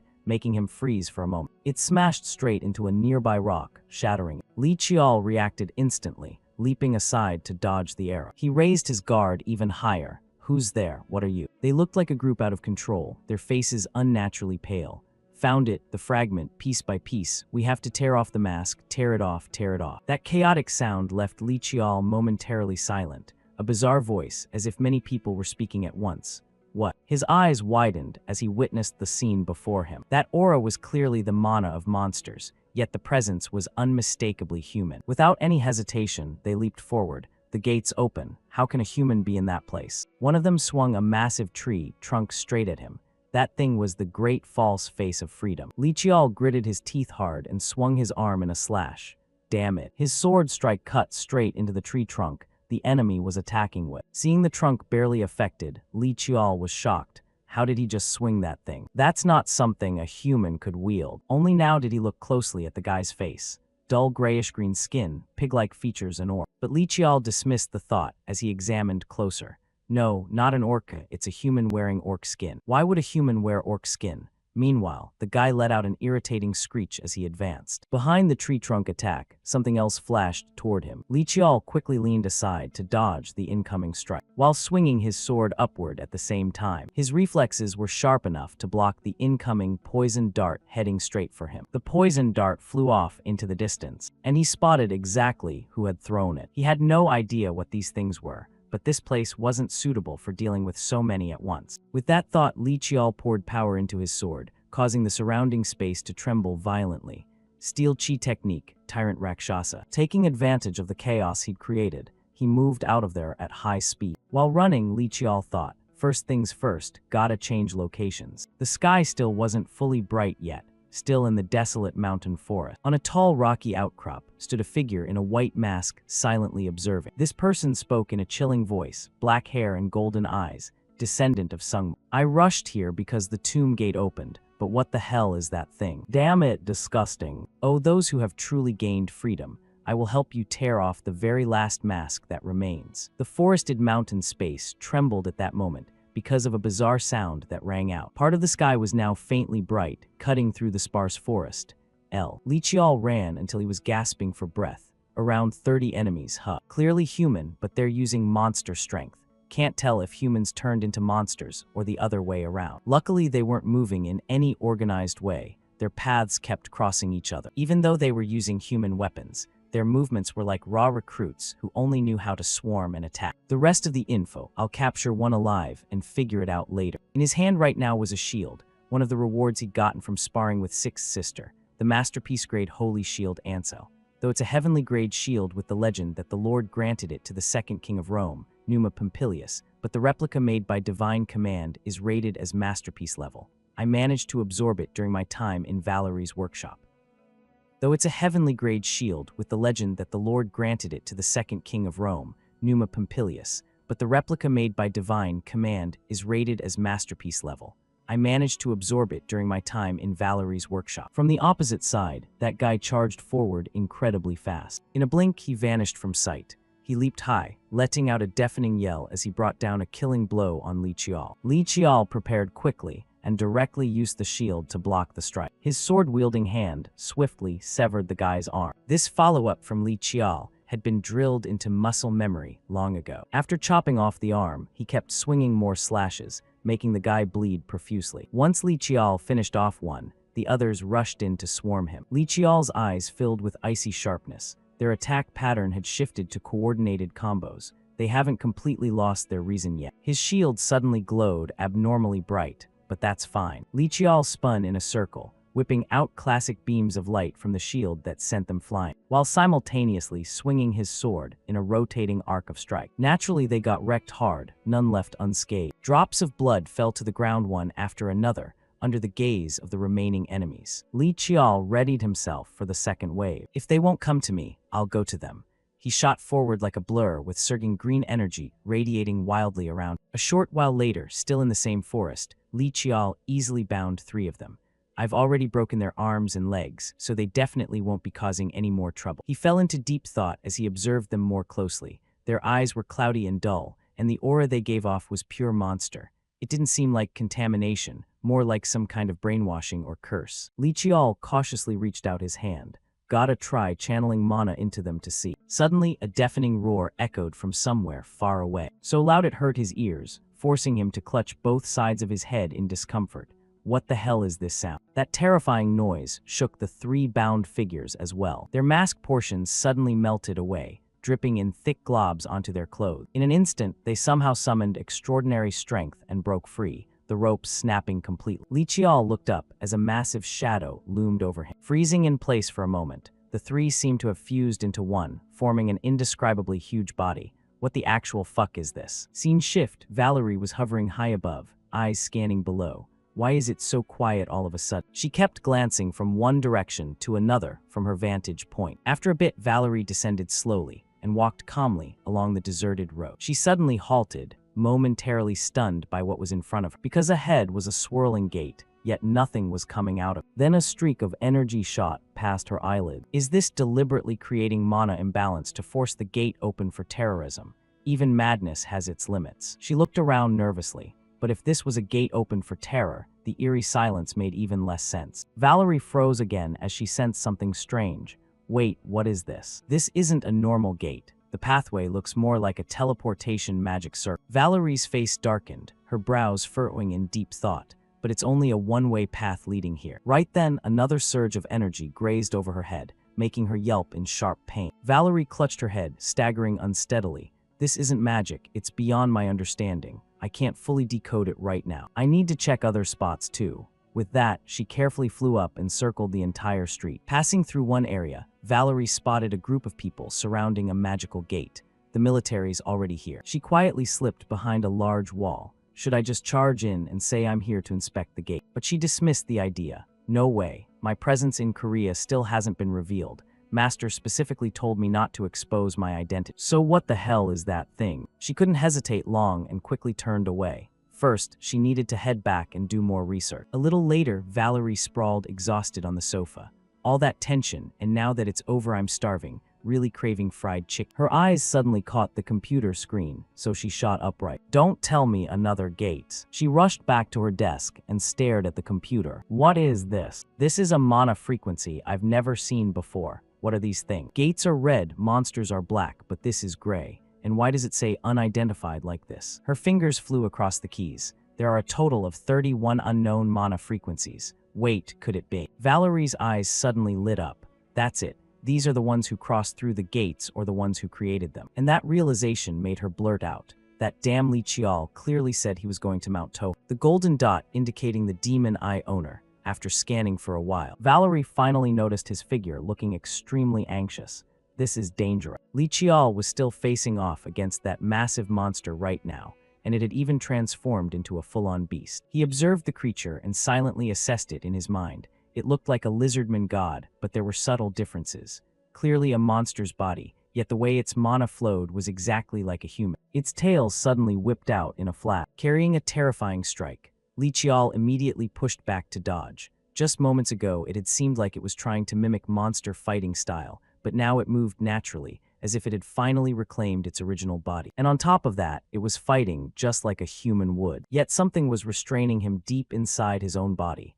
Damn it, my mana is being suppressed. Even the hand gripping his sword couldn't move at all. An endless aura surged the moment he let his guard down, and it charged straight in, slamming hard into him. Li Qiao took the hit and was sent flying, crashing straight into a large nearby tree, which even cracked in several places from the impact. Li Qiao gasped for breath. Damn it. Under his feet, a mass of slime was clinging tightly. When did this slime get here? Is it draining my mana? Could it be absorbing energy? Li Qiao clicked his tongue in annoyance and immediately stomped hard on the disgusting mass. What a pain in the ass. The monster stood still now, showing no intention of attacking. It wasn't rushing in like before, so its intelligence had definitely increased. If you're not coming, then I'll come to you. With that thought, Li Qiao's eyes suddenly flashed bright. Mana surged up as he charged forward like a god. The ultimate technique he was using was Steel Chi Technique, Gale Thrust. His sword sliced decisively across its body in a horizontal arc. After landing the blow, Li Qiao smirked. I cut straight into the torso. But before he could finish the thought, his eyes widened in shock. The monster wasn't hurt at all and swung its massive tail straight at him. Li Qiao spotted the slash mark right on its body. It regenerated already. Slime uses energy absorption. Lizardman has regeneration, and the Wraith's cry suppresses mana. I've never heard of a combination like this in either my previous life or this one. That realization made him grit his teeth hard. Mana amount or whatever, screw it all. Li Qiao raised his arm decisively and shouted, I'll cut through everything. Mysterious green energy compressed and exploded toward it. That was called three-wave. The monster was hit repeatedly by the continuous energy blasts, leaving it dazed and reeling. Right behind that, Li Qiao leaped up like a deity, with killing intent blazing in his eyes. Let's see if you can regenerate after your head's off your shoulder. With those words, Li Qiao directly cleaved the monster's head clean off, and its body thudded heavily to the ground. Li Qiao suddenly froze as he heard a strange sound. What was that noise? He whipped around, face pale. Don't tell me there are still remnants left. But the scene before him left him even more stunned, because something suddenly burst into flames. Huh, what the? Seeing it closing in, Li Qiao gritted his teeth. Collision imminent. Right after that, an earth-shattering explosion roared out. After the explosion's aftermath cleared, the ground in the area was cracked and fissured. A single leg stepped out dramatically, appearing with full confidence. This lady has arrived. She showed up like a guardian spirit and said, Li Qiao, I came to help you. You okay? He stood there stunned for a second. Aside from almost dying from your entrance just now, yeah, I'm fine. Li Qiao sighed and added, couldn't you land a little more gently? Valerie laughed and waved it off. I was worried and rushed over to help, and that's what you say. He looked suspicious. You're not trying to assassinate me, are you? She blinked innocently. You're not even hurt, right? Seeing Valerie turn away laughing, Li Qiao grumbled inwardly. Sorry, my lady, for comparing you to this crazy woman. She pointed ahead and said, more importantly, what the hell are those things? Li Qiao replied curtly, enemies. Valerie sighed helplessly. I can see that. They turned from humans into monsters. What nonsense are you talking about? He nodded seriously. Exactly what I said. Up until just now, they were still in human form. She got annoyed and shot back. I told you that's impossible, how could? Suddenly, the enemy let out a piercing, brain-rattling screech. That really made both of them clutch their ears in agony. What the hell is this? And Valerie could feel her own mana system shaking. My mana system just got disrupted. Li Qiao immediately dropped into a combat stance. We'll talk later. Valerie, can you capture them alive? She blinked in surprise. Huh, probably. In that moment, his eyes sharpened with a fierce glint. I need to take 2 of them alive. When I give the signal, make your move. While Valerie was still processing. Wait, why? Li Qiao ignored her and charged straight in. His hand gripped the sword tightly, channeling extraordinary energy. If it's aura that can grasp even spiritual entities. Li Qiao unleashed Steel Chi Technique, Yama, sending red threads whipping out to bind the enemies. It's time, he spun around and shouted right then. Valerie swiftly raised her magic wand. From above the creature's head, a magnificent formation burst forth. 6th grade sealing magic, 100 directions array. While forming the seal, she declared confidently, when it comes to dealing with demons, incantations are still the best. By order of law. With that, terrifying spiraling energy blasted continuously from Valerie's hand. Right at that moment, Li Qiao used his own magic. Only the slime left now. No matter its special ability, a slime is still just a slime. With that thought, he decisively punched hard into the slime mass right under his feet. Li Qiao's hand plunged through the gooey mess and gripped a green gem tight, then yanked it out firmly from the slime. Looking at it, he let out a small sigh of relief. Li Qiao handed it over to her and said, hold on to this for me. Valerie looked displeased. Why do you want me to take this thing? He answered, because I might need you to analyze it, Valerie. She sighed. Fine for now, and there's more to this. He answered, because I might need you to analyze it, Valerie. She sighed. Fine for now, and there's more to this. After Valerie explained everything, the sky was already bright. she said. So a spatial gate appeared in the center of Jeonju. Yeah, an artificial one. Valerie turned serious. But it's not a normal gate, it's more like a passageway. Li Qiao crossed his arms calmly. So what's the difference from a teleportation array? She explained carefully. A teleportation array requires preparation at both point A and point B, like two sides reaching out to grab each other. But this time it's different. It forcibly transfers instantly from A to B, and not through some other method, but directly via a spatial gate. Valerie rubbed her chin, her expression extremely grave. With current human technology, that's simply impossible. Valerie stared straight at the decapitated monster corpse. She continued, the principle behind the gate's creation has been clarified, but actually using that principle is impossible. With today's human tech, it's just not feasible. Hearing that, Li Qiao fell into deep thought. If even she said that, it really must be impossible. In this world, there are countless powers that logic can't explain. Even so, he never expected that not even Valerie's analysis eye could grasp the exact theory. Valerie twirled her wand as she confirmed the gate and headed back to her workshop.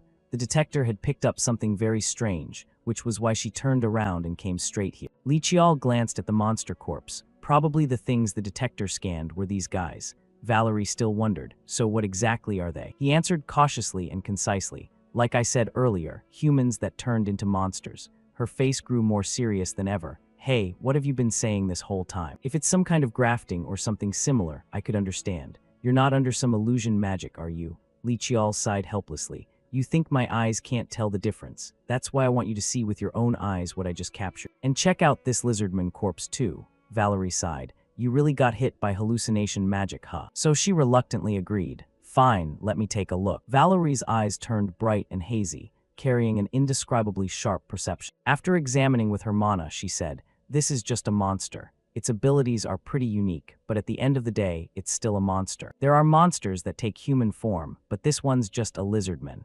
Its mana system is weird, and it has special traits too. But Li Qiao suddenly cut her off. However, there are cases where humans in human state are mixed with monsters. Come over here and take a look. The sky was now fully bright, bathing the entire forest in fresh, vibrant light. Li Qiao gently pushed aside some branches to clear a path for Valerie.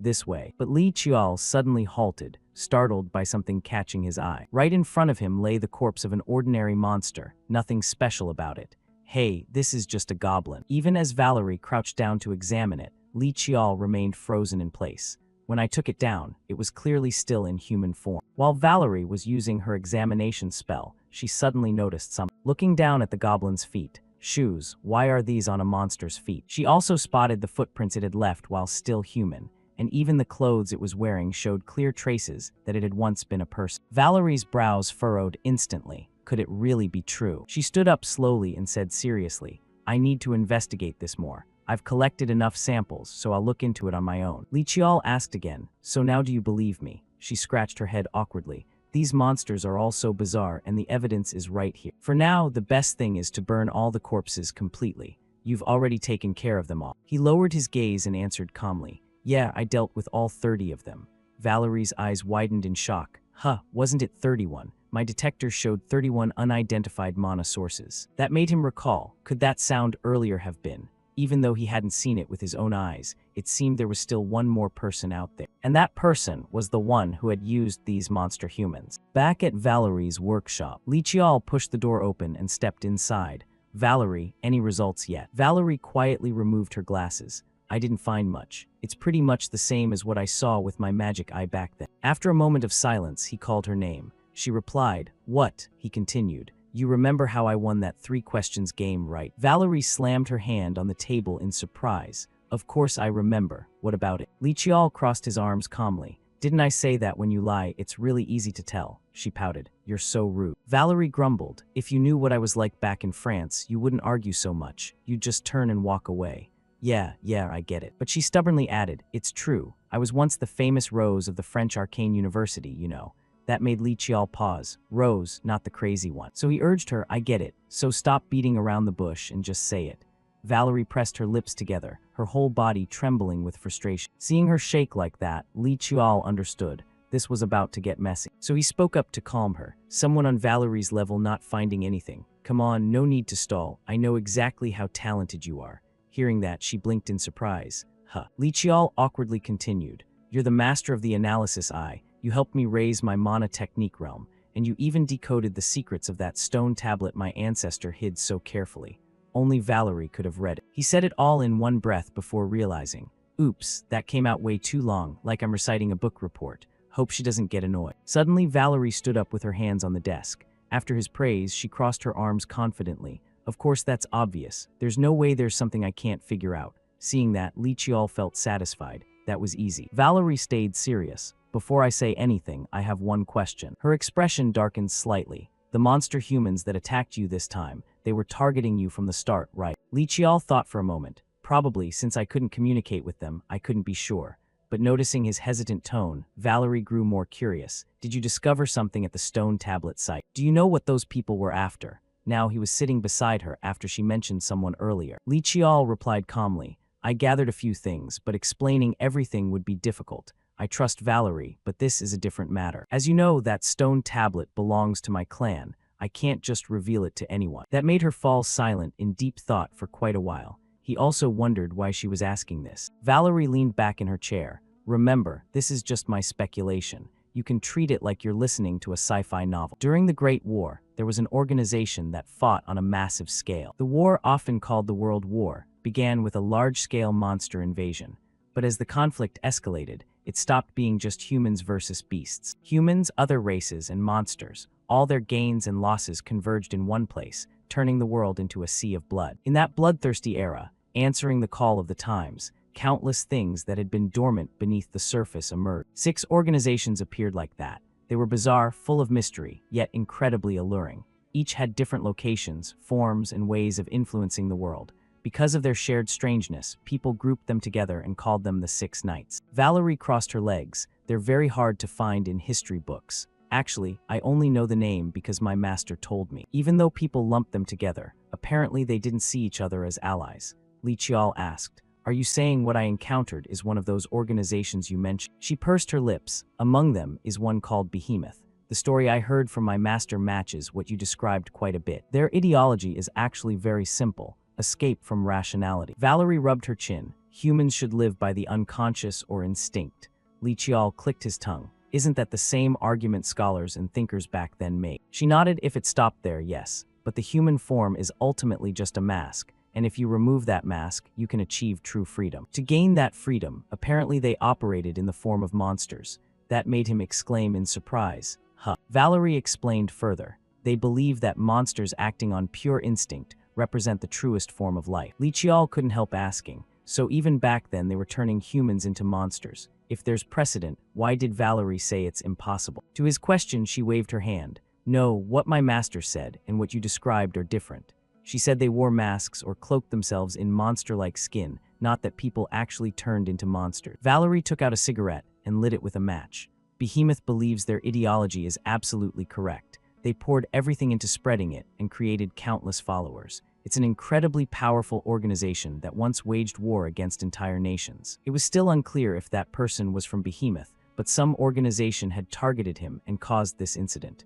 Hearing that, Li Qiao remained calm. Yeah, I know. The cigarette in her hand produced small wisps of white smoke. So what now? Valerie asked, what are you planning to do next? Honestly, I'm a little worried. He stayed composed and stated his strategy firmly. I'll continue my training journey as is. If I turned back to the clan over one unidentified threat, I wouldn't have left in the first place. Hearing that, Valerie let out a soft sigh, her lips curving into a satisfied smile. She looked calmer than ever. Yeah, I knew you'd say that. Back in his room, Li Qiao was examining the robe hanging in his closet.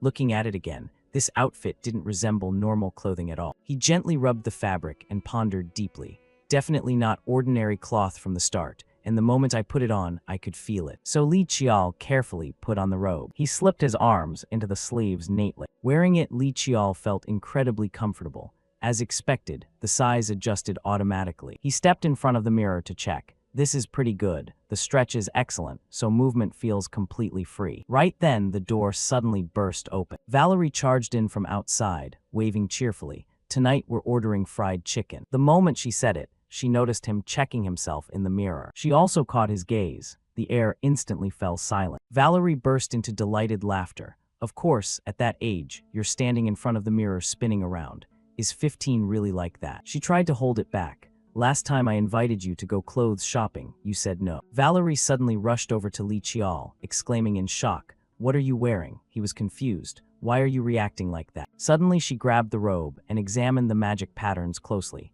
"Wait, let me see this for a second." When Li Qiao pulled away, Valerie's body trembled. "This? Where did you get this? Did you go there just to take this?" He still didn't get it. "Why are you so surprised? You saw it last time." She fumbled. "It was dark then, so I didn't look closely." Valerie's eyes fixed on the robe. "This is definitely heavenly silkworm thread. The patterns are definitely incantations, but I don't feel any magic resistance." Li Qiao was still puzzled. "Heavenly silkworm thread." She lowered her gaze. "Don't tell me you don't know. It's silk produced by a sacred silkworm-like spirit called the heavenly divine silkworm. From what I know, it takes decades of hardship to produce even one thread, and people use it to make clothes." Li Qiao hadn't expected it to be that precious. Valerie clicked her tongue. "Just precious. If the whole thing is heavenly silkworm thread, it's basically heavenly grade equipment." That shocked him. Heavenly grade. Did Valerie misunderstand something? When I checked with my demon eye, I didn't sense any special power. She waved her hand. "Of course, because heavenly silkworm thread itself isn't fully matured silk." Valerie clenched her fist. "Heavenly silkworm thread grows along with its owner. It's so rare that enchanters only use it as a spell conduit, yet someone made an entire robe out of it. This is terrifying equipment that human history will never see again." She pleaded, "Can I try it on just once?" Li Qiao refused. "Not that many threads." Valerie looked desperate. "Just one thread. No, 2 threads, only 2 threads." He had to step back in surprise. "Wait a second." A moment later, Valerie let out a relieved sigh. "I didn't expect it to have already acknowledged its owner." She hugged the robe excitedly. "It's gained sentience already. This is insane. Totally insane." Of course, Li Qiao wasn't happy. "How long are you planning to keep doing that, Valerie?" Hearing him, she quickly snapped out of it. Yeah, sorry, I just finished checking." Valerie handed him something and said, "Here, read this." When the book was opened, it contained information about the heavenly divine silkworm, a spirit creature that feeds on mana and grows in places of perfect yin-yang balance, producing a cocoon once every 10 years after 20 years of maturation. The silk is created by melting that cocoon in a spiritual elixir called heavenly spirit water. That's heavenly silkworm thread. Heavenly silkworm thread has sentience, recognizes its owner on its own, absorbs mana, regenerates from cuts by drawing in mana even if severed by blades, doesn't get wet in water, and recovers instantly from fire damage. Li Qiao took the robe from her hands. "So equipment can have consciousness too," Valerie replied calmly. "It's a little different but pretty close. Look here." She pointed to a pattern on the robe. "The most important thing is that this is equipment with no limits. Its mana resistance is practically 0. Even pure mana cloaked over someone wouldn't reach this level." Valerie sighed. "Even a third-rate enchanter with this could become first-rate. If it were mine, I'd have begged for just 1 thread already." After hearing all that, Li Qiao unconsciously looked down at the robe. "I knew it was special, but I didn't think it was to this extent." Valerie asked next, "What's the name of this set?" He put it on while answering. "It's called Silver Hand." The name was written in white patterns on the inner lining of the coat. Silver Hand means Milky Way. No name could fit better. The sword that holds the pitch black night of Black Night, and the garment that holds the entire Milky Way, though not a matched pair, they harmonize perfectly as one. Valerie nodded. "You've obtained something incredibly valuable." A few days later, in the bright room, a soft voice murmured, "The translation is taking longer than I thought." Li Qiao was holding his head over the stack of documents on the desk, ancient script, no less. If he gave them to Valerie, she'd translate easily, but since this involved clan secrets, he couldn't let her see them. He gently rubbed the back of his neck. "Anyway, getting these books was all thanks to Valerie. Let's try translating again." In his mind, the translated words appeared. "I leave this line for future generations. Recording the story of Black Knight goes against my father's wishes." That made him think. Was this written by the second ancestor, Li Xiangxian? The book continued. "I'm not even sure if these records will safely reach later generations. If I do this, it will be." Li Qiao flipped to another bamboo book here. The other contents were perfectly intact. Why only these parts? Aside from a few specific characters, nothing else is blurred. Did someone deliberately erase them? Was there someone who coveted this before me? No, impossible. The ancestor's tomb showed no signs of tampering. His expression was deeply contemplative. Moreover, the ancestor had written as if predicting this very thing. Records written in this style may not survive. Li Qiao rubbed his chin and continued thinking. The explanation about the sword's seal isn't as detailed as I expected, only to the level that Big Brother discovered and made public. Was this written by ancestor Li Xiangxian? No wonder it only records up to the seal level. Thinking this far, he let out a sigh. so Big Brother wasn't deliberately hiding anything after all. Li Qiao's fingers gently traced over the book cover. He unconsciously spoke aloud. Black Knight is the sword forged by a god to cut down to here. Li Qiao froze. I didn't misread that, right? A sword forged by a god. Right then, his phone buzzed. What the hell is this? He quickly pulled it out. The name on the message made Li Qiao startle slightly. Jinsu Jiang, out of the blue. The screen showed, there's an issue. I need to meet you for a moment. By now, he had packed his things and was preparing for the next journey. He sent thanks to Valerie. Thanks for everything during this time. She puffed out her chest smugly. Of course, I researched your demon eye, decoded the stone tablet, and even told you about the robe. Seeing her like this, he frowned and thought inwardly, here we go again. Then he sighed, later on, I'll introduce you to a few people. That piqued her curiosity. Introduce who? He continued. One is my aunt. I think you two would get along great. After saying that, he turned to leave, saying goodbye. Then I'm off. He was about to go when she quickly called out, wait. She shyly held out a gem. Take this. It's not anything amazing. Wait, no, it actually is amazing. I poured my heart into making this stone. I enchanted it with a simple protection and evil warding spell. Not sure how effective, but it's pure exorcism charm. Taking the stone, he smiled. Thanks, Valerie. I'm always just receiving stuff from you. She shook her head. No, actually I haven't even. Before she finished, he interrupted. What? You too, Valerie. Are you hiding something from me? She awkwardly looked away and shook her head. Ah, nothing. She thought to herself, I can't say it out loud. In the thesis on Li Qiao's demon eye, I named it Strongest Superhuman and Evil Mana King's True Eye. Remembering that moment, she got all giddy inside. If he doesn't find out, it's not a crime, right? He probably doesn't read those theses anyway. Only the magic nerds holed up in their rooms do that stuff. He sighed, it's a bit bitter, but whatever, I'll take it as is. Her casual attitude annoyed her, and she pointed at him. I said I'm not hiding anything. What's with the take it as is? Then she switched back to the main topic. More importantly, what are you planning to do now? He answered. Probably head back to Seoul for a bit. Hearing that, she held out her hand. All right, see you next time then. He smiled warmly and shook her hand. Thanks again. Scene shift to the outskirts of Seoul. The moment they met, Jinsu Jiang greeted him with a tired face. It's been a while, young master. He scanned Jinsu Jiang with sharp eyes and asked, You don't look so good. Jinsu Jiang replied, just a bit overwhelmed with work. Then he gestured inside the office. This way, please, he added sheepishly. I'm a little embarrassed for you to see this, but things are slowly getting on track. Observing the place, he thought inwardly. For an office, it's a bit small. I thought the investment was enough. But the employees' expressions look pretty good. Seeing him standing thoughtfully, Jinsu Jiang turned back. Are you a little disappointed? He answered, at first, yeah, but now I think I get it. You deliberately started small like this, didn't you? Jinsu Jiang nodded. Yes, exactly. He brought 2 cups of tea and continued. When you said you needed money, I thought long and hard whether you wanted quick profits or a solid foundation for an organization. So I recruited people with knowledge and talent, but lacking real-world experience. I plan to nurture them step by step so they can handle big deals later. We don't have major achievements yet, but growth is slow and steady. Observing him, he thought inwardly. Even though I gave him a huge sum, he chose to build the foundation instead. And that's exactly what I wanted. A satisfied smile tugged at the corner of his mouth. Jinsu Jiang placed a hand over his chest. Was I too presumptuous? He replied immediately. I already told you, do whatever you think is right. Even without concrete results yet, just keep going down the path you believe in. Seeing the worried look on his face, he thought inwardly, if I praise him now, he'll just double down on this direction. Better to let him fully unleash his abilities without pointless constraints. While looking over the stack of documents, he asked, by the way, what are all these papers? He answered, documents to legalize the black market funds and turn them into your assets. Since the amount isn't small, we have to do it this way. Please review and sign them. He observed for a while, thoughts forming. Even after basic laundering, it's still black market money at its core. The tax bureau isn't stupid.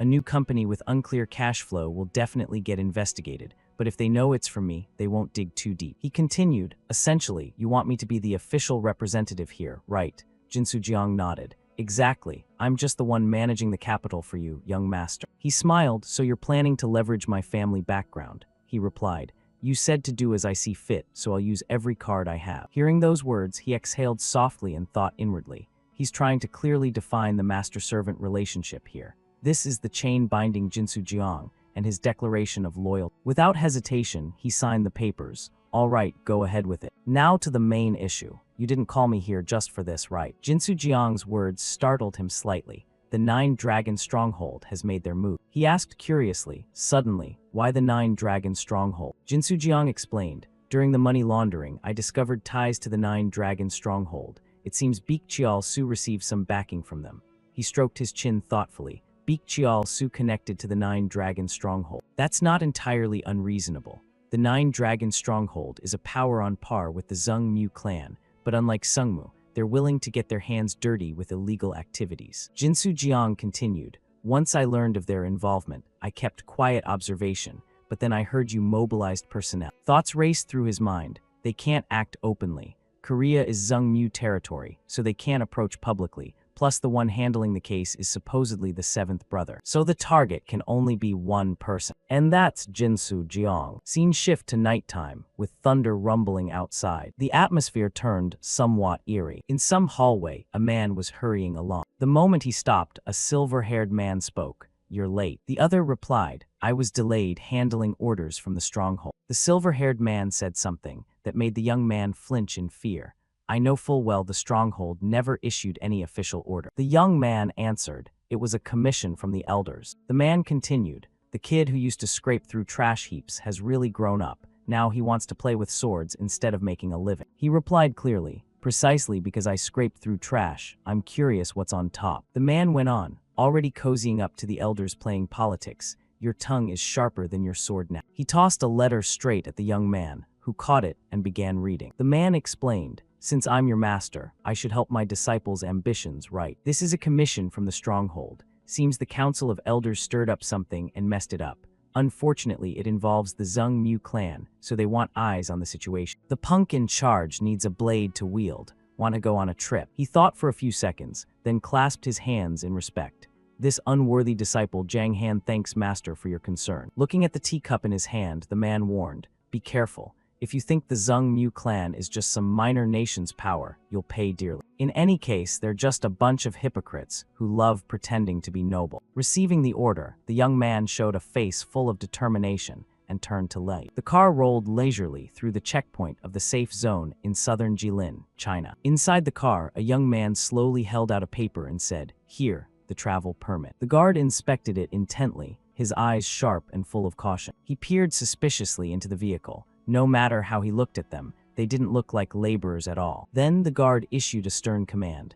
Everyone step out of the vehicle for a moment for a passport and permit check. As soon as the words were out, Yang Xiao-dan unexpectedly stepped down and said, why is that, boss? Didn't you see us yesterday? However, the guard had no intention of letting it slide and snapped. Are you trying to pull something here? Facing those sharp words, he stepped forward calmly and said, our boss is working too hard, to which the guard replied, I've never met you. Yang Xiao-dan merely bowed his head slightly, his hand quietly slipping money into the man's pocket as he said, we clearly met yesterday, boss. You're making me sad. Is it possible you just don't remember yet? Seeing that, the guard immediately smiled and said, oh, right, I remember now. I had a bit too much to drink yesterday. And just like that, he didn't hesitate to give the order, let them through. They continued inside, not pleased with the situation at all. Yang Xiao-dan spoke up with irritation and resentment. I am the next term elder of the Great Nine Dragons camp, yet I have to travel like this. Does that sound right to you? He demanded. Yang Xiao-dan, the successor of the Yang family and a member of the Nine Dragons camp elders council. He questioned coldly, why aren't you saying anything?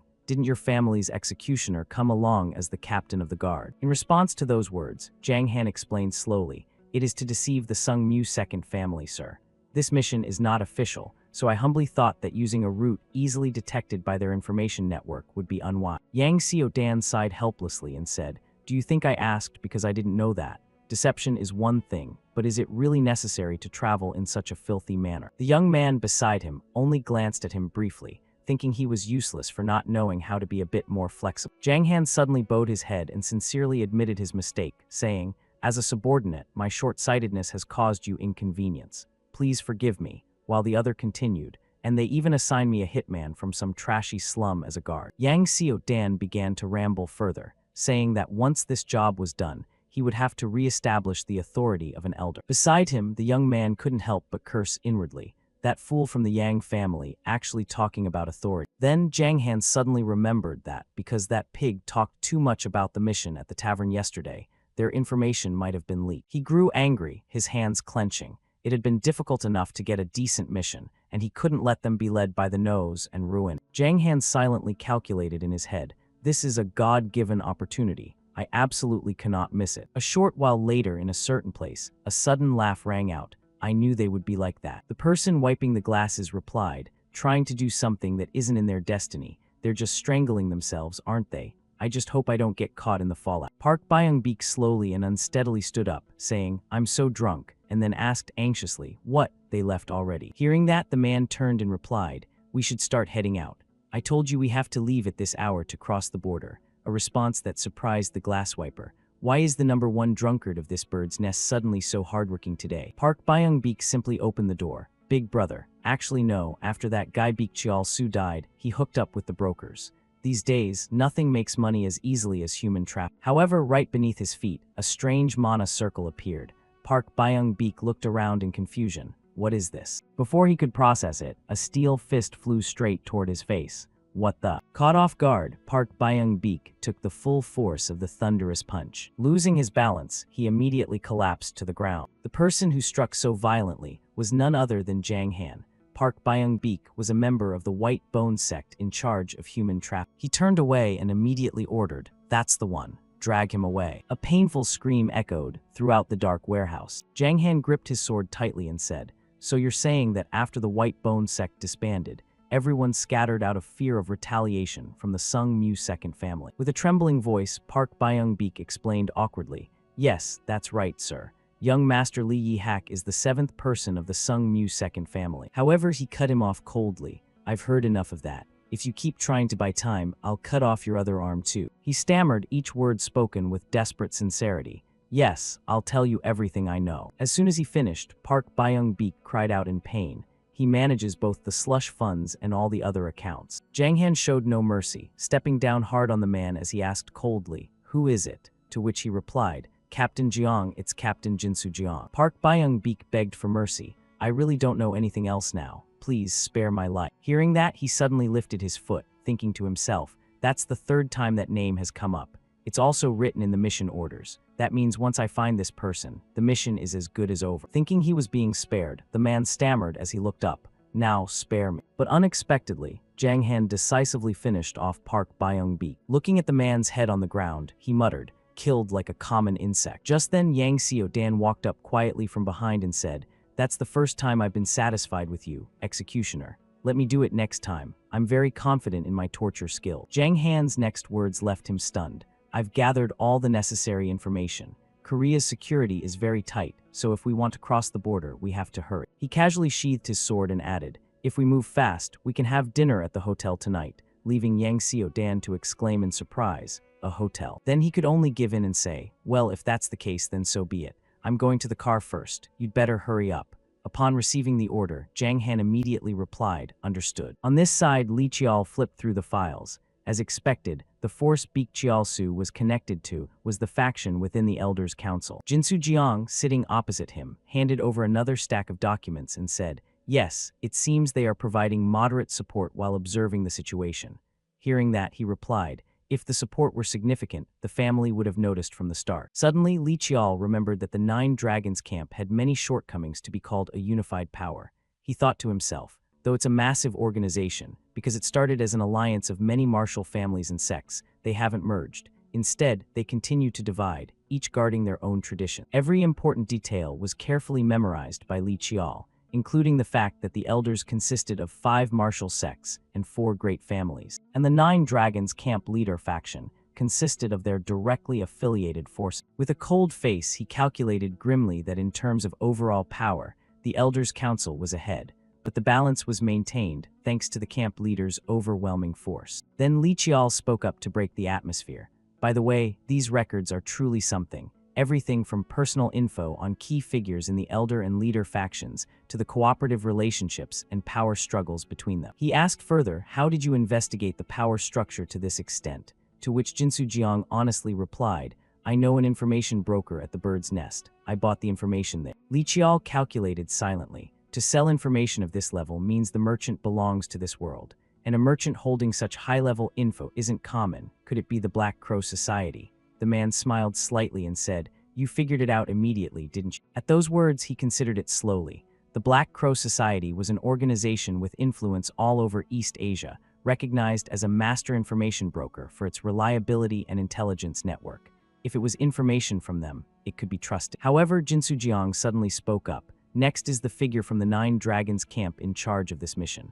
Li Qiao looked over in surprise. Yang Xiaodan, that fool who is terrible at everything except politics, is coming here. He rested his chin on his hand. It seemed the man had caused so much trouble that he was being sidelined by the camp leader's faction, likely sent here just to earn some minor achievement. Seeing that expression, Jinsu Jiang explained awkwardly, "It seems he's been bragging everywhere that he's coming to Korea personally. He's expected to enter Korea illegally this week." Li Qiao just sighed, his eyes showing his helplessness. "I don't know if he even has a brain. He'll probably enter through a dangerous zone." Then the man suggested a plan. "For now, should I go into hiding to buy time? Because of the Sung Mu second family, they won't be able to stay in Korea for long." However, he rejected the idea. "No, if we do that, the Nine Dragons camp will just send someone else." Li Qiao suddenly closed his eyes and praised, "There's a pretty good way," leaving Jinsu Jiang to ask in confusion, "What way is that?" He expressed that he couldn't do it alone and would need to borrow some strength. The man looked at him seriously and said, "If it's something I can do, please tell me anything." Hearing that answer, Li Qiao replied brightly and cheerfully, "I mean it," to which Jinsu Jiang replied in bewilderment, "Yes, over here at the Zhongno Chinsang Hotel." Suddenly a voice rang out, "Well, did that Li Yihak guy release him?" Yang Xiaodan lay leisurely on the bed, continuing to listen. "Yes, that's right, sir. He probably survived by selling info about the black market to the outside." He stared intently at the stack of documents and added, "That's why I don't work with people of unknown background." Then he tossed them aside in boredom. "Well then, we just need to bring this guy back, and then we can leave this country." Standing nearby, Zheng Han could only curse silently. "You speak as if you actually did something yourself when you just push all the work onto others," he thought to himself. "However, my impression of the Sung Mu Yi family has changed slightly. It's not direct information, but everyone is so tight-lipped. Is the Sung Mu Yi family's influence really this great?" Just then, the desk phone rang insistently. The remaining subordinate quickly answered, "What's going on?" Seeing this, Zhang Han immediately stepped forward. "What is it?" The man stammered in reply, "The thing is." Unlike his subordinate, he answered the phone calmly. "What's the matter?" The other end informed him, "Someone claiming to be a guest is looking for you, so I contacted you, sir." Zhang Han repeated in confusion, "A guest?" The voice on the other end replied, "Yes, they said if I mentioned the name Jinsu Jiang, you would know." Looking at the person before him, Yang Xiaodan remarked, "I didn't expect the man we were looking for to just walk right in here." With sharp eyes, he asked coldly, "How does he know we are here?" Facing that gaze, Jinsu Jiang spoke up calmly, "I found out through an information broker." Maintaining proper etiquette, he greeted politely, "It is a great honor to meet Yang Xiaodan of the Great Nine Dragons camp." In his heart, Jinsu Jiang thought, "I didn't think you'd be staying at a hotel while on a mission." Just as the young master said, "You really are at a hotel." Yang Xiaodan was quite surprised and immediately replied, "You know who I am." Without hesitation, Jinsu Jiang said simply, "You are about to become the head of the Yang family, so of course I have to know." Hearing that, he raised an eyebrow and praised him. "It seems you have quite an information network yourself." Without any reservation, Yang Xiaodan began to nitpick. "By the way, even though you know who I am, you have the nerve to bring a guard with." Jinsu Jiang expressed calmly, "Meeting a martial artist from the Nine Dragons camp requires a bit of insurance, sir. Because as you can see, I am just an ordinary person who doesn't know how to use Manhwa." Those words annoyed him, and the atmosphere suddenly became stifling. A mere dishonest merchant from a small nation acting so arrogant. "Well, since you found your way here yourself, follow me back to the Nine Dragons camp immediately." Then Yang Xiaodan stood up disrespectfully and said, "You'll have to explain what happened at the black market. I'm tired, let's stop here." Despite the threat, Jinsu Jiang remained silent. Breaking the silence, he questioned him directly, "That won't do, sir." Struck where it hurt, Yang Xiaodan asked in confusion, "What?" But Jinsu Jiang only bowed slightly and said sincerely, "I'm truly sorry, but I have no reason to follow you." Losing all patience, he yelled angrily, "How dare you? Do you think I came here to negotiate with you? This isn't an invitation, it's an order." Facing the situation, he spoke up coldly, "I didn't come here to negotiate either. I came here strictly to make a deal." Yang Xiaodan slammed the table. "I am the man who will be the next elder of the Nine Dragons camp. Do you think someone of your rank has the right to make a deal with?" Jinsu Jiang lightly placed a hand over his heart in assurance.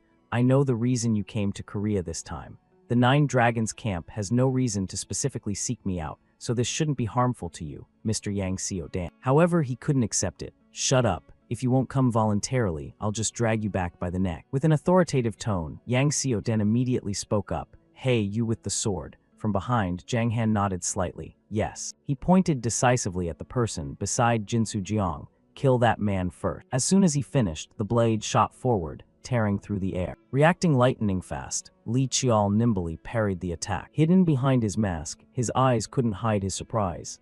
Fast. Taking advantage of the chaos, Yang Xiaodan left, shouting, "Who gave you permission to swing your sword so suddenly, you stupid swordsman?" Li Qiao gripped his sword and thought to himself that the situation had become troublesome, as Yang Xiaodan was both arrogant and foolish, even though he had thought he could easily manipulate him with a few well-chosen words. He asked himself in bewilderment, not expecting the man to be even more pathetic than imagined, since he clearly remembered his political skills being recognized before the regression. Amidst his doubt, Li Qiao's eyes began to evaluate, wondering more importantly who this person actually was. He looked calmly at Zhang Han, noting that at most he was only around 17 to 19 years old, yet he radiated the scent of iron, gunpowder, and even blood. Li Qiao tightened his grip on his sword, nodding an aura he had never seen before, a swordsmanship that naturally formed its essence through countless real battles. He was very strong. Witnessing that power, Zhang Han marveled inwardly that he had intended to take his head in one blow, but the man had sensed the moment and reacted. He was truly strong, with a face hidden behind a mask and a voice still in its breaking state. He could sense it himself. The opponent was definitely no older than he was. Suddenly, Zhang Han muttered to himself about 10 steps, for if he let the man get closer than that distance, he wasn't confident he could control the situation. But the room was so cramped that the distance was already less than 10 steps. Brushing aside his confusion, he comforted himself that it was all right. Without a word of warning, Zhang Han suddenly lunged at Li Qiao, telling himself he just needed to complete the mission as usual. Like a bolt of black lightning, he rushed forward with great speed. Despite the blade being so close, Li Qiao was lost in thought. Nodding his approach toward the heart or head, he immediately parried, thinking that if he used his demonic human skills his identity would be exposed, so he had to rely on his sixth sense. The sound of the collision echoed, filling the entire room. The two began to test each other with swordsmanship, the sound of blades clashing repeatedly. In an instant, Li Qiao nimbly dodged Zhang Han's sword path, noting that this wasn't orthodox martial arts, as the opponent only aimed for his vital points, weaknesses where a single hit would be enough to cause grave injury. He quietly analyzed his opponent, knowing that if it were an assassin's martial arts, the man naturally held the advantage in many respects. While thinking, Li Qiao circulated his mana, deciding that if that was all he had, as blue mana coiled around his sword, then he would surely win with the hard chi technique, Gale. Seeing this, Zhang Han tried to use his sword to block the previous move. However, Li Qiao quickly unleashed his next strike. Zhang Han struggled to hold his sword firmly, moving at an angle that his body could not endure. As the sword in his hand gradually chipped, he wondered if the man didn't even care about his own wounds. The sword. Zhang Han quickly scanned the subordinates standing nearby, knowing that if the sword broke it would be over, as those men wouldn't be able to stop this person. Zhang Han's face suddenly turned grim, realizing he had to finish him before the weapon failed. Then he suddenly deployed a red mana that coiled around the sword. Only a glimpse of the red mana was seen shining brightly at the tip of the blade. Zhang Han did not hesitate to swing his sword down, using the Heavenly Slaughter Saber, first form. Witnessing that action, Li Qiao thought in confusion that he was truly a monster, wondering where such a person had come from. He also did not hesitate to deploy his own mana, but now was not the time to worry about that. Then Li Qiao quickly rushed forward with the unstoppable first form, Red Demon. The two different flows of mana collided, erupting in a fierce light. A moment later, Zhang Han's sword finally broke. In the shock of the impact, he painfully clutched his mouth. His chest tightened as Zhang spat out a mouthful of fresh blood, realizing he had lost, remembering the stench of that junkyard, and the sword he had swung thousands and tens of thousands of times. He looked up slightly at Li Qiao, unable to believe he still couldn't reach him. However, Li Qiao suddenly asked what his name was. Keeping a shred of will, Zhang Han gasped for breath and tried to reply, Zhang Han. Later, Yang Xiaodan finally stepped out, wondering what on earth was happening. He backed away in worry, thinking he had assumed it was just some petty assassin, not expecting the kid to be that strong. Just as Yang Xiaodan was lost in thought, applause suddenly rang out, nodding that the martial artist who controlled such a person was also no different from a monster. Jinsu Jiang slowly proposed to stop there, stating they would temporarily withdraw for today. He glanced toward the door, noting that the outside was becoming chaotic because of the loud explosion. Afterward, Jinsu bowed politely, stating he would return to see him soon, and Yang Xiao-dan, no longer daring to make things difficult, replied that he should do so. Outside the corridor, the two of them left quietly and slowly, without saying anything. Jinsu could not hide his worry and asked if he was all right, to which Li Qiao only replied nonchalantly, comforting him that although he had internal injuries, they were just wounds that would soon heal, and it was fine. He spoke up, stating he had grasped the situation in case of emergencies, and the man beside him marveled that he had intervened just in time, as things would have become very troublesome if it had lasted any longer. Li Qiao suddenly stopped, thinking it might be better this way since they had identified the crux of the situation. He slowly removed his mask, thinking more importantly about Zhang Han. Li Qiao turned to look back at the company, his mind filled with 100 thoughts, having expected to clash with him one day but not expecting it to be now. He gradually remembered that Zhang Han, the heavenly slaughter saber born in a junkyard and raised to be an assassin with recognized strength, had caught the eye of the 9 Dragons camp master. Engraved deep in his mind, that image made Li Qiao remember that when the current 9 Dragons camp master wiped out the Elders' Council and stabilized the internal affairs, the sword he kept by his side and used the most was Zhang Han. He could not hide his empathy, as the man eventually became the one recognized as the successor to the 9 Dragons camp master, a fellow who was both different from him and yet had many similarities. At this time, Yang Xiao-dan spoke up anxiously, stating his only request was for him to join the 9 Dragons camp. Jinsu represented them, replying cautiously that the person involved with the 9 Dragons camp was Baek Chial-su, and since he no longer worked under him, he had no reason to go to the 9 Dragons camp. He crossed his arms and asked in wonder if he meant for him to return empty-handed, to which the man explained slowly that it wasn't like that, but rather they should rethink his mission. Jinsu hid nothing, recounting everything, how the 9 Dragons camp had secretly supported Baek Chial-su to influence the Korean underworld, and how the Sungmu family had intervened in the process, forcing them to watch the Sungmu family's movements. With steady eyes, he looked straight ahead, noting that they surely didn't want a conflict with the Sungmu family, and that he had been sent to investigate the black market, only discovering him during that investigation. The next sentence made Yang Xiao-dan startle, as he stated that from the beginning, their objective here was not. He immediately voiced his prediction, asking if he meant he would prepare something else related to this incident for him, and Jinsu nodded in confirmation. With a meaningful tone, he continued that he could also give him an even more wonderful gift, as Yang Xiao-dan rested his chin in his hand, wondering about a gift. Without hesitation, Jinsu immediately dropped the shocking news that it was proof the Sungmu family would not take any action regarding this incident,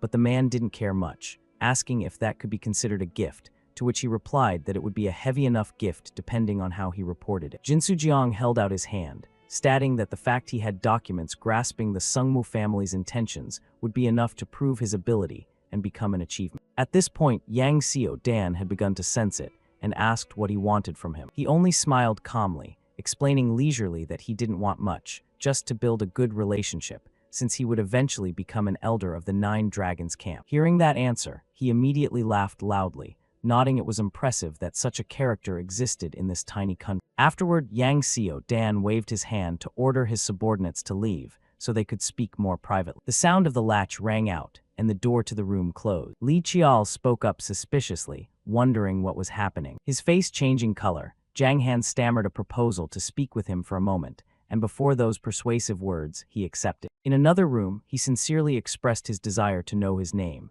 as Li Qiao put his hands in his pockets and asked coldly why he was asking that. His face hardening, Zhang Han frowned slightly, stating that to confirm if he was the person he predicted, he would stake his life on a vow not to tell anyone. As soon as he finished speaking, he coldly removed his mask. Li Qiao spoke seriously, identifying himself as Li Qiao of the Sungmu family. However, Zhang Han was not surprised, nodding that it was as he thought.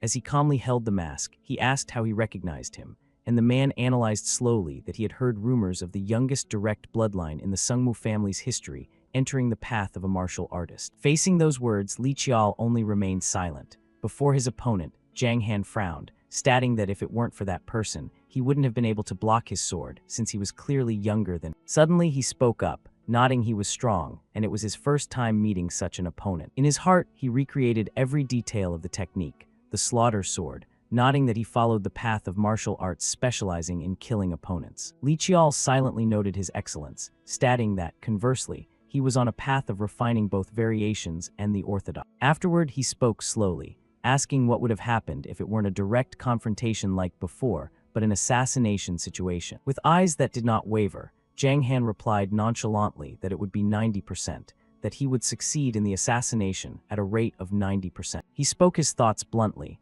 nodding that both of them were likely hiding a few things. Jiang Han crossed his arms, leisurely adding that the rate he just mentioned was only a calculation based on what he had shown. Realizing his secret was out, Li Qiao could only sigh helplessly. As he stared at him, he asked if he knew, and he replied that he would be a fool not to notice. Immediately after, Jiang Han abruptly revealed that next year, a grand assembly would be held in Germany, and told him to meet him there. Conversely, he only replied nonchalantly that he would go if he were free. His brows furrowed, the man quietly evaluated that the Sungmu family was indeed unlikable, and Li Qiao quickly joined in, saying it was a relief since he didn't like the Nine Dragons camp either. Jiang Han spoke a firm affirmation that next time they fought, he would show everything he was hiding, and as he adjusted his mask, he replied that he would do the same. Regaining his cold demeanor, Li Qiao decisively walked away, telling him not to bring that fool along next time. A while passed just like that. Soaked in exhaustion, Jinsu Jiang quietly sighed. Capturing everything in his sight,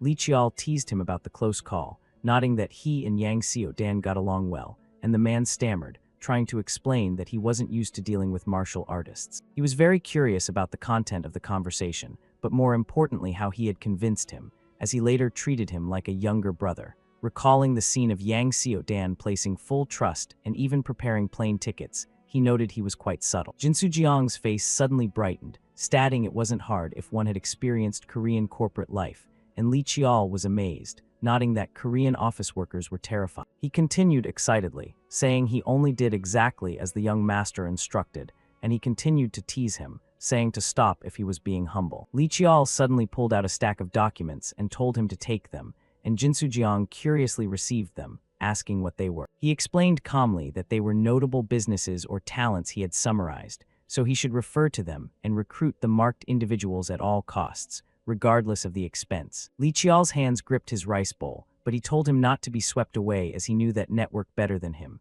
Jinsu Jiang responded skillfully that the young master did not like those who only followed orders unconditionally. He continued, saying he understood him and that he would lose contact for a while, so not to wait. He immediately asked if he was planning to go to the unexplored lands, and Li Qiao slammed his bowl on the table, saying no. Finally, he stated his choice. He was going to Jeju Island. At a magnificent estate of a certain family, the golden sunlight stretched across every corner. Inside the office of the Sungmu family head, Li Tishan nonchalantly ordered him to report. A subordinate immediately appeared from thin air, stating that as predicted they had begun to move, that the 5 spatial gates appearing at Mount Tohamson belonged to Behemoth, and that there were signs they were opened, using the sacred relics of the Sky Demon cult. That report made him pause his pen. Li Tishan only replied coldly with a nonchalant tone, crushed to pieces twice already, and they still haven't learned their lesson. They're nothing more than ghosts of a bygone era. The subordinate continued to report, the intruders confirmed to have crossed through the gate include 30 ordinary level and 1 white level. He immediately asked, "How is the pursuit going?" To which the subordinate bowed slightly and replied, "We have completed the tracking of the white level and are continuing surveillance. As for those 30 ordinary levels, they have all been killed, sir." Upon hearing this, Li Tishan slowly removed his glasses and muttered, "Kill." The subordinate added, "Young Master Li Qiao is currently in Jeonju, sir," leaving him stunned as he asked in surprise, "What?" Li Tishan immediately voiced the doubt in his heart. Was their goal in risking discovery to act against the youngest? To which the man quickly replied, "Yes, sir. Aside from the young master, there is nothing unusual at Mount Tohamson." Sitting in his chair, he spoke up, "What is the reason for the youngest being in Jeonju?" But the subordinate only knew that much, saying, "Since he is avoiding us per the family head's orders, I cannot know, sir." Li Tishan nodded helplessly and said, "Is that matter about to repeat itself again?" Butler Choi looked at him with concern and said, "Master." Li Tishan immediately issued an order, Soul Sword Division, "Find the youngest's whereabouts immediately and report back to me.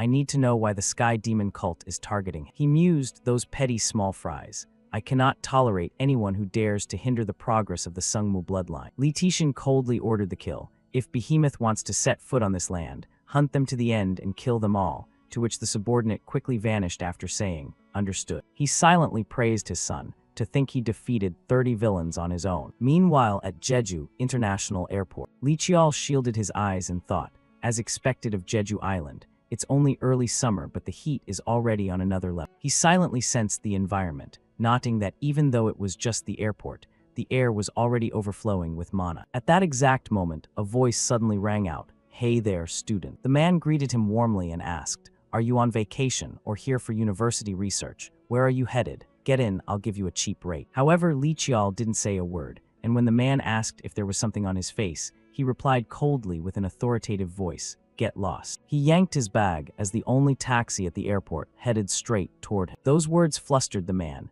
who quickly withdrew his hand, realizing those weren't the hands of a taxi driver. Lee Chiol exposed him bluntly. The Black Crow Society has really downgraded, sending an agent like this, leaving the man to stammer, "How did you know?" As he spoke, he caught a glimpse out of the corner of his eye and added, "I suppose it's because you didn't think I was important." I Am Young Muk suddenly appeared from behind and said, "I apologize for making you feel that way. Our staff is still in training, so there have been some shortcomings." He flashed a friendly smile and introduced himself.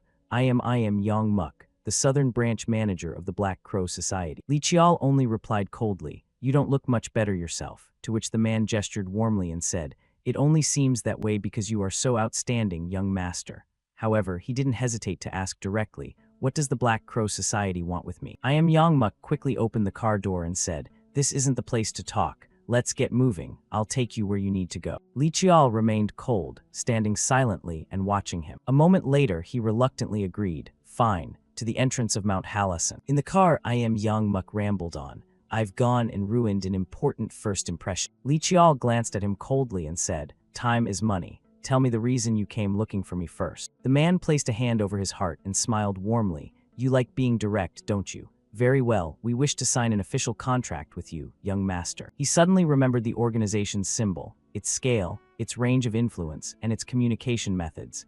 An information brokerage group where everything was kept secret, known as the Black Crow Society, which prided itself on its formidable intelligence network in East Asia. Even Lee Chiol himself was surprised, not expecting to cross paths with them this way. As for the official contract, I Am Young Muk immediately explained, "We will provide you with the information you need and pledge not to sell your information to others." He continued with a smile, "In exchange, you will occasionally provide us with necessary information or lend us that high-level martial prowess of yours." He immediately asked, "Why do you want to sign an official contract with me?" To which I Am Young Muk replied simply, "Because of what you have shown during this past period." He began to list them calmly: illegitimate birth, the youngest martial artist, 5th grade martial realm, and the strength that defeated Baek Chial Su. I Am Young Muk quickly added to the list, "Furthermore, your connection with the next term Elder of the Nine Dragons camp. These are factors we simply couldn't ignore." Once he finished, Lee Chiol teased him, "Are you trying to show off your information gathering skills?"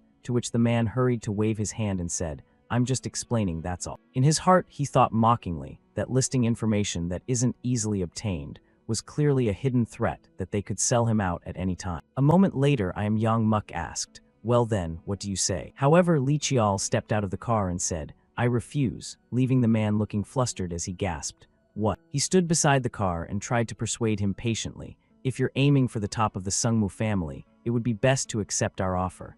But he only walked away coldly, saying it didn't matter what he said. Lee Chiol abruptly dropped a final word, "My answer remains the same." Unable to persuade him further, I Am Young Muk began to play dirty, saying, "You'll regret this." He immediately turned around and interrogated him aggressively. "Regret? Who? I originally intended to provide a cure for that disease, but I've changed my mind. Tell the chairman I'm very sorry, he'll understand." The man stammered, trying to say more. "How can you be so sure we are the Black Crow Society?" Lee Chiol only smiled and stepped onto the mountain slope, saying, "I wasn't sure. I was just testing you a little." I Am Young Muk watched him go, completely stunned, gasping, "Huh." Not letting him speak further, he cut him off and finished, "So you'd better train your people better. You're more full of holes than I thought. It's truly disappointing. Is the entire Black Crow Society like this? Even our disciples aren't this bad." His words made I Am Young Muk angry, as he added that he didn't know if it was just the Southern Branch manager who was like that, which was quite a surprise. After Lee Chiol left, he angrily kicked the nearby fence and cursed,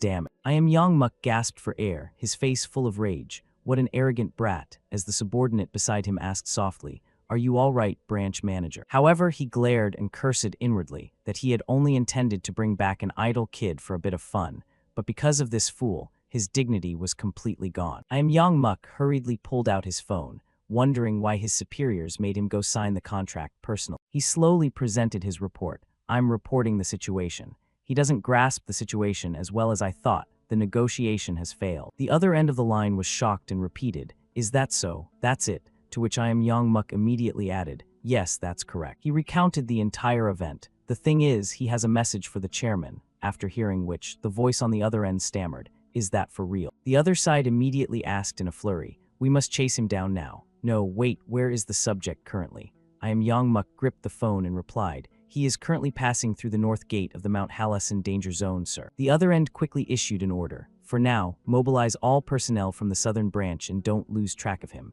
As for you, prepare to resign from your position as branch manager. Hearing which, he cried out helplessly, sir, why? The other end added, if things only end there, you'll be lucky. If he truly knows about that, then this won't end simply. On this side, a concerned voice asked, are you okay? The guard explained that although he was a rank 6 hunter and knew better than them, these places were completely different from the northern danger zones, but Li Qiao remained firm, saying he already knew and it was fine. He hurried to return the ID card and said that it would have been better if he had come with teammates, having checked the ID. The iron gate immediately opened as he ordered to let him through. Li Qiao silently thought that after passing through just one gate, the heat was already completely different. He took each step further inside, knowing he couldn't turn back. Standing before the surrounding scenery, Li Qiao thought to himself that here, in Mount Hallasan, the deity recorded in the Black Knight records existed. That majestic place was known as Mount Halla, one of the 3 sacred mountains of Korea. Since ancient times, Jeju Island,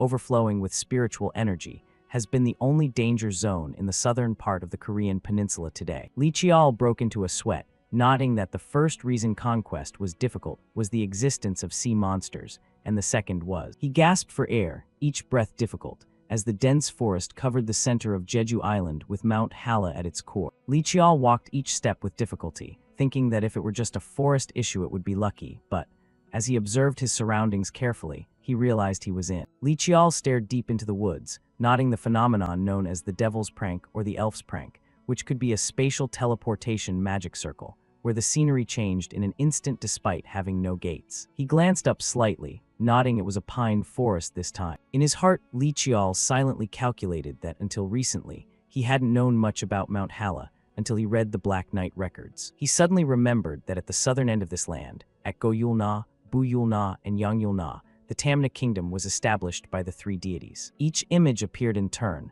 but in reality, they were just a mysterious race born from nature, whom people called the Dakibai. A brilliant yellow light appeared, as they were mages, carpenters, and wild imaginers who forged stars using the heat of the earth's veins, creating countless mysterious artifacts. In the cave, those very Dakibai created the Black Knight. A stream of lava slowly flowed by. A muscular man focused intently before the furnace. He gripped it tightly, thinking it wasn't right at all. At that moment, the muscular man suddenly sensed something. He stood up abruptly in anger, shouting, "How dare you!" Deep in the forest, one monster after another was being struck down. Li Qiao thought wearily and helplessly that he hadn't expected a rank 5 monster to be able to use mana, nodding that this place was truly insane. He slowly scanned his surroundings, musing that perhaps because the mountain's own mana was so dense, they seemed much stronger than the monsters outside, and that if he were to teach the magic eye field midway, the path would change instantly. Realizing he might have underestimated this area a bit, Li Qiao sheathed his sword,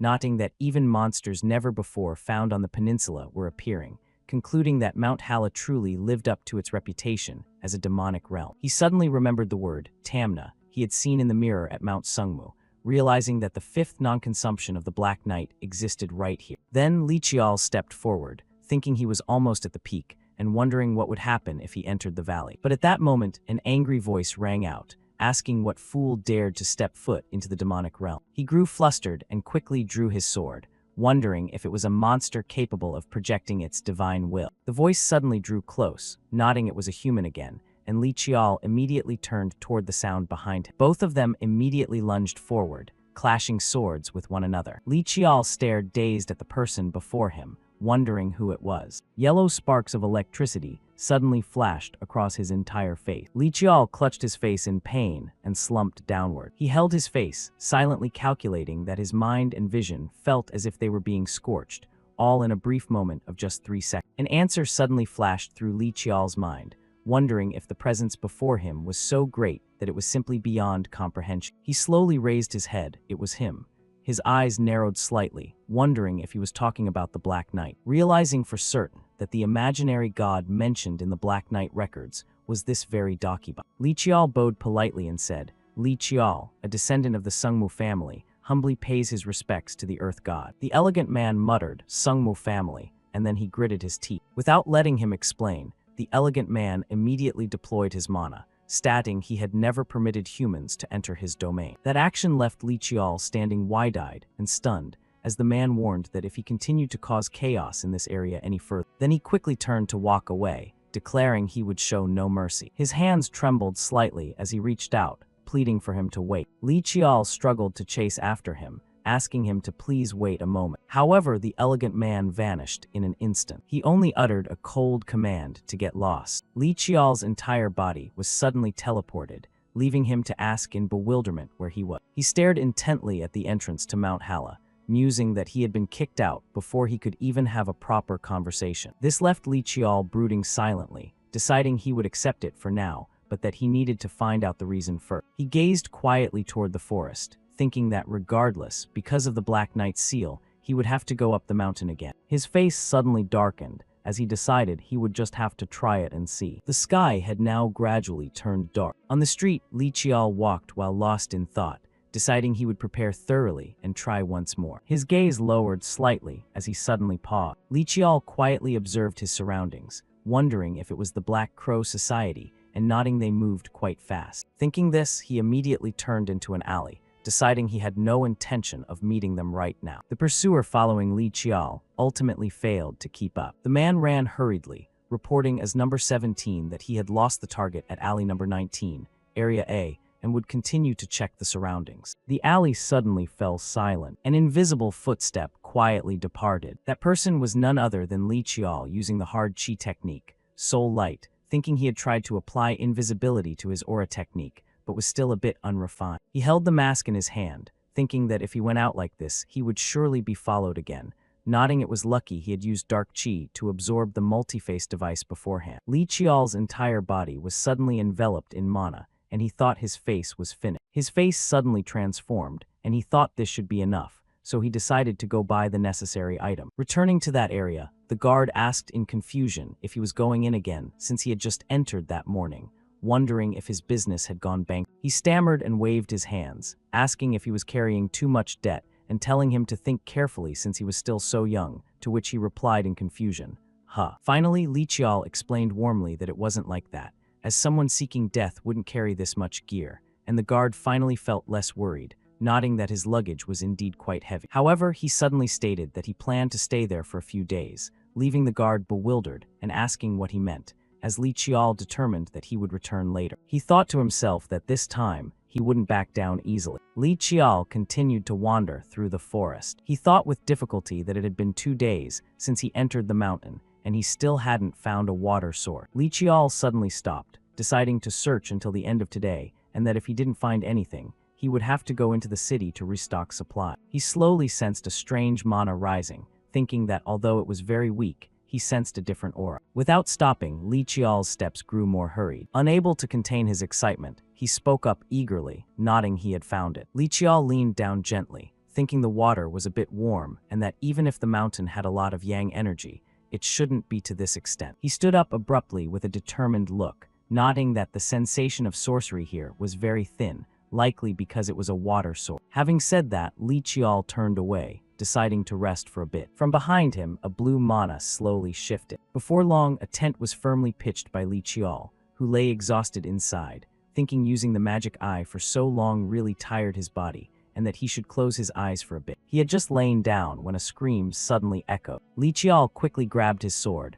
wondering if that was a scream. He felt anxious and gripped his sword close, wondering if it was a monster. Afterward, Li Qiao looked out cautiously. 2 evil spirits suddenly appeared near his tent, making him wonder if they were demon types despite this being a spiritual mountain where spiritual energy gathered. He remained silent, concentrating on calculating every option before him, nodding that based on the number of horns and wings, it had to be at least rank 5. He thought that other monsters on the mountain were also harder than usual, so it was very possible this was a rank 4 monster, and while thinking, he peered out, deciding there was no need to provoke. The scream rang out again, making him stand up abruptly, wondering if it was the voice of a child. 3 figures ran forward, trembling and panicked, as he realized they wouldn't make it. The boy was terrified and closed his eyes tight, telling the evil demons to get lost and go away quickly. While in worry, the pink-haired girl burst into tears and called out Jeong Chang's name, and the boy quickly comforted her, telling her to hold his hand tight. Before he could react, the girl's hand slipped. Those 2 blue mana flows from earlier suddenly erupted from the ground. With a cunning smile, the evil spirit unleashed a blue mana. They immediately used their feet to kick the mana high into the air. A direct hit struck the children, causing them to fall in pain. Seeing this, the evil spirit lunged like a hungry tiger. A sword enveloped in mana slashed across without hesitation. A surge of blue lightning erupted, enveloping the entire forest. The black smoke slowly dissipated. The boy turned dazed, his eyes full of bewilderment. The person who came to the rescue was none other than Li Qiao, asking if they were okay. He silently planned his path, weighing each next step, thinking that for now he had slashed one, but that it would be very dangerous if he came into contact with demonic energy. However, the evil spirit then spat a powerful purple aura from its mouth. Li Qiao's footsteps were incredibly agile, but without a hint of fear, he lunged forward with astonishing speed. That action made the evil spirit startle, looking visibly surprised. Li Qiao acted decisively, finishing off the evil spirit before him. He suddenly muttered that he had wondered what to choose for his final equipment, and that choosing this was indeed correct. Li Qiao touched the necklace around his neck, which radiated holy energy to block the wicked auras, nodding it was a masterpiece-grade protective item. Afterward, he gently handed his coat to the little ones and told them to take it. Li Qiao turned his head and asked the boy in a soft voice what his name was, and the boy replied hesitantly that it was Chang. He immediately instructed Chang to put it on and never take it off, and Jeong Chang nodded obediently and said he understood. The cunning evil spirit suddenly attacked from behind, and he noted it was behind them. The cunning evil spirit suddenly attacked from behind, and he noted it was behind them. Just like that, he deployed his mana, creating a sturdy shield in front of him like a mana wall. Without hesitation, Li Qiao immediately finished off another evil spirit. A series of cries echoed, shaking his mind violently. Li Qiao stared intently, tracking the remaining ones, wondering if they were the ones with special abilities. The evil spirit spoke up with a voice full of schemes, calling him a human and asking why he interfered, telling the others to kill him and offer him as a sacrifice to the king. He was truly surprised by the situation unfolding before him, nodding they were completely different from the previous ones, and surely at least rank 4. While thinking, Li Qiao simultaneously circulated his power through his body, deciding he could still deal with them